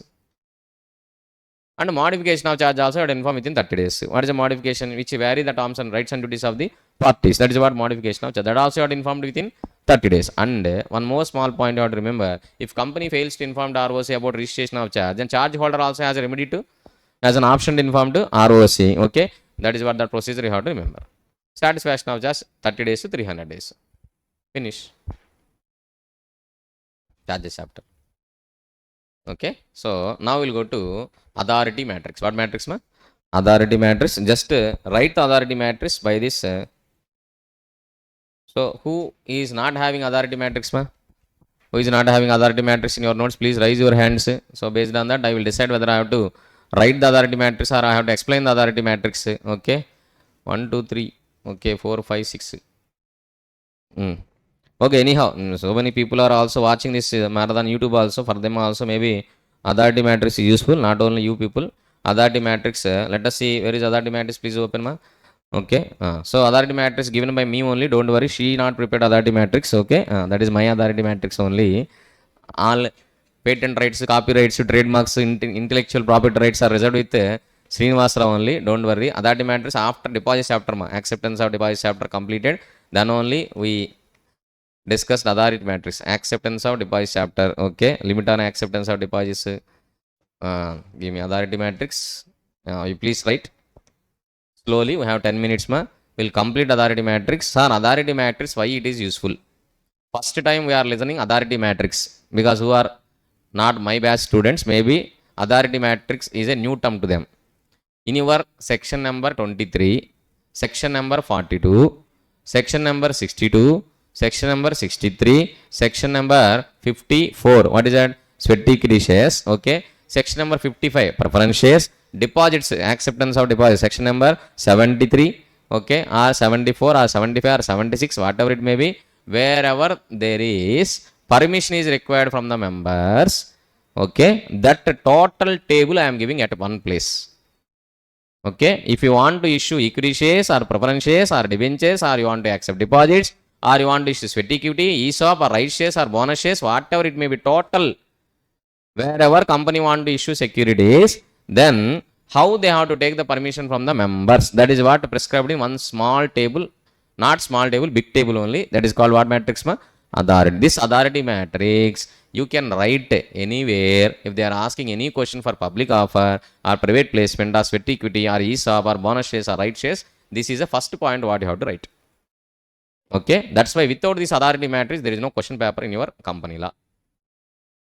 Okay, now authority matrix they will not ask any question, but if you want to write any one question on public offer or private placement or bonus shares or right shares or sweat equity or ESOP, means chapter number 3, chapter number 4, chapter number 5, chapter number 6.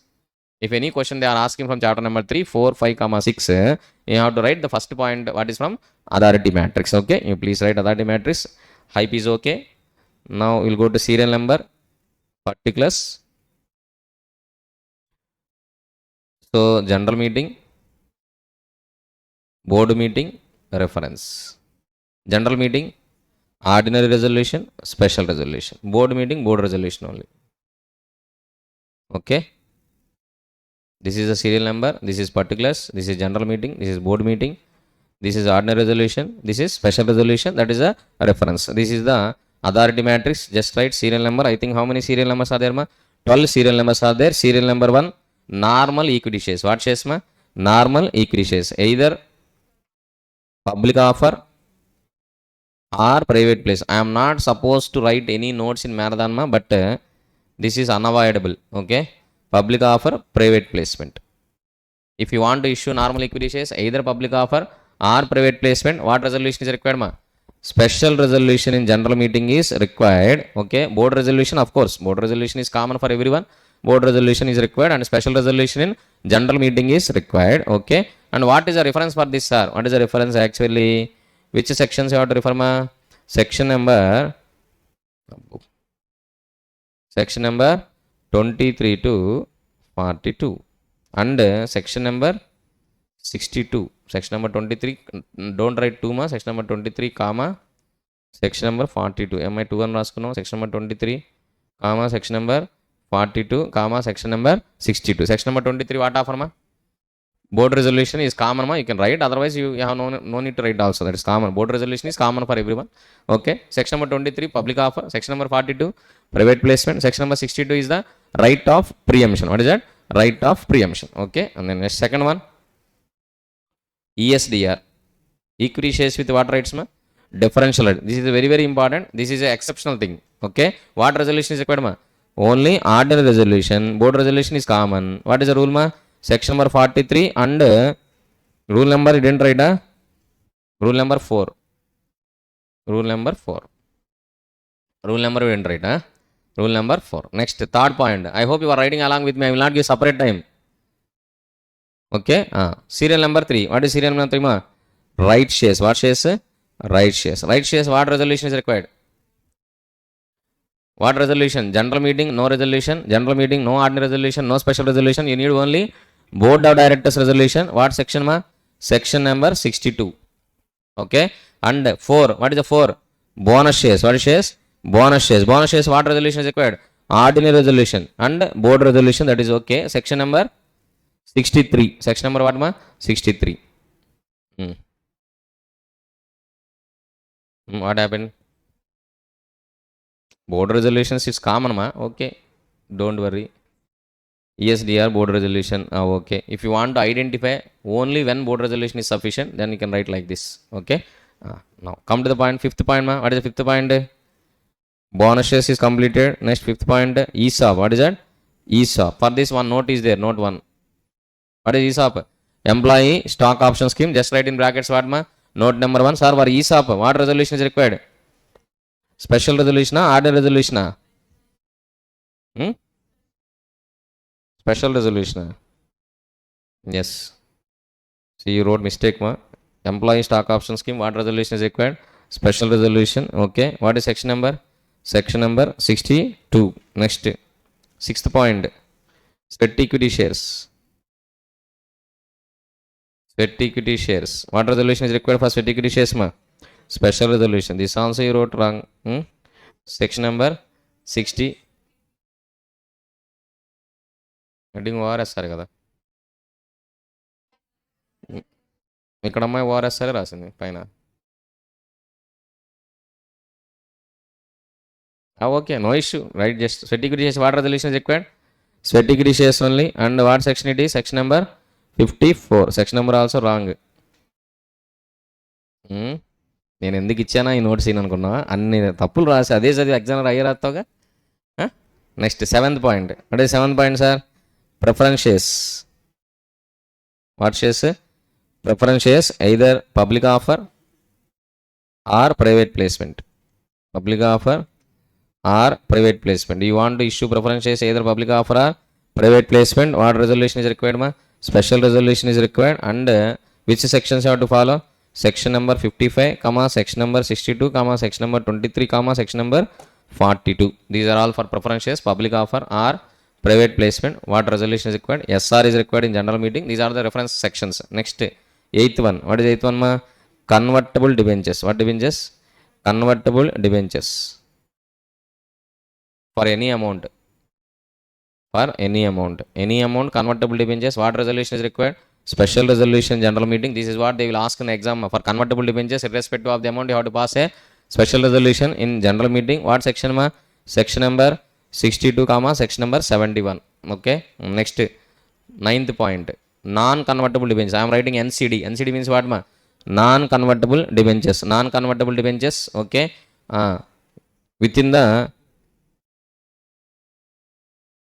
Within limits prescribed under section 181C. I will tell you what is under section 181C limit as a footnote. Don't worry. So you are issuing non-convertible debentures within limits under section 181C. No resolution is required. Only board of directors resolution is sufficient. What sections you have to refer ma? Section number 71 comma section number 181C. Okay. 10th one. Non-convertible debentures exceeding limits under section 181C. So you have to pass a special resolution in general meeting. So what sections ma? Section number 71 comma section number 181C. That is 10th point. Now only last 2 points are there for what ma? For deposits actually. Section number point number 11. What is that? Acceptance of deposits within limits under section 181C. What resolution is required? Ordinary resolution is required. This is also a unique point ma. You are accepting deposits even though it is within the limits. What is required? Ordinary resolution general meeting is required ma. Where it is mentioned actually? Section number 73 and section number 181C. Next, last point.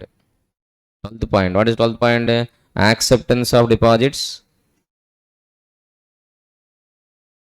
exceeding limits under section 181C. Then what resolution is required? SR is required. Where it is mentioned? Section number 73 comma section number 181C. Okay, 181C. These are the 12 points. You please revise before going to examination. Okay, you should revise this table once because this will give 1 point. Any 1 point. Sometimes it will can ask for 5 marks also. Authority matrix for debentures or authority matrix for deposits or for public offer or private placement. You have to write the first point. If you are writing anything about private placement, what you have to write? Special resolution is required to be passed if you want to issue equity shares or preference shares through private placement, or you want to issue non-convertible debentures within the limits. no resolution is required, board resolution is sufficient. Or you are issuing non-convertible debentures exceeding the limits, then special resolution. Or you are issuing convertible debentures, special resolution. Though this is a comprehensive authority matrix covering all 4 chapters at once. Okay, please write a footnote, ma. Footnote number 1. What is footnote number 1? Where we kept note 1, ma? ESOP, na? What is a private company can pass ordinary resolution for issue of ESOP.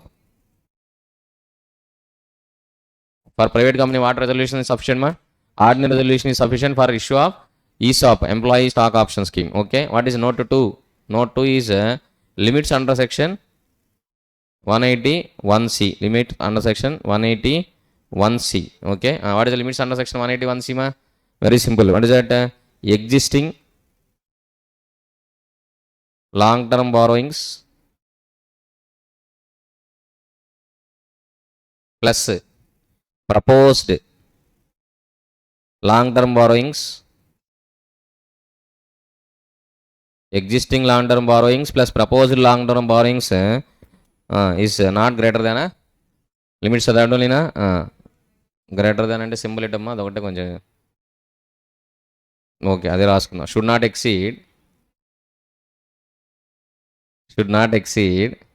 What is that 100% of paid up share capital plus free reserves plus security premium is there.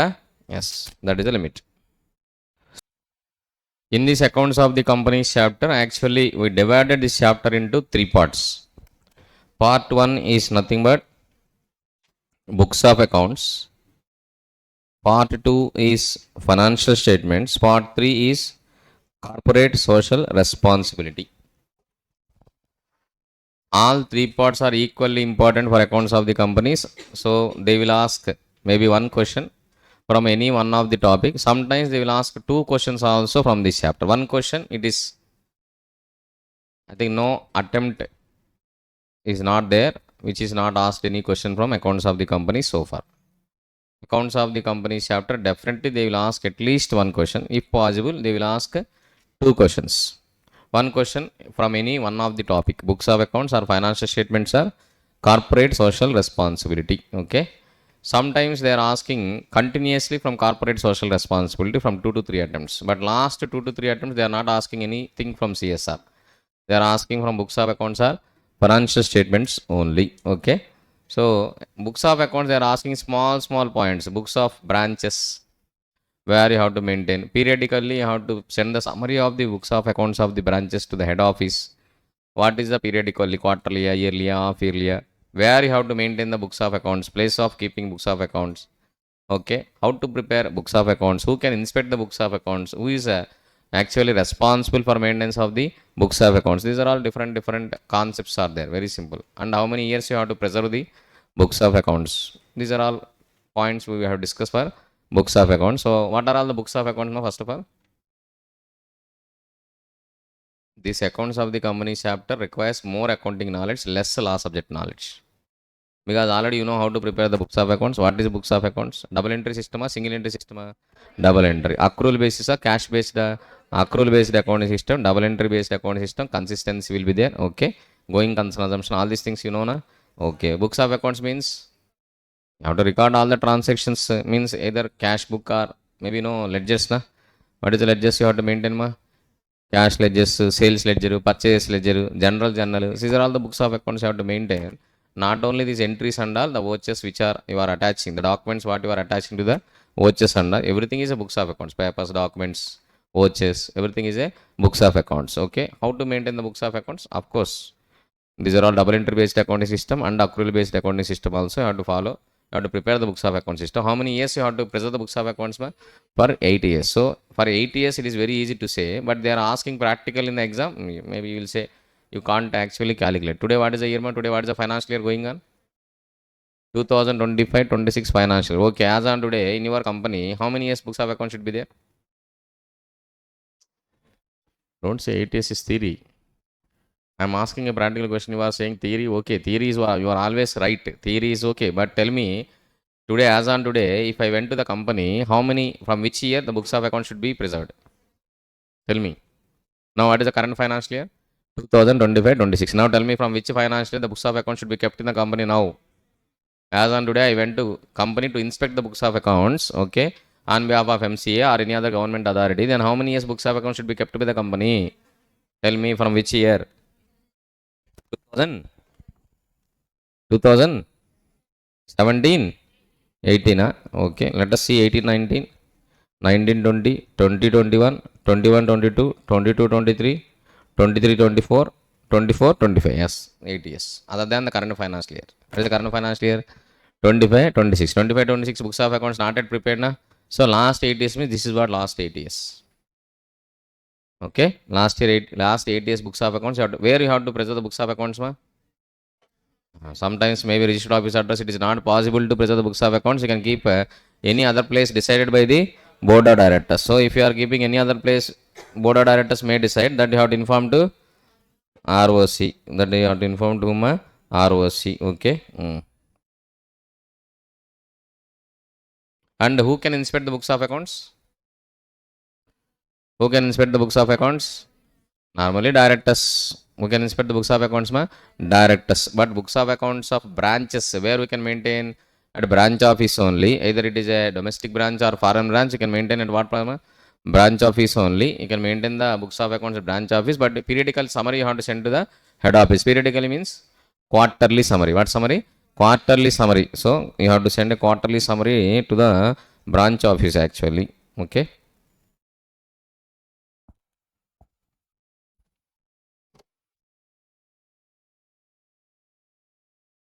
And who can inspect the books of accounts, ma? Any director can inspect the books of accounts. Member has no right to inspect the books of accounts. It is not possible to give a right to inspect the books of accounts by a member. Okay. Books of accounts of a subsidiary, who can inspect?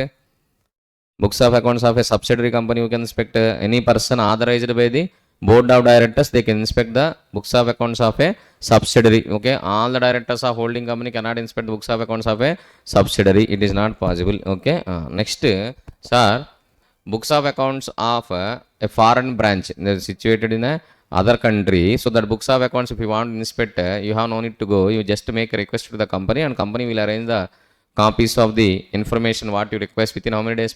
Within 15 days. That is what inspection of books of accounts. Sometimes maybe you have to remember that also, inspection of books of accounts. Okay. So next, if you want to inspect the books of accounts of a subsidiary company, you cannot send any agent, ma. It is not possible. Directly person authorized by the director only, he can go and inspect the books of accounts of a subsidiary company. Okay. So let us see your accounts of the company chapter. And who is responsible for to maintain the books of accounts, ma? Who is responsible to maintain the books of accounts actually? Director of finance, whole time director in charge of finance, and CFO. Any other person authorized by the board of directors. So who is responsible to maintain the books of accounts? That also you please remember once. This is the maintenance of books of accounts in electronic form. Maybe it is important nowadays. Books of accounts you have to maintain what form? Electronic form. So it is also important nowadays. So this you please read line by line. It is remain accessible in India. It should be in India only how to maintain, and anyone can access the books of accounts only in India at all times. So it's useful for audit trail is also very important. So you have to maintain the books of accounts in such a way to maintain the audit trail. Means end to end tracking is required. Okay. From source to destination, you can track who originated the transaction and who verified the transaction, who approved the transaction, or anyone alteration, anything has been done, anything, everything, and all logs has to be created. When it is entered, what time it is entered, by which user it is entered, that is called log. What is that? Log details. What is log details?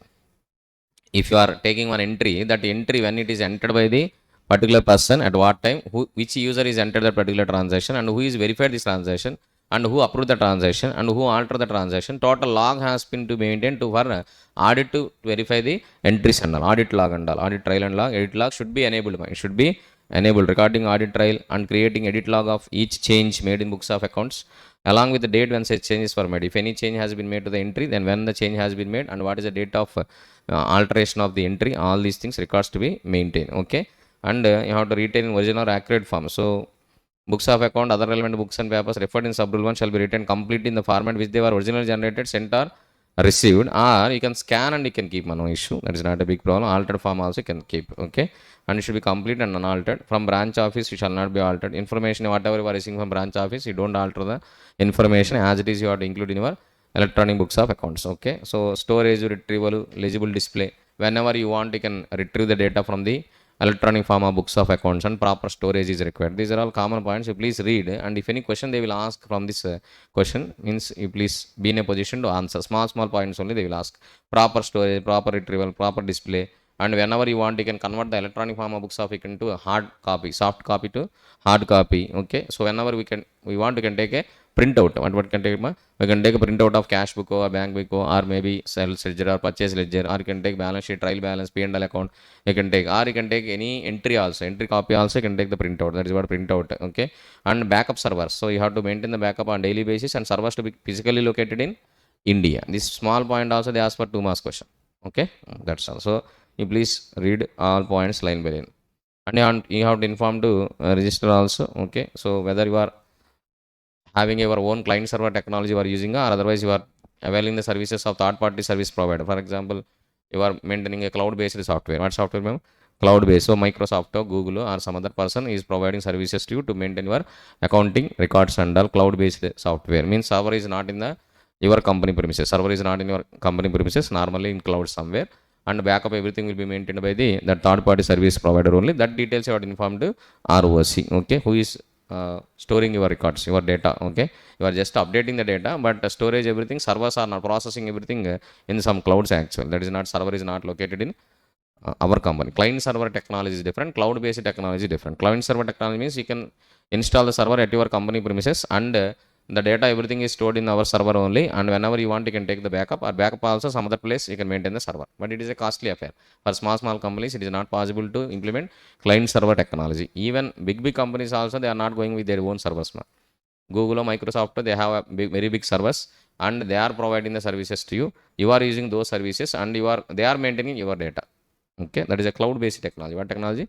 Cloud based technology, okay. If you are utilizing the third party services, you please provide the information to ROC, okay. See where the books of accounts and other books and papers are maintained on cloud.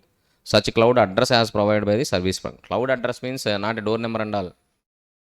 Don't think cloud address means what. So door number 12-1008, like that door number will be given. Nothing will be then. Cloud address means maybe one ID will be given. What is that? What we can say in our technical language? What we'll say cloud IP address. What address, ma? IP address will be given, okay, or a link will be given to open your accounting software to access your records, okay. All these things they will download one app, or otherwise they will download one desktop, maybe front end desktop application will be there, that may be downloaded on your desktop, and by that you can enter into the cloud. That's all. Cloud will not be there in your company, okay. There is no physical address for the cloud, only web address will be there. What address will be there? Web address only. That is just going like in the sky only, it is going, you have to catch cloud only, like that only, na? Yes. Next, preparation of consolidated. Directly we went to consolidated financial statements. Anyhow, in financial statement, in books of accounts, what points you have to revise? One is preparation of books of accounts. Next one, place of keeping books of accounts. Even though it is not there in your marathon material, you please revise preparation of books of accounts. That is very easy to understand by yourself, ma. No need to discuss in marathon, because there is no concept to discuss in this chapter actually, accounts of the company chapter. You can remember only CSR, corporate social responsibility, I will concentrate more in marathon classes, and maybe consolidated financial statement to some extent, revision of financial statements, recasting of financial statements. This is what very important. Remaining points you can read and you can understand. That is only procedural compliance. Preparation of books of accounts, place of keeping books of accounts, person responsible to maintain the books of accounts, and how many years you have to maintain the books of accounts, branch books of accounts, inspection of books of accounts. These points you have to read. Each and every point is very important. They can ask for 5 marks question. Any question they can ask, okay. So that is what. Next, financial statements. Actually, what is financial statements? You know that balance sheet, P&L account, okay, cash flow statements, statement of changes of equity, SOC, SAS, all these things, notes forming part of the financial statements. These are all is a financial statements.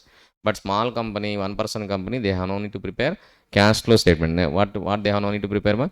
Cash flow statements. Which company? Small company and one person company, they have no need to prepare cash flow statements. Okay, financial statements you have to prepare in accordance with section number 129 and by complying accounting standards prescribed in section number 133. You have to prepare financial statements by depicting true and fair view of the company's affairs for that particular financial year and by complying accounting standards notified in section number 133 and the format prescribed in schedule 3 to the companies act 2013. Which format you have to prepare financial statements? Schedule 3. And what you have to comply while preparing financial statements? Accounting standards. Okay, and what the financial statements has to depict to the users of financial statements true and fair view of the company's affairs of that particular financial year. That's all. This is what financial statements general discussion. Okay, but financial statements, who has to prepare? Responsible persons to prepare the financial statements. That is also very important. Signing of financial statements. What is it? Signing of financial. You just read it. That's, you can understand. There is no need to discuss. Who has to sign the financial statements? Okay, and who is responsible for preparation and presentation of financial statements? Okay. Next, very important is filing of financial statements. What is important? Filing of one table is given in your material. You please go through the table. For accounts of the company chapter, I didn't provide any running notes because all questions almost equally important. You please read the material for accounts of the company chapter, and I ask you to prepare your own running notes, and so many students they prepared very well. Okay, very good. So like that, you can prepare the running notes. But what is there in your material? Everything you have to read for accounts of the company. So financial statements. So first, what you have to discuss, what is the financial statements and who has a responsible person to prepare and present the financial statements and who has to sign the financial statements. One more question is the filing of financial statements. So many times we referred, if any default in filing financial statements, any default in filing annual returns, you cannot avail the privilege, you cannot alter the name class, you cannot go for buyback, you cannot go for ESDR, you cannot issue preference shares. So many times we discussed filing of financial statements, filing of financial statements. Okay, that is there in this chapter only. There are forms are prescribed. What is prescribed? Forms. First of all, due date.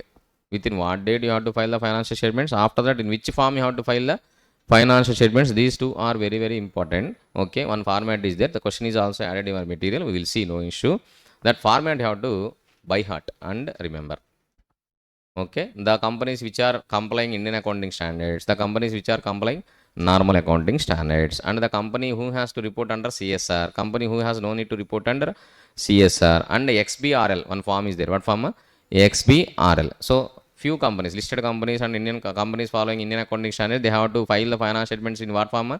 XBRL form. That XBRL form companies also have to remember. Okay, so that we will see filing of financial statements. Before going that, what is here? Consolidated financial statements. Very simple. If any company is having any subsidiary or any associate company, they have to prepare standalone financial statements as well as consolidated financial statements also. Means they are consolidating their financial statements and their subsidiary financial statements and their associate company financial statements to prepare and present one single set of financial statements to their members. That is called consolidated financial statement, CFS. What is that? CFS. This consolidated financial statements, okay, so when it is no need to prepare, that is very important. So I am expecting a question from exception for preparation of consolidated financial statements. That may be important. Okay, so when you have a subsidiary or when you have an associate company. Sir, I am not having a subsidiary. I have only associate company. I have to prepare CFS. Yes, you have to prepare. Don't compare with your accounting standards. As per company said, even though you are having a associate company, without subsidiary also have to prepare what? CFS. Okay. Sir, I am not having a subsidiary. I am only having a associate company. I have to prepare CFS. Yes, you have to prepare CFS. Okay. CFS means what? Consolidation of your financial statements, your subsidiary company financial statements, your associate finance company financial statements. You are preparing one set of financial statements. Nothing but see how to prepare CFS by complying your accounting standards. Nothing is prescribed in company side. I am not going into the technicality of the preparing consolidated financial statement. For that, your accounting faculty may help you how to prepare CFS by complying accounting standards. Okay, minority interest calculations, all these things we don't know. Your accounts faculty only has to discuss. Okay, so in company law also nothing is there. They said you please follow accounting standards to prepare the consolidated financial statements. Okay, but what is important? Not only CFS, but also you have to lay down the silent features of the financial statements of your subsidiary company, associate company in general meeting of the holding company. Okay, for example, TCS is a holding company of, okay, Tata Motors is a holding company of TCS. Let us imagine. It's not a practically. Tata Motors is a holding company of TCS. Okay. Tata Motors AGM. In Tata Motors AGM, what they have to lay down for adoption of the members? What they have to lay down? Tata Motors SFS. What is that? Tata Motors SFS. SFS means standalone financial statements of Tata Motors, and CFS, consolidated financial statements of Tata Motors and TCS and any other subsidiary of Tata Motors or associate company. Next, silent features of TCS financial statements. Not complete set of financial statements of TCS, only silent features of TCS financial statements or any other subsidiary financial statement. These are all you have to lay down, okay, in the general meeting of the holding company for the adoption of members. Who has to adopt? Members has to adopt, okay. So consolidation, how to consolidate, schedule number 3 and applicable accounting standards. Nothing more than that to be discussed in the company law. And exemption from preparation of CFS. This is maybe important. Students normally they cannot understand by reading these points actually. Let us take some example. When you have no need to prepare CFS. When you have no need to prepare CFS. We take an example of Tata company only there. Okay. So for example, Tata Sons Private Limited. Tata Sons Private Limited is a holding company of Tata Motors. Tata Motors is a holding company of Tata Consultancy Services. This is the maybe hierarchy. Let us imagine. Only for example, this is the hierarchy. Okay. Tata Consultancy is having a maybe, what is that? Tata Play. Tata Play is a subsidiary. This is the hierarchy. Now, Tata Consultancy Services has to prepare SFS as well as what? CFS. In CFS, what they have to club? Tata Play financial statements they have to club while preparing CFS, right? Okay. And Tata Motors, what they have to do?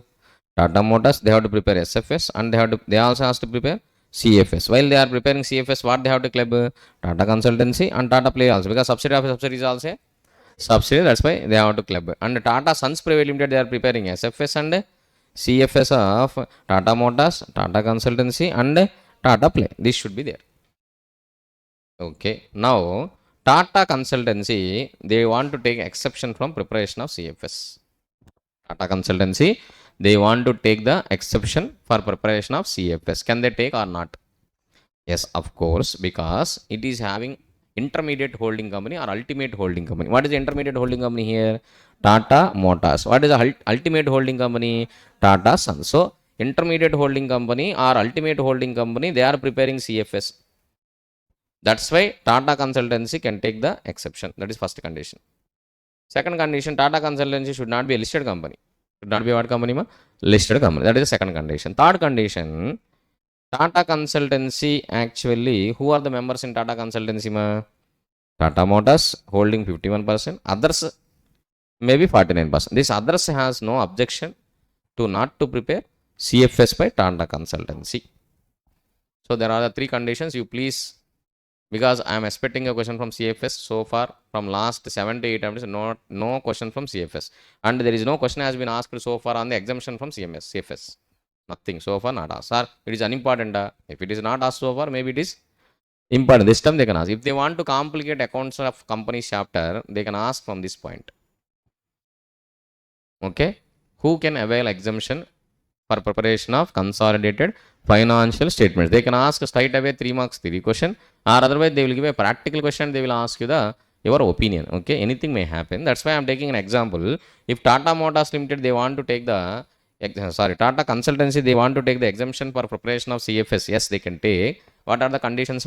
Their intermediate holding company or ultimate holding company is preparing CFS. Is preparing what? CFS. And Tata Consultancy is not a listed company, and the other members of Tata Consultancy Limited has not raised any objection, or you are taking the consent of that other members not to prepare CFS. These are the three conditions. Okay, that you can read the material now. You can understand. You can read and you can understand. Okay, next, there are 2 points what is very important for financial statements. Revision of financial statements, recasting of financial statements. What is that? Revision of financial statements and recasting of financial statements. Sir, what is this revision and recasting? Okay, so please try to identify the difference in between revision of financial statements and recasting of financial statements.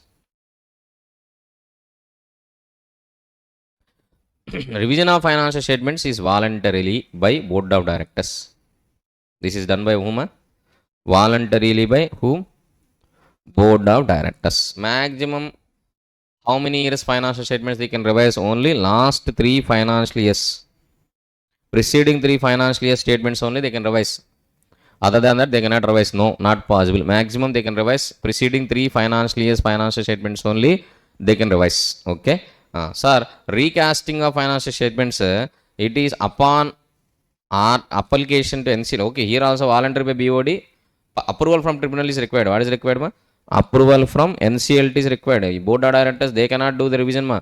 It is not possible because already approved in the annual general meeting of the company, adopted, and you filed with ROC, filed with income tax, filed with SEBI, filed with SCRA, filed with so many authorities. Okay, you cannot revise yourself. It is not possible. Once books of accounts finalized, financial statements are prepared, board of directors report is prepared, auditing is also completed, and you later on the annual general meeting, it is adopted, you filed with ROC. After that, you cannot revise. It is not possible. When you can revise maximum? Board of directors, they can do whatever they want. When they can do? Before filing with AGM. Before laying down the AGM. Once it is laid down in the AGM, members are adopted, you cannot do anything. If you want to do anything, again you have to make an application to NCLT. Then NCLT will give the permission to revise the financial statements. That is also only last 3 years only. Sir, why sir revision? I don't know first of all. Revision. So, if they are not complied section number 129 or schedule number 3, means this is not books of accounts. We are not touching the books of accounts, ma. Only balance sheet, P&L account, we are not preparing as per schedule 3, or we are not complying the accounting standards. Then only board of directors can make an application to NCLT to revise the financial statements only. We are not touching the books of accounts. No, books of accounts is already finalized. We are not going to revise the books of accounts. Only financial statements. Okay, only financial statements, because you are not complying schedule 3 or section number 133. Due to that, maybe you want to revise your financial because of presentation. Maybe you are not presented some information. Okay, or you are not following the accounting standards while preparing the financial statements. In that case only you can revise your financial statement. That is also you have to make an application to NCLT, and NCLT will send the notice to so many affected persons. After considering all the opinion, then only NCLT will give the order, then you can revise. But one small point what you have to remember in this, one financial year financial statements can be revised only once. One financial year financial statements can be revised only once. That point you have to remember. One financial year financial statements can be revised only once. Don't misunderstand. Sir, in one financial year, board of directors can make only application to NCL to once. No. What I am saying, 2024-25 financial year books of accounts already made an application to NCLT to revise. Okay. Sir, can I revise once again this books of this finance statements? No, you have only one chance to rectify the mistakes. Sir, 2024-25 one mistake is there. Please give me chance to rectify, sir. Okay, chance is given. Again you are going to NCLT, sir. One more mistake in the same year, sir. Not possible. You can revise only once only, and only you can revise last 3 years financial statements only. Okay, you have to make an application to NCLT. NCLT will give the order, then only you can revise. Otherwise, no. That is what revision of financial statement. Then what is recasting of financial statements, sir? Recasting of financial statements is entirely different. This recasting means not only financial statements, you are recasting your books of accounts also. You are recasting what? Books of accounts also you are recasting. You are recasting your books of accounts also. Everything you are recasting.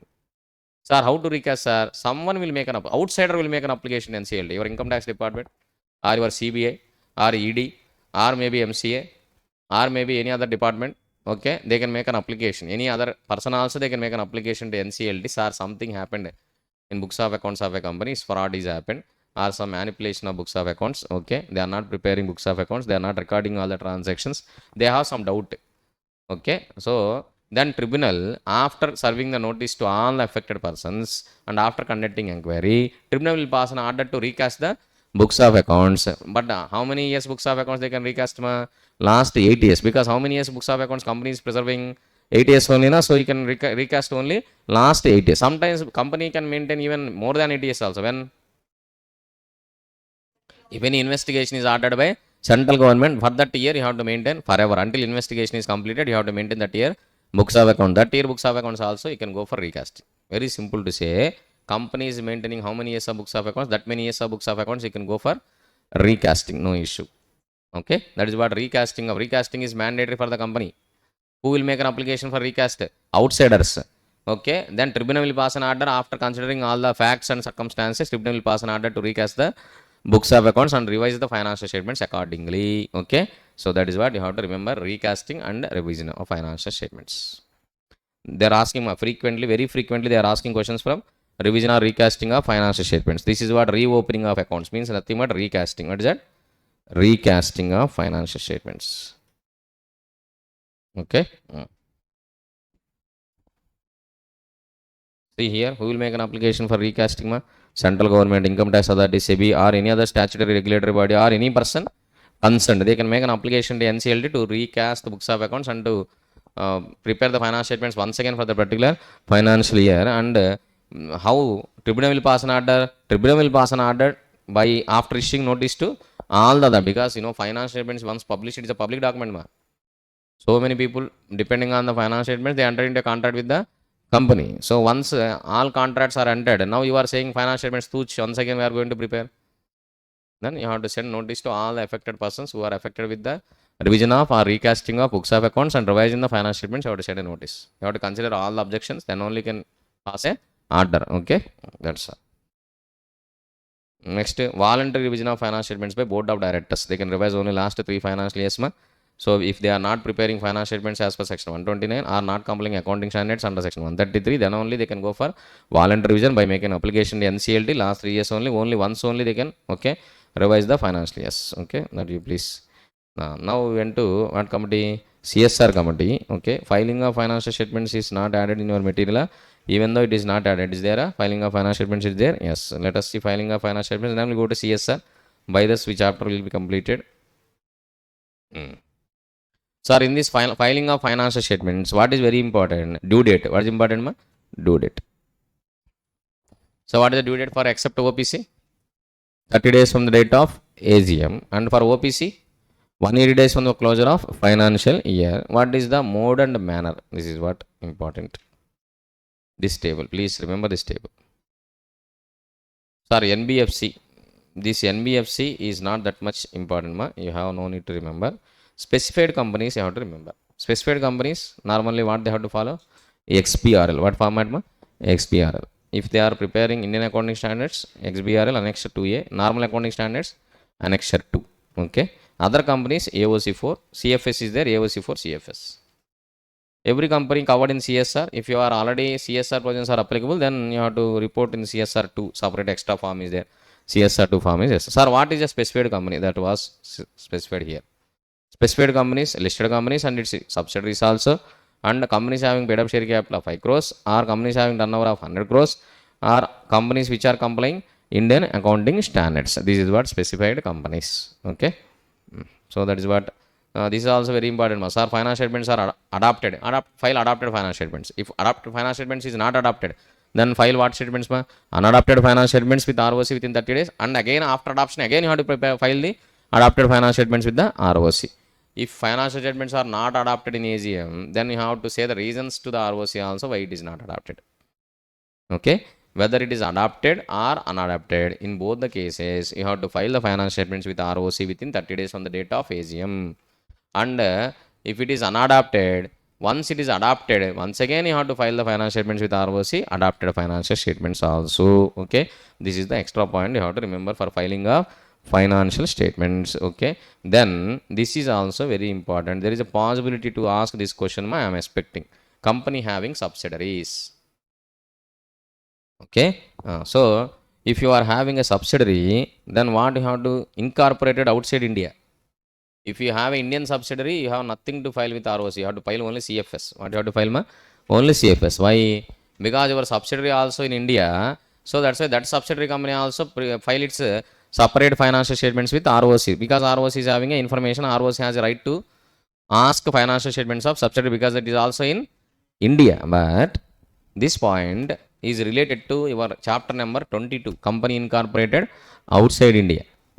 See here, a company shall, along with its financial statements, to be filed with register, attach the accounts of its subsidiary which have been incorporated outside India and not established their place of business in India. Because see, I have a subsidiary outside India. There is nothing prohibited to invest in outside companies also. Yes, we can invest. Even our Tata Motors is having a subsidiary outside India. Okay, so there is no prohibition to invest outside companies. Okay, sir, I have a outside subsidiary, foreign subsidiary. I have to give the books of accounts of foreign subsidiary also to ROC. When you have to provide the books of accounts information of your subsidiary, foreign subsidiary, if it is not having a place of business in India. Sir, if it is having a place of business in India, automatically chapter number 22 is applicable, and as per chapter number 22, the company which is incorporated outside India but having a place of business in India, it is treated as foreign company. What company? Foreign company. Foreign company, you can apply chapter 22, and foreign company, they have to file the financial statements with the ROC. So anyhow, ROC is getting information from chapter 22. That's why no information is required from chapter number 9. Okay, sir, I have a subsidiary and that subsidiary is not having any place of business in India, then ROC cannot get the information of that subsidiary unless otherwise holding company files. Sir, ROC can ask directly in that subsidiary. Subsidiary will say, get out. Because that is incorporated outside India. It will not follow our company side. It will not give any information to our ROC. That's why ROC cannot take any information. Sir, why sir ROC has to take information of that subsidiary? Because in that subsidiary, which company is invested? Indian company is invested. If there is no nexus, then ROC also not interested.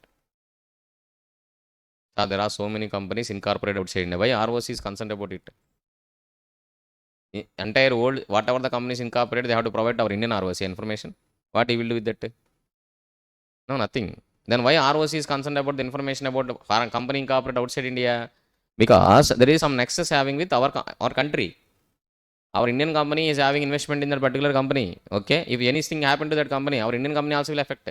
Our Indian investors also will affect. That's why ROC, you want to know what is happening in that company. Okay, he asked, then that company rejected. I have no need to provide any information under which I have to provide.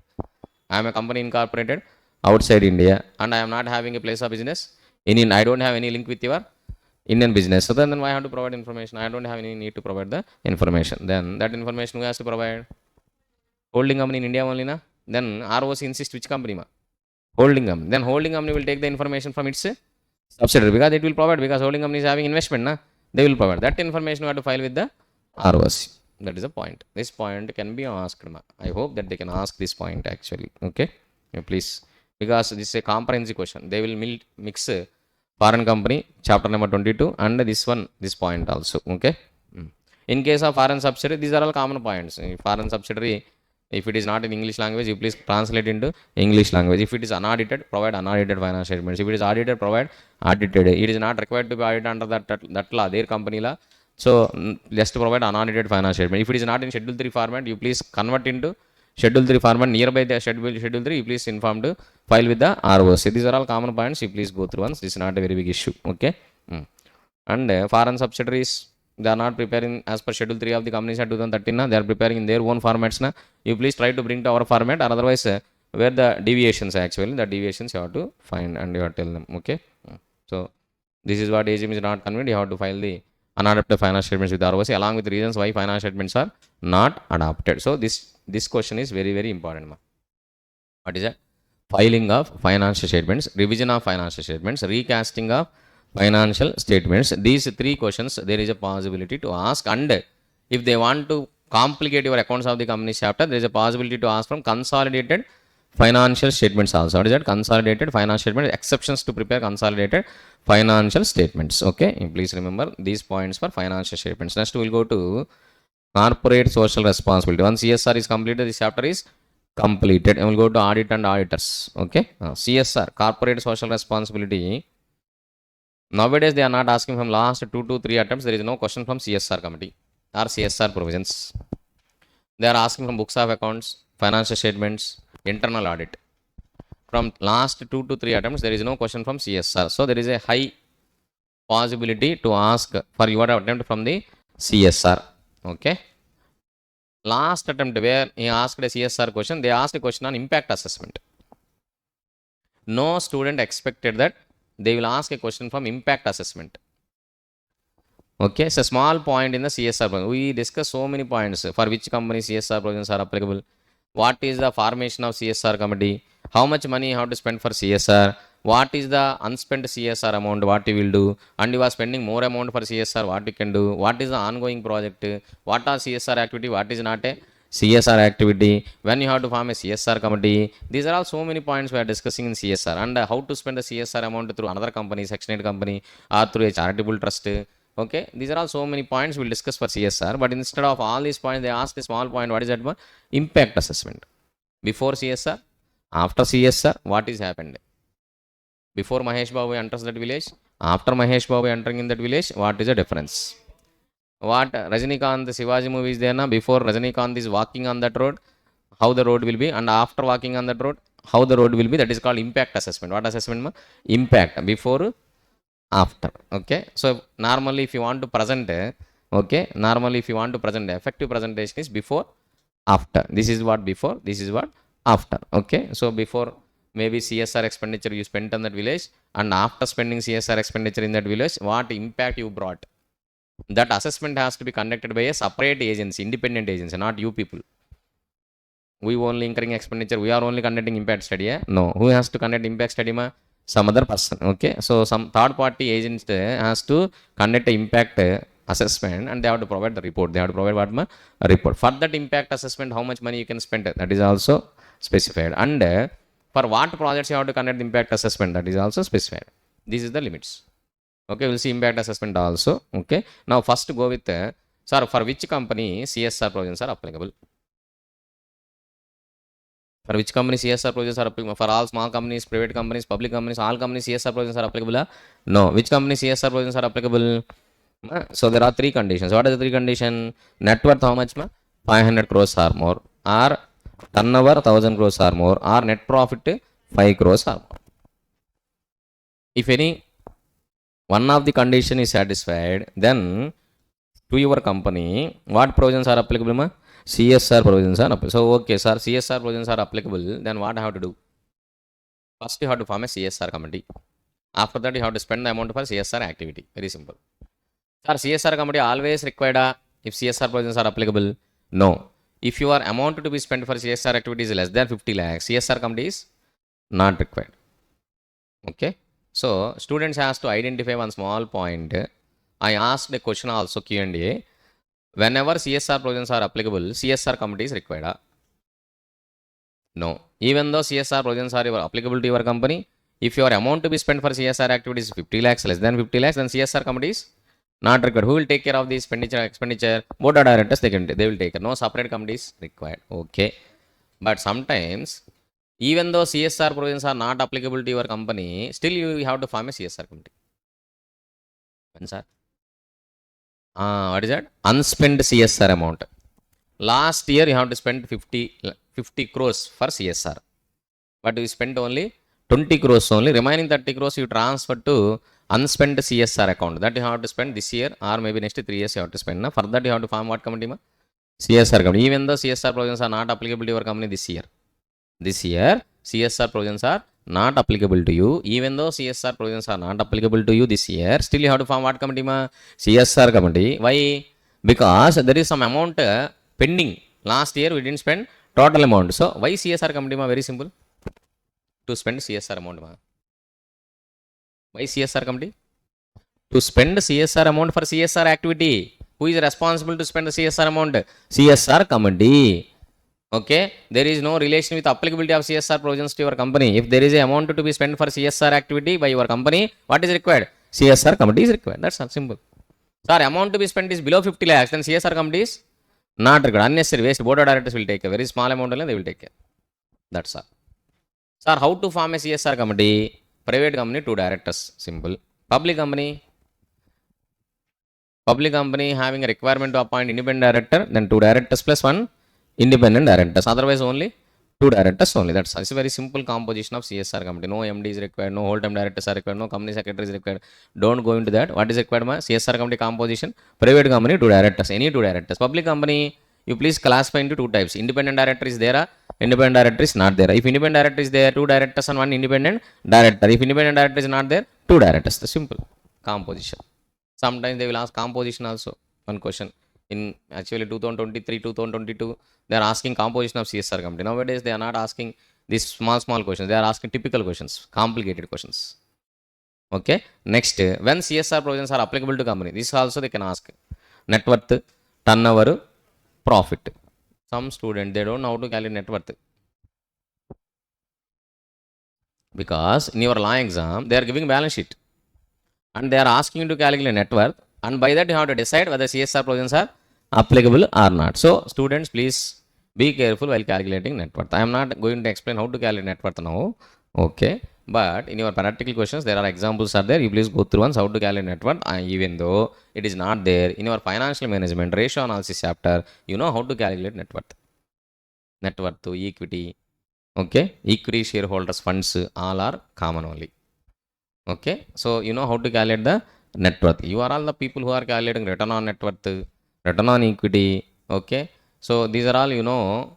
So please, how to calculate net worth? Very simple. Don't,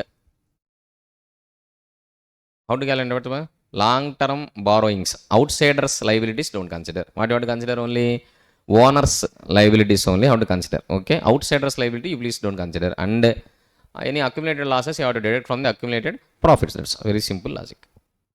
Okay. Anyhow, now come to the point. Sir, what is a turnover? Don't ask me. Turnover definition is there in the company chart, not much important. Normally they will give the turnover. You could go, what is the say, value of the goods produced, means value of the goods sold, or value of the services provided. That is nothing but what turnover, subject to sales returns or maybe service returns, whatever it may be. That is the turnover. Okay. Then what is the net profit? Net profit calculated as per the companies at 2013 only, but one small issue will come. Net profit before tax or net profit after tax? One time it is asked in your exam. Net profit before tax or net profit after tax?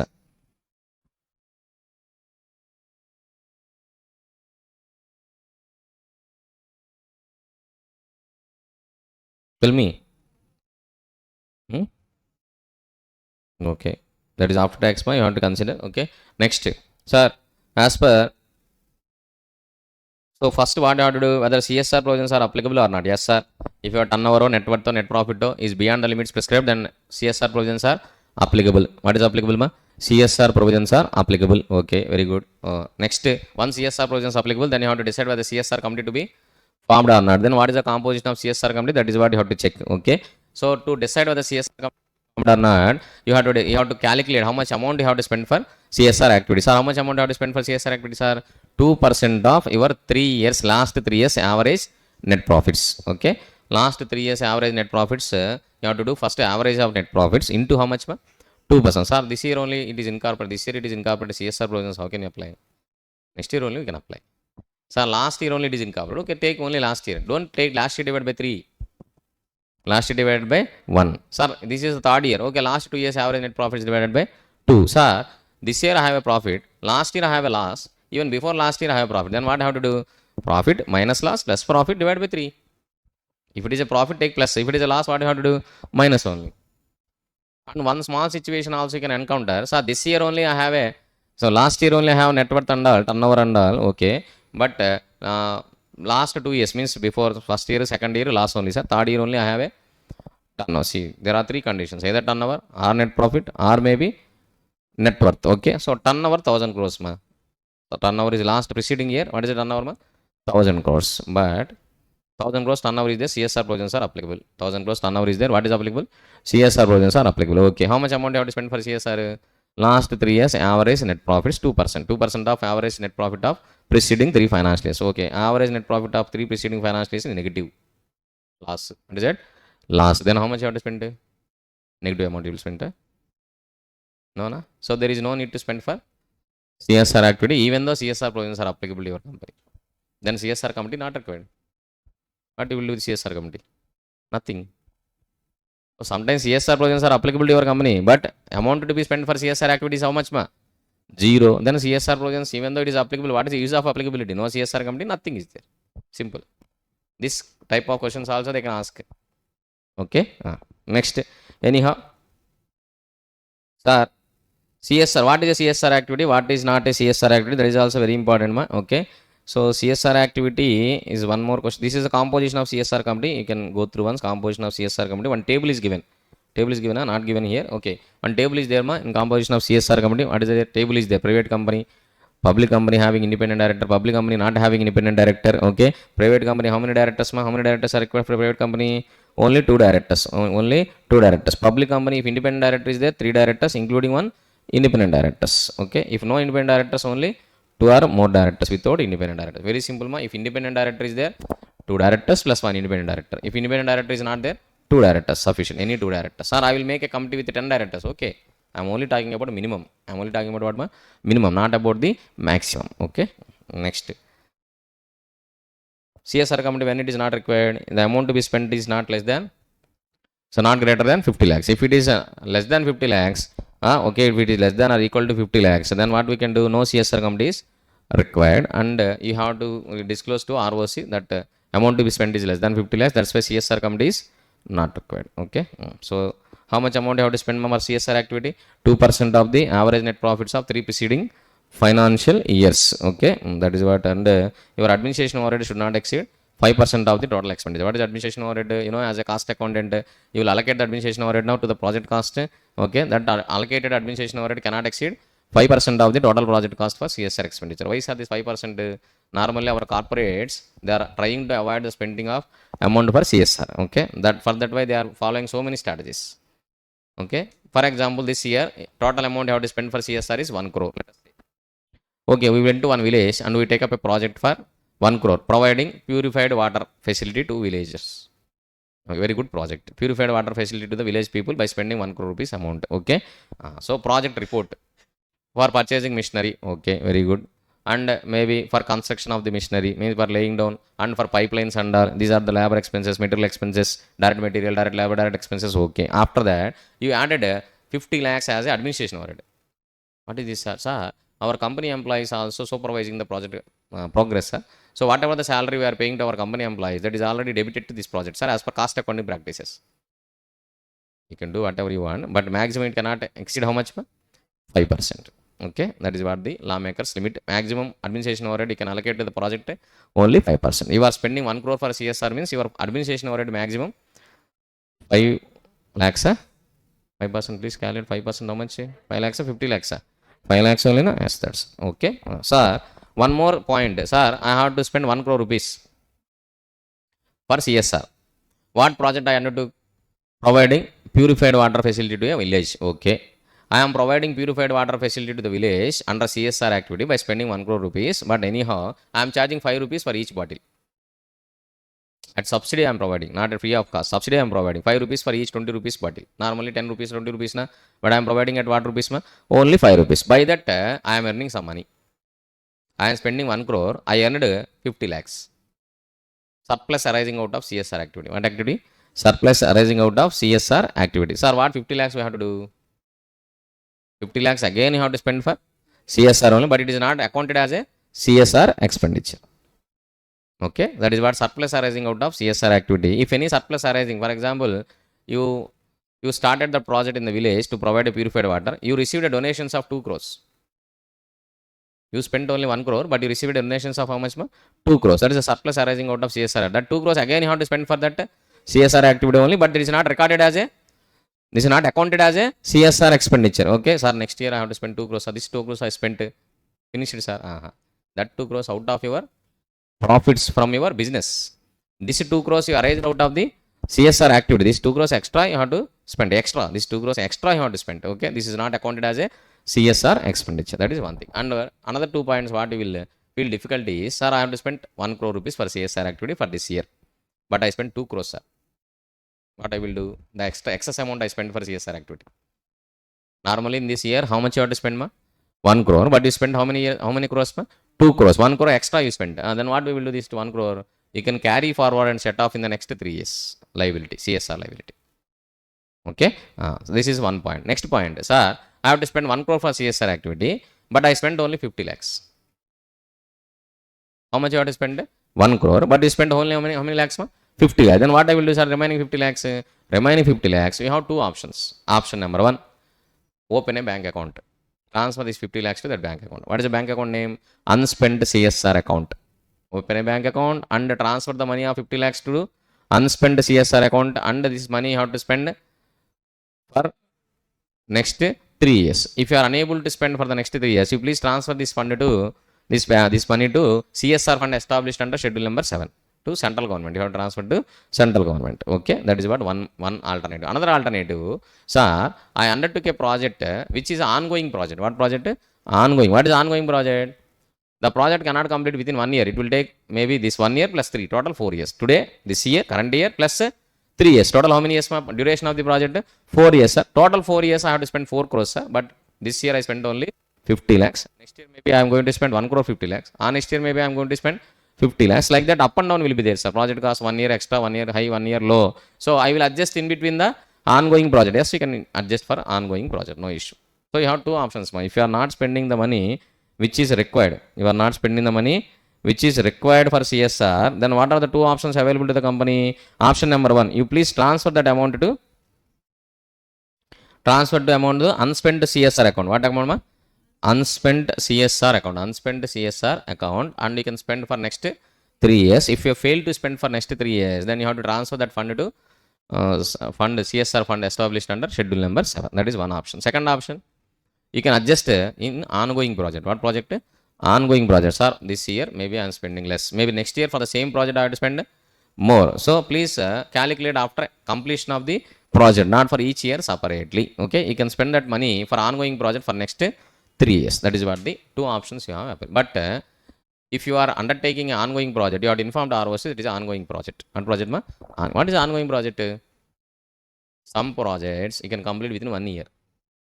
Some projects it is not possible to complete within 1 year. It will take more than 1 year time. More than 1 year time is nothing but what project, ma? Ongoing. Sir, I will complete 10 years follow-on project. No, maximum this year plus 3 years. Ongoing project life is only maximum how many years, ma?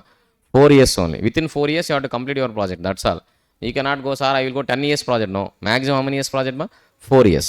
Okay, this year plus next 3 years. That is called ongoing project. What project, ma? Ongoing project. Sir, I want to provide infrastructure facilities in a village like road, bridge. If you want to construct a bridge on river, it is not possible to complete within 1 year maybe, because seasonal fluctuations will be there. So maybe it is obstructions to your construction during rainy season, or maybe winter season. Summer season only you can do work. After that you have to divert the river from one side to another side, and you have to provide alternative way until the bridge is constructed. So it will take more time, depend upon the bridge width and all, length and all. So it is within 1 year maybe we cannot complete the bridge construction. So that's why it will take more time. So it is an ongoing project. What project? Ongoing. So total bridge construction cost is 3 crores, sir. I will complete within 3 years. It doesn't mean that yearly 1 crore we are going to spend. No, maybe 1 year we are spending less amount. 1 year we are spending more amount. So internally you can adjust within the ongoing project. Okay. So this year I have to spend 1 crore for CSR activity, but I spent only 50 lakhs only, because digging of that pillars and all maybe is taking more time. But I spent only 50 lakhs. This remaining 50 lakhs I will spend in the next year for the same project, ongoing project. Okay, this is okay. Okay, so these are all the some points what requires clarification for the students. And one more clarification, sir, what is a CSR activity, what is not a CSR activity? One question is also there, and earlier so many questions has been asked from this topic. What is CSR activity, what is not a CSR activity? Okay, so very simple. CSR activity means activity prescribed in schedule number 7 of the Companies Act 2013. Sir, we have to by heart the list, no need. But you have to remember what is not a CSR activity. You have no need to remember what is a CSR activity, but you have to remember what is not a CSR. What is not a CSR activity? You are spending for your own business promotion. You are spending for your employees. You are spending for advertisement. You are only to complete your lawful statutory dues. You are paying gratuity to your employees. It's not a CSR activity. You are providing accommodation to your employees, schooling to your employees' children, and you are providing free health services to employees. Not a CSR activity. And you are sponsoring IPL cricket match. Sir, CSR activity? No, because you are giving advertisement. Okay, and you are spending outside India. Outside India, it's not a CSR activity.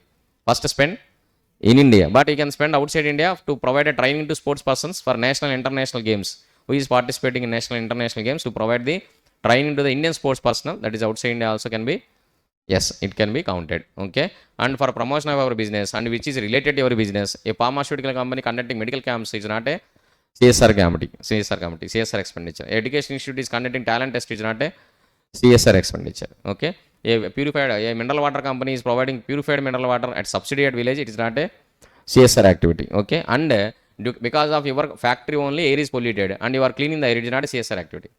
Because of your factory only water is polluted and you are purifying the water, it is not a CSR activity. Okay, so like that you are spending any money for CSR activity, it is not a political party contribution, also not a CSR activity.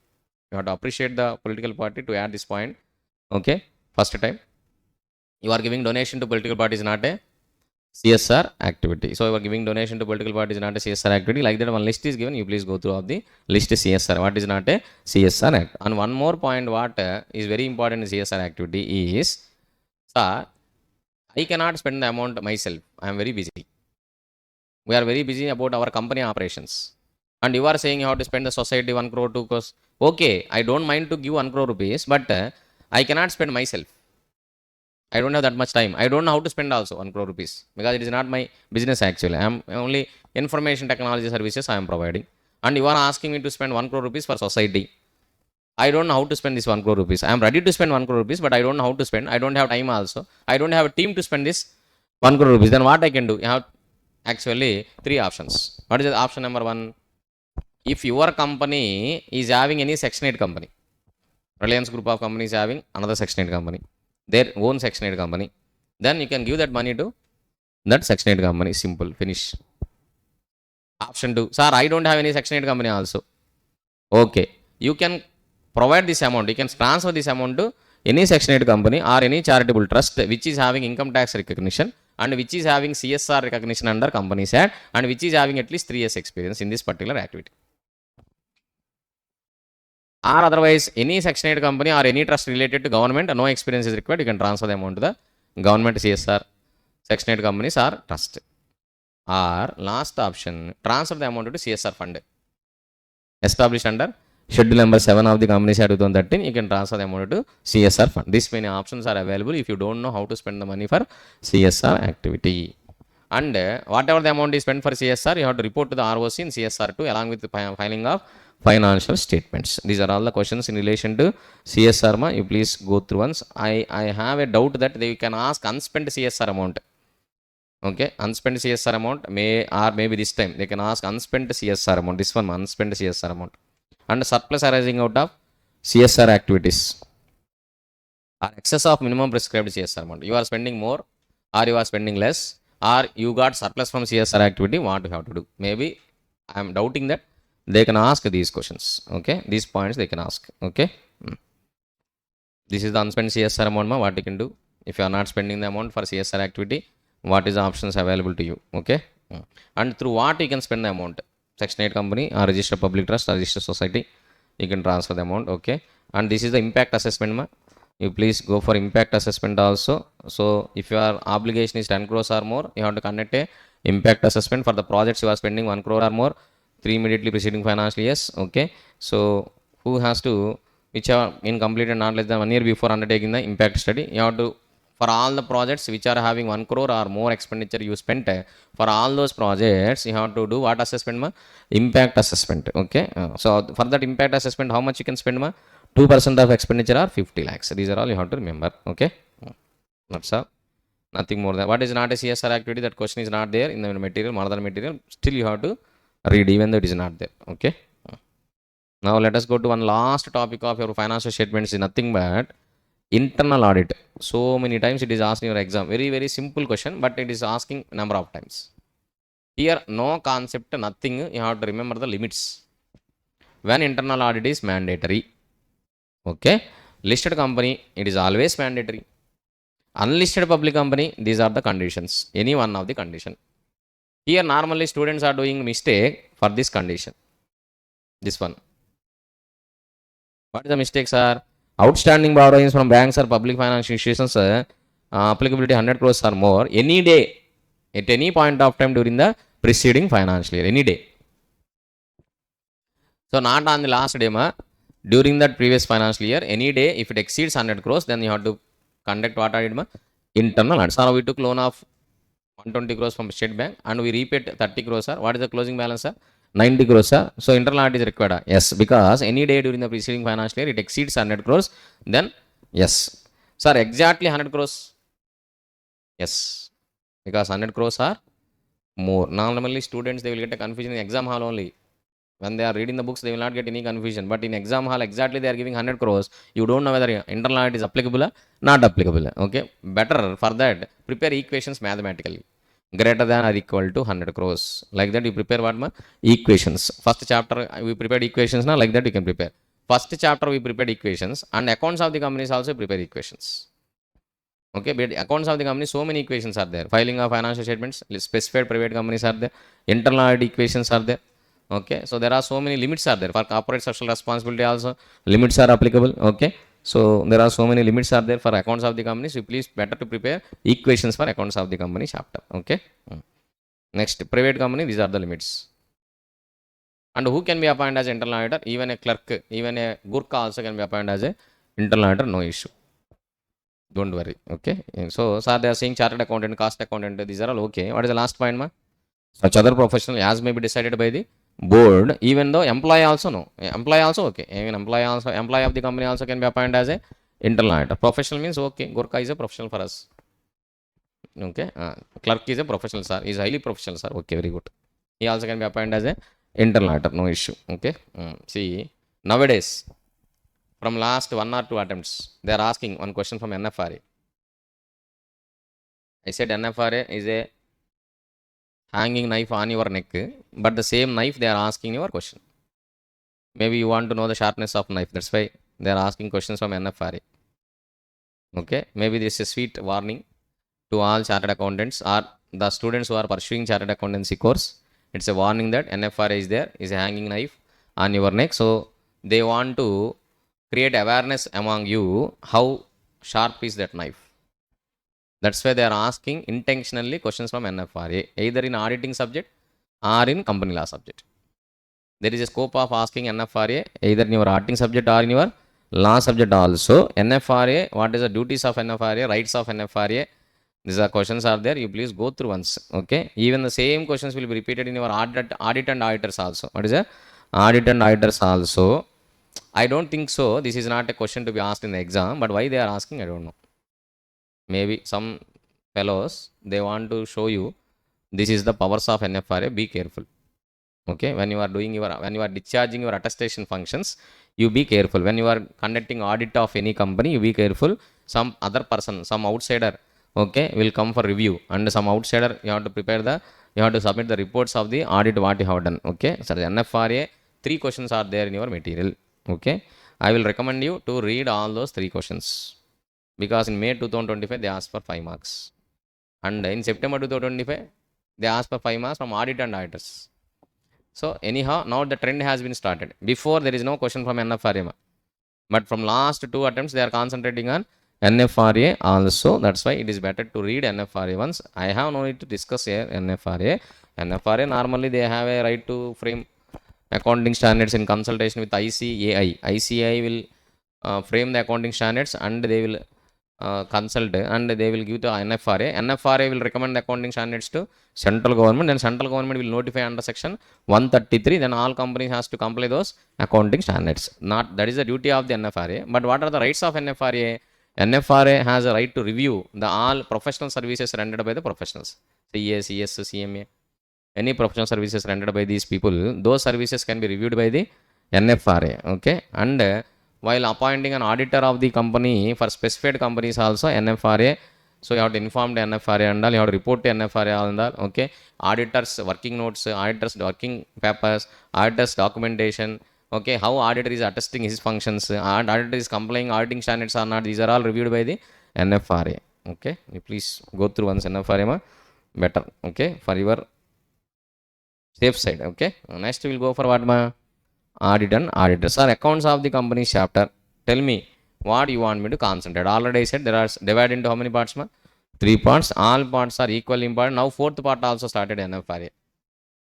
Earlier I am not discussing NFRA with students. I said you please go and read that, sir, because NFRA is not much important. No chartered accountant will like NFRA.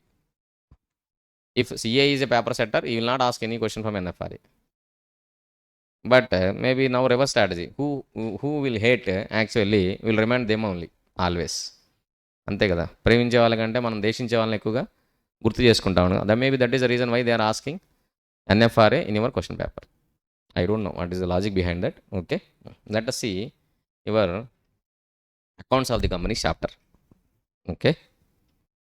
Now we are at the edge of the company SATMA. Only audit and auditors are there. Much time is not required for audit and auditors.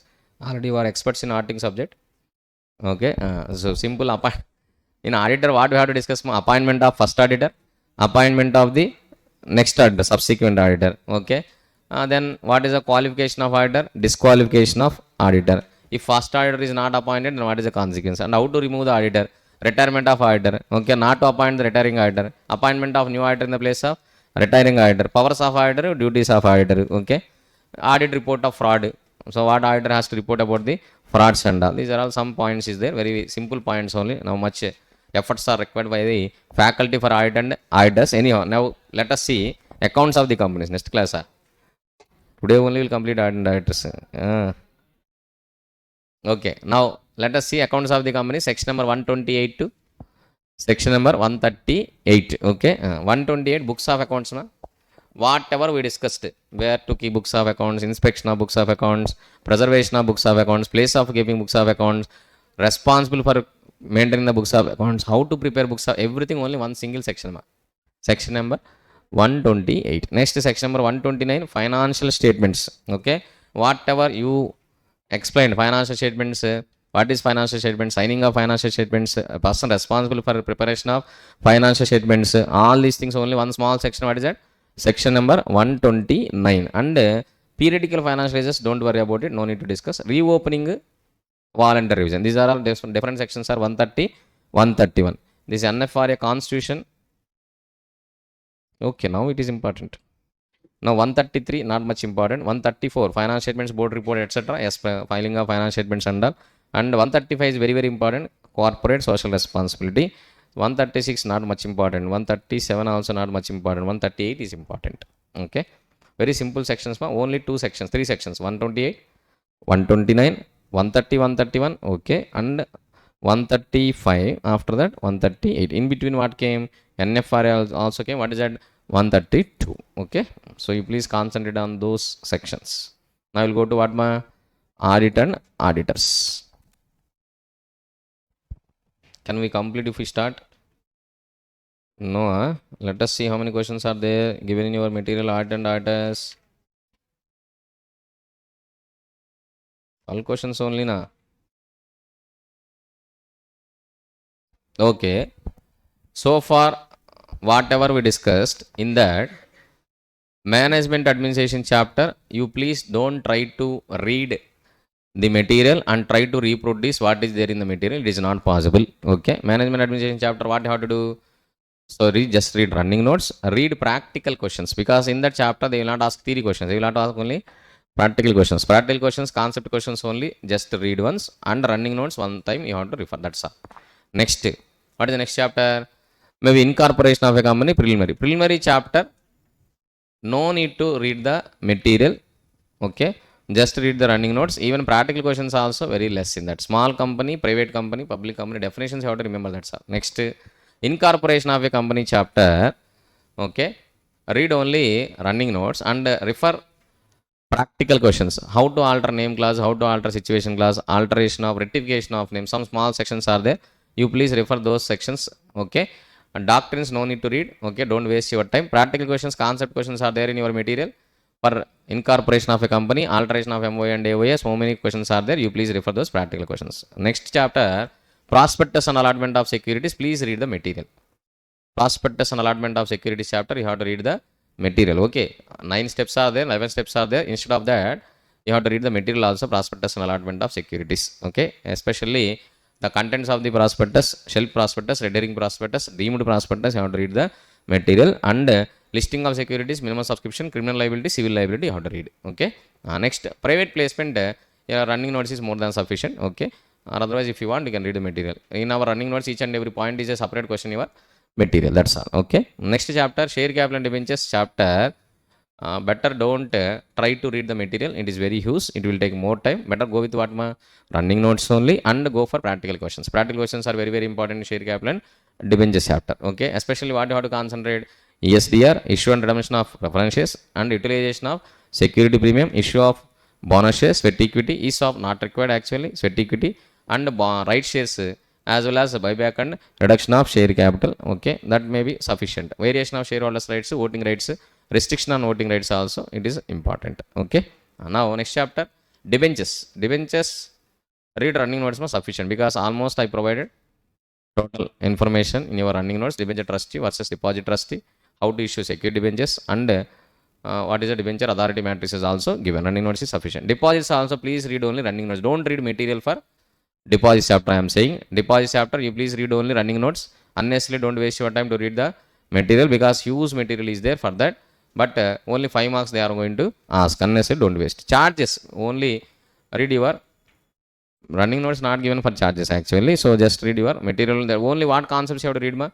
Registration of charges, satisfaction of charge, and as well as option available to the charge holder if company fails to register the charge. Okay, fixed charge versus floating charge. These are the points you have to revise once. Okay, after that management administration is completed. Declaration and payment of dividend, please read the running notes only, it is more than sufficient. Okay, procedure for payment of dividend, sources of dividend, conditions for application of the conditions for payment of dividend out of the reserves and all. Okay, and this one, what is that, interim dividend, sources for interim dividend, dividend kept in abeyance. These are all you have to read running notes. Okay, accounts of the companies, please read the entire material. Accounts of the companies chapter, please read entire material. It is worthwhile, because you have to remember all the limits and all. You have to please entire material. Accounts of the companies chapter, concentrate on the books of accounts. Don't concentrate unnecessarily board of directors report, directors responsibility statement. They will not ask all these things. Okay, so only you have to concentrate on filing of financial statements, signing of financial statements. Okay, as well as preparation of financial statements, all these things. Revision of financial statements, recasting of financial statements, and CSR activities, CSR expenditure, excess amount to less amount, and surplus arising, CSR committee. Okay, CSR composition, committee composition, how much amount you have to spend for CSR. These are all you please revise once. Okay,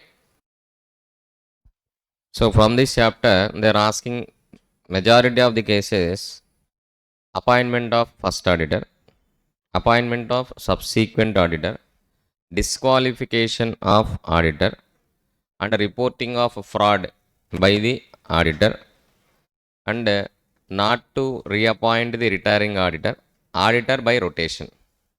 These are all the topics where they are concentrating more. Sometimes they are asking audit committee. Okay, when audit committee is required, what is the duties of audit committee? While appointing first auditor also, audit committee will be there. While appoint subsequent auditor also, audit committee. What is the procedure for appointment of first auditor under in case audit committee is there? Okay, so these are the questions what they are concentrating. Let us see. Normally they will ask one question for 5 marks from this chapter, but in May 2025 there is no question from this chapter. September 2025 I think there is only one question for 5 marks or 3 marks. So slowly they are reducing the importance for this chapter, audit and auditors, because majority of the topics are covered in your auditing subject. That's why they are reducing the importance in the law subject. Okay, anyhow, which is not there in your auditing subject, that we will discuss here. Normally appointment of auditor, which resolution is required, who will appoint, board of directors or otherwise shareholders, central government will appoint auditor, or audit committee they will recommend the auditor, what is the recommendations board of directors has to consider or no need to consider. These are all the things we will see in this chapter. And disqualification of auditor also, maybe to some extent it is important. So it should be independent person. He or his relatives or maybe his partners are not holding any shares in the company, or they are not in debt to the company. Like that, debenture trustees, deposit trustees, in the same way conditions will be there. Okay. Now let us go through once. Appointment of auditor. Normally, who can be appointed as auditor? Ma? A chartered accountant in practice. Okay, a chartered accountant in practice, either a natural person, means individual, or a firm of chartered accountants, or LLP of chartered accountants. Chartered accountants LLP, or a firm of chartered accountants, or maybe a individual chartered accountant also in practice can be appointed as a auditor. A company cannot be appointed as a auditor, or any other body corporate also cannot be appointed as a auditor. Only an individual or a proprietorship firm or partnership firm or limited liability partnership firm can be appointed as a auditor. That's all. That is what they are saying. And first auditor, appointment of auditor, normally this is not first auditor actually. This is subsequent auditor. First auditor, I think it is not included for you. Let us see first auditor appointment. Okay, it is not there. See, appointment of first auditor. Normally first auditor is appointed by the board of directors. Who will appoint? Board of directors. If board of directors fails to appoint the first auditor, then members will appoint. Who will appoint? members will come. In case of government company, board of directors has to appoint. If board of directors fail to appoint, C&AG will appoint. If they fail to appoint, then who will appoint? Members will appoint. This is what government company. Okay, let us see. First auditor duration. What is the office? So when vacation of office of first auditor, very simple, till the conclusion of first AGM. What is the first auditor office duration? Till the conclusion of first AGM. He can hold the office till the conclusion of first AGM. So automatically his office means he has to vacate the office, automatic vacation of office from the date of conclusion of the first AGM. Maybe the same auditor can be reappointed by the members, or otherwise a new auditor can be appointed in the place of first auditor. That is the member's choice. Which choice? Member's choice. Board of directors, they cannot add the agenda to the general meeting to remove the existing auditor or to propose a new auditor also. No, nothing. Okay, some special resolution is required. Special notice. What is that? Special notice is required from requisite number of members to add that particular business to the agenda of the meeting. Special notice means at least 1% of shareholding or 5 lakhs rupees paid up share capital, carrying voting rights, whichever is less. Okay, so they can send a notice to board of directors to add this particular point to the agenda. This is already covered in the general meetings chapter. Okay, so let us see. This question is not first auditor, subsequent auditor. Which auditor? Subsequent auditor. Subsequent auditor normally he can be appointed for how many years? 5 years. So don't say 5 years and all. From the conclusion of first AGM to conclusion of 6th AGM. You don't say 5 years to 10 years to 20 years, but normally generally you can say 5 years, but till conclusion of first AGM. Sir, until conclusion of first AGM, which auditor will be there, sir?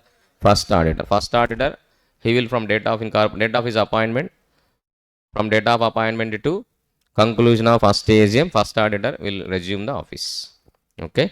Once first auditor office is vacated, then immediately a new auditor is to be appointed. Okay. So he can be appointed from conclusion of first AGM to conclusion of 6th AGM.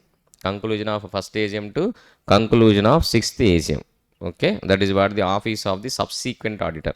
Office of subsequent auditor. Okay. So competent authority, normally audit committee, if it is there, audit committee is constituted, then audit committee will recommend a person to be appointed as a auditor. They will recommend a person to be appointed as a auditor. So audit committee recommendations board of directors may consider, may not consider. It is not mandatory for the board of directors to consider the recommendation of the audit committee. It is not required. Audit committee will evaluate the qualifications, okay, of the auditor, to proposed auditor to be appointed, and they will give some recommendations to the board of directors. It may or may not consider. The board of directors, they don't want to consider the audit committee recommendations, then they have to give in a written what is the reasons for not considering the recommendation, and they will give the revised recommendation. That may be considered by board of directors, may not considered by the board of directors, but they have to record the reasons why they are not considering the recommendation of the audit committee. Okay, that they have to see what is the normally who is the competent authority. If audit committee is there, audit committee. If audit committee is not there, board of directors. What they will do? They will see qualification and experience of the proposed auditor. Auditor is proposed by the members. Who is proposed auditor? Members. By giving what notice? Special notice. See, for example, these two members, they want to appoint her as a auditor. They are holding 1% of total voting power in the company. So they send a special notice to board of directors. So board of directors, they want to consider her qualification and experience, whether she is capable to audit the company or not. For that, who is the competent authority normally? Audit committee or board of directors. Okay. So regard any order of pending proceeding related to professional matters of conduct against the proposed auditor before, so on her any pending litigations or maybe pending inquiries are there, she is guilty of any professional misconduct under the Institute of Chartered Accountants of India Act, CA Act, or otherwise NFRA initiated any prosecution against her. Okay, these are all the things they are going to inquire about that particular auditor. Okay, so any competent authority, maybe NFRA also. Is that NFRA? And if competent authority is audit committee, if audit committee is there, what they will do? They will recommend the name of the proposed auditor to board for consideration. Board may agree with the recommendation or may not agree with the recommendation. If they agree with the recommendation, okay, they will forward. If they not agree, they will refer back the recommendation to committee for reconsideration. Is that reconsideration? So they have to record the reasons and they have to send back to the audit committee once again. So your recommendations are not correct. You please recommend once again with maybe the basis actually, okay. So that's why they can send back to the audit committee. So for which companies audit committee is required, this is important.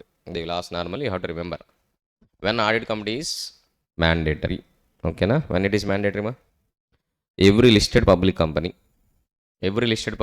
audit committee is mandatory, okay. They have to separately, they have to form an audit committee ma. Very simple. Sir, who will be there in the audit committee? But directors only.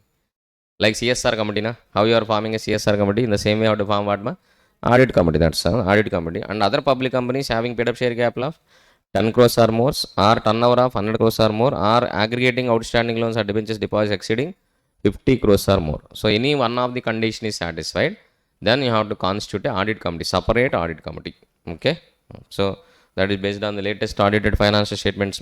If any one of the condition is satisfied, then you have to form a audit committee. So for continuously for 3 years, if none of the condition is satisfied, then you have no need to form the audit committee, okay. That is what they are saying.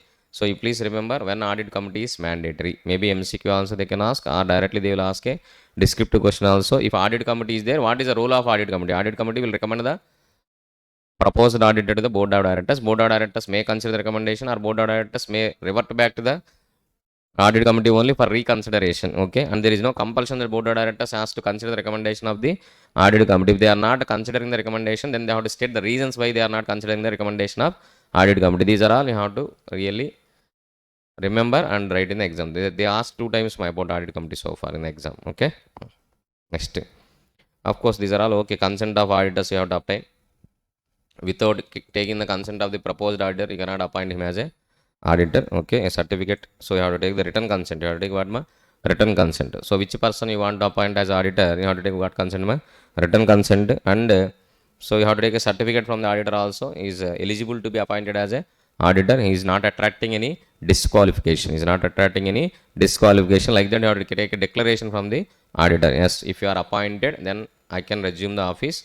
I don't have any disqualifications. I have not attracted any disqualifications. Like that, he has to give a declaration, okay. He is eligible for appointment and not disqualified under this act or Companies Act or CA Act or any other rules or regulations made there under, okay.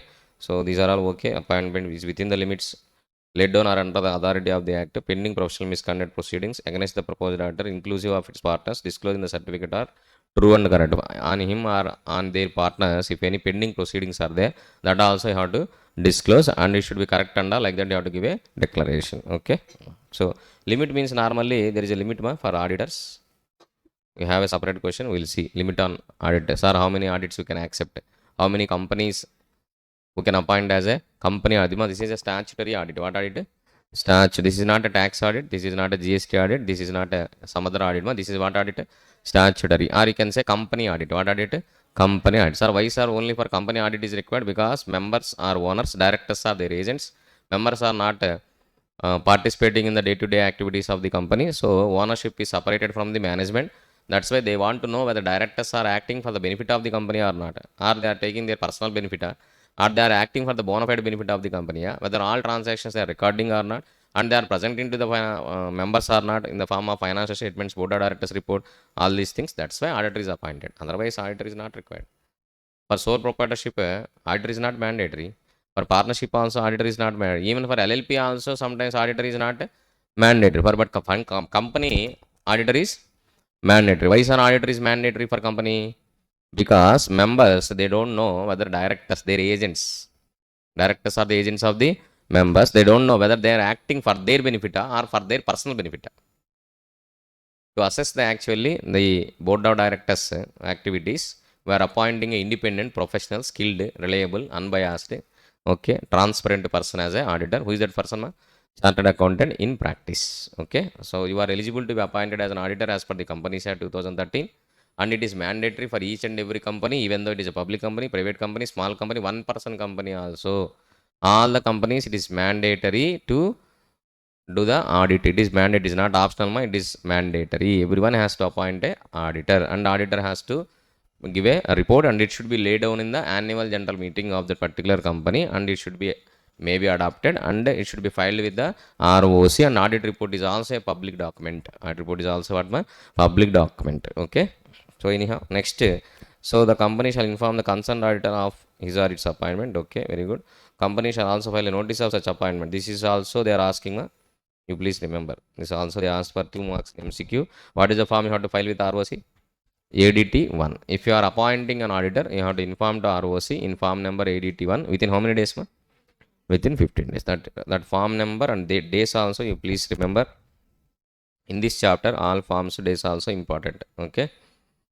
So every existing body corporate other than a company governed by NFRA, it shall inform the particulars of the auditor as on the commencement date of the NFRA rules to the NFRA in form number NFRA 1. Okay. So for example, NFRA is overviewing the professional functions. Actually NFRA is overviewing the professional functions. So for some companies NFRA is the authority to overview. So in case NFRA provisions are applicable to your company, then you have to inform to whom? NFR also. You have to inform to whom? NFR. Within how many days you have to inform? Within 30 days. Okay.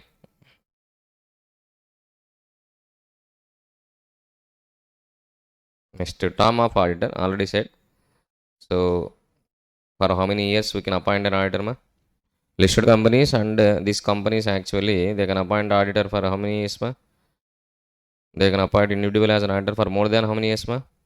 One term of 5 consecutive years and audit firm as an auditor for more than 2 term of 5 consecutive years. Please see, first of all, you remember these companies. For which companies rotation of auditor is applicable? For which company? Rotation of auditor. What is rotation of auditor?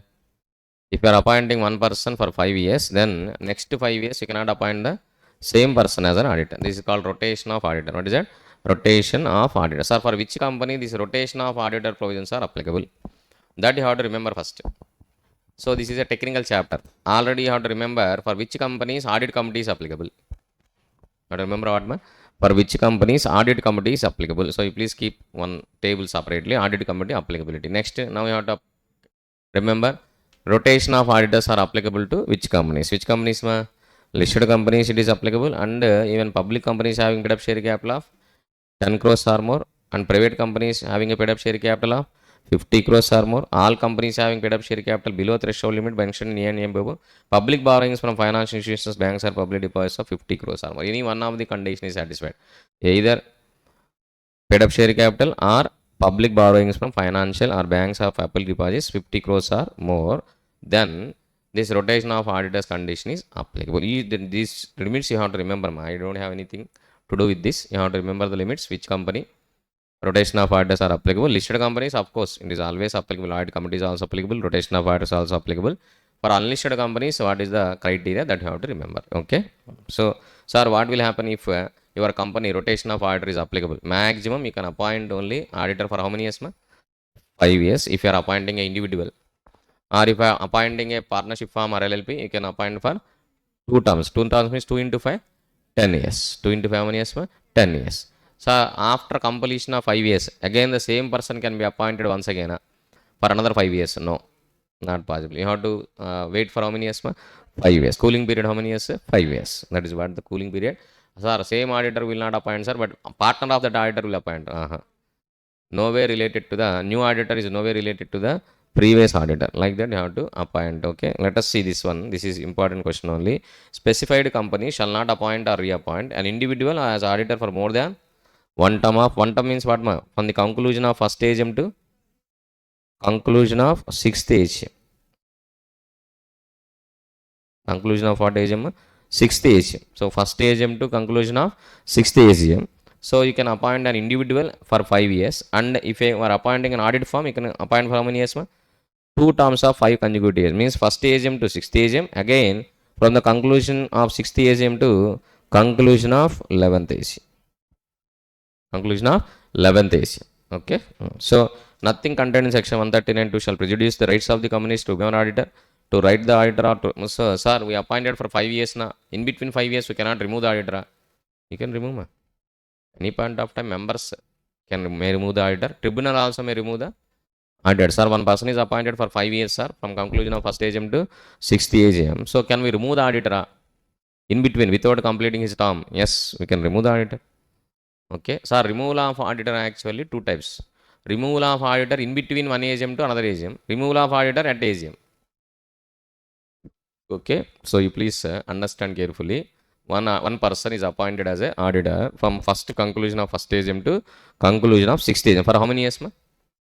5 years. Let us say 5 years. Okay. Sir, 1 year completed.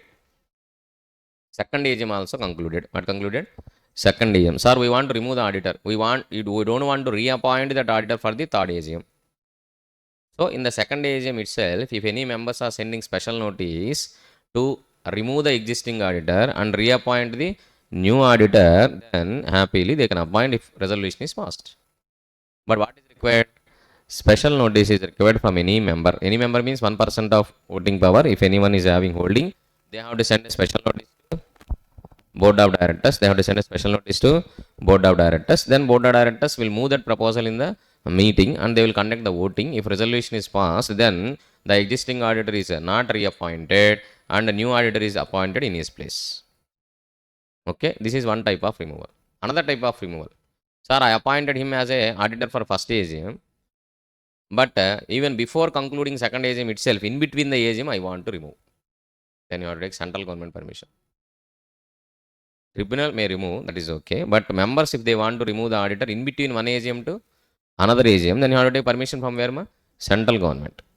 Okay, special notice to be received, board of directors, maybe you are conducting EGM and special notice is required. Okay, anyhow, these are all okay. But what is the additional condition? You have to take the permission from central. If you want to remove the auditor in between one AGM to another AGM, then you have to take the approval from where, ma? Central government. Sir, at AGM I want to remove. Yes, if you want to remove at the AGM, no issue. Members, they can send a special notice to appoint a new auditor and let them consider the move the proposal in the meeting. Let the voting will be conducted, and if all members are accepted, resolution is passed, then new auditor is appointed in the place of existing auditor. That's all. So new existing auditor term is not completed. Even though if it is not completed, we can remove the auditor. That's what they are saying here. You are appointing auditor for 5 years. It doesn't mean that you cannot remove him in between. You appointed auditor for how many years, ma? 5 years or 10 years. It doesn't mean that we don't have any right to remove. Yes, you can remove in between at any point of time. Removal also two types I am saying. Removal at AGM or removal in between one AGM to another AGM. Okay? So that you have to understand. Cooling period. What is the cooling period, ma? Individual auditor shall not be eligible for reappointment as auditor in the same company for 5 years from the completion of his term. And at the same time, partnership form also, it cannot be company for 5 years from the completion of its terms, 2 terms of 5 consecutive years. That's all. So you are appointing either individual or a partnership firm. Cooling period how many years, ma? 5 years. Cooling period how many years? 5 years. To give an opportunity to the new auditors, young auditors like you. Okay. That's why lawmaker is compelling the company. You please don't continue the same auditor more than one term actually. Okay. So if an individual is appointed as an auditor, you have to remove after 5 years and you have to reappoint a new auditor in his place for another 5 years. Okay. Cooling period is how many years, ma? 5 years. Okay. So summary is there. You please go through summary once. The summary may be very informative. Summary is very informative. Individual actually for one term you can appoint. Form you can appoint for 2 terms. It is clearly written first AGM to 6th AGM, first AGM to 11th. But you have to be very careful. First AGM means conclusion. Okay. Conclusion of first AGM to conclusion of 6th AGM. Sir, who will be auditor until conclusion of first AGM, sir? First auditor. So first auditor's history is completed. Once first AGM is completed. Okay. After that, regular auditor only, subsequent auditor only. Okay. That's all. So this is what actually cooling period means. They don't have any connection with the new auditor you are appointing in the place of old auditor after completion of 5 years cooling period. In between cooling period, there is no nexus in between old auditor and previous auditor. Okay. There are no common partners. They don't have any common business relationship. Okay. They don't have a common control. They are not under the common control of some other organization like that. You have to make sure. You have to make sure there is no relationship between the previous auditor and the new auditor. Then only cooling period. Otherwise, you are appointing. See, I am appointed as an auditor. Next 5 years, my wife is appointed as an auditor. Or cooling period, sir. What is the cooling period? She is also my relative only, na? You are appointing my relative, my partner, my business partner, and we are under the one roof only. You are appointing the same persons. Okay. Sir, in one partnership firm, I will appoint one partner as an auditor, sir. And next 5 years, I will appoint another partner, sir. No, it is not possible. Or otherwise, common partners. What is common partners? See, I am appointed, for example, Srinivas Rao Nakandko is appointed as an auditor for one company for how many years, ma? 5 years. So after 5 years, what is required? cooling period is required. Okay, they are appointing, for example, maybe Pratap Anduko is appointing Pratap Anduko as an auditor. This Srinivasarao Naka Anduko and Pratap Anduko, they are having another audit firm, common audit firm. They are partners in this particular audit firm. Then you cannot appoint this person as a auditor. Or otherwise, we both are under the another roof actually. Maybe we are both are partners in maybe Deloitte or some other partnership firm. We are controlled by someone common roof. Okay, we are associated with a common roof. Like that, you cannot appoint. Or maybe this Pratap is a audit manager in my company, my partnership firm, or my sole proprietorship firm. You cannot appoint.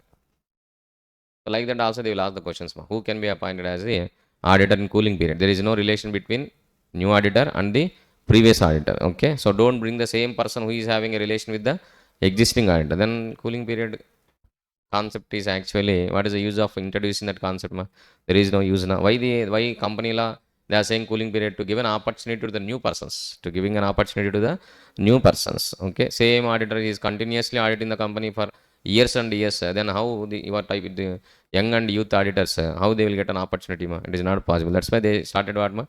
Cooling period. One person can be appointed only for 5 years, and the next 5 years, if you want to appoint a new auditor, make sure that new auditor is not having a direct or indirect relation with the previous auditor. Okay, that is what they are saying. Audit firm shall not have any partners or partners who are also the partners to the other audit firm, or were also in past also they are working as a common partners. Okay, in past also, not only present, in previously also, if they are common partners, you cannot appoint. That is saying whose tenure has been expired in a company immediately preceding the financial year. See, some fellows they will follow on the strategy. Okay, I worked for 5 years as an auditor in a company, and earlier, actually, Pratap and me both are partners in that firm. Now, again, next 5 years we had appointment. That's why Pratap resigned from my audit firm and is appointed as a next auditor in that company. No, not possible. Just before appointment, is resigning as a partner or is leaving my partnership firm to take that appointment. No, not possible. Okay, that is what they're saying. Next, appointment of first auditor. Oh, now it came. So, who will appoint first auditor in case of normal company?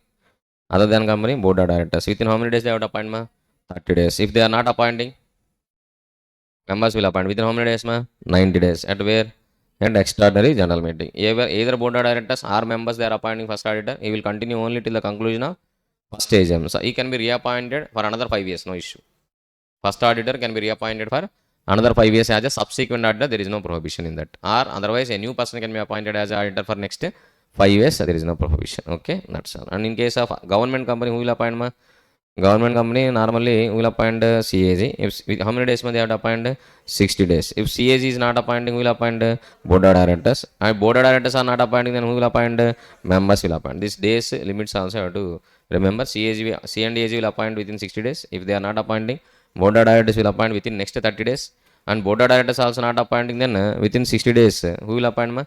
Members will appoint. So whoever appoints actually, the appointment of office of the first auditor will come to end by the conclusion of the first age. Subsequent auditor also, CAG shall appoint a duly qualified auditor. The appointment shall be made within 180 days from the commencement of the financial year. Such auditor shall hold office till the conclusion of the AGM. Government company subsequent auditor also will appoint C and AG only they will appoint, and every year they will change. Okay, next, film casual vacancy. What is casual vacancy? Upon death or incapacity to enter into contract or insolvency of auditor. Auditor died or auditor insolvent, auditor incapacity or unsound mind person auditor, because he is doing audit of your company, become unsound mind. Okay, because of so many transactions in your company is unable to audit, so many frauds, errors is unable to find, or board of directors eating the mind of auditor. Okay, whatever it may be, or giving current shock or something. So much of threat is there for auditor actually. Auditor job is very risky because board of directors they are doing so many frauds, and auditor is going to find those frauds. Board of directors normally they will keep quiet. No, they don't mind to kill you also. If really you are reporting all the frauds which are done by the board of directors to the member, they don't mind to kill you also. Be careful and don't do overaction under. I am auditor, I have to protect the interest of the members under, I have to report the frauds of the board of directors. These are all okay. First you should be alive, na? Okay, be careful first. Okay, because don't keep your head in all issues unnecessarily. Don't keep your head. Okay, otherwise it is better to resign that particular job office and let them give the opportunity to your friend. Okay, Please resign from that, and you please refer your friend. My friend is there, he will take care of this, because I cannot handle, I don't have that much knowledge and capacity. Is very good capacity. First bench is sitting always in the classroom, okay, is a topper of the batch, is ready, okay, ready to take the assignment. Like that, maybe if you have any grudge on your friend, please refer that friend in that type of offices, and don't take risk actually, okay. Small companies nothing more, but listed companies, very big public companies, definitely auditor job is a risky job actually. Board of directors definitely they will do the fraud. For that only they are appointing as a director. Why unnecessary? Ambani's company, you will not do actually. But so many other board of directors are there who are working in so many companies. Definitely they will earn the money. For earning money only they are appointing as a board of directors. They will do so many equations, manipulations, okay, even bargainings and all, negotiations, applying so many strategies, campaigns. Then only they are appointing auditor, okay, director. Like MP MP, member of parliament, how much money is spending to appoint as MP to select as MP, right? Okay, once he selected as MP, elected as MP, he is earning money na. In the same way, board sir, MPs if they are doing any, means they are earning money, then who has to report sir? CNDAG. That is also auditor only. India is a company. For that India company also, auditor is required. That auditor is nothing but C&AG, Controller and Auditor General of India. They are going to report the frauds done by the MPs and MLAs. AP government or otherwise Indian government, if they are doing, they are not acting for the bona fide benefit of the India, or they are personally they are earning any money, and even proprietary audit also they will do. Okay, not only normal audit, they will do proprietary audit also. That, but who is reading statutory audit report and all? We are not reading. Public is not reading actually. Okay. In the same way, even though auditor is reporting all these things, members they don't mind about it. What members required? How much dividend you are paying? Okay. How much bonus shares? Okay. How much right shares? Okay. What is the value of the share in the market? It is increased. Okay. Sufficient. Simple. Board of directors they eat money. Everyone is eating money. No issue. Okay. This politician is corrupted. All politicians are corrupted. No issue. All directors are like that only. Let them eat, but let them increase the market value of our share and let them declare the dividend. Let them issue bonus shares. Let them issue right shares. That is sufficient for us. Okay. Anyhow, unnecessarily, you please don't involve in all those things. Okay. So, board of directors normally casual vacancy means other than resignation of auditor. Even because of resignation, also casual vacancy only. Casual vacancy may arise because of any reason. What is that? Death of auditor or insolvency of auditor, or maybe unsoundment of the auditor, or resignation of auditor, or disqualification, attracting disqualification of any disqualification to the auditor, whatever it may be. So automatic vacation. What is that? Automatic vacation. These are all called what? Casual vacancy. What vacancy? Casual vacancy. So all of sudden there is a vacancy arised for auditor. Already auditor is appointed in AGM. For next 5 years, auditor is appointed. But after appointment of auditor by the members in general meeting, that auditor died. Then what arises? Casual vacancy arises. If auditor died, then to fill that casual vacancy, who can fill? Board of directors can fill the casual vacancy. Within how many days they will fill? Within 30 days. Okay. Such auditor shall hold the office until the conclusion of next stage. Only for temporary purpose to fill the casual vacancy. Board of directors has a power to fill the casual vacancy within how many days? 30 days. That person will hold the AGM only until the conclusion of the next AGM. In that AGM, again members will come, they will appoint a new auditor, or they will continue the same auditor. They can appoint for another 5 years like that. That is normal only. Okay.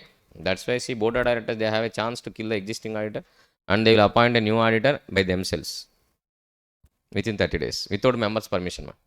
Members' permission is not required to fill the casual vacancy. Okay. To fill the casual vacancy, members' permission is not required. So that is the strategy they can adopt. They can kill you and they can appoint a new person in your place without taking the members' approval, and they can get the report favorable to the board of directors. Like that. So next auditor will be appointed in the next AGM by the members. Are okay, he will also will be killed. And then again they will fill what? Casual vacancy. So be careful. Law is facilitating like that only. So upon death of the AGM auditor, who will appoint? Board of directors. But resignation of auditor, board of directors only will appoint, but they have to take the consent from the members. Within how many days they have to take the consent from members? Within 3 months. Other than resignation of auditor, board of directors only will fill the casual vacancy. Members' permission is not required. He will continue till the next conclusion of next AGM. So in case of resignation of auditor, in case of what? Resignation, because members appointed one person as auditor, but this auditor is resigning all of a sudden. Auditor resigns means something wrong in the company. Auditor resigns means what, ma? Something wrong in the company. So he is unable to handle the audit actually due to so many reasons. Auditor is resigning from that office. If auditor resigns, board of directors only will fill a new person, but the appointment should be approved by the members within how many months, ma? 3 months. Within how many months? 3 months. That is very, very important. Okay. Sir, if it is a CAG, then means a government company, then who will fill the casual vacancy, ma?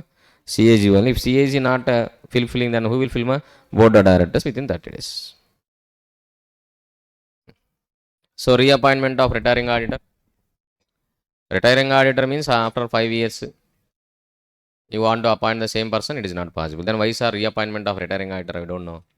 If you are appointing one auditor for 5 years, at every AGM he has to retire.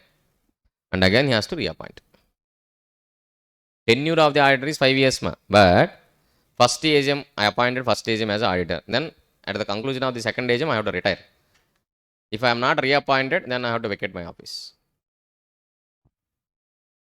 Understand carefully. One person is appointed as auditor from first AGM to sixth AGM. Very good, sir. Sir, 5 years, no one will touch you. Every year they will test you. Sir, first AGM to second AGM, I am only auditor. I only prepared audit report. My audit report is submitted in the conclusion of the second AGM. Okay, very good. Upon considering audit report, board of directors report, financial statements and all, members has to decide whether to reappoint the same auditor for the next AGM also, or we will appoint another person in your place. If members are silent, they are not passing any resolution, then auditor is automatically reappointed. Members is silent, they are doing all other transactions, so they are not bothering about the auditor, and no resolution is passed not to reappoint me, and no new auditor is appointed in my place, and there is no notice from any member, nothing is there. All members are silent. All came to meeting and they passed their resolutions and all, and they went out. Finish. Meeting is concluded. Means auditor is automatically reappointed. Auditor is automatically reappointed. Okay. Then one retiring auditor is not reappointed. So maybe one special notice is received from the members. Then board of directors consider a proposal in the meeting and the resolution is passed to appoint a new auditor. Then I have to vacate my office. Or otherwise, they passed a resolution not to reappoint me. They are not appointing a new person, but they passed a resolution not to reappoint me as a auditor for the next AGM, then my office is vacated. So maybe they are appointing a new person in my place. That means they are indirectly saying get out. They are appointing another person in my place means what, man? They are saying that you please get out of the office. Or they are saying we are not appointing any new person, that we'll see later. First, what resolution they passed, man? Retiring auditor not to be reappointed, then also get out only. If they are all silent, they are not doing anything, then automatically retiring auditor is reappointed. Retiring auditor is reappointed. Okay. Until how many years you can reappoint, ma? 5 years from that. During your tenure only. Once your tenure is completed, cooling period is applicable. You cannot be appointed. By default, it is not possible a new auditor to be appointed in your place. If they are not appointing, then we will see later. There is a later consequences. Okay. That's all. That you have to careful. Manner and procedure for removal of auditor before his term.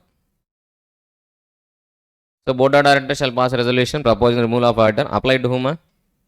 Central government. Power delegated to RD. Central government approval is required. After receiving central government approval, company shall pass a special resolution. Then auditor should give a reasonable opportunity of being heard. This is what actually in between the AGM. What is it? In between AGM. First AGM I am appointed. My office actually to the conclusion of 6th AGM, and at every AGM I have to reappoint. If I am not reappointed, then new auditor is appointed. That is okay, but they want to remove me. Who want to remove? Members. Which members? 1% total voting power. They send a special notice to the board of directors. Then board of directors, they pass resolution their meeting, and they apply central government to remove the auditor in between one AGM to another AGM. Then central government approval is required. After the special resolution to be passed in the general meeting, then only auditor can be removed in between. Auditor can be removed where? In between. In between one AGM to another AGM. Addantaranga, all of a sudden, if you want to remove the auditor, so you have to take the approval from central government. Sir, I want to remove the existing auditor, I want to reappoint a new auditor in AGM. Central government approval is not required. ఒక AGM నుంచి ఇంకో AGM వరకు ఒక ఆడిటర్ని continue చేయొచ్చు అంటే okay. But in between the AGM, if you want to remove the auditor, then you have to take the approval from central government. No sir, at AGM I want to remove the auditor and I want to appoint new auditor. Yes, or I don't want to reappoint the retiring auditor. Okay, for that CG approval is not required. Okay, next. Resignation by auditor. Of course, auditor can resign any point of time. That is up to him. Sir, after appointment can I resign? Yes, you can resign. You have to give a statement in which form? ADT 3. You have to inform to whom? Company and ROC also. Within how many days? Within 30 days. So you have to indicate the reasons also, other facts also. Then shall also file such statement CAG. Okay, government company. Okay, you have to give to CAG also. Or government company, everywhere you have to give to notice to CAG also. Normal companies give inform to company and inform to ROC. Government company are controlled by government, then you have to inform to whom? CAG also. That is okay. That's simple. Within 30 days, you have to inform the ROC, you can leave your office. That's all. Once you resign, then board of directors will appoint a new auditor in your place, and that appointment to be approved by the members within 3 months in their extraordinary general meeting. Okay, that is what you have to remember. Appointing auditor other than retiring auditor, okay, you can appoint any person, no issue. But what is required? Special notice is required. What is required? Special board of directors, they cannot propose this business. Who has to give the special notice? 1% of the members, they have to give a special notice to the board of directors. Then board of directors, they will consider this proposal in the next general meeting. Okay, so that notice to be sent to whom? Retiring auditor, and retiring auditor will give you some representation. That representation you have to circulate to the all members. If it is not possible to circulate the representation of the retiring auditor, then retiring auditor has a right to read out at the meeting. Right to read out at the meeting. But retiring auditor unnecessarily including defamatory or otherwise self publicity, okay, useless, needless publicity, defamatory matters, is scolding all directors or is scolding all the members. How dare you to remove me? Okay, who sent a special notice? That fellows, please bring to me, I will see their end. Like that, auditor is threatening the people, or auditor is defamatory, is including maybe unparliamentary language representation, or otherwise needless publicity. I am Topo, I am Turumu. Okay, so I am the greatest auditor in this world. How can you remove me? I am providing this many services to the company, that many services. I am having this much experience. How you can remove me? All these things, needless self dabba is there in the representation. Then board of directors will make an application to tribunal not to circulate the representation of the auditor to all the members. Okay, that one facility is there. Okay, that you please carefully read. Copy of representation is not sent to members. When if it is not sent to members, then retiring auditor has a right to read out at the meeting. But anyhow, see, this is the provision what I am saying. If application in NCLT is to file with NCLT by the director on behalf of the company or any agreed auditor of the tribunal, NCLT satisfied that the rights conferred under section 140 are being abused by the auditor. See, you are the existing auditor, they want to remove you, so you have a right to represent what you want to say, right of being opportunity of being heard. Okay, so at least they are taking action against you. That's why as a doctrine of natural justice, you have an opportunity of being heard.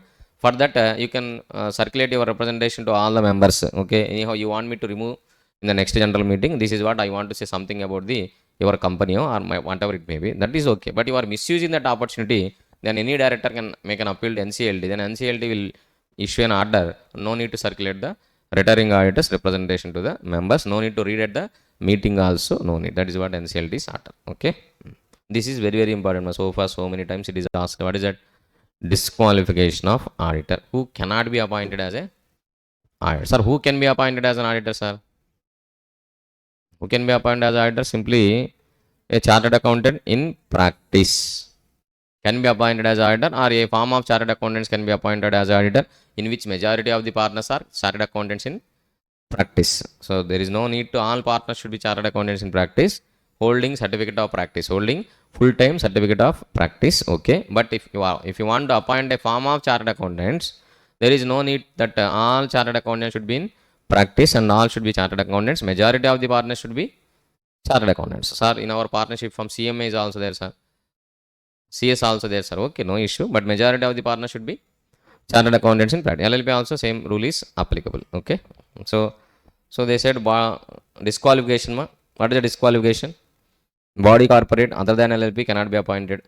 Any officer or employee of the company. Of course, you know what is the definition of officer of the company. Officer of the company definition, you know, already in our regular classes, Companies Act 2013, we refer the definition of officer, KMP, key managerial person, directors, okay, promoters, all these things, you know that, right? So officer or employee of the company Employee, no definition in the company side, general definition only. If any employer and employee relationship is there, then it is called employee. Okay, don't dig into that, no issue. A person who is a partner or employee of an officer or employee of the company, someone is working in the company, that person is a relative or that person is a partner, then you cannot be appointed as a auditor. Partner or employee, not only partner, if he is my employer, I am working under him, or he is my partner, then no, it is not possible. Okay. Next, a person who himself or his partner or his relative is holding any security of or interest in the company. If you are purchasing debentures, so you purchase equity shareholders or preference shareholders, you or your partner or your relative, not only so company or its subsidiary or holding or associate company or subsidiary of such holding company. Group companies, not companies, group companies. Okay, I said already, this terminology is used in the deposit trustee or debenture trustee. What do we said? Cash. You remember cash and SOA. SOH, subsidiary of its holding company. Yes, this is what we used. What is cash? C means what? Company. A means what? Associate company. S means what? Subsidiary. H means holding company. SOH means subsidiary of its holding company. This is total group company. You cannot purchase any shares. You cannot purchase not only shares, but they are saying security. Security means not only equity shares, preference shares, debentures, bonds, anything. You are not invested in securities of any company. Not only you or your relative or your partner. Partner means who? Not life partner. Relative means already your spouse is already covered. Partner means your partner in the partnership firm. Your partner in partnership firm. Okay. Exception. This exception normally you have to remember. They are asking on exceptions only. Relative may hold securities or interest of face value not exceeding 1 lakh. You or your partner cannot hold even 1 rupee also as a security in your company. So means in the company where you want to appoint as an auditor, or that company subsidiary company, or that company holding company, or that company's holding company is a subsidiary company. Okay, in any company you should not hold at least 1 rupee equity share also, 1 rupee preferential. Better CA, don't purchase any shares in any company. By mistake you are purchasing shares in any company, maybe you are disqualified to appoint as an auditor in that particular company. Okay, if you are in a practice and you want to undertake the statutory audits of companies, maybe because of this you are losing the opportunity to be appointed as a auditor. We don't know when opportunity will come. Unnecessarily you are holding shares in that particular company for 1 or 2 shares for capital gains, and you are losing an opportunity to be appointed as a statutory auditor. As a chartered accountant in practice, better don't purchase any company shares. Okay, if you are interested, please invest in sole proprietorship or partnership. Anyhow, for that auditors are not required. And make sure your partners are also not purchasing any shares in any company. Your partners means your partners in partnership firm. Okay, so you please associate with those people only who are not investing any company. Make sure. Okay, next, and your relatives also. So your total family members, your partners, you don't purchase any shares in any company unnecessarily. Your wife is purchasing. Okay, your son is purchasing, your father is purchasing. Okay, like that they are also purchasing shares. You are all not eligible to be appointed as a auditor. But relatives, what is the exception? 1 lakh face value means, see, Reliance 1 lakh face value means 10,000 shares. Each share face value 10 rupees only. 10,000 shares means one share each how much? 1,000, 2,000. 10,000 into 2,000. ఏం లెక్కలు రావు మీకు? 10,000 into 2,000 ఎంత? Better don't ask them to invest more than 20 lakhs rupees. Okay. Okay. Anyhow, sir, holding of all the relatives together shall be checked. Abbo, achar. Not one single relative, this 1 lakh. All the relatives together, not every relative 1 lakh rupees. Your all relatives aggregate how much? 1 lakh. Better don't. Okay, don't advise your relatives to purchase any shares. If a relative of one of the partners of any firm holds securities or interest exceeding the threshold, then not only such partner, even firm shall not be eligible to appoint as a auditor. Very simple. So partners relative also, not only our relative. Whose relative? Partners relative also, if he is purchasing shares, then not only that particular person, our partnership firm also not eligible to reappoint. The threshold conditions specified above shall wherever relevant be also applicable in the case of company not having share capital or other securities. Okay, if no share capital, normally you are holding membership. Okay, normally share capital is there, shares. If no share capital, you are holding what? Membership. That's all. Okay, next, if the relative acquires any security or interest above the threshold, the auditor shall take corrective action within 60 days of such acquisition. By mistake your relatives are purchasing shares in which you already appointed as an auditor, then you have to ask your relative to de-invest within how many days? 60 days. So if this one option is there. By mistake your relatives are purchasing shares in those company, then you ask them to de-invest the Securities below 1 lakh face value within how many days? 60 days. This is very, very important point. Next. Under the Companies Act 1956, the holding of securities of par value up to the limit of 1000 by auditor was not disqualified. Now this is not actually. Now it is not there by unnecessarily confusion. Don't read. Under the Companies Act 2013, not a single rupee of holding by auditor is allowed. You cannot purchase any share. Your partner cannot purchase any share. Your relatives can purchase up to 1 lakh face value. Not one single relative. All your relatives together 1 lakh rupees. You please keep in your mind. Not market value, face value. What value? Face value. By mistake, your relatives are acquiring any shares in the company which you are appointed as an auditor.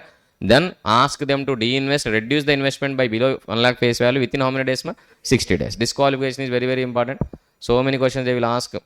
Repeatedly, same questions they are asking in your exam. Okay. Next. So far we completed only fourth point. What we completed? Fourth point. Now fifth point. A person who himself or his partner or his relative is indebted exceeding 5 lakhs to the company or its subsidiary or holding associate company or subsidiary of such holding company, fellow subsidiary. So indebted means you gave loan, you took loan. ఏమో sir మాకేం తెలుసు. Indebted means what? You gave loan to the company, company you took loan from the company. You are a debtor to the company, you are a creditor to the company. Creditor. You are a creditor. Sorry. You are a debtor to the company. Please write here. Don't be a debtor to the company. Means don't take any loan from the company.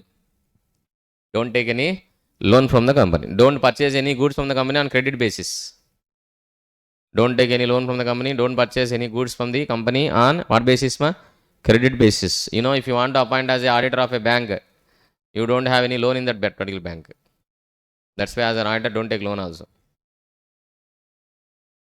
Sir, I took loan from State Bank of India. I took loan from Central Bank of India. I took loan from Union Bank of India. I took loan from some other Indian overseas bank. Then okay, for all these banks, you are disqualified to appoint as a auditor. Finish. Sir, what are all the banks are there, sir? Almost from all the nationalized banks, I took loan, sir. Personal loan, corporate loan, house loan, property loan, like that I took a loan, sir. Okay, very good. Then you are not appointed as a auditor in any bank. Finish. Okay, anyhow, but exceeding how many lakhs? 5 lakhs. How many lakhs? 5 lakhs. Okay. Next, a person who himself or his relative or his partner has given a guarantee or provided any security exceeding 1 lakh in connection with the indebtedness of any third person to the company. Not only you are taking loan and you are giving guarantee for the loan took by some other persons. That don't do our action.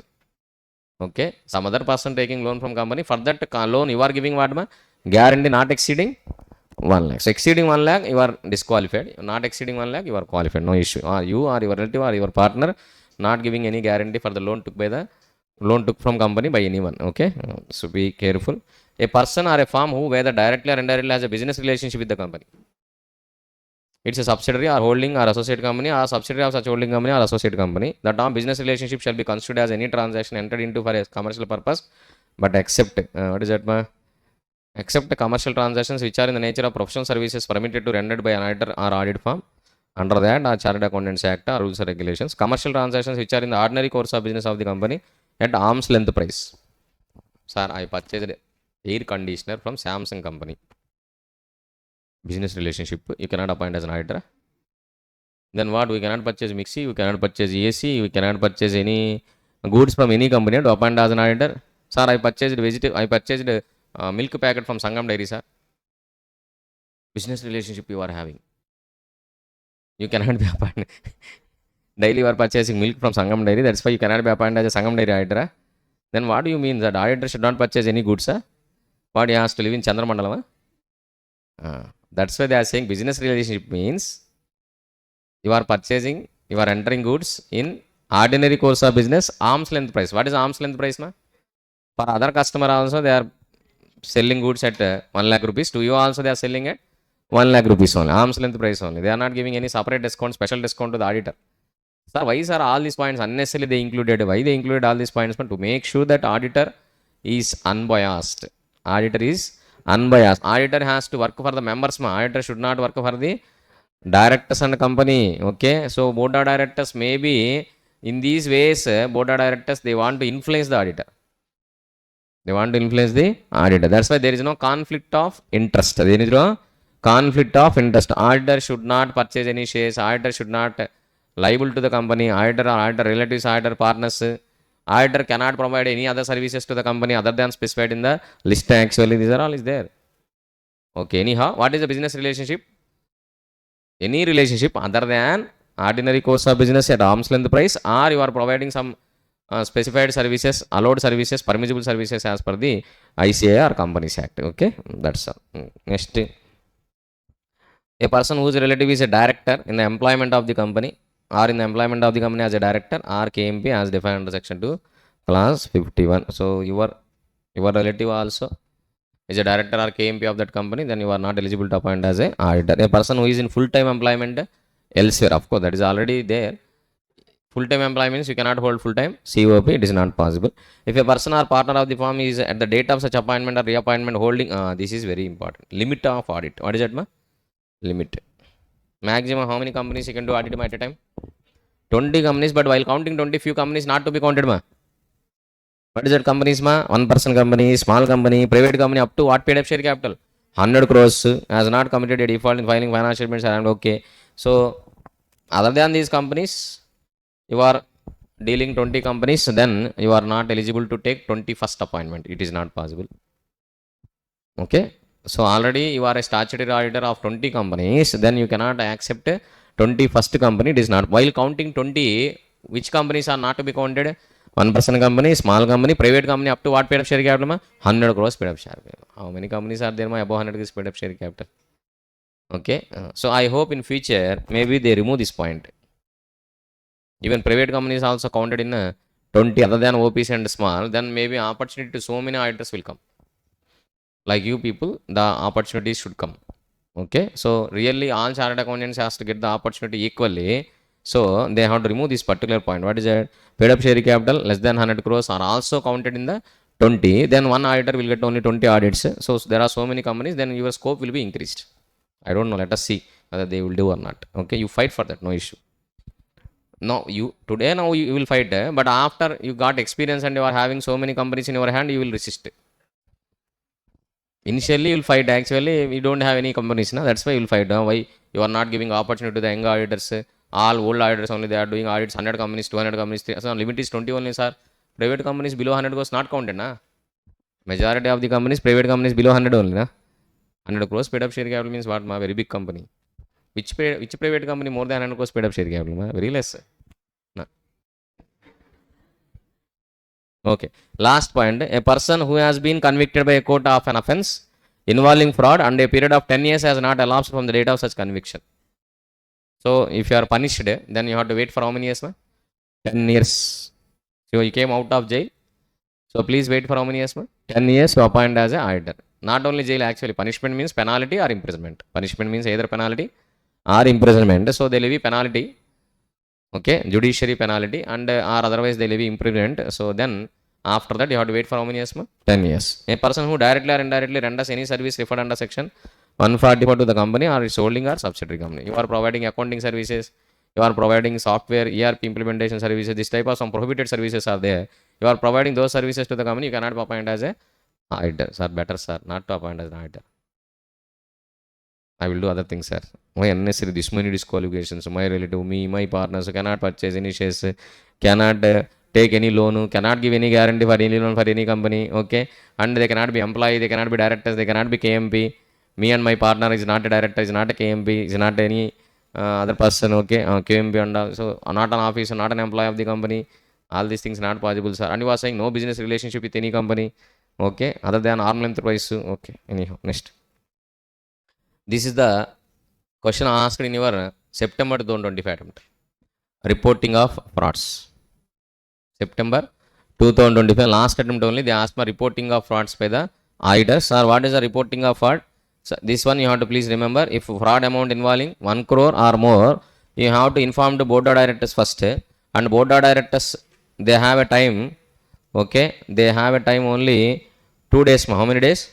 2 days. If they are not come back actually, they have to report within 2 days and board of directors time how much? 15 days. Even the board of directors replied or not replied, irrespective of that, you have to inform to whom? Central government. You have to inform to whom? Central government. You have to forward to the central government. Within how many days? So within the 50 days of the receipt of such reply or observations, the auditor shall forward the following to the central government. Okay, please look at the time limits first. Auditor, finding any fraud, or maybe he has a suspicion of fraud. Okay, maybe fraud is not confirmed, but he has a strong evidence that there is a suspicion of fraud, whatever it may be, amounting 1 crore or more. Then what he has to do? Inform the board of directors. Within how many days he has to inform? Within 2 days. And board of directors time is given how many days? 45 days time is given. Within 45 days, if they are giving comment or reply, okay. Even not giving comment or reply also, auditor has to do within 15 days they have to inform to whom? Central government. That's okay. Even though they are not giving reply within 45 days also, they have to inform to where? Central government. Okay, very good. Next, sir, what is the format and all? ADT 4, letterhead of the auditor, content, postal address, email ID, these are all okay, you can read, no issue. But in this question, you have to remember this time limits and fraud amounting. What is that? Fraud amount. What is the 1 crore or more? Sorry, fraud is less than 1 crore, then what they have to do? They have to inform to board of directors or audit committee. How many days? Not later than 2 days. And whatever the reports, what is the comments given by the board of directors, then that those are you have to include in your audit report, and you have to send to your members only. Anyhow, audit report is sent to members only. No need to inform to central government if it is fraud is less than 1 crore or more. Okay, that's if you are not reporting, what is the fine to the company? 5 lakhs for the listed company, and other company, what is the fine? 1 lakh. Be careful. You are not reporting the fraud to the central government, or you are not reporting the fraud to the members, okay, then you have a fine of 5 lakhs only. We will say, na, already we saw the fraud like that. We will say silent. I don't know, sir. Fraud is there. How? I didn't see. Your auditor, you have to find all the frauds. No, sir. Only reasonable assurance. You know that, na? We are only expressing a opinion, sir. We are not here to detect any fraud or error. We are not investigating officer. We are only auditor. We are only providing reasonable assurance. We are only expressing opinion of the true and fair view of the financial statements. Preparation, presentation of financial statements is responsibility of the management. This is already clearly mentioned in the audit report, sir. You cannot blame me. Simple. That's why keep quiet. If you don't want to report, keep quiet. No fraud, nothing. Forget about it. Okay. Next, auditor not to render certain services. Yes, this is also. See, each and every question is important in auditors. There is a possibility to ask how many marks? 5 marks. That's why almost all questions are included in your marathon material also. Okay. So these are all the services. You please remember. I have no need to explain. You please remember all the services which auditor cannot do. So you are already an auditor of a company. In that company, you cannot provide these services. If you are providing these services, then automatically disqualification is attracted. Your office will be automatically vacated. It is a casual vacancy. Board of directors will appoint a new auditor for next within 30 days. You will continue in conclusion of the next ECM. Okay. Please these services. Okay. Shall not include accounting and bookkeeping. Internal audit you cannot do. You cannot implement a financial information system, actuarial services, investment advisory services, investment banking services, outsourced finance services, management services, or any other kind of services has been prescribed. Nothing has been prescribed. Very good. Next. Not only the company, you are providing those services to company holding company or company subsidiary company also, then qualification will attract. Okay. Cost audit also, you cannot be appointed.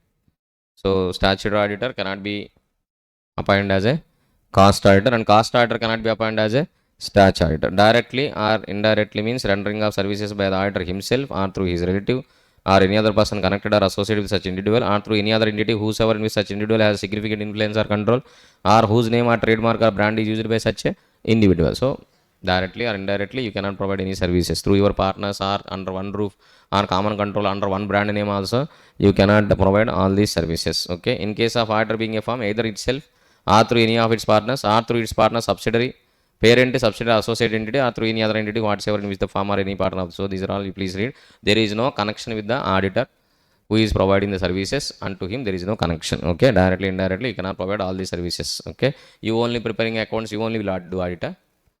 మీరు accounts prepare చేసి మీరు audit చేసుకుంటారా? చేయండి, ఏముంది అందులో. So by this we complete what auditing auditors. So what points we have to remember in this chapter? Very simple. First, appointment of first auditor, appointment of subsequent auditor, rotation of the auditor. Okay. Not to reappoint the retiring auditor, removal of auditor. Okay. Qualification of auditor, disqualification of auditor, and reporting of fraud by the auditor, and prohibited services to be served by the auditor. These are all the points you please remember. And audit committee functions. Audit committee functions. Okay. Next, we'll go to company incorporated outside India. It's not a very big chapter. Only 2-3 questions are important. And I said already to so many students, please read this chapter on incremental basis. You follow what approach? Incremental approach. Sir, what is companies incorporated outside India? Very simple. To what extent we can apply our Companies Act to the companies incorporated outside India? For that, companies incorporated outside India are divided into three types. What is that, man? Three types. Company incorporated outside India, not having place of business in India, having place of business in India.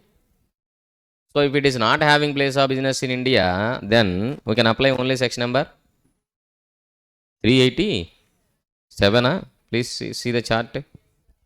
Where is the running notes? Please, ma, it is very important because they ask for 5 marks applicability of this chapter to companies incorporated outside India. Please go through once. Companies incorporated outside India is divided into actually 2. Further, it is divided into 3. Incorporated outside India. Divided into how many types, ma? 2 types first. Not having place of business in India.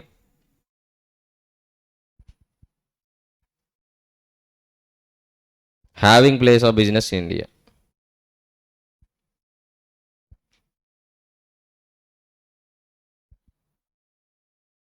Having place of business in India, again it is divided into 2 types. Majority of shares held by outsiders. 50% or more shares are held by Indians, either natural persons or artificial persons. If it is company incorporated outside India, not having a place of business in India, then normally, strictly speaking, Companies Act is not applicable. Our Companies Act, why we have to apply to companies incorporated outside India and no connection with India. Sorry, no way, they are not coming to India to do business and they are not incorporated in India. Why, sir, we have to apply our Companies Act, sir? But still, we are applying what sections, ma? Section number 387, 388, 389, 390, 391. As it is, they will ask in your exam which sections are applicable to companies incorporated outside India, not having place of business in India. They are not having any connection with India, either incorporation or business, nothing is there in India, but still we are applying what sections, ma? 387, 88, 89, 19. Sir, what is this 87, 88, 90, 91? Very simple, procurement of funds from public in India by issuing prospectus. So company incorporated outside India only, but they are inviting our public, Indian public, to subscribe their securities. Then we'll apply 387, 388, 389, 390, 391. Okay. Then, sir, if having place of business in India and majority of shares held by outsiders, then what sections are applicable, sir? Section number 379 to 393A. 379 to 393, including everything, ma. 387, 88, 89, 90, 91. Okay, 379 means applicability only. Okay, anyhow, 380. This chapter is applicable, ma. What is applicable? This chapter 379. I am discussing 379 only now. What is 379? Applicability of this chapter to the companies incorporated outside India. Okay, 380 to 393 A is applicable. Okay, so this chapter only applicable. What is applicable? This chapter. Sir, companies are incorporated outside India, not in India, ma.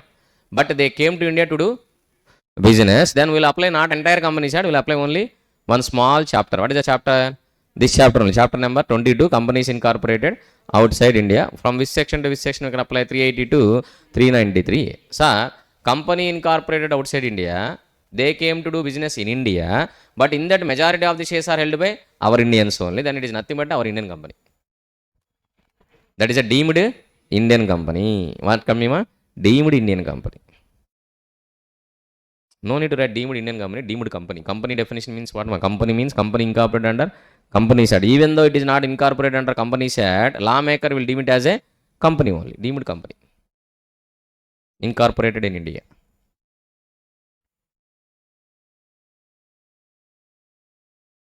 Sir, we know deemed prospectus, we know deemed public offer, we know deemed public company. Now we are saying what? Deemed company. Even though it is not a company as per our Companies Act definition, still lawmaker will deem it as a company only. Sir, it is a company incorporated outside India, sir. In UAE or USA, it is incorporated under USA Companies Act, sir. But It is incorporated under USA only, but it came to India to do, sorry, just came to India to do business, you will deem it as Indian company. Yeah? No, no, no, no. You are came to India, but in your company, majority of the shares are held by our Indians only. This is actually a wrong route. Okay, so to avoid the Companies Act 2013, what is the idea, ma?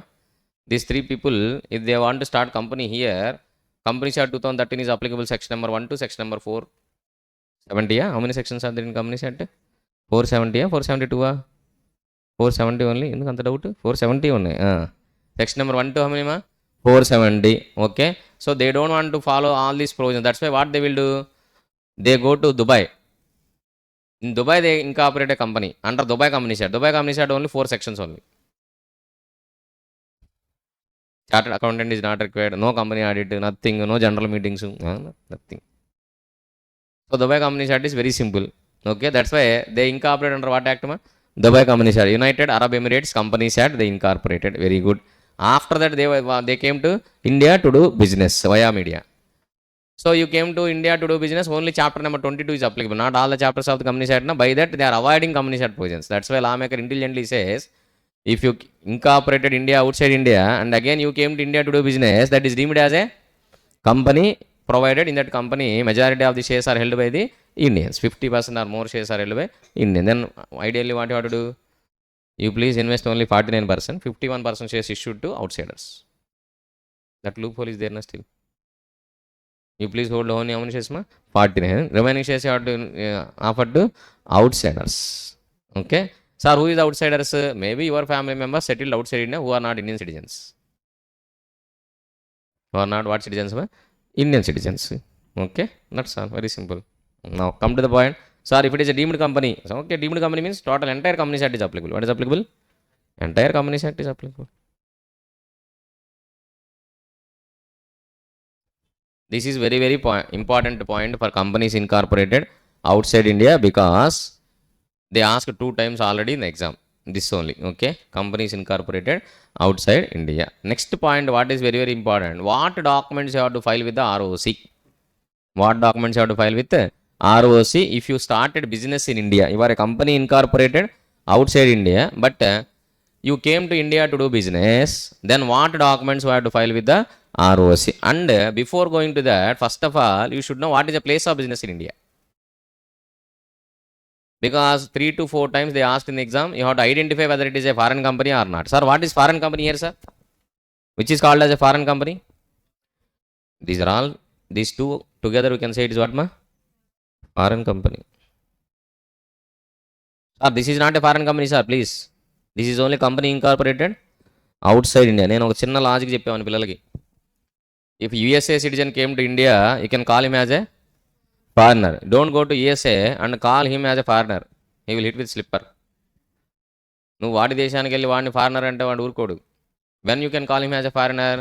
If that USA citizen came to our India, then you can call him as a foreigner. If he is there staying in USA only, you cannot call him as a foreigner. వాడు యూఎస్లో ఉండే వాడిని foreigner అనకూడదు. In the same logic, company incorporated outside India, he is in USA company, but he came to India to do business, then only can call them as a foreign company. So what is our conclusion? All companies incorporated outside India are not foreign companies, but all foreign companies are incorporated outside India. Okay.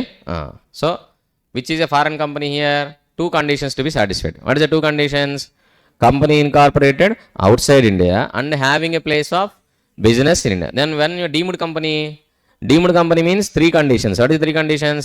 Company incorporated outside India, having a place of business in India, and majority 50% or more shares are held by the Indian natural persons or Indian artificial persons. Then it is a what company? Deemed company. What is a company incorporated outside India? Only one condition, incorporated outside. That's all.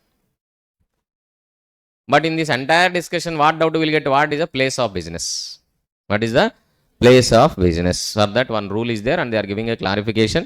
Place of business either manually or electronically. Okay, either you are coming to the India to produce your products or to sell your products or to provide any service, or through online also you are providing services or whatever it may be, then you are having a place of business in India. Okay, for that so many practical questions are there, you please refer once. What is a place of business? Whether he is holding place of business or not, that is very important. Okay. So foreign company definition, topic number 1 is completed. Electronic mode, see, so many business to business, B2B, B2C, data interchange, you are sending data and all, other digital supply transactions, offering to accept deposits or inviting deposits, financial settlements, web-based marketing, okay, or maybe IT companies, they will not come physically to India to do business. Actually, they are providing services to Indian clients also through online or electronically.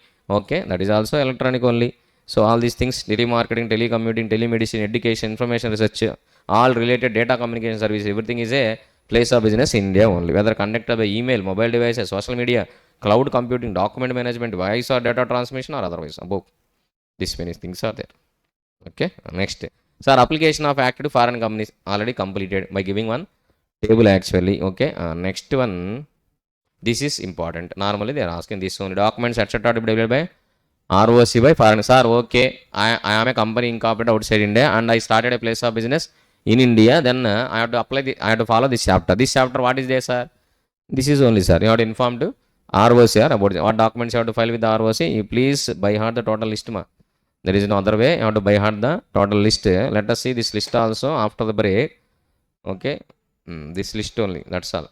Sir, remaining 2-3 questions are there. I said already. Prospectus. See, what are the provisions we discussed in the prospectus? Same provisions are applicable. Expert consent. Of course, expert has to give his consent. He cannot withdraw. He gave his consent. Then only he can include the expert statement in the prospectus. What is prospectus, sir? Company incorporated outside India. They want to procure the funds from India. Then they have to issue prospectus. They have to follow same chapter number 3, prospectus and allotment of securities. And accounts of the companies. Company incorporated outside India, having place of business in India, they have to prepare accounts, financial statements for the business in India. They have to file with the ROC. And how they are preparing financial statements as per chapter number 9. In the same way, they have to prepare here also. Okay. I said some extra points are there. You please find concentrate on those extra points. Okay. There is no other alternative for this. So certified. So for example, normally if you are incorporating company in India, you have to provide MOA, AOA, declarations, documents, registered office address, everything to ROC. But you are incorporated outside India, but you are doing place of business in India. That's why almost similar documents you have to file with the ROC. What is your MOA, AOA as in that country? Maybe in this country you are calling it as a MOA, AOA. Maybe other countries they will call it as a charter documents. Maybe they are calling it as MOA or charter documents or any incorporation document, whatever the name it may be, but the same and similar documents you have to file with the ROC. And the person responsible in India, who is the designated partners for LLP in the same way. So the person who is responsible to communicate here, we want to communicate with the company, who is the authorized person here. Okay. And the person responsible here, that details also have to provide, and directors of that company particularly, all these things, almost all points will be there. See, chart within how many days you have to file with ROC? Within 30 days you have to file with ROC. From what 30 days? After starting place of business in India. Okay, these are all charter, statutes or memorandum and articles or other instrument constituting or defining the company's constitution, full address of the registered or principal office of the company in that country. Okay, and the directors, secretary with the details, and names or members of persons, one or more person resident in India. Because authorized person, which person? Authorized person. If you want to communicate with the company who is available in India, that person name, address, everything you have to provide. Service, authorized to accept service of process or any notices or other documents. If you want to communicate, we will communicate with him only, and he only will communicate with the ROC. So the person responsible in India, authorized person, and full address of its principal place of business, where you are maintaining business. What is the place of business in India? Actually, you have to provide the details with the ROC. ROC Andhra Pradesh, ROC Vijayawada, where which ROC you have to provide all these details. Normally, you are incorporating in India, state ROC you have to inform. But you incorporate outside India and you are having a place of business in India. Sir, in which place I am started business? That ROC you have to inform. No. You can start business in several places also. See, your what is that? KFC. KFC is also a company incorporated outside India, but having franchises in India. It's having franchises. They are giving franchises to so many outlets in India. Throughout India, there are so many outlets. That is not a KFC direct outlet, it is a KFC franchisee. KFC company is not starting a outlet here. KFC just giving a franchise to a local person. That's all. They are giving essence and they will provide the guidelines and all. So you have to deliver like that accordingly. KFC franchise. So through franchise also you are doing business, it is a place of business. Through agents also you are doing place of business only. Okay. Through dealers you are doing business. Place of business. There is a supply chain management. What is supply chain management? You can reach the customers either through dealers or wholesalers, retailers like that, supply chain or factory directly they can open the outlets. But for all companies, it is not possible to open the outlets throughout India. Na? That's why they will depend upon the supply chain system. For example, automobile industry. Automobile industry supply chain system only means through dealers only. Na? Supply chain system. Even FMCG also almost through dealers only. Directly they will not open any outlets. FMCG or automobiles. Even electronics also. Almost all trading and manufacturing activities through supply chain system only. Either franchisee, even food industry also almost through franchises only. It is not possible to process the food throughout the India in so many outlets by one company. It is not possible. Control is not possible. Na? Okay. Anyhow, but see, anyhow you are doing business in India, either through agent or through franchisee or through dealer or indirectly, means to electronic, manual, these are all nothing. You have a place of business in India. So you have to file with which ROC? ROC Delhi. Yes. So particulars of opening and closing of a place of business in India. So already you started a business or you closed a business, that details also you have to provide to ROC, and directors or authorized representative in India, they have to give a declaration that never convicted or debarred from formation of companies. Like that, how subscribers or directors are giving a declaration to ROC that they have not convicted for any offense for last preceding 5 years in relation to formation or management of company for incorporation of a company in India. In the same way, here also directors or authorized person in India, they have to give a declaration that they are not debarred for formation or means starting a business in India earlier. Okay, so there is no that type of fast is there. Any other information as may be prescribed. That's all. And director particular prescribed particulars in case of directors and secretaries are equivalent. These are all the particulars you have to provide. Directors and secretary details. Sometimes this also they can ask for 4 marks question. We don't know. What are all the details of directors and secretary you have to provide with the ROC? That also, please, I think you can read and understand. No need to explain all these things. Name, address, nationality, passport number, present nationality, income tax, PAN number, all these things. DIN number, SIN number. Okay. How many days you have to file, ma? Within 30 days. What is the form? FC1. And if any changes in the details, again you have to file within 30 days with the same ROC. Okay. So that is what you have to remember. No such approval with ROC. What ROC you have to provide, ma? New Delhi ROC only. And you are closing the business also have to inform ROC within how many days, ma?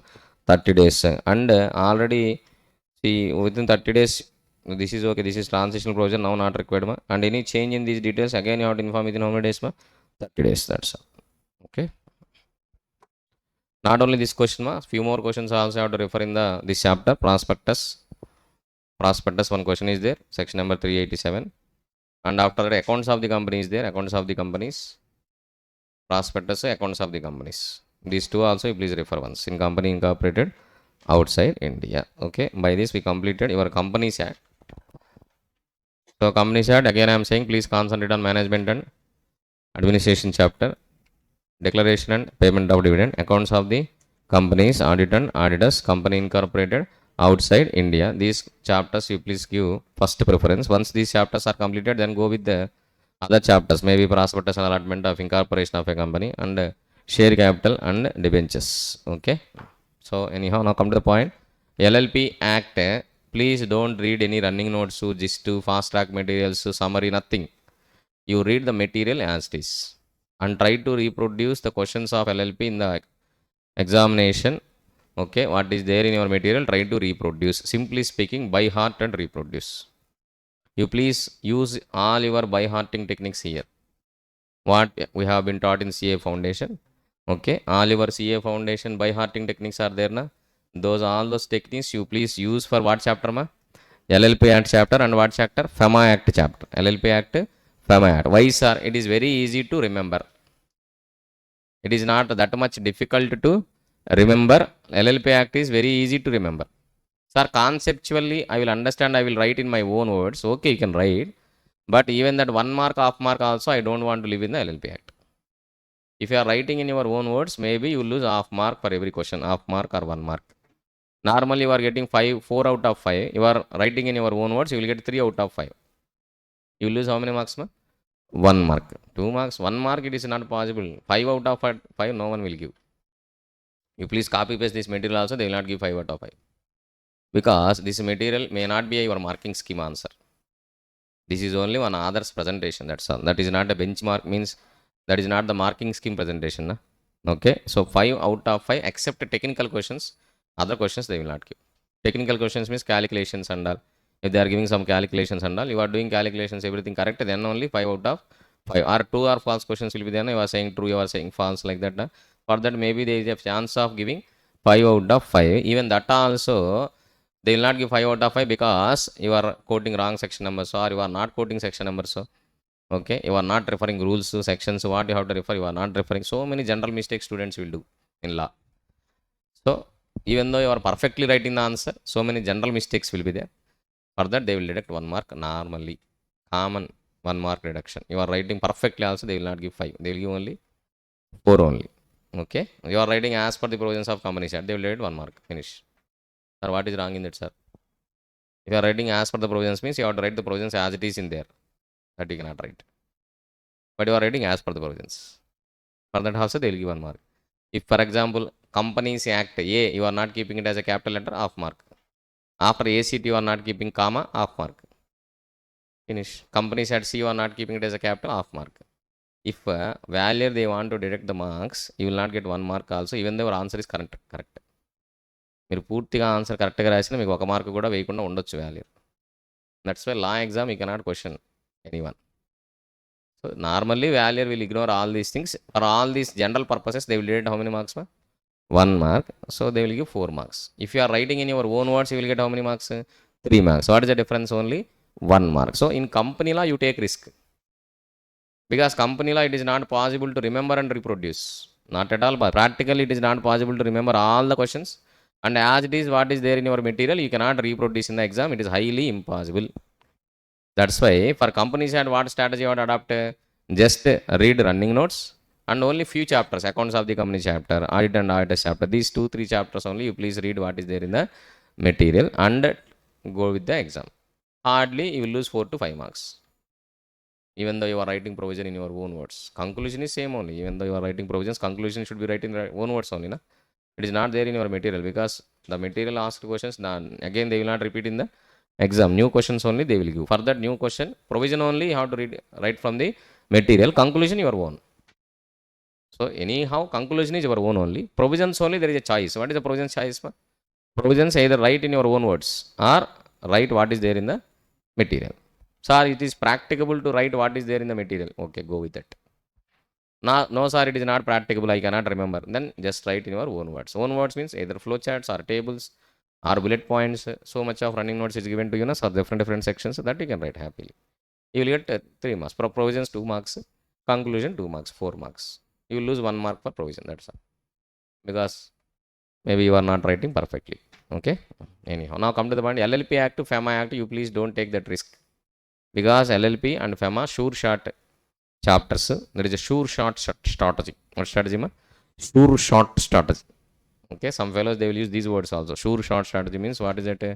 Definitely you will get some marks in the exam. Sure shot strategy. Okay, you will clear your law exam by hook or crook. Okay, that is a sure shot strategy. In that sure shot strategy, what chapters is first, ma? LLP Act to FEMA Act. So LLP Act out of 14 marks, you should get 12 marks. That is a target. Okay, normally in LLP, they will ask to MCQs. 2 into 2, how many marks, ma? 4. At any cost, don't lose 1 MCQ also from LLP. 2 into 2, 4 marks you should get. Remaining 10 marks, maybe 2 5 marks questions. Okay, so out of these 2 5 marks questions, what you will do? 4 marks you should get. 4 plus 4, 8 plus 4. How many marks, ma? 12. FEMA Act also like that only, 12. 12 to 12, how much, ma? 24. So almost you reached 40, na? You got the confidence to get 40, na? Even the paper is challenging. Leave about entire Companies Act, GCA Act, IPS Act, let it give difficult, most difficult paper. But still, you have a chance to get LLP and FEMA. If you are preparing 100% in LLP and FEMA, you will get how many marks, ma? 24 marks. Then remaining 16 marks you will get. Anyhow, company law, this many chapters. GCA, IPS, God grace. Okay, and the MCQs are there. Another MCQs are there, ma?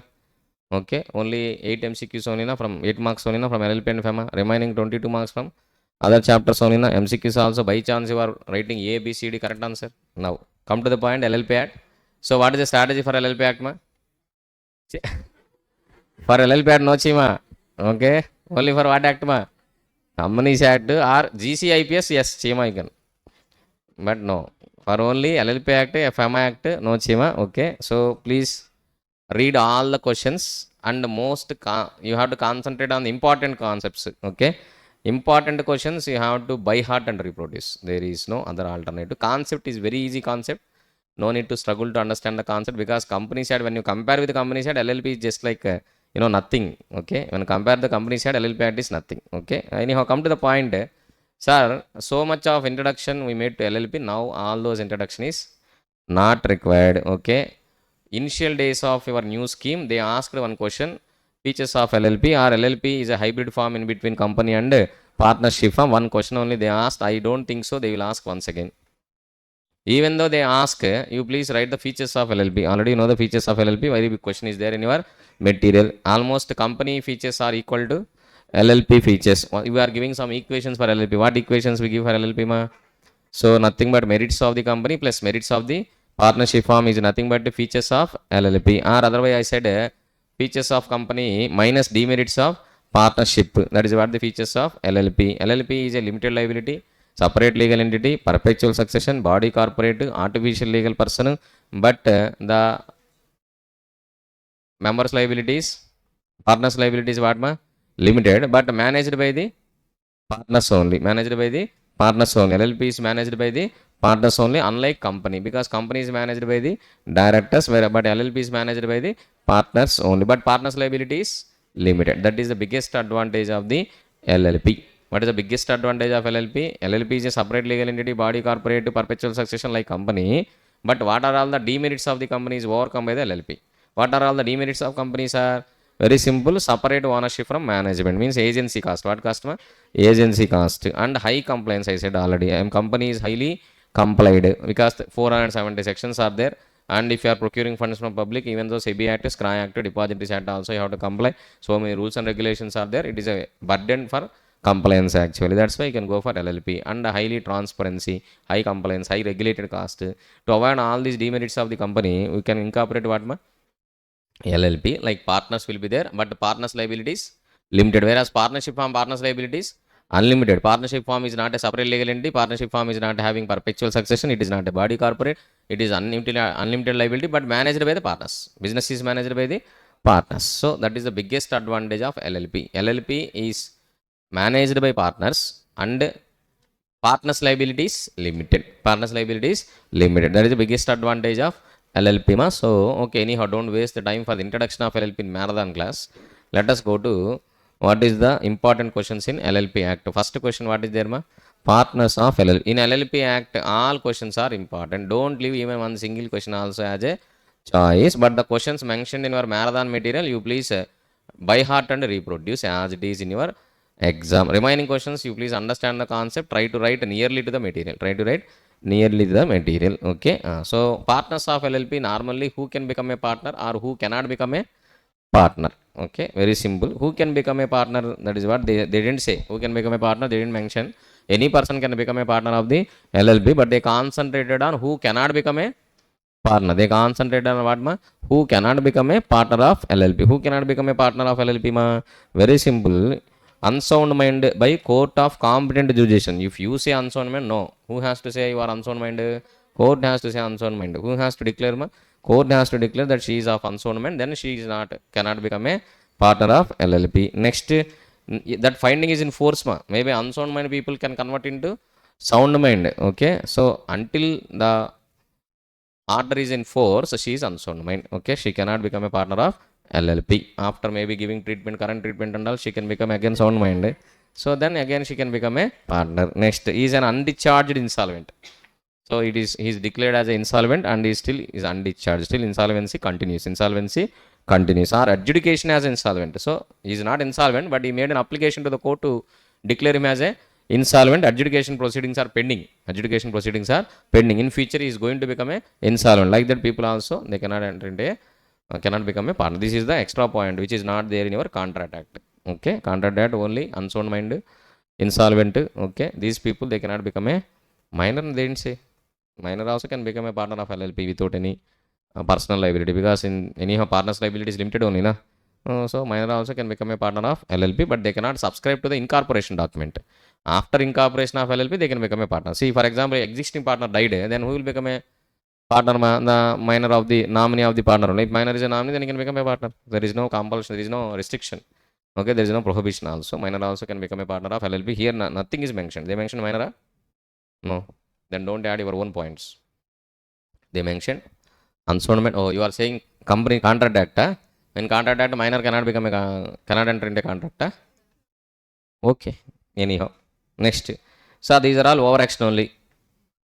This in your act only, up to this only it is there. Who cannot become a partner? These are only for your clarification. Who can become a partner? Okay. Very simply speaking, other than prohibited persons, they can become. They are giving examples: individuals, resident individuals, non-resident individuals, overseas citizens. Okay, these are all the people, foreign nationals, LLP, foreign LLP, LLP incorporated outside India, company, foreign company. Okay, sir. Why foreign LLP, LLP incorporated outside India? Because they are also treated as a body corporate, and company, foreign companies also body corporate. So either a natural person or an artificial person also can become a partner in LLP. This is also one of the advantage of LLP. In partnership form, only natural persons only, na? Partnership form, who can become a partner? Only natural person, artificial person, no. But here, either natural persons or artificial persons having a capacity and enter into a contract can become a partner in LLP happily. Okay. So, these are all, you please leave a cooperative society, corporation souls. No, because body corporate definition of LLP excludes what? Cooperative society and corporation souls. So, those are not, cannot become a partner of LLP. Okay. Sir, why it is excluded, why it is included, all these logics now we are going to not going to explain all these things. You please just leave about it. Sir, minimum number of partners. How many minimum number of partners? 2. How many minimum number of partners? 2. Okay. Sir, what will happen if these 2 partners are reduced? This is what section number 6. In companies at what is there? Section number 3A. Okay. Now in companies LLP at what section is there? Section number 6. Okay. Sir, as per section number 6, how many minimum partners are required? 2. Okay. What happen if minimum number of partners are reduced below statutory limit? Within 6 months, the remaining partners, they have to increase to the statutory limit. Otherwise, LLP will become an illegal association. Partners liability will become what? Unlimited for the contracts entered by LLP after expiry of the 6 months. And tribunal may pass an order of winding up of also if LLP is unable to increase its number of partners up to till to after expiry of 6 months. Okay, this point is already covered in compulsory winding up. Where? Compulsory winding up. Okay. So I think no need to explain this question. It's already explained in section number 3 of the companies had almost same provisions only. Their members here what? Partners. That is the only difference. Remaining everything is same to same. Next, designated partners. Out of the partners, at least how many designated partners required? 2 designated partners are required to be appointed. Sir, why, sir? Designated partner should be a natural person. Designated partner should be what person? Natural person, no artificial person. Why, sir? If LLP made any contravention of the act, then we have to take the action. For company, who are there? Directors are there, natural persons. But in LLP, partners may be a natural person or maybe a artificial person. Then to whom we have to take an action? That's why some natural person should be ready enough for Bali. I said designated partners are Bali actually. So who is ready for Bali? Designated partners. Directors, there is a logic. Company is managed by the directors. So directors are responsible. Directors are natural persons. ROC can initiate the action against the directors. But LLP is managed by whom? Partners. But who is liable? Designated partner. That's why I said Bali Pasu. LLP is managed by partners or designated partners? Partners only. But contraventions of LLP, who is liable? Designated partners are liable. For that, we have to inform to ROC, take action on these 2 people. They are ready for Bali.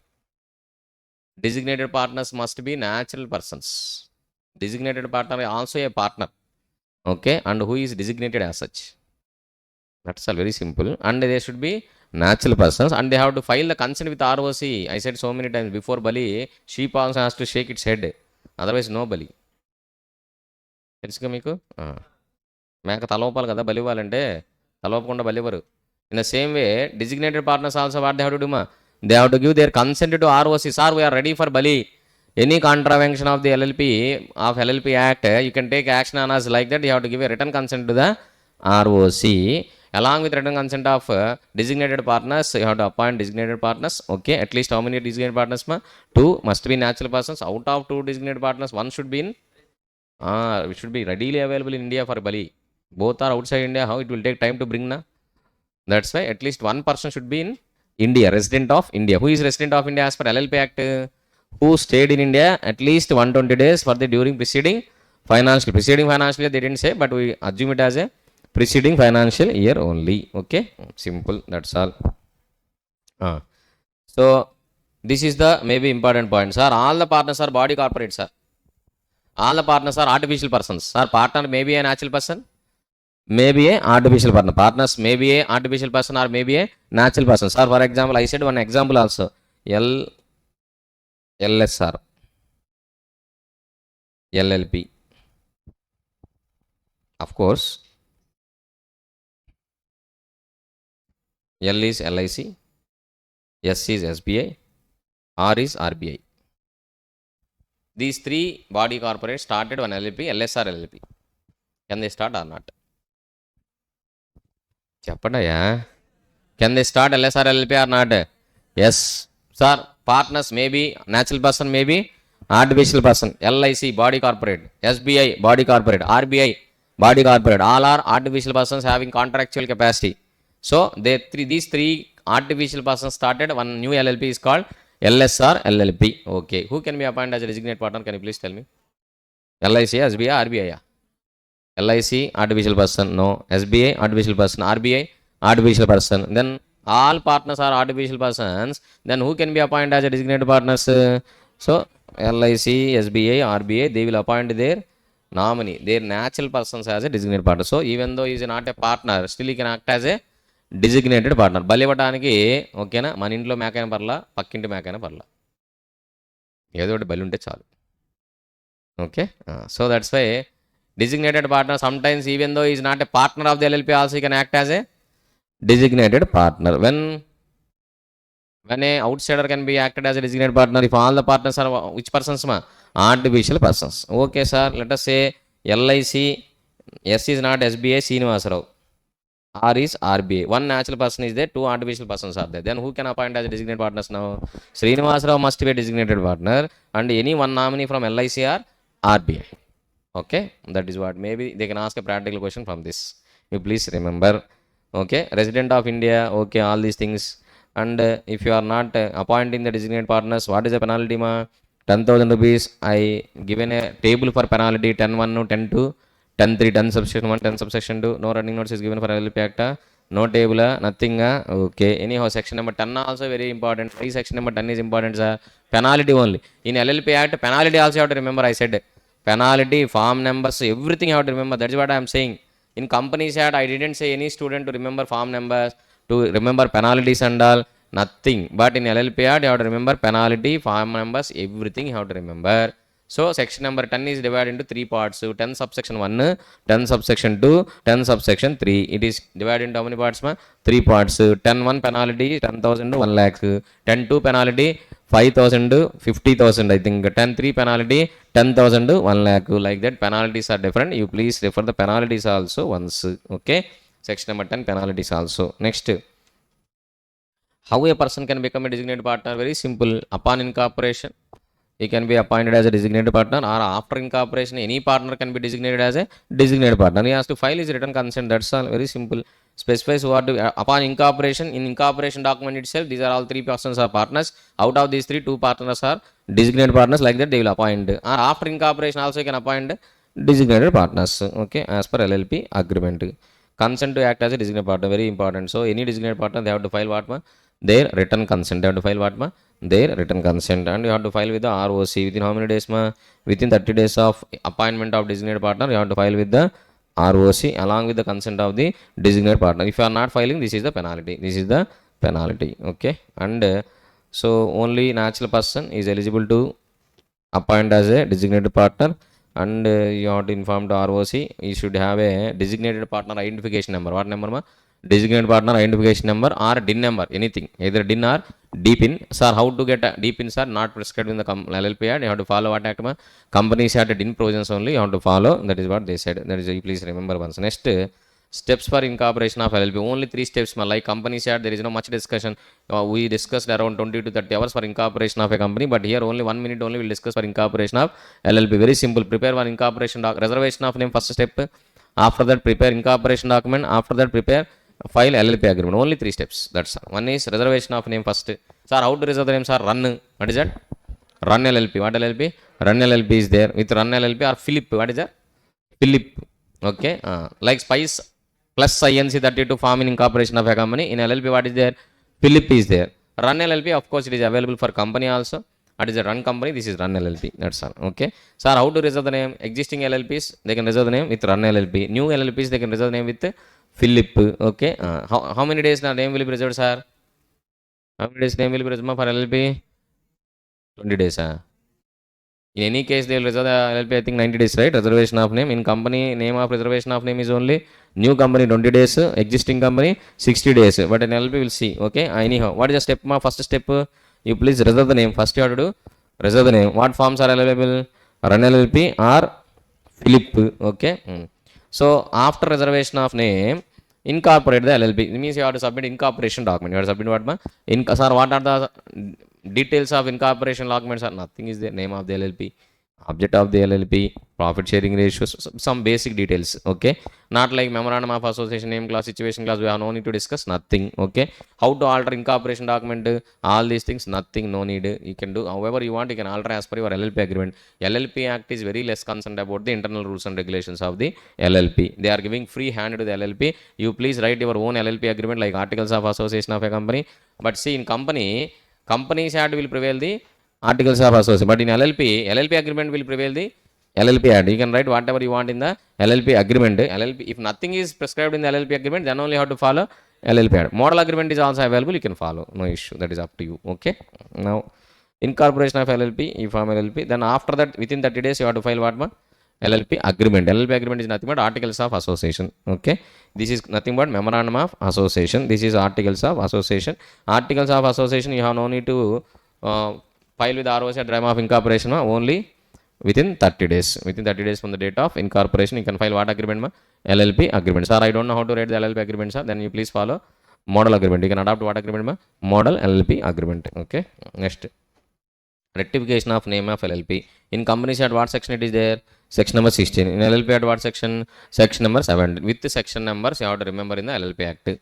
Partners, section number 5. Designate partner, section number 6. And appointment of designate partners and all, section 7. And penalties and all, section number 10. Section number 9 also, change of designated partners. Like that, each and every section you have to remember. Section number 4, actually, LLP is a body. No, this act is not applicable to, Partnership Act is not applicable to LLP. Like that, each and every section you have to remember. Section wise, you please read the LLP Act. After completing LLP Act, I will open the Bear Act. I will tell you which sections you have to remember along with section numbers and the content in the particular section. Those sections, please remember with section numbers. Write the section number also in the exam. Under which heading? Reference. Put the heading what? Reference. Whenever you want to write something in the law exam, first heading should be reference. Okay. So, reference. Please put the heading reference. And write, you are referring section number 3 of the LLP Act or LLP rules and regulations or Companies Act or maybe case laws. Whatever you want to refer, you please refer. You can refer either act or rules or case laws. Okay. At least write Companies Act with reference to Companies Act. Without writing that, don't write the answer. Chapter name of the Companies Act. Section number, if you know, section number of the Companies Act. Okay. Or case law, you can refer the case law. Like that. Okay. Anyhow, what is rectification of name? Same like Companies Act. No change here also, I think. So, you are incorporated LLP, which is in contravention of that. What should be the name of the LLP? What should not be the name of the LLP? What should not be the name of LLP? Your name is not identical with the existing LLP or any other company or trademark, or not resembles too nearly with the existing LLP or company or trademark. Same points there. Okay. So you are incorporating any LLP in contravention of those provisions. Then upon application by the aggrieved party, central government may issue a direction to change the name of the LLP. Then you have to change the name of the LLP within how many months? Within 3 months only you have to change your name. Okay. That's all.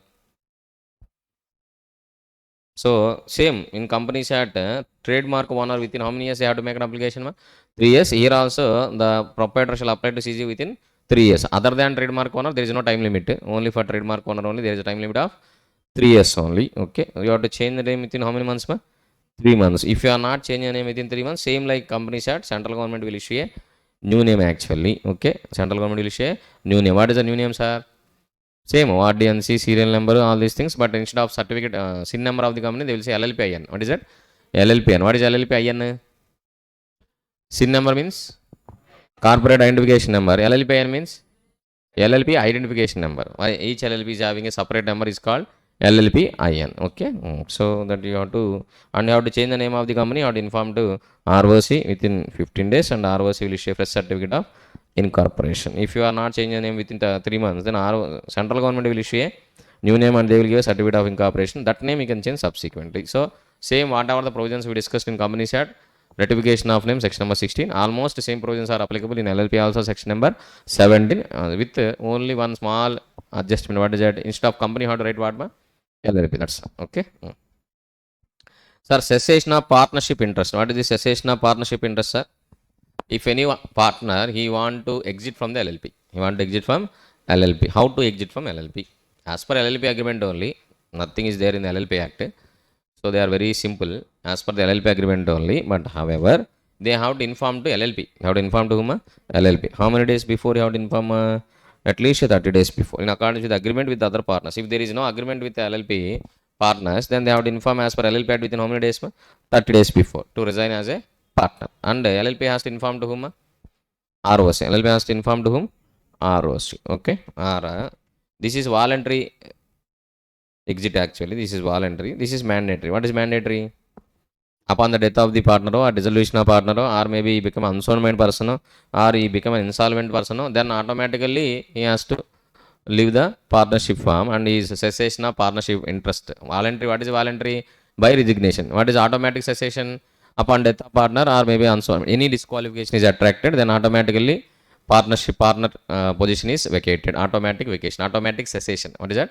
Automatic cessation. In any case, actually, LLP has to inform to ROC. LLP has to inform to what? ROC. Okay. If LLP is not informing to ROC, then retiring partner also can inform to ROC directly. That is the extra point what you have to remember. Okay. Like registration of charges, one small point is there.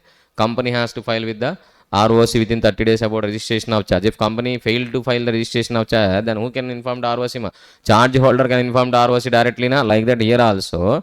Normally, if I want to exit from LLP, I will inform the LLP only. I will inform to whom? LLP. LLP has to inform to ROC. If LLP is not informing the ROC, then what I can do? I can inform directly to the ROC. Sir, what will happen, sir? Why you are that much interested to inform the ROC? If you are not informing the ROC, still you are treated as a partner only. Sir, I already resigned, sir. You resigned, but it's ROC don't know about it. Na? If you are not informing the ROC, in ROC records, whose name is there as a partner? Your name only. Then third party will believe that you are a partner of LLP. Then still you are liable for the contracts entered by the LLP. Okay, sir, my liability limited only. Na? Even though limited or unlimited, still you are liable for the contracts entered by the LLP if your name is not removed from the records of ROC. That's why better you make sure only by informing LLP, please don't relax. Please make sure whether that is updated in the records of the ROC or not. If it is not updated in the records of ROC, then better to inform the ROC directly by the partner, and if any expenses incurred, you can recover that expenses from the company. That is what maybe you have to remember. Okay. And one more point what you have to remember, even though you are ceased to be a partner, still you are treated as a partner in some cases. When, sir? Very simple. Such person, the third party, still he believes that you are a partner of the LLP, or otherwise your name is not removed from the records of the ROC, still you are a partner of the LLP. Okay, sir, I already resigned. I gave 30 days notice to the LLP, so I resigned. I exit from the LLP. Even though I exit from LLP, still when you are treated as a partner, the third party who is entering into contact with LLP, he don't know the fact that you exit from the LLP. Still he believes that you are a partner. So better if you want to exit, give a public notice. Otherwise, it is not possible not to say everyone, I exit from LLP, I exit from LLP. Like that door-to-door campaign, it is not possible. Na? Give what? Give a public notice. Normally, third party, they don't know that you exit from LLP. Better give what? Public notice. Give a small advertisement in newspaper. Sir, they are not reading advertisement. That is not our problem. Okay, they give advertisement in newspaper that I am exit from LLP. I am nowhere related to LLP. Please don't believe that I am a partner of the LLP and don't enter into a contract with the LLP. Like that, you please give an advertisement, then your duty is finished. make sure that ROC records also your name is removed, then only you are nowhere related to LLP. Otherwise, still you are related. Even though you are giving a resignation, still you are treated as a partner of LLP. Okay. Next, cessation of partner from LLP does not itself discharge the partner from any obligation to the LLP or to other partners to any other person which he incurred while being a partner. So this is also very important. What is this, sir? Even though you are exit from LLP, but when you was a partner, what are all the contracts entered by LLP? Still for those contracts you are liable. Still you are, for those contracts you are liable. And sometimes partners liability is unlimited also. Fraud. What is that?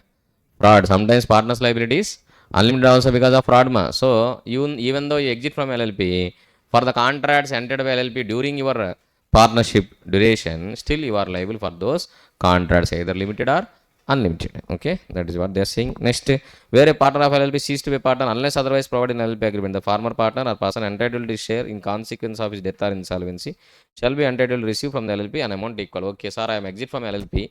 What I can receive from the LLP? Your contribution plus the share in the profits till the date of cessation of partnership interest. On what date you are leaving the partnership on that date, how many accumulated profits are there? In that accumulated profits, what is your share? Plus, what is the contribution you made to the LLP? This you have a right to receive from the LLP. If you died, your legal heirs can have a right to receive the same amount from the LLP, and they cannot interfere in the management of the LLP. They are only having a right to receive these amounts only, but they don't have right to interfere in the management of LLP. That is what you have to understand. This question this point has been asked 2 times. Okay. This is important. Unlimited liability in case of fraud. Normally, partners liability is limited, but if LLP is incorporated to defraud the creditors, if LLP is incorporated to defraud the creditors, then partners liability is unlimited. Partners liability will become what, ma? Unlimited. Okay. So why LLP is incorporated? Why LLP is carrying out the activities to defraud the creditors of the LLP or any other person for any fraudulent purpose? Then LLP and partners liability will become what, ma? Of course, LLP liability always unlimited only. Partners liability also will become what, ma? Unlimited. So they will recover from your personal assets also if LLP assets are not sufficient to meet the liabilities. If LLP assets are not sufficient to meet the liabilities, then they will recover from the partner's personal assets also. If you are incorporating LLP to defraud the creditors with an intention to defraud the creditors, but it's a question of fact, whether really you have intention or incidentally you occurs losses, that is question of fact. Who will decide? Judge will decide. Sir, COVID-19 pandemic came, sir, because of that our business is closed and we incurred losses. So company LLP went into winding up. Now LLP assets are not sufficient to meet the liabilities. We don't have any intention to repay the intention to defraud the creditors. So okay, LLP partners liabilities limited. Partners liabilities what, ma? Limited. So that is a question of fact. You have to prove in front of the court. Okay. Anyhow, so the liability of the LLP and partners who acted as such shall be unlimited for, but few partners liability is limited only who don't know aware of the fact. So they don't know about, they are very innocent persons. They don't know LLP is doing fraudulent activities. Then that partner is not liable. His liability is not unlimited. Okay, that's all. And any one partner is doing any fraudulent activity without having knowledge of other partners, then LLP and other partners are not liable for that, because partner and partner there is no agency relation. Partner and partner there is no agency relation. All partners are agents of the LLP, but they are not agents among themselves. There is no mutual agency. There is no mutual agency. In partnership form, what will be there? Mutual agency. But in LLP, there is no mutual agency. One partner is not an agent of other partner. They are only agents of the LLP, and LLP is only liable for the acts done by the partner, but not other partners. But in case of fraud, if any one partner is doing fraud without the knowledge of other partners, then other partners' liability is not unlimited. Okay, that also you have to. Next. So in you are doing any fraud, then 50,000 to 5 lakhs fine is there, and not only fine, but also they will recover from you personal assets. And who are the persons who are aggrieved by your fraud? You have to repay the amount to them as a compensation. You have to pay compensation to them. In addition to the compensation, you have to pay penalty also. Then you have to go to jail also, and they will recover anything from your personal assets also. These are all the consequences of fraud. Okay, whistleblowing. It is asked 2 times, ma. Sir, what is whistleblowing? Take the whistle and blow. No, but on time you have to blow. That's all. Whistleblowing means proactive. Not only proactive, just you are communicating something. Why you will blow the whistle, man, normally? Someone, these people are walking on the road, they are blowing whistle. Na? Why you are blowing whistle? Ra? Yeah. Now come to the point. Sir, why whistle blowing actually? To make attentive. Normally, why whistle will be blown? To make attentive. Someone is walking on the road, we are blowing whistle means, yes, I am here, you please look at me. Like that, you are blowing the whistle. So, to grab the attention or to make attentive only, what we are doing? We are blowing the whistle. So, sir, LLP partners also, they are sitting on road and they are blowing the whistle, la, sir. No, that is not whistle blowing here, ma. If something is going wrong in the LLP, if a LLP is doing any fraudulent activity, LLP is avoiding any tax, LLP is doing smuggling, LLP is doing human trafficking, or LLP is avoiding income tax, or maybe GST, or LLP want to take the loan from bank and they don't want to repay. Like that, our LLP financial position is not good and all partners, they want to exit from the LLP, okay, with their contribution and share in the accumulated profits. They want to exit from the LLP. They left the LLP in between the sea. Like that, so many things happening in the LLP. If you are informing to the government about these things, okay, about any contravention or likely to contravene any provisions of the act, any other act, then you are giving information which is maybe useful for any contravention. Sir, LLP is a separate legal entity, sir. LLP is artificial, not that information, that everyone knows. That is not whistleblowing actually. Okay, what is whistleblowing?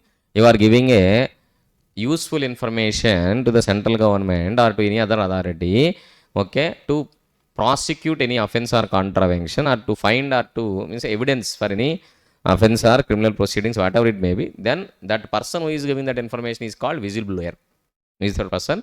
Whistleblower. Maybe a partner, maybe a designated partner, maybe an accountant or employee, anyone who is related to LLP. That person is providing useful information to the central government, okay, for an offense in relation to any offense or contravention of the LLP. Then that person is called whistleblower. Sir, what will happen to whistleblower? Sir, whistleblower two types: spy, covert. Who is spy? Who is covert? Spy means he is nowhere related to that particular offense, but he is giving information. Spy. Covert. Who is covert? He is also form part of that particular contravention, but he is actually approver. This is the approver. You know approver, na? Covert, approver. Okay. What he will do? He will surrender to the police. He will say, "Sir, I will state everything, sir. Please leave me. Please don't include my name in the charge sheet." Really, police is having that much right? Yes. Like LLP also is there. Na? See, someone who is already part of the contravention, part of that fraud, he surrenders to the court and he is providing all information about that particular contravention and he is saying all other names who are included in that particular fraud, then tribunal may reduce the punishment or reduce the penalty for him. That facility is there. That's why do one thing. Do the fraud. Enjoy the amount. Before knowing to the public, before knowing to the police or any other authority, you go and surrender. Voluntarily go and surrender to the police or court, okay. Give all the details about your other partners who are doing what they are doing, okay, everything. And you please take the mercy, okay, mercy petition to the tribunal. Sir, I am providing all the information, I reduced your job and I am providing all evidences, everything. So now it is confirmed contravention, you can punish all others, you please leave me. That's all. Enjoy. నేర్చుకోవాలి అంతే కదా, మరి లాను ఉపయోగించుకోవడం నేర్చుకోవాలి కదా. So see, directly a Naxalite is encountered in the forest, he died. Same Naxalite, he came to the police station, he surrenders, they will give 20 lakhs rupees and 1 acre, 2 acres land and paper, newspaper advertisement. One Naxalite came and surrendered. Janajivana Sravantilo kalisipoyadu. That's why we are offering, this is the maybe the scheme actually we announced for the Naxalites who are surrendering themselves. See, so many. But you are fighting with police in the forest, encountered, no, nothing, no money, nothing. That's why fight there, kill the police there. After that, come to police station, surrender. They will give 20 lakhs extra. 1 to 3 acres land also, they will give 20 lakhs. Okay, that is what you have to do. Okay, in forest, fight with the police, kill so many police people. Then after that, maybe 1 or 2 months, they will give a bounty na, for 1 lakh or 2 lakhs or 20 lakhs wanted. Like that bounty will be announced on your head. Na. After that, come to the police station, surrender yourself. That 20 lakhs they will give to you only. And with full police protection, they will drop you and they will give the land, everything, and they will give so many facilities. Everyone is identified as an Naxalite also. Respect also will be there. And first of all, they will fear out of us because Maji Naxalite, Maji Naxalite, gun unna unnattu stop. Okay, that's why, see, that is what whistleblowing ma. Simple. See, because of any person is providing information of LLP to central government, other partners, they cannot harass him, they cannot treat him as a separate person, they cannot do anything, okay, they cannot remove him from the employment or not. For example, you are accountant of LLP, you got to know some information about the LLP, and you are providing that information to the tribunal, then LLP partners, they cannot actually reduce your salary, they cannot punish you, or they cannot suspend you, or they cannot remove from the job, not possible, okay. So who will give the protection, ma? Court will give the protection to you, because you are a covert now, you are a covert, okay. So covert is different, you are a spy, you are a spy. Covert means you are also form part of the fraud. Actually you only design the fraud, okay, you only design the fraud, you only implemented, and out of that you also got benefited, but end of the day you only surrender the court, providing all the details, evidences, and you are escaped, all other partners they went to jail. That is the moral of the story. Whistleblower, blow the whistle when required, okay. Next, sir, maintenance of books of accounts, other records, audit. This is also important, even though it is procedural compliance, important, ma. LLP, how to maintain the books of accounts in double entry or single entry? Double entry. Cash based or accrual basis? Any basis, either cash or accrual. In companies it is different, ma. Companies, double entry accounting system, accrual based, but in LLP either cash or accrual basis, but what system you have to follow? Double entry. How many years they have to maintain? 8 years, not there in the LLP Act. From company rules only, we are taking the inspiration from the Companies Act. So that you are applying, LLP also has to maintain the books of accounts for how many years, ma? 8 years, that's all. And LLP has to maintain at what their registered office only, and they have to prescribe period 8 years, otherwise penalty also important, you please remember. Next, after preparation of books of accounts, they have to prepare statement of account and solvency for every year, and they have to file with the ROC, like financial statements, man. Don't think otherwise. That is financial statements only. Statement of account and solvency. What is that? Statement of account and solvency they have to prepare, and they have to file with the ROC. Due date is very important. What is the due date, ma? 6 months from the end of each financial year. That due date is very, very important. Who has to sign? Designated partners. What is the penalty for non-compliance? 25,000 to 5 lakhs. Okay, every designated partner 10,000 to 1 lakh. Please remember penalties also. Next, annual returns. So statement of account and solvency, you have to file, okay, ROS every year within the prescribed 30 days from the end of 6 months.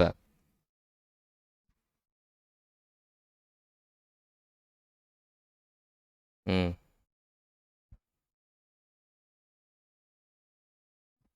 Where is the annual return?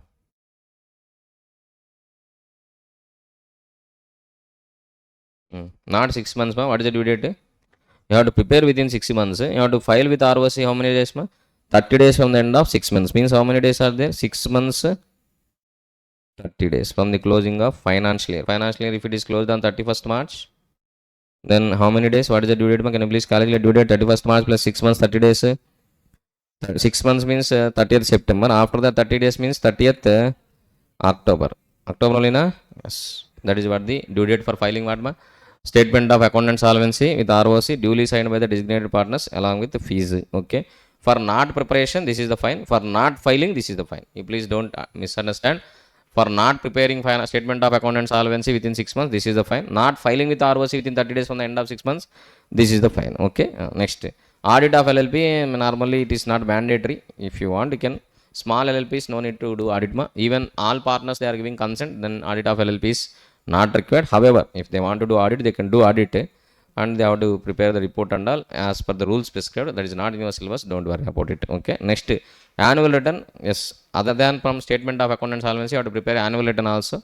Within how many days, ma? You have to 60 days from the closure of its financial year. Okay. Annual return. If you are not filing the annual return, then what is the fine, ma? 100 rupees per day, 1 lakh, 100 rupees per day, maximum 50,000. Designated partner fine is there, LLP also fine is there. Wherever there is a due date, day wise fine will be there. Okay, if there is a due date, then day wise fine will be there. What is the due date? Actually 60 days. You are not filing within, after expiry of 60 days also you are not filing, then for every day of default how much fine, ma? 100 rupees. Maximum fine is 1 lakh. Even though you are filing after 2 years also, maximum fine is how much, ma? 1 lakh only. Okay, per day, whichever is less. Actually whichever is less. How to calculate my fine? Whichever is less. Normally they will not ask you to calculate the fine under, even though they ask how to calculate the fine in case of due date is there. For every day of default 100 rupees, subject to a maximum limit of 1 lakh rupees for LLP. Like that you have to remember. Okay. Next, sir, this is a winding up of tribunal LLP. Okay.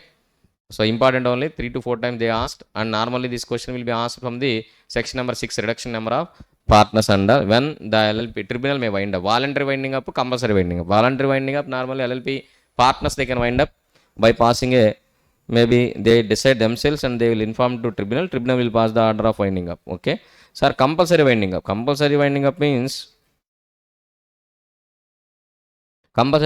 some cases tribunal may pass an order of winding up by itself. Actually that is a compulsory winding up. Sir, in which cases, sir? That is what very important. What is that? 6 months if number of partners of LLP reduced below 2, contravention of section number 6, and you are not filing statement of account and solvency or annual return for how many years, ma? Consecutive 5 financial years you are not filing statement of account and solvency or annual return, then tribunal may order the winding up. And so you are acting against the India sovereignty and integrity of India. You are saying Pakistan Jindabad. Okay, then happy. A tribunal will order what, ma?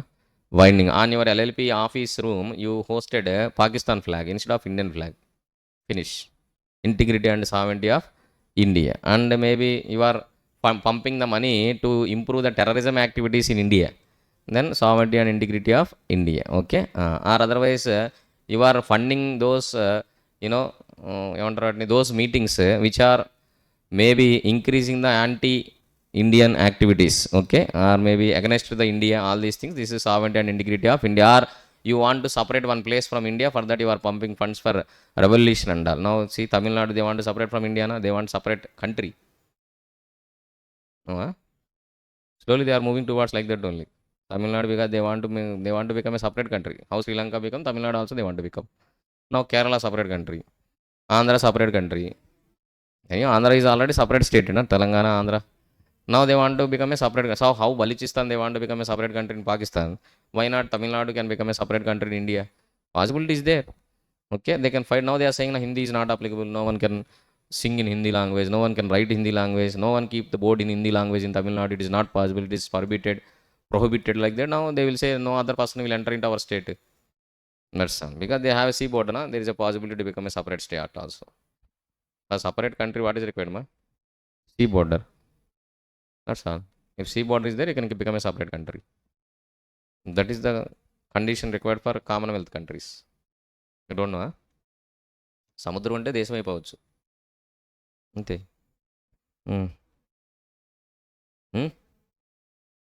ఎయిర్పోర్ట్కి ఏమవుతారా?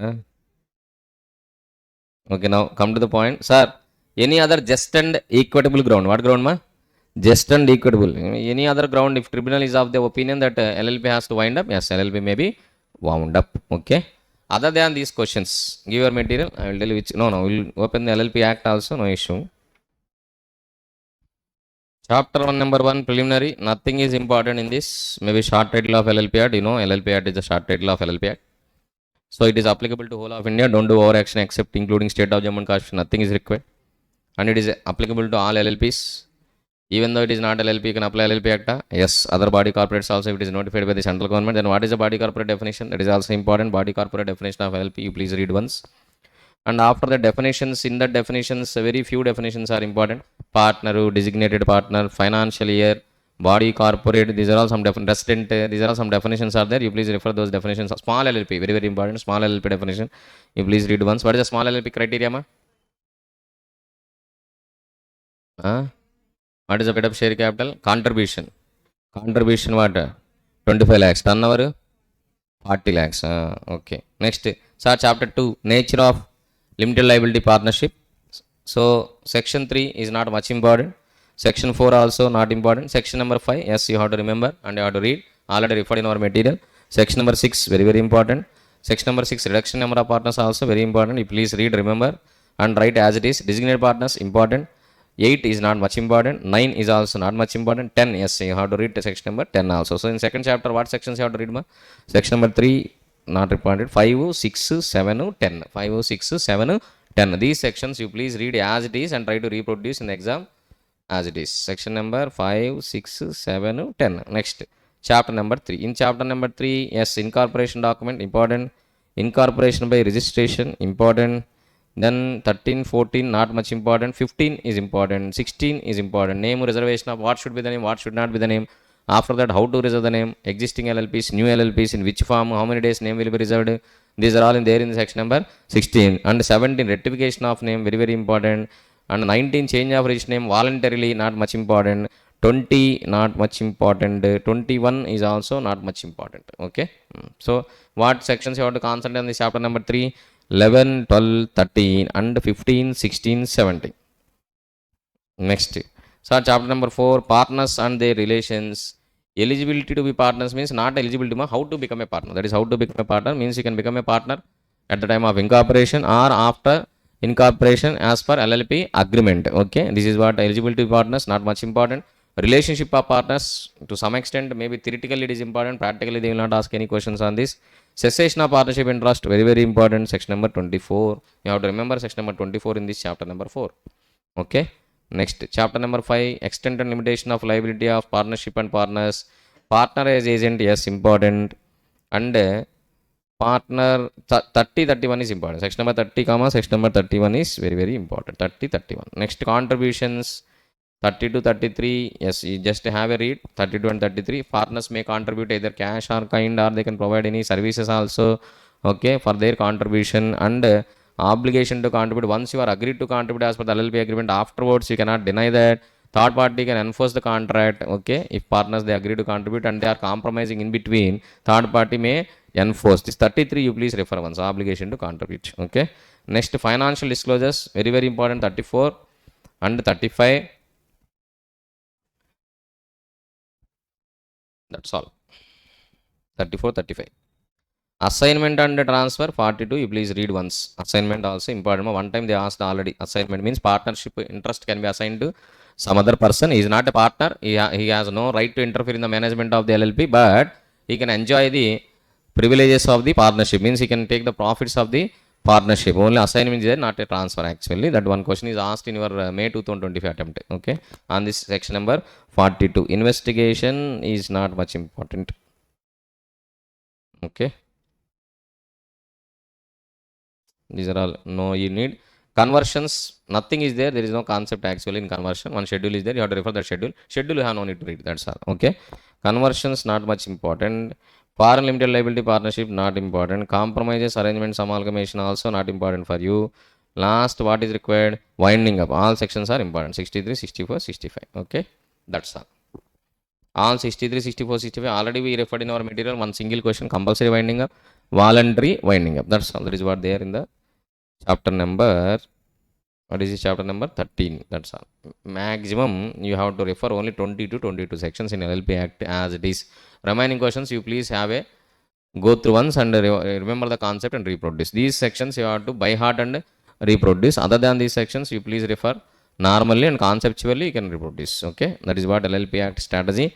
Now we'll go to what act? FEMA Act, Foreign Exchange Management Act. GCA, IPS, God's grace only. Okay. So don't much worry about the GCA and IPSR. I will concentrate GCA, IPSR 20 marks. Okay. I will tell you which questions easily you can grab the marks in GCA and IPS. Which questions it is very difficult to grab the marks. Don't waste your time for those questions. If these easy questions are asked in the exam, please write and be happy. If difficult questions are asked, just try to write. You will get half mark, 1 mark also. Be happy. That's all. Don't make over expectations on GCA and IPS, and don't spend more time for this GCA and IPS. Even though you are spending more time, it is not possible to get more marks in these two chapters, because what is there in the material you have to write as it is for these two chapters. It is highly impossible. Not possible, because technical terms are used in GCA and IPS that is beyond your knowledge and my knowledge also. Or our knowledge is more than your knowledge. Okay, you please make a try to reproduce what is there in the. Okay, one document definition is there in GCA Act, IPS Act. Please read the document definition. Try to reproduce same thing in the exam. ఇప్పుడు ఒక initial task తీసుకోండి after completing marathon classes, just for trial demo. Okay, because you will not believe the words of the faculty. For demo you please go your own test demo. What is the demo? One document definition is there in GCA Act. Read the document definition for 5 minutes. Try to reproduce the document definition as it is in your maybe exam. Maybe without looking at the material, try to reproduce. If it is same, then okay, you can waste your time for GCA and IPS. You don't you are unable to write, then please write in your own words document definition. They will give half mark. Sir, why you are asking don't waste the time for GCA and IPS? Very simple. Company law, you are writing in your own words. You will lose only 1 mark for one question. GCIPS, you are writing in your own words, you will get only 1 mark. That is a problem. How do you know, sir? I know. Okay, that's why. So instead of wasting time for these chapters, if you are keeping efforts for LLP Act and FEMA Act, then there is a scope to get at least 20 marks to 24 marks. Okay, there is a scope. Instead of wasting time on these 2 chapters. Then what we will do with these 2 chapters are, I will tell you only some 10 to 12 questions. Please read only those 10 questions. Try to produce in your own words. You will get maybe 1 or 2 marks for one. How many questions they will ask? 20 marks means approximately they will ask 5 questions. 5 into 4, 20. Maybe MCQs they are asking 1 or 2 MCQs, then remaining questions only. So there are 4 questions will be there, or 5 questions will be there, 4 marks questions. For that you will get maybe 6 or 7 marks. Don't expect more than that. If you are getting 5 marks, more than sufficient from these 2 chapters. Okay. And now come to the point. What is that, Mas? Anyhow, we open GCA na. We will see what questions you have to do. I am not going to discuss anything because no discussion is required. Just I will tell you what questions easily you can remember and reproduce in the exam. Okay. Please go to GCA Act ma. Preamble, better to read once, because I already stated so many examples for preamble when I am discussing general clauses at Companies Act preamble is an example, Negotiable Instrument Act preamble is an example, how preamble is important, preamble is form part of the law na. Yes, but it is not overriding the law actually. Preamble is only internal aid to construct the law, to understand the law, to understand the intention of the lawmaker. Okay, don't drag my leg into this GC and IPS now. It will take more time to discuss, unnecessarily waste of time in marathon. Okay, so preamble you please read once. Okay, if you understand preamble also important only. Mean definition, include definition, like exclusive definition, inclusive definitions, explanatory definitions, ambiguity definitions, like the definitions, types of definition. What definition ma? Types of definitions. Yes, you can read, because simple to say what is included in the marathon material. You please read all the questions. That questions only included in your marathon material. Other questions I didn't include. How many questions include my marathon material for GC Act? Shall may, yes, you can. Definitions, document definition, good faith. See, definitions also I have not included all the definitions. Only important definitions only I included. Remaining all definitions are removed. So don't waste your time. Good faith, immovable property, very very important definition ma. You please read. Imprisonment, okay, to some extent. Month, movable property, person, year, completed. There are 20 to 25 definitions in your material, but I brought only to 5 to 6 definitions only. So you please read only these definitions. Strictly restrict to your marathon material in these 2 chapters, GC and IPS. Okay, sir, if any other questions are asked, leave to God. Pray the God, that's all. Sir, when the act will come into effect operation, you know very well, from the date of consent of president, date of publishing in official gazette, date notified in the act itself. So like that one question is there. You please read that question. Coming into operation of enactment. Okay, effect of repeal. Ma, even though you don't understand this question, please by heart. Only 4 points are there. Please by heart these 4 points. There is a huge probability to ask this question repeatedly in your exam. So 4 points you please by heart and reproduce. Effect of repeal. Already with examples I explained in your regular batch. Now it is not possible. Effect of repeal means even though act is repealed, still we are following that act only in some cases. In what cases we are referring the repealed act? That is what 4 cases are there. That 4 cases you please remember. Next, small things, commencement and termination of time. I so many times I explained how to calculate the due date, duration, clear days. 3 types are there. What is the 3 types ma? Duration, due date, clear days. What is the duration? How to calculate duration? From date also you have to include, to date also you have to include. That is called duration. What is the due date? From date don't include, only include to date. What is the clear days? From date also don't include, to date also don't include. That is what your this commencement termination of time. Okay, next computation of time. That is what we discussed so far. Computation of time. Next, measurement of distance, horizontal plane. Okay, take one plane and go horizontally. That is the distance you have to calculate. Next, prorata. Prorata means, for example, 1 kg 10 rupees means 10 kg how many rupees ma? 100 rupees. That is a prorata. Okay. GCA Act, if you don't know how to write the text, write an example better. What is there in the material, it is not possible to write in the exam, then better illustrate with what ma? One example. Value may convey, you will give at least half marks. Okay, yes, either you remember the examples or you remember the text in the material. By that you will get at least half marks for these questions. Okay, next, Gender and number, very, very easy question, but so many times they are asking. Male includes what ma? Female. Singular includes what ma? Plural. Unless otherwise context requires male gender includes what ma? Female gender. And singular includes what? Plural. These two lines you are writing, they'll give 2 marks ma. Small questions sometimes they will ask in GC Act. Okay. That's why please read this one also. Next, powers time to time means if I am giving power to appoint one person means you can appoint whenever you want, and I am giving power to frame the rules means whenever you request you can frame the rules. So there is no restrictions of only within 1 month you have to frame, within 1 year you have to frame, nothing like that. Whenever it is required you can frame the rules. That is what power can be exercised from time to time. Okay. Next, power to appoint include power to ex officio. Question itself is answer. Okay, I am giving power to appoint one person means you can appoint a ex officio member. Who is ex officio member? So many students they are writing so many unparliamentary language for ex officio and all. Okay. So what is ex officio ma? By virtue of one position he is appointing in this position. I said so many examples to Prime Minister of India is automatically Planning Commission chairman. He is an ex officio member of Planning Commission chairman. Why? Because of Prime Minister's position he is acting as a Planning Commission chairman. This Planning Commission chairman position is called ex officio. What is that? Ex officio. By virtue of one position he is holding another position, that is called ex officio position. Okay. Nirmala Sitharaman, because of Prime Minister, she is a chairman of the MCA. That is called ex officio. Finance? Prime Minister, huh? Finance Minister. Okay. Power to appoint includes power to suspend or dismiss. I gave power to appoint a director. So means you have a power to appoint, remove the director also. No need to say you have a power to remove, you have a power to dismiss, you have a power to suspend, nothing. I am giving power to appoint means you have a power to dismiss, you have a power to suspend also. Small things. They will give practical questions you can write. Okay.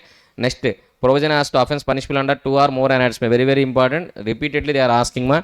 So for one offense don't punish 2 times. I said already if my son is doing some mistakes, already mother give the punishment. Again I am giving the punishment for the same offense. No, he will say already mother punishment completed. Why you are giving punishment once again? Logics also will be there. So for same offense, don't punish under 2 acts. You can initiate the prosecution, you can file a charge sheet under 2 acts, but punishment finally only under any 1 act only. That you have to be clear. Okay. September 2025, one wonderful question has been asked for this particular question. No student can write the answer. Unless faculty also they don't know the answer, unless suggested answers will be given. That much difficult question. See, GCA Act, if they want to make it difficult, we can't answer because we are not lawyers. GCA IPS not for the chartered accountants. Chartered accountants only general knowledge, overall knowledge only, but in-depth knowledge required for maybe advocates who are doing practice in law. Okay, law practice, not for the CA practice. It is not required. Okay, so it's more constitutional terminology. Okay, more judiciary terminology. Maximum terminology used in these chapters is judiciary terminology. It means judiciary authority terminology, court proceedings under court language, judiciary language, not our normal language. This is not legislative authority language. This is a judiciary authority language. We are less concerned about judiciary authority.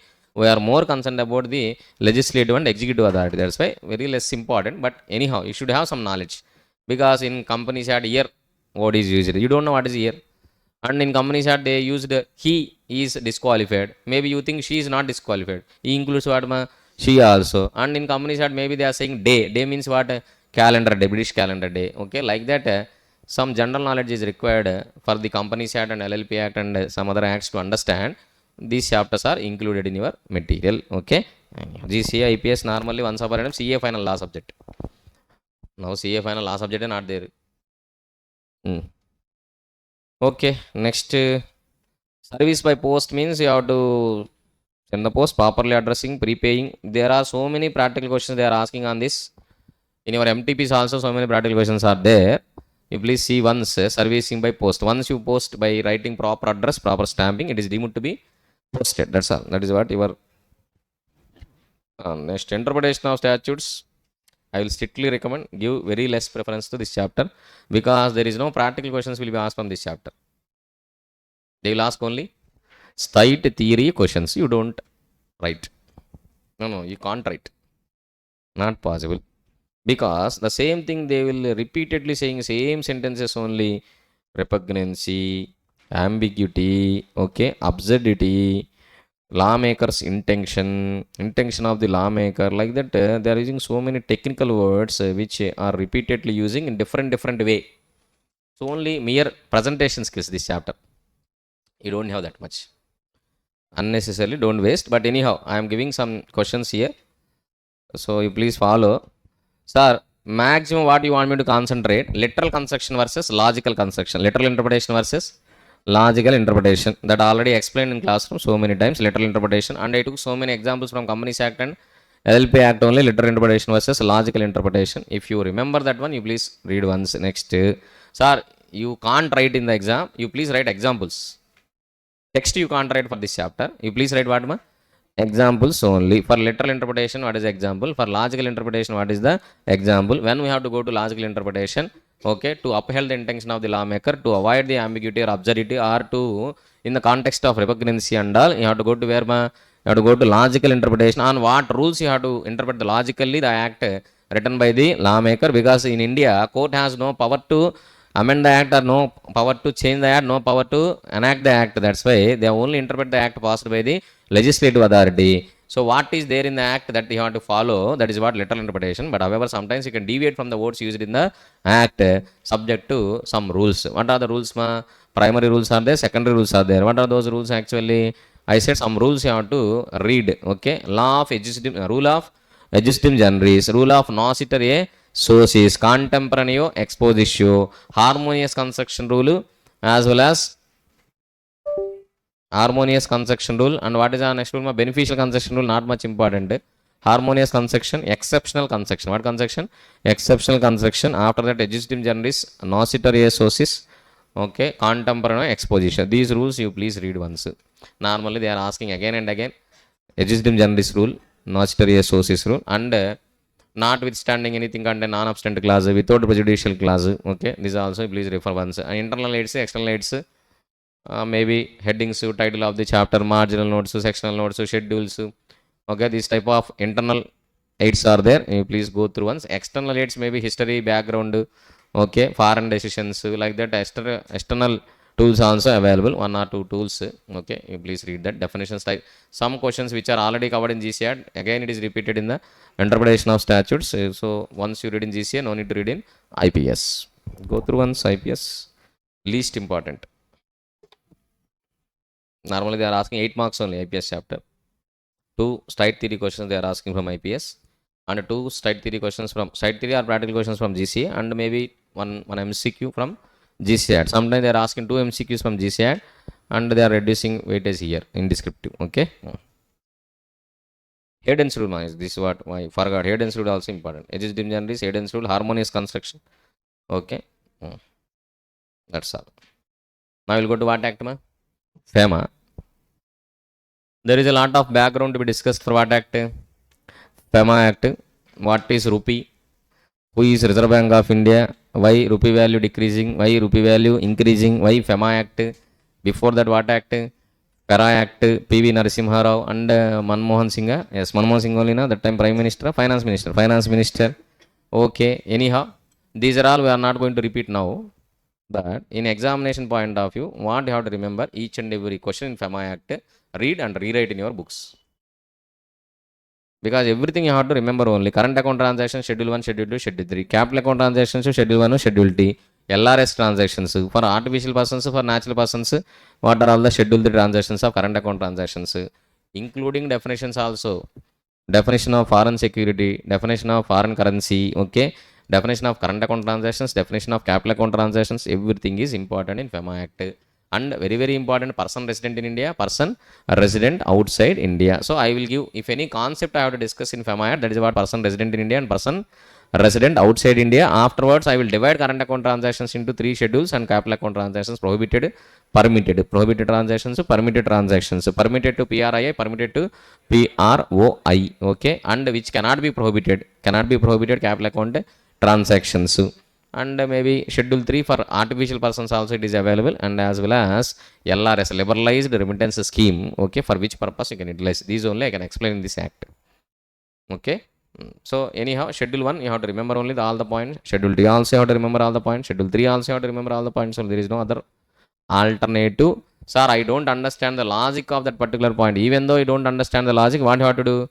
You please remember total 8 points or 9 points in schedule 1. After that 8 or 9 points in schedule 2. And maybe 6 or 7 points in schedule 3 of the current account transaction. Nowadays, capital account transactions also they are asking in your exam. Prohibited capital account transactions cannot be prohibited, unable to prohibit, and permissible transactions for PRI and PRY. One table is there, na? That table you have to remember. There is no other alternative for FEMA. Each and every question you please read 3 to 4 times. Rewrite in your material because 14 marks chapter na, and very less questions are there. 14 questions also not there in FEMA. Okay. Now, sir, definitions. Capital account transaction definition, which is not a current account transaction. Very simple. What is a capital account transaction?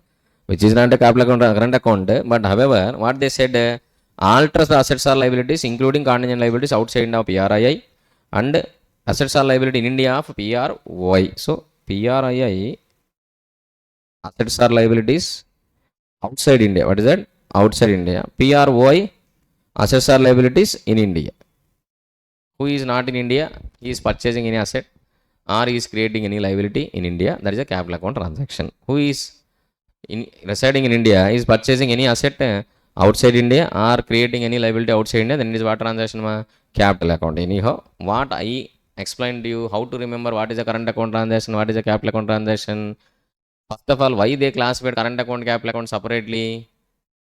Current account transactions are permitted unless it is prohibited. Capital account transactions is prohibited unless it is permitted. Sir, why is this classification? For better management of foreign currency reserves by Reserve Bank of India. Okay, why ma? For better management of foreign currency reserves by Reserve Bank of India, they are classifying the transactions into current and capital. Don't apply your revenue expenditure, capital expenditure rules here. In accounts, it is a revenue expenditure, capital account transaction, current account transaction, capital expenditure, current account, no, capital account, nothing, no relation. Then why is this classification? If you know why it is classification, then it is very easy to classify the transaction to current or capital. Okay. So why is our classification? Very simple.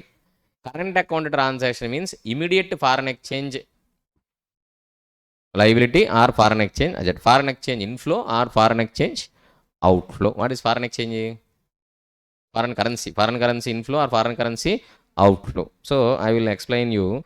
She is purchasing goods from her. Actually, she is residing in USA. She is a USA supplier. She is a Indian buyer.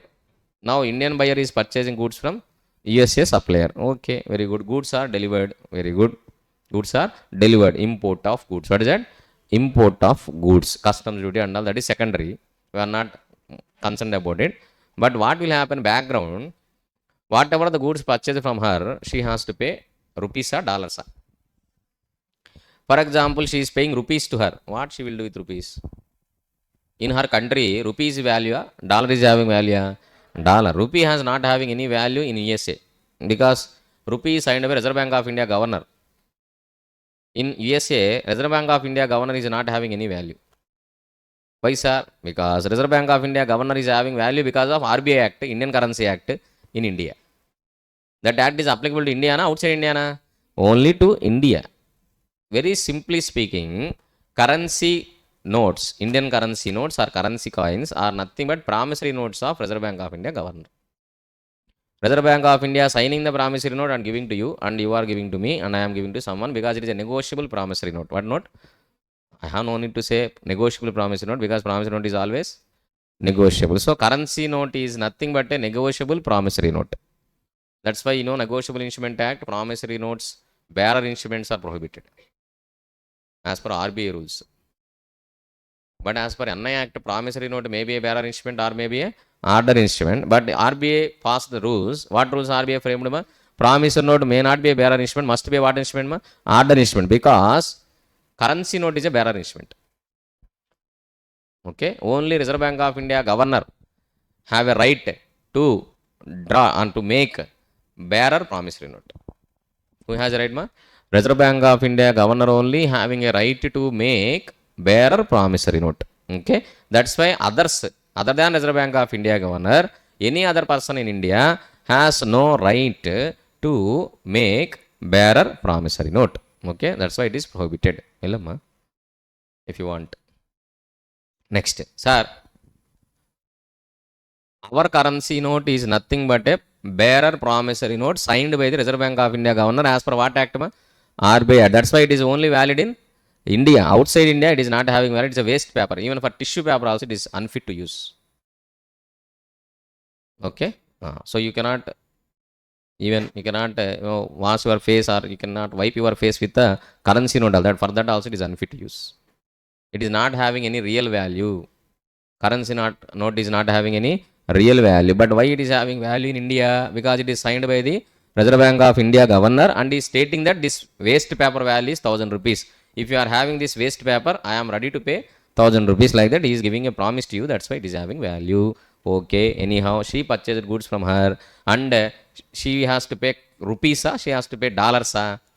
Even though she is paying rupees, she don't know what to do with the rupees, because in their country rupee is not having any value. What is recognized? Only dollar is okay. Dollar only you need na. Okay, take one printing machine, take Xerox dollars. Okay, give the dollars. That dollars is recognized. Dollar is signed by the Federal Bank of USA governor. Federal Bank of USA governor has to sign that dollar. Then only the dollar is recognized in that country. Otherwise, you cannot sign dollar. I cannot sign dollar. Okay. Now she delivered the goods of 1 lakh rupees. You have to pay $1 lakh. You have to pay $1 lakh to her. Then only transaction will be settled. How you will pay $1 lakh to her? By printing dollars at your own? Not possible. Then where you go? Reserve Bank of India printing dollars? Huh? Reserve Bank of India is having dollar printing machine. Huh? Then she said, sir, I will go to Reserve Bank of India for $1 lakh to pay to her, sir. By giving rupees, you will take what, ma? Dollars. Okay, Reserve Bank of India will print dollars, huh? No. Then where they will get the dollars? Reserve Bank of India has to go to beg. Federal Bank. Can you please give me $1 lakh? I will give my rupees. So you have to purchase the dollars from Federal Bank of USA by selling our rupees to Federal Bank. So you are entering into a small transaction here, but the impact is Reserve Bank of India has to beg there. You both people are entering into a transaction happily. It's only a trading of goods only, import of goods only. There is no prohibition for that here. That is not a prohibited goods. Okay, so you are entering into a normal transaction. That's a legal contract only. Because of your contract, cross-border transaction, where it is affected, Reserve Bank of India, Federal Bank transaction is there. So background, one more transaction is there to settle your transaction. నువ్వు enter అయిన transaction settle చేయడానికి అక్కడ వేరే వాళ్ళు ఇంకో ట్రాన్సాక్షన్లోకి enter అవ్వాలి.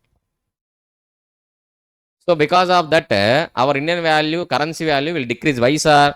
We keep on selling our currency, keep on purchasing dollars from Federal Bank. Federal Bank will say, no, I don't have dollars, I will not give. What I will do with your rupees? No one is asking your rupees. Everyone is asking dollars only. So, okay, sir, I will give 100 rupees, sir, for $1. Please give me $1 at least. Like that, our Indian currency value will decrease. Okay, and not only that, if a Federal Bank of USA is denying to give the dollars, then she cannot purchase the goods from her. It is not possible. Sir, if she is not purchasing goods from her, what will happen, sir? If you are not importing the goods, then how Indian citizens will survive? Because Indians has to, for their day-to-day needs, they have to import so many things. Crude oil, they have to import. So many chemicals, fertilizers, they have to import. Because these are all basic needs of our Indians, na? To survive here actually. To generate electricity, fuel is required, you have to import. To run all these plant and machinery, vehicles, factories, what is required? Fuel is required. Then fuel you have to import only. For that import you have to pay dollars only. And you are not having dollars with you and Federal Bank is not giving dollars, then your economy actually, we don't know what is the position of your economy. Maybe you went to recession. Not recession actually. All Indians, maybe the government will collapse. There is no law and order also. If 1 day or 2 days fuel is not there in India, there is no law and order issue will come. All Indians actually, they will do dacoit also. They will become a dacoits also for fuel. They will go to Prime Minister house also to take the fuel also. They don't mind. Just imagine 7 days no fuel in India. Because Reserve Bank of India is not in a position to pay dollars to the fuel suppliers. Okay, then what will happen to India? Indian economy, Indian government, Indian citizens, half of the people will die. Literally. No electricity, no cell phone charging, cell phone not working. By evening, they will die. For 24 hours, your cell is not working, your mobile is not working, means half of the people die only, literally. Because blood clot is in brain. Okay, because in hand, no mobile, the brain will not work.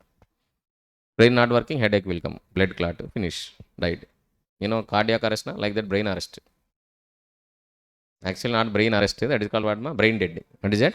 Brain dead, cardiac arrest only. Okay. Anyhow, now for better management of foreign exchange reserves, foreign currency reserves, to avoid this type of situations, RBI has a responsibility to maintain the foreign currency reserves. Actually, to maintain foreign currency reserves, first of all they have to plan what is the foreign currency need.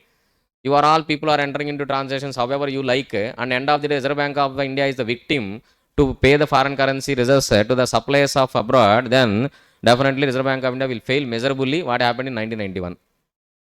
That is what Reserve Bank of India happened. Okay, that is what happened. That's why it is better to maintain the foreign currency reserves by RBI. That's why they brought what act? FEMA Act. They want to regulate the transactions in between these persons. So transactions are divided into two types. What is that? Current account. Current account means on the spot there is a foreign currency inflow or outflow. You are purchasing goods from her, you are paying the money, that's all, finish. There is a spot settlement, foreign currency inflow or outflow. But what is the capital account transactions? Today you are entering into transactions. Because of that, there is a foreign currency inflow or outflow in future. You are taking loan from her.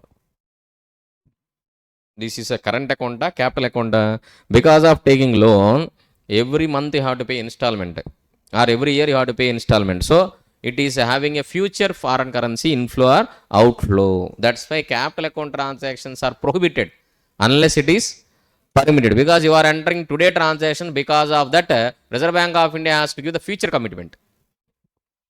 Future is uncertain. You cannot go for the commitment today itself. You cannot create the commitments to Reserve Bank of India. Sir, current account transactions, you are just settling now only. If there is reserves are there, RBI will pay. Otherwise, RBI will not pay. Simple. So, current account transactions are permitted unless it is prohibited. Capital account transactions are prohibited unless permitted. So, let us take some examples to make you understand what is current account, what is capital account. Okay.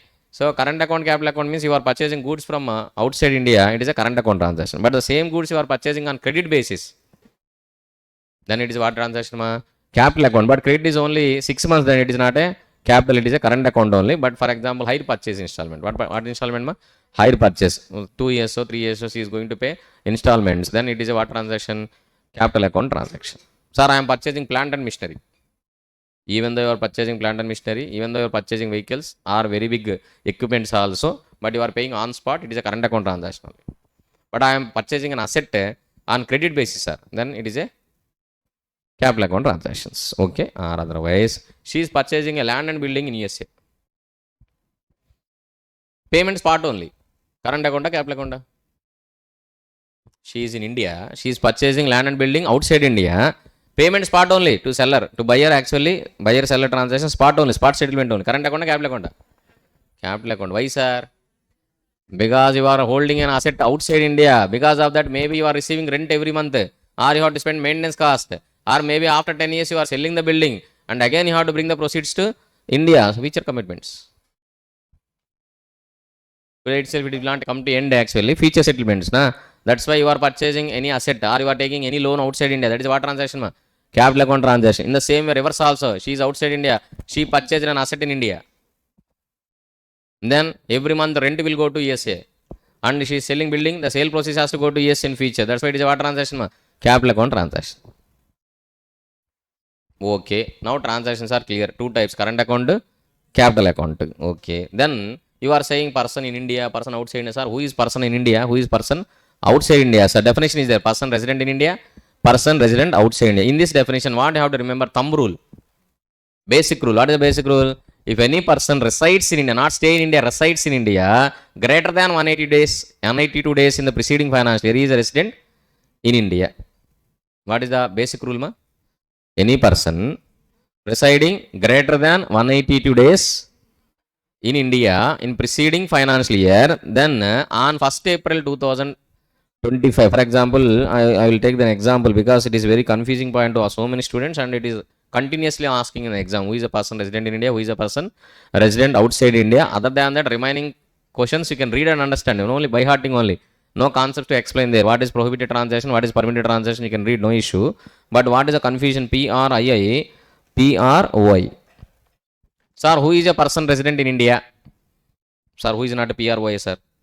Who is a PROI? Who is not a PRIA, sir? Very good. What is your marks? 0. 0 is your marks. Okay. Person resident in India. What is the thumb rule, ma? Greater than 180 days if you are residing in the preceding financial year, then you are a resident in India. But it is not permanent. Every day you have to check whether you are a person resident in India or person resident outside India. Not once in a year. For example, 2024-25 financial year, you are in India for 365 days in India only. Even one day also you didn't went out of India. You are in India only. Okay. So on 1st April 2025, you will become person resident in India. Because what is this financial year? 25, 26. For this financial year, on 1st April 2025, you are a person resident in India because you resides greater than 180 days in the preceding financial year. Okay, very good. Everything is done. Okay. Now, on 5th April 2025, she left India. She went to Dubai. She went to where, ma? Dubai. Sir, she become person resident outside India. No. Not like that. Why she went to Dubai? Sir, you said what? Who is a person resident in India? Who stayed for greater than 182 days during the preceding financial year. Sir, this is the standard one. No. Only for that day. On what day she is person resident in India? On 1st April, to decide whether she is a resident in India or not. Okay, what is the condition she has to satisfy? She resides greater than 180 days in the preceding financial year. Okay, 2024-25 financial year. She is in India only for 365 days. So on 1st April 2025, she is a person resident in India. Okay, on 5th April, she went to Dubai. Sir, she left to Dubai, na sir. From 5th April, she is not person resident in India. She is person resident outside. Don't say like that. Why she went to Dubai? For 20 days visit. Okay, Burj Khalifa, Burj Al Arab. Okay, maybe safari. She want to see all these places.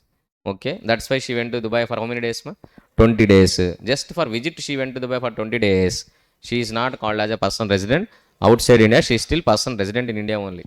Adin sir, Dubai వెళ్ళిపోయిందిగా. Even though she went to Dubai, she resides in Dubai for 20 days. Still, she is a person resident in India only. But she left Dubai on 5th April for employment there. She got a job in Dubai, so she left India to Dubai for taking up of employment in Dubai. Then from that day onwards, she is treated as a person resident outside India. Again, sir, previous year 180 days unnanga.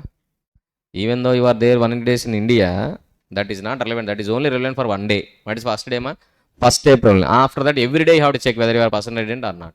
So you are living India for employment or for marriage. She married a Dubai person. Okay. She left India. Then she will come back. Normally, no. So for any permanent purpose you are living India, then from that day onwards, you are a person resident outside India. Sir, she went for employment. She went for business or any other permanent reason. For uncertain period, she went to Dubai. Okay. And then which will indicate that there is a permanent stay. Whether you stay or not, that is secondary. At the time of living India, on that day, what is your intention? To stay in Dubai forever. నువ్వు India నుంచి వెళ్ళిపోయేటప్పుడు what is your intention? Better to stay in Dubai, better to settle there, better to settle in Dubai. So for employment you are going means there is no possibility to come back. And for business you are going means there is no possibility to come back. Your marriage and you are going means there is no possibility to come back. So due to any other uncertain period you are living in India, 3 reasons, ma: employment or business or any other reason which will indicate that you are staying without any certainty, means uncertain period you are staying there, then you are treated as a resident outside India from that date itself. What date, ma? From that date. What date? When you are living India. ఏ రోజు వెళ్ళిపోయావు నువ్వు? 5th April. So from 1st April to 4th April you are a person resident in India. From 5th April 2025 onwards, 5th April 2025 onwards, you are a person resident outside India. Okay, on 5th April she went to Dubai. On 10th April, again she came to India. Why, sir? To see their parents, homesick. Within 5 days homesick, sir? Yes, sir. How you are going now? Always sick. Like that from Dubai also she is coming sick India. Sir, she went to Dubai, she joined in employment or she started business, whatever it may be, but maybe she is homesick, that's why she again came to India to visit India. Then still she is a PROI only. What is that? PROI only. No, sir. She came to India on 10th April, divorce, sir. 5 days divorce, sir. Yes, quick. I don't like Dubai, all sand only. What is the reason for divorce? No fresh fruits to eat. That's why divorce. Oh, okay. Good reason, ma. Healthy reason. Okay. In India, actually, no Dubai, no fresh fruits to eat, na. That's why she took what, ma? Divorce. Actually, she came back. Again, she came back to India to stay in India permanently, na. That's why from that day onwards, again, what, ma? Yeah. See, in 1 year, how many times the status may change? Unlike Income Tax Act. Income Tax Act, only one time only they will check you are a resident, non-resident. But FEMA Act not like that, because FEMA Act not for the calculation of tax, na. This is only to classify the transactions. Okay, that's why every day you have to check whether you are a PR, IIR, PR, OI. What is the basic rule? If you resides greater than 180 days in the preceding financial year, you are a PR, II, but that is not the final one. Maybe it will change any time. When it will change, you are living India for any permanent reason, then from that day onwards you are a PR, OI. Sorry, again I came back to India for permanent reason in India, then again you become a PR, II. Again I went to some other countries for permanent reason. Sir, I didn't stay permanently, but your intention to stay permanently on the day of living India, then from that day onwards you are a PR, OI. Sir, how government will come to know my intention, sir? I am living India, I am coming to India. How government will come to know my without visa? How you will go? You cannot live India na without visa to any other country. Visa itself so many types: visit visa na, business visa na, employment visa na. Based upon the visa, the government will come to know for what purpose you are living India. Because external affairs ministry is there na, they are controlling in and out from India. Sir, I will swim the sea and I will go. No, we can't do anything. Ma. Okay, without your departure and arrival stamping on your passport, you can leave India and you can come to India. Then you only will suffer. So government, what we will do? So many people are coming to India without any passport now. What we will do? Visa and that is okay. It is unavoidable. Anyhow, in act actually, if you want to live India or you want to come to India, why you are living India, why you are coming to India, you have to report, and accordingly the entry and exit permissions will be given. Then only you can come to India. Everything is recorded on record. So it is very easy to regulate the transactions in between PRI and PRY by the government of India. Okay, sir. Opposite side. What is opposite side? On 2024-25 financial year. Okay, so she already 365 days she stayed in Dubai only. Till 2025 year she didn't came to India. She is a Dubai citizen. Okay, so on 1st April 2025, who is she? Person resident outside India na person resident in India na? Person resident outside India, because previous financial year where is she? She is in Dubai. So that's why based on the basic rule on 1st April 2025 she is a person resident outside India. But on 5th April 2025 she came to India. For what purpose she came to India? To visit India, na? If she came to India for visit, still she has a PR, OI only. But she came to India for employment or for business, or she married an Indian person, then from that date she will become what, ma? PR, II. Practical questions they will ask. Please write carefully. Okay. Definitely they will ask 4 marks or 5 marks practical question from PRII or PROI. Practical questions only in your material. So many questions are there. Read the material and refer the practical questions also. Okay. Now let me see. PRI, PROI definition completed. Now transactions in between PROI and PRII is divided into 2 types. How many types, ma? 2 types. One is what, ma? Current account. Other one is what, ma? Capital account transactions. Current account transactions are divided into how many types? 3 types. What is that? Schedule 1, Schedule 2, Schedule prohibited. What is that? Prohibited. Very, very important. They will ask MCQ or direct question also. Prohibited transaction list is there. You please read. I don't do anything with that. Okay. Prohibited transactions list is there. Schedule 1 capital account transactions prohibited. Now there is no time to explain the logics for the points prohibited capital account transactions. You please read what is there in your material as it is, and they will give the transaction. Please identify that is prohibited, permitted, or otherwise it is maybe freely permitted. Okay. Second one is what, ma? Permitted with the approval of whom? With the approval of central government. With the approval of what, ma? Central government departments. Different departments are there. Ministry of Human Resources, Ministry of what is that? Surface Transport. So many departments are there. One table is given. You please identify the transaction. Which department permission is required? Clearly you have to write in MCQ or descriptive. Permitted transactions with the approval of central government department. Third one is what, ma? Permitted with the approval of RBI. Permitted with the approval of what, ma? RBI. This is RBI approval. RBI approval actually divided into 2 types, ma? Natural persons, artificial persons. This is what you have to concentrate separately. Natural persons permitted transactions of RBI, Artificial persons permitted transactions are separate, it is there, so that also you have to concentrate. Next, capital account transactions normally it is divided into two. One is what?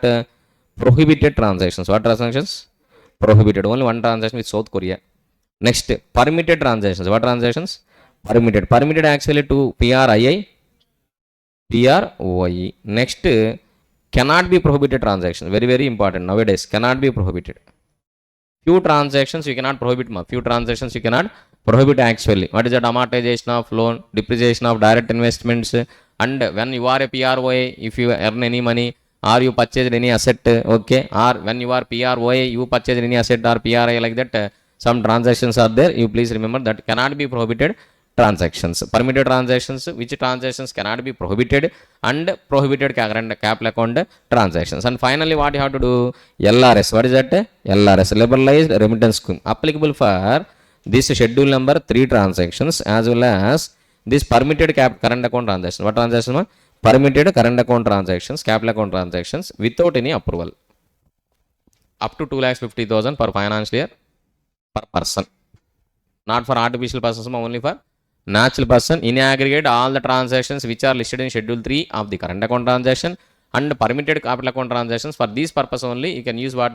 LRS scheme. Okay na? So this is what you have to remember. LRS, liberalized remittance scheme, per person 2,50,000 rupees in aggregate in a financial year, including minor. For minor also LRS scheme is applicable. Without taking any permission, you can withdraw $2,50,000 for financial year per person for permissible current account transactions under of schedule 3 and permissible capital account transactions of schedule 2. These are all for LRS. Freely permissible transactions, LRS no need. Freely permissible means without approval you can enter into a transaction. For that LRS scheme is not required. For which purpose LRS you can utilize? Only for current account transactions which requires approval of RBI, and capital account transactions which require approval of RBI or central government, which permissible capital account transactions. For that you can use what? LRS scheme. LRS scheme means without any permission you can use. You can withdraw. Without any permission you can withdraw $2,50,000. Okay, sir, I want to go to abroad for visit. Yes, you can withdraw how many US dollars without any permission from RBI? $2,50,000. Okay, like that. One list is there. You please go through once. All questions you have to by heart in Foreign Exchange Management Act chapter. Okay, so I wish you all the best. For entire law subject revision before examination, 5 to 6 hours is sufficient for one revision. Okay, anyhow, I wish you all the best.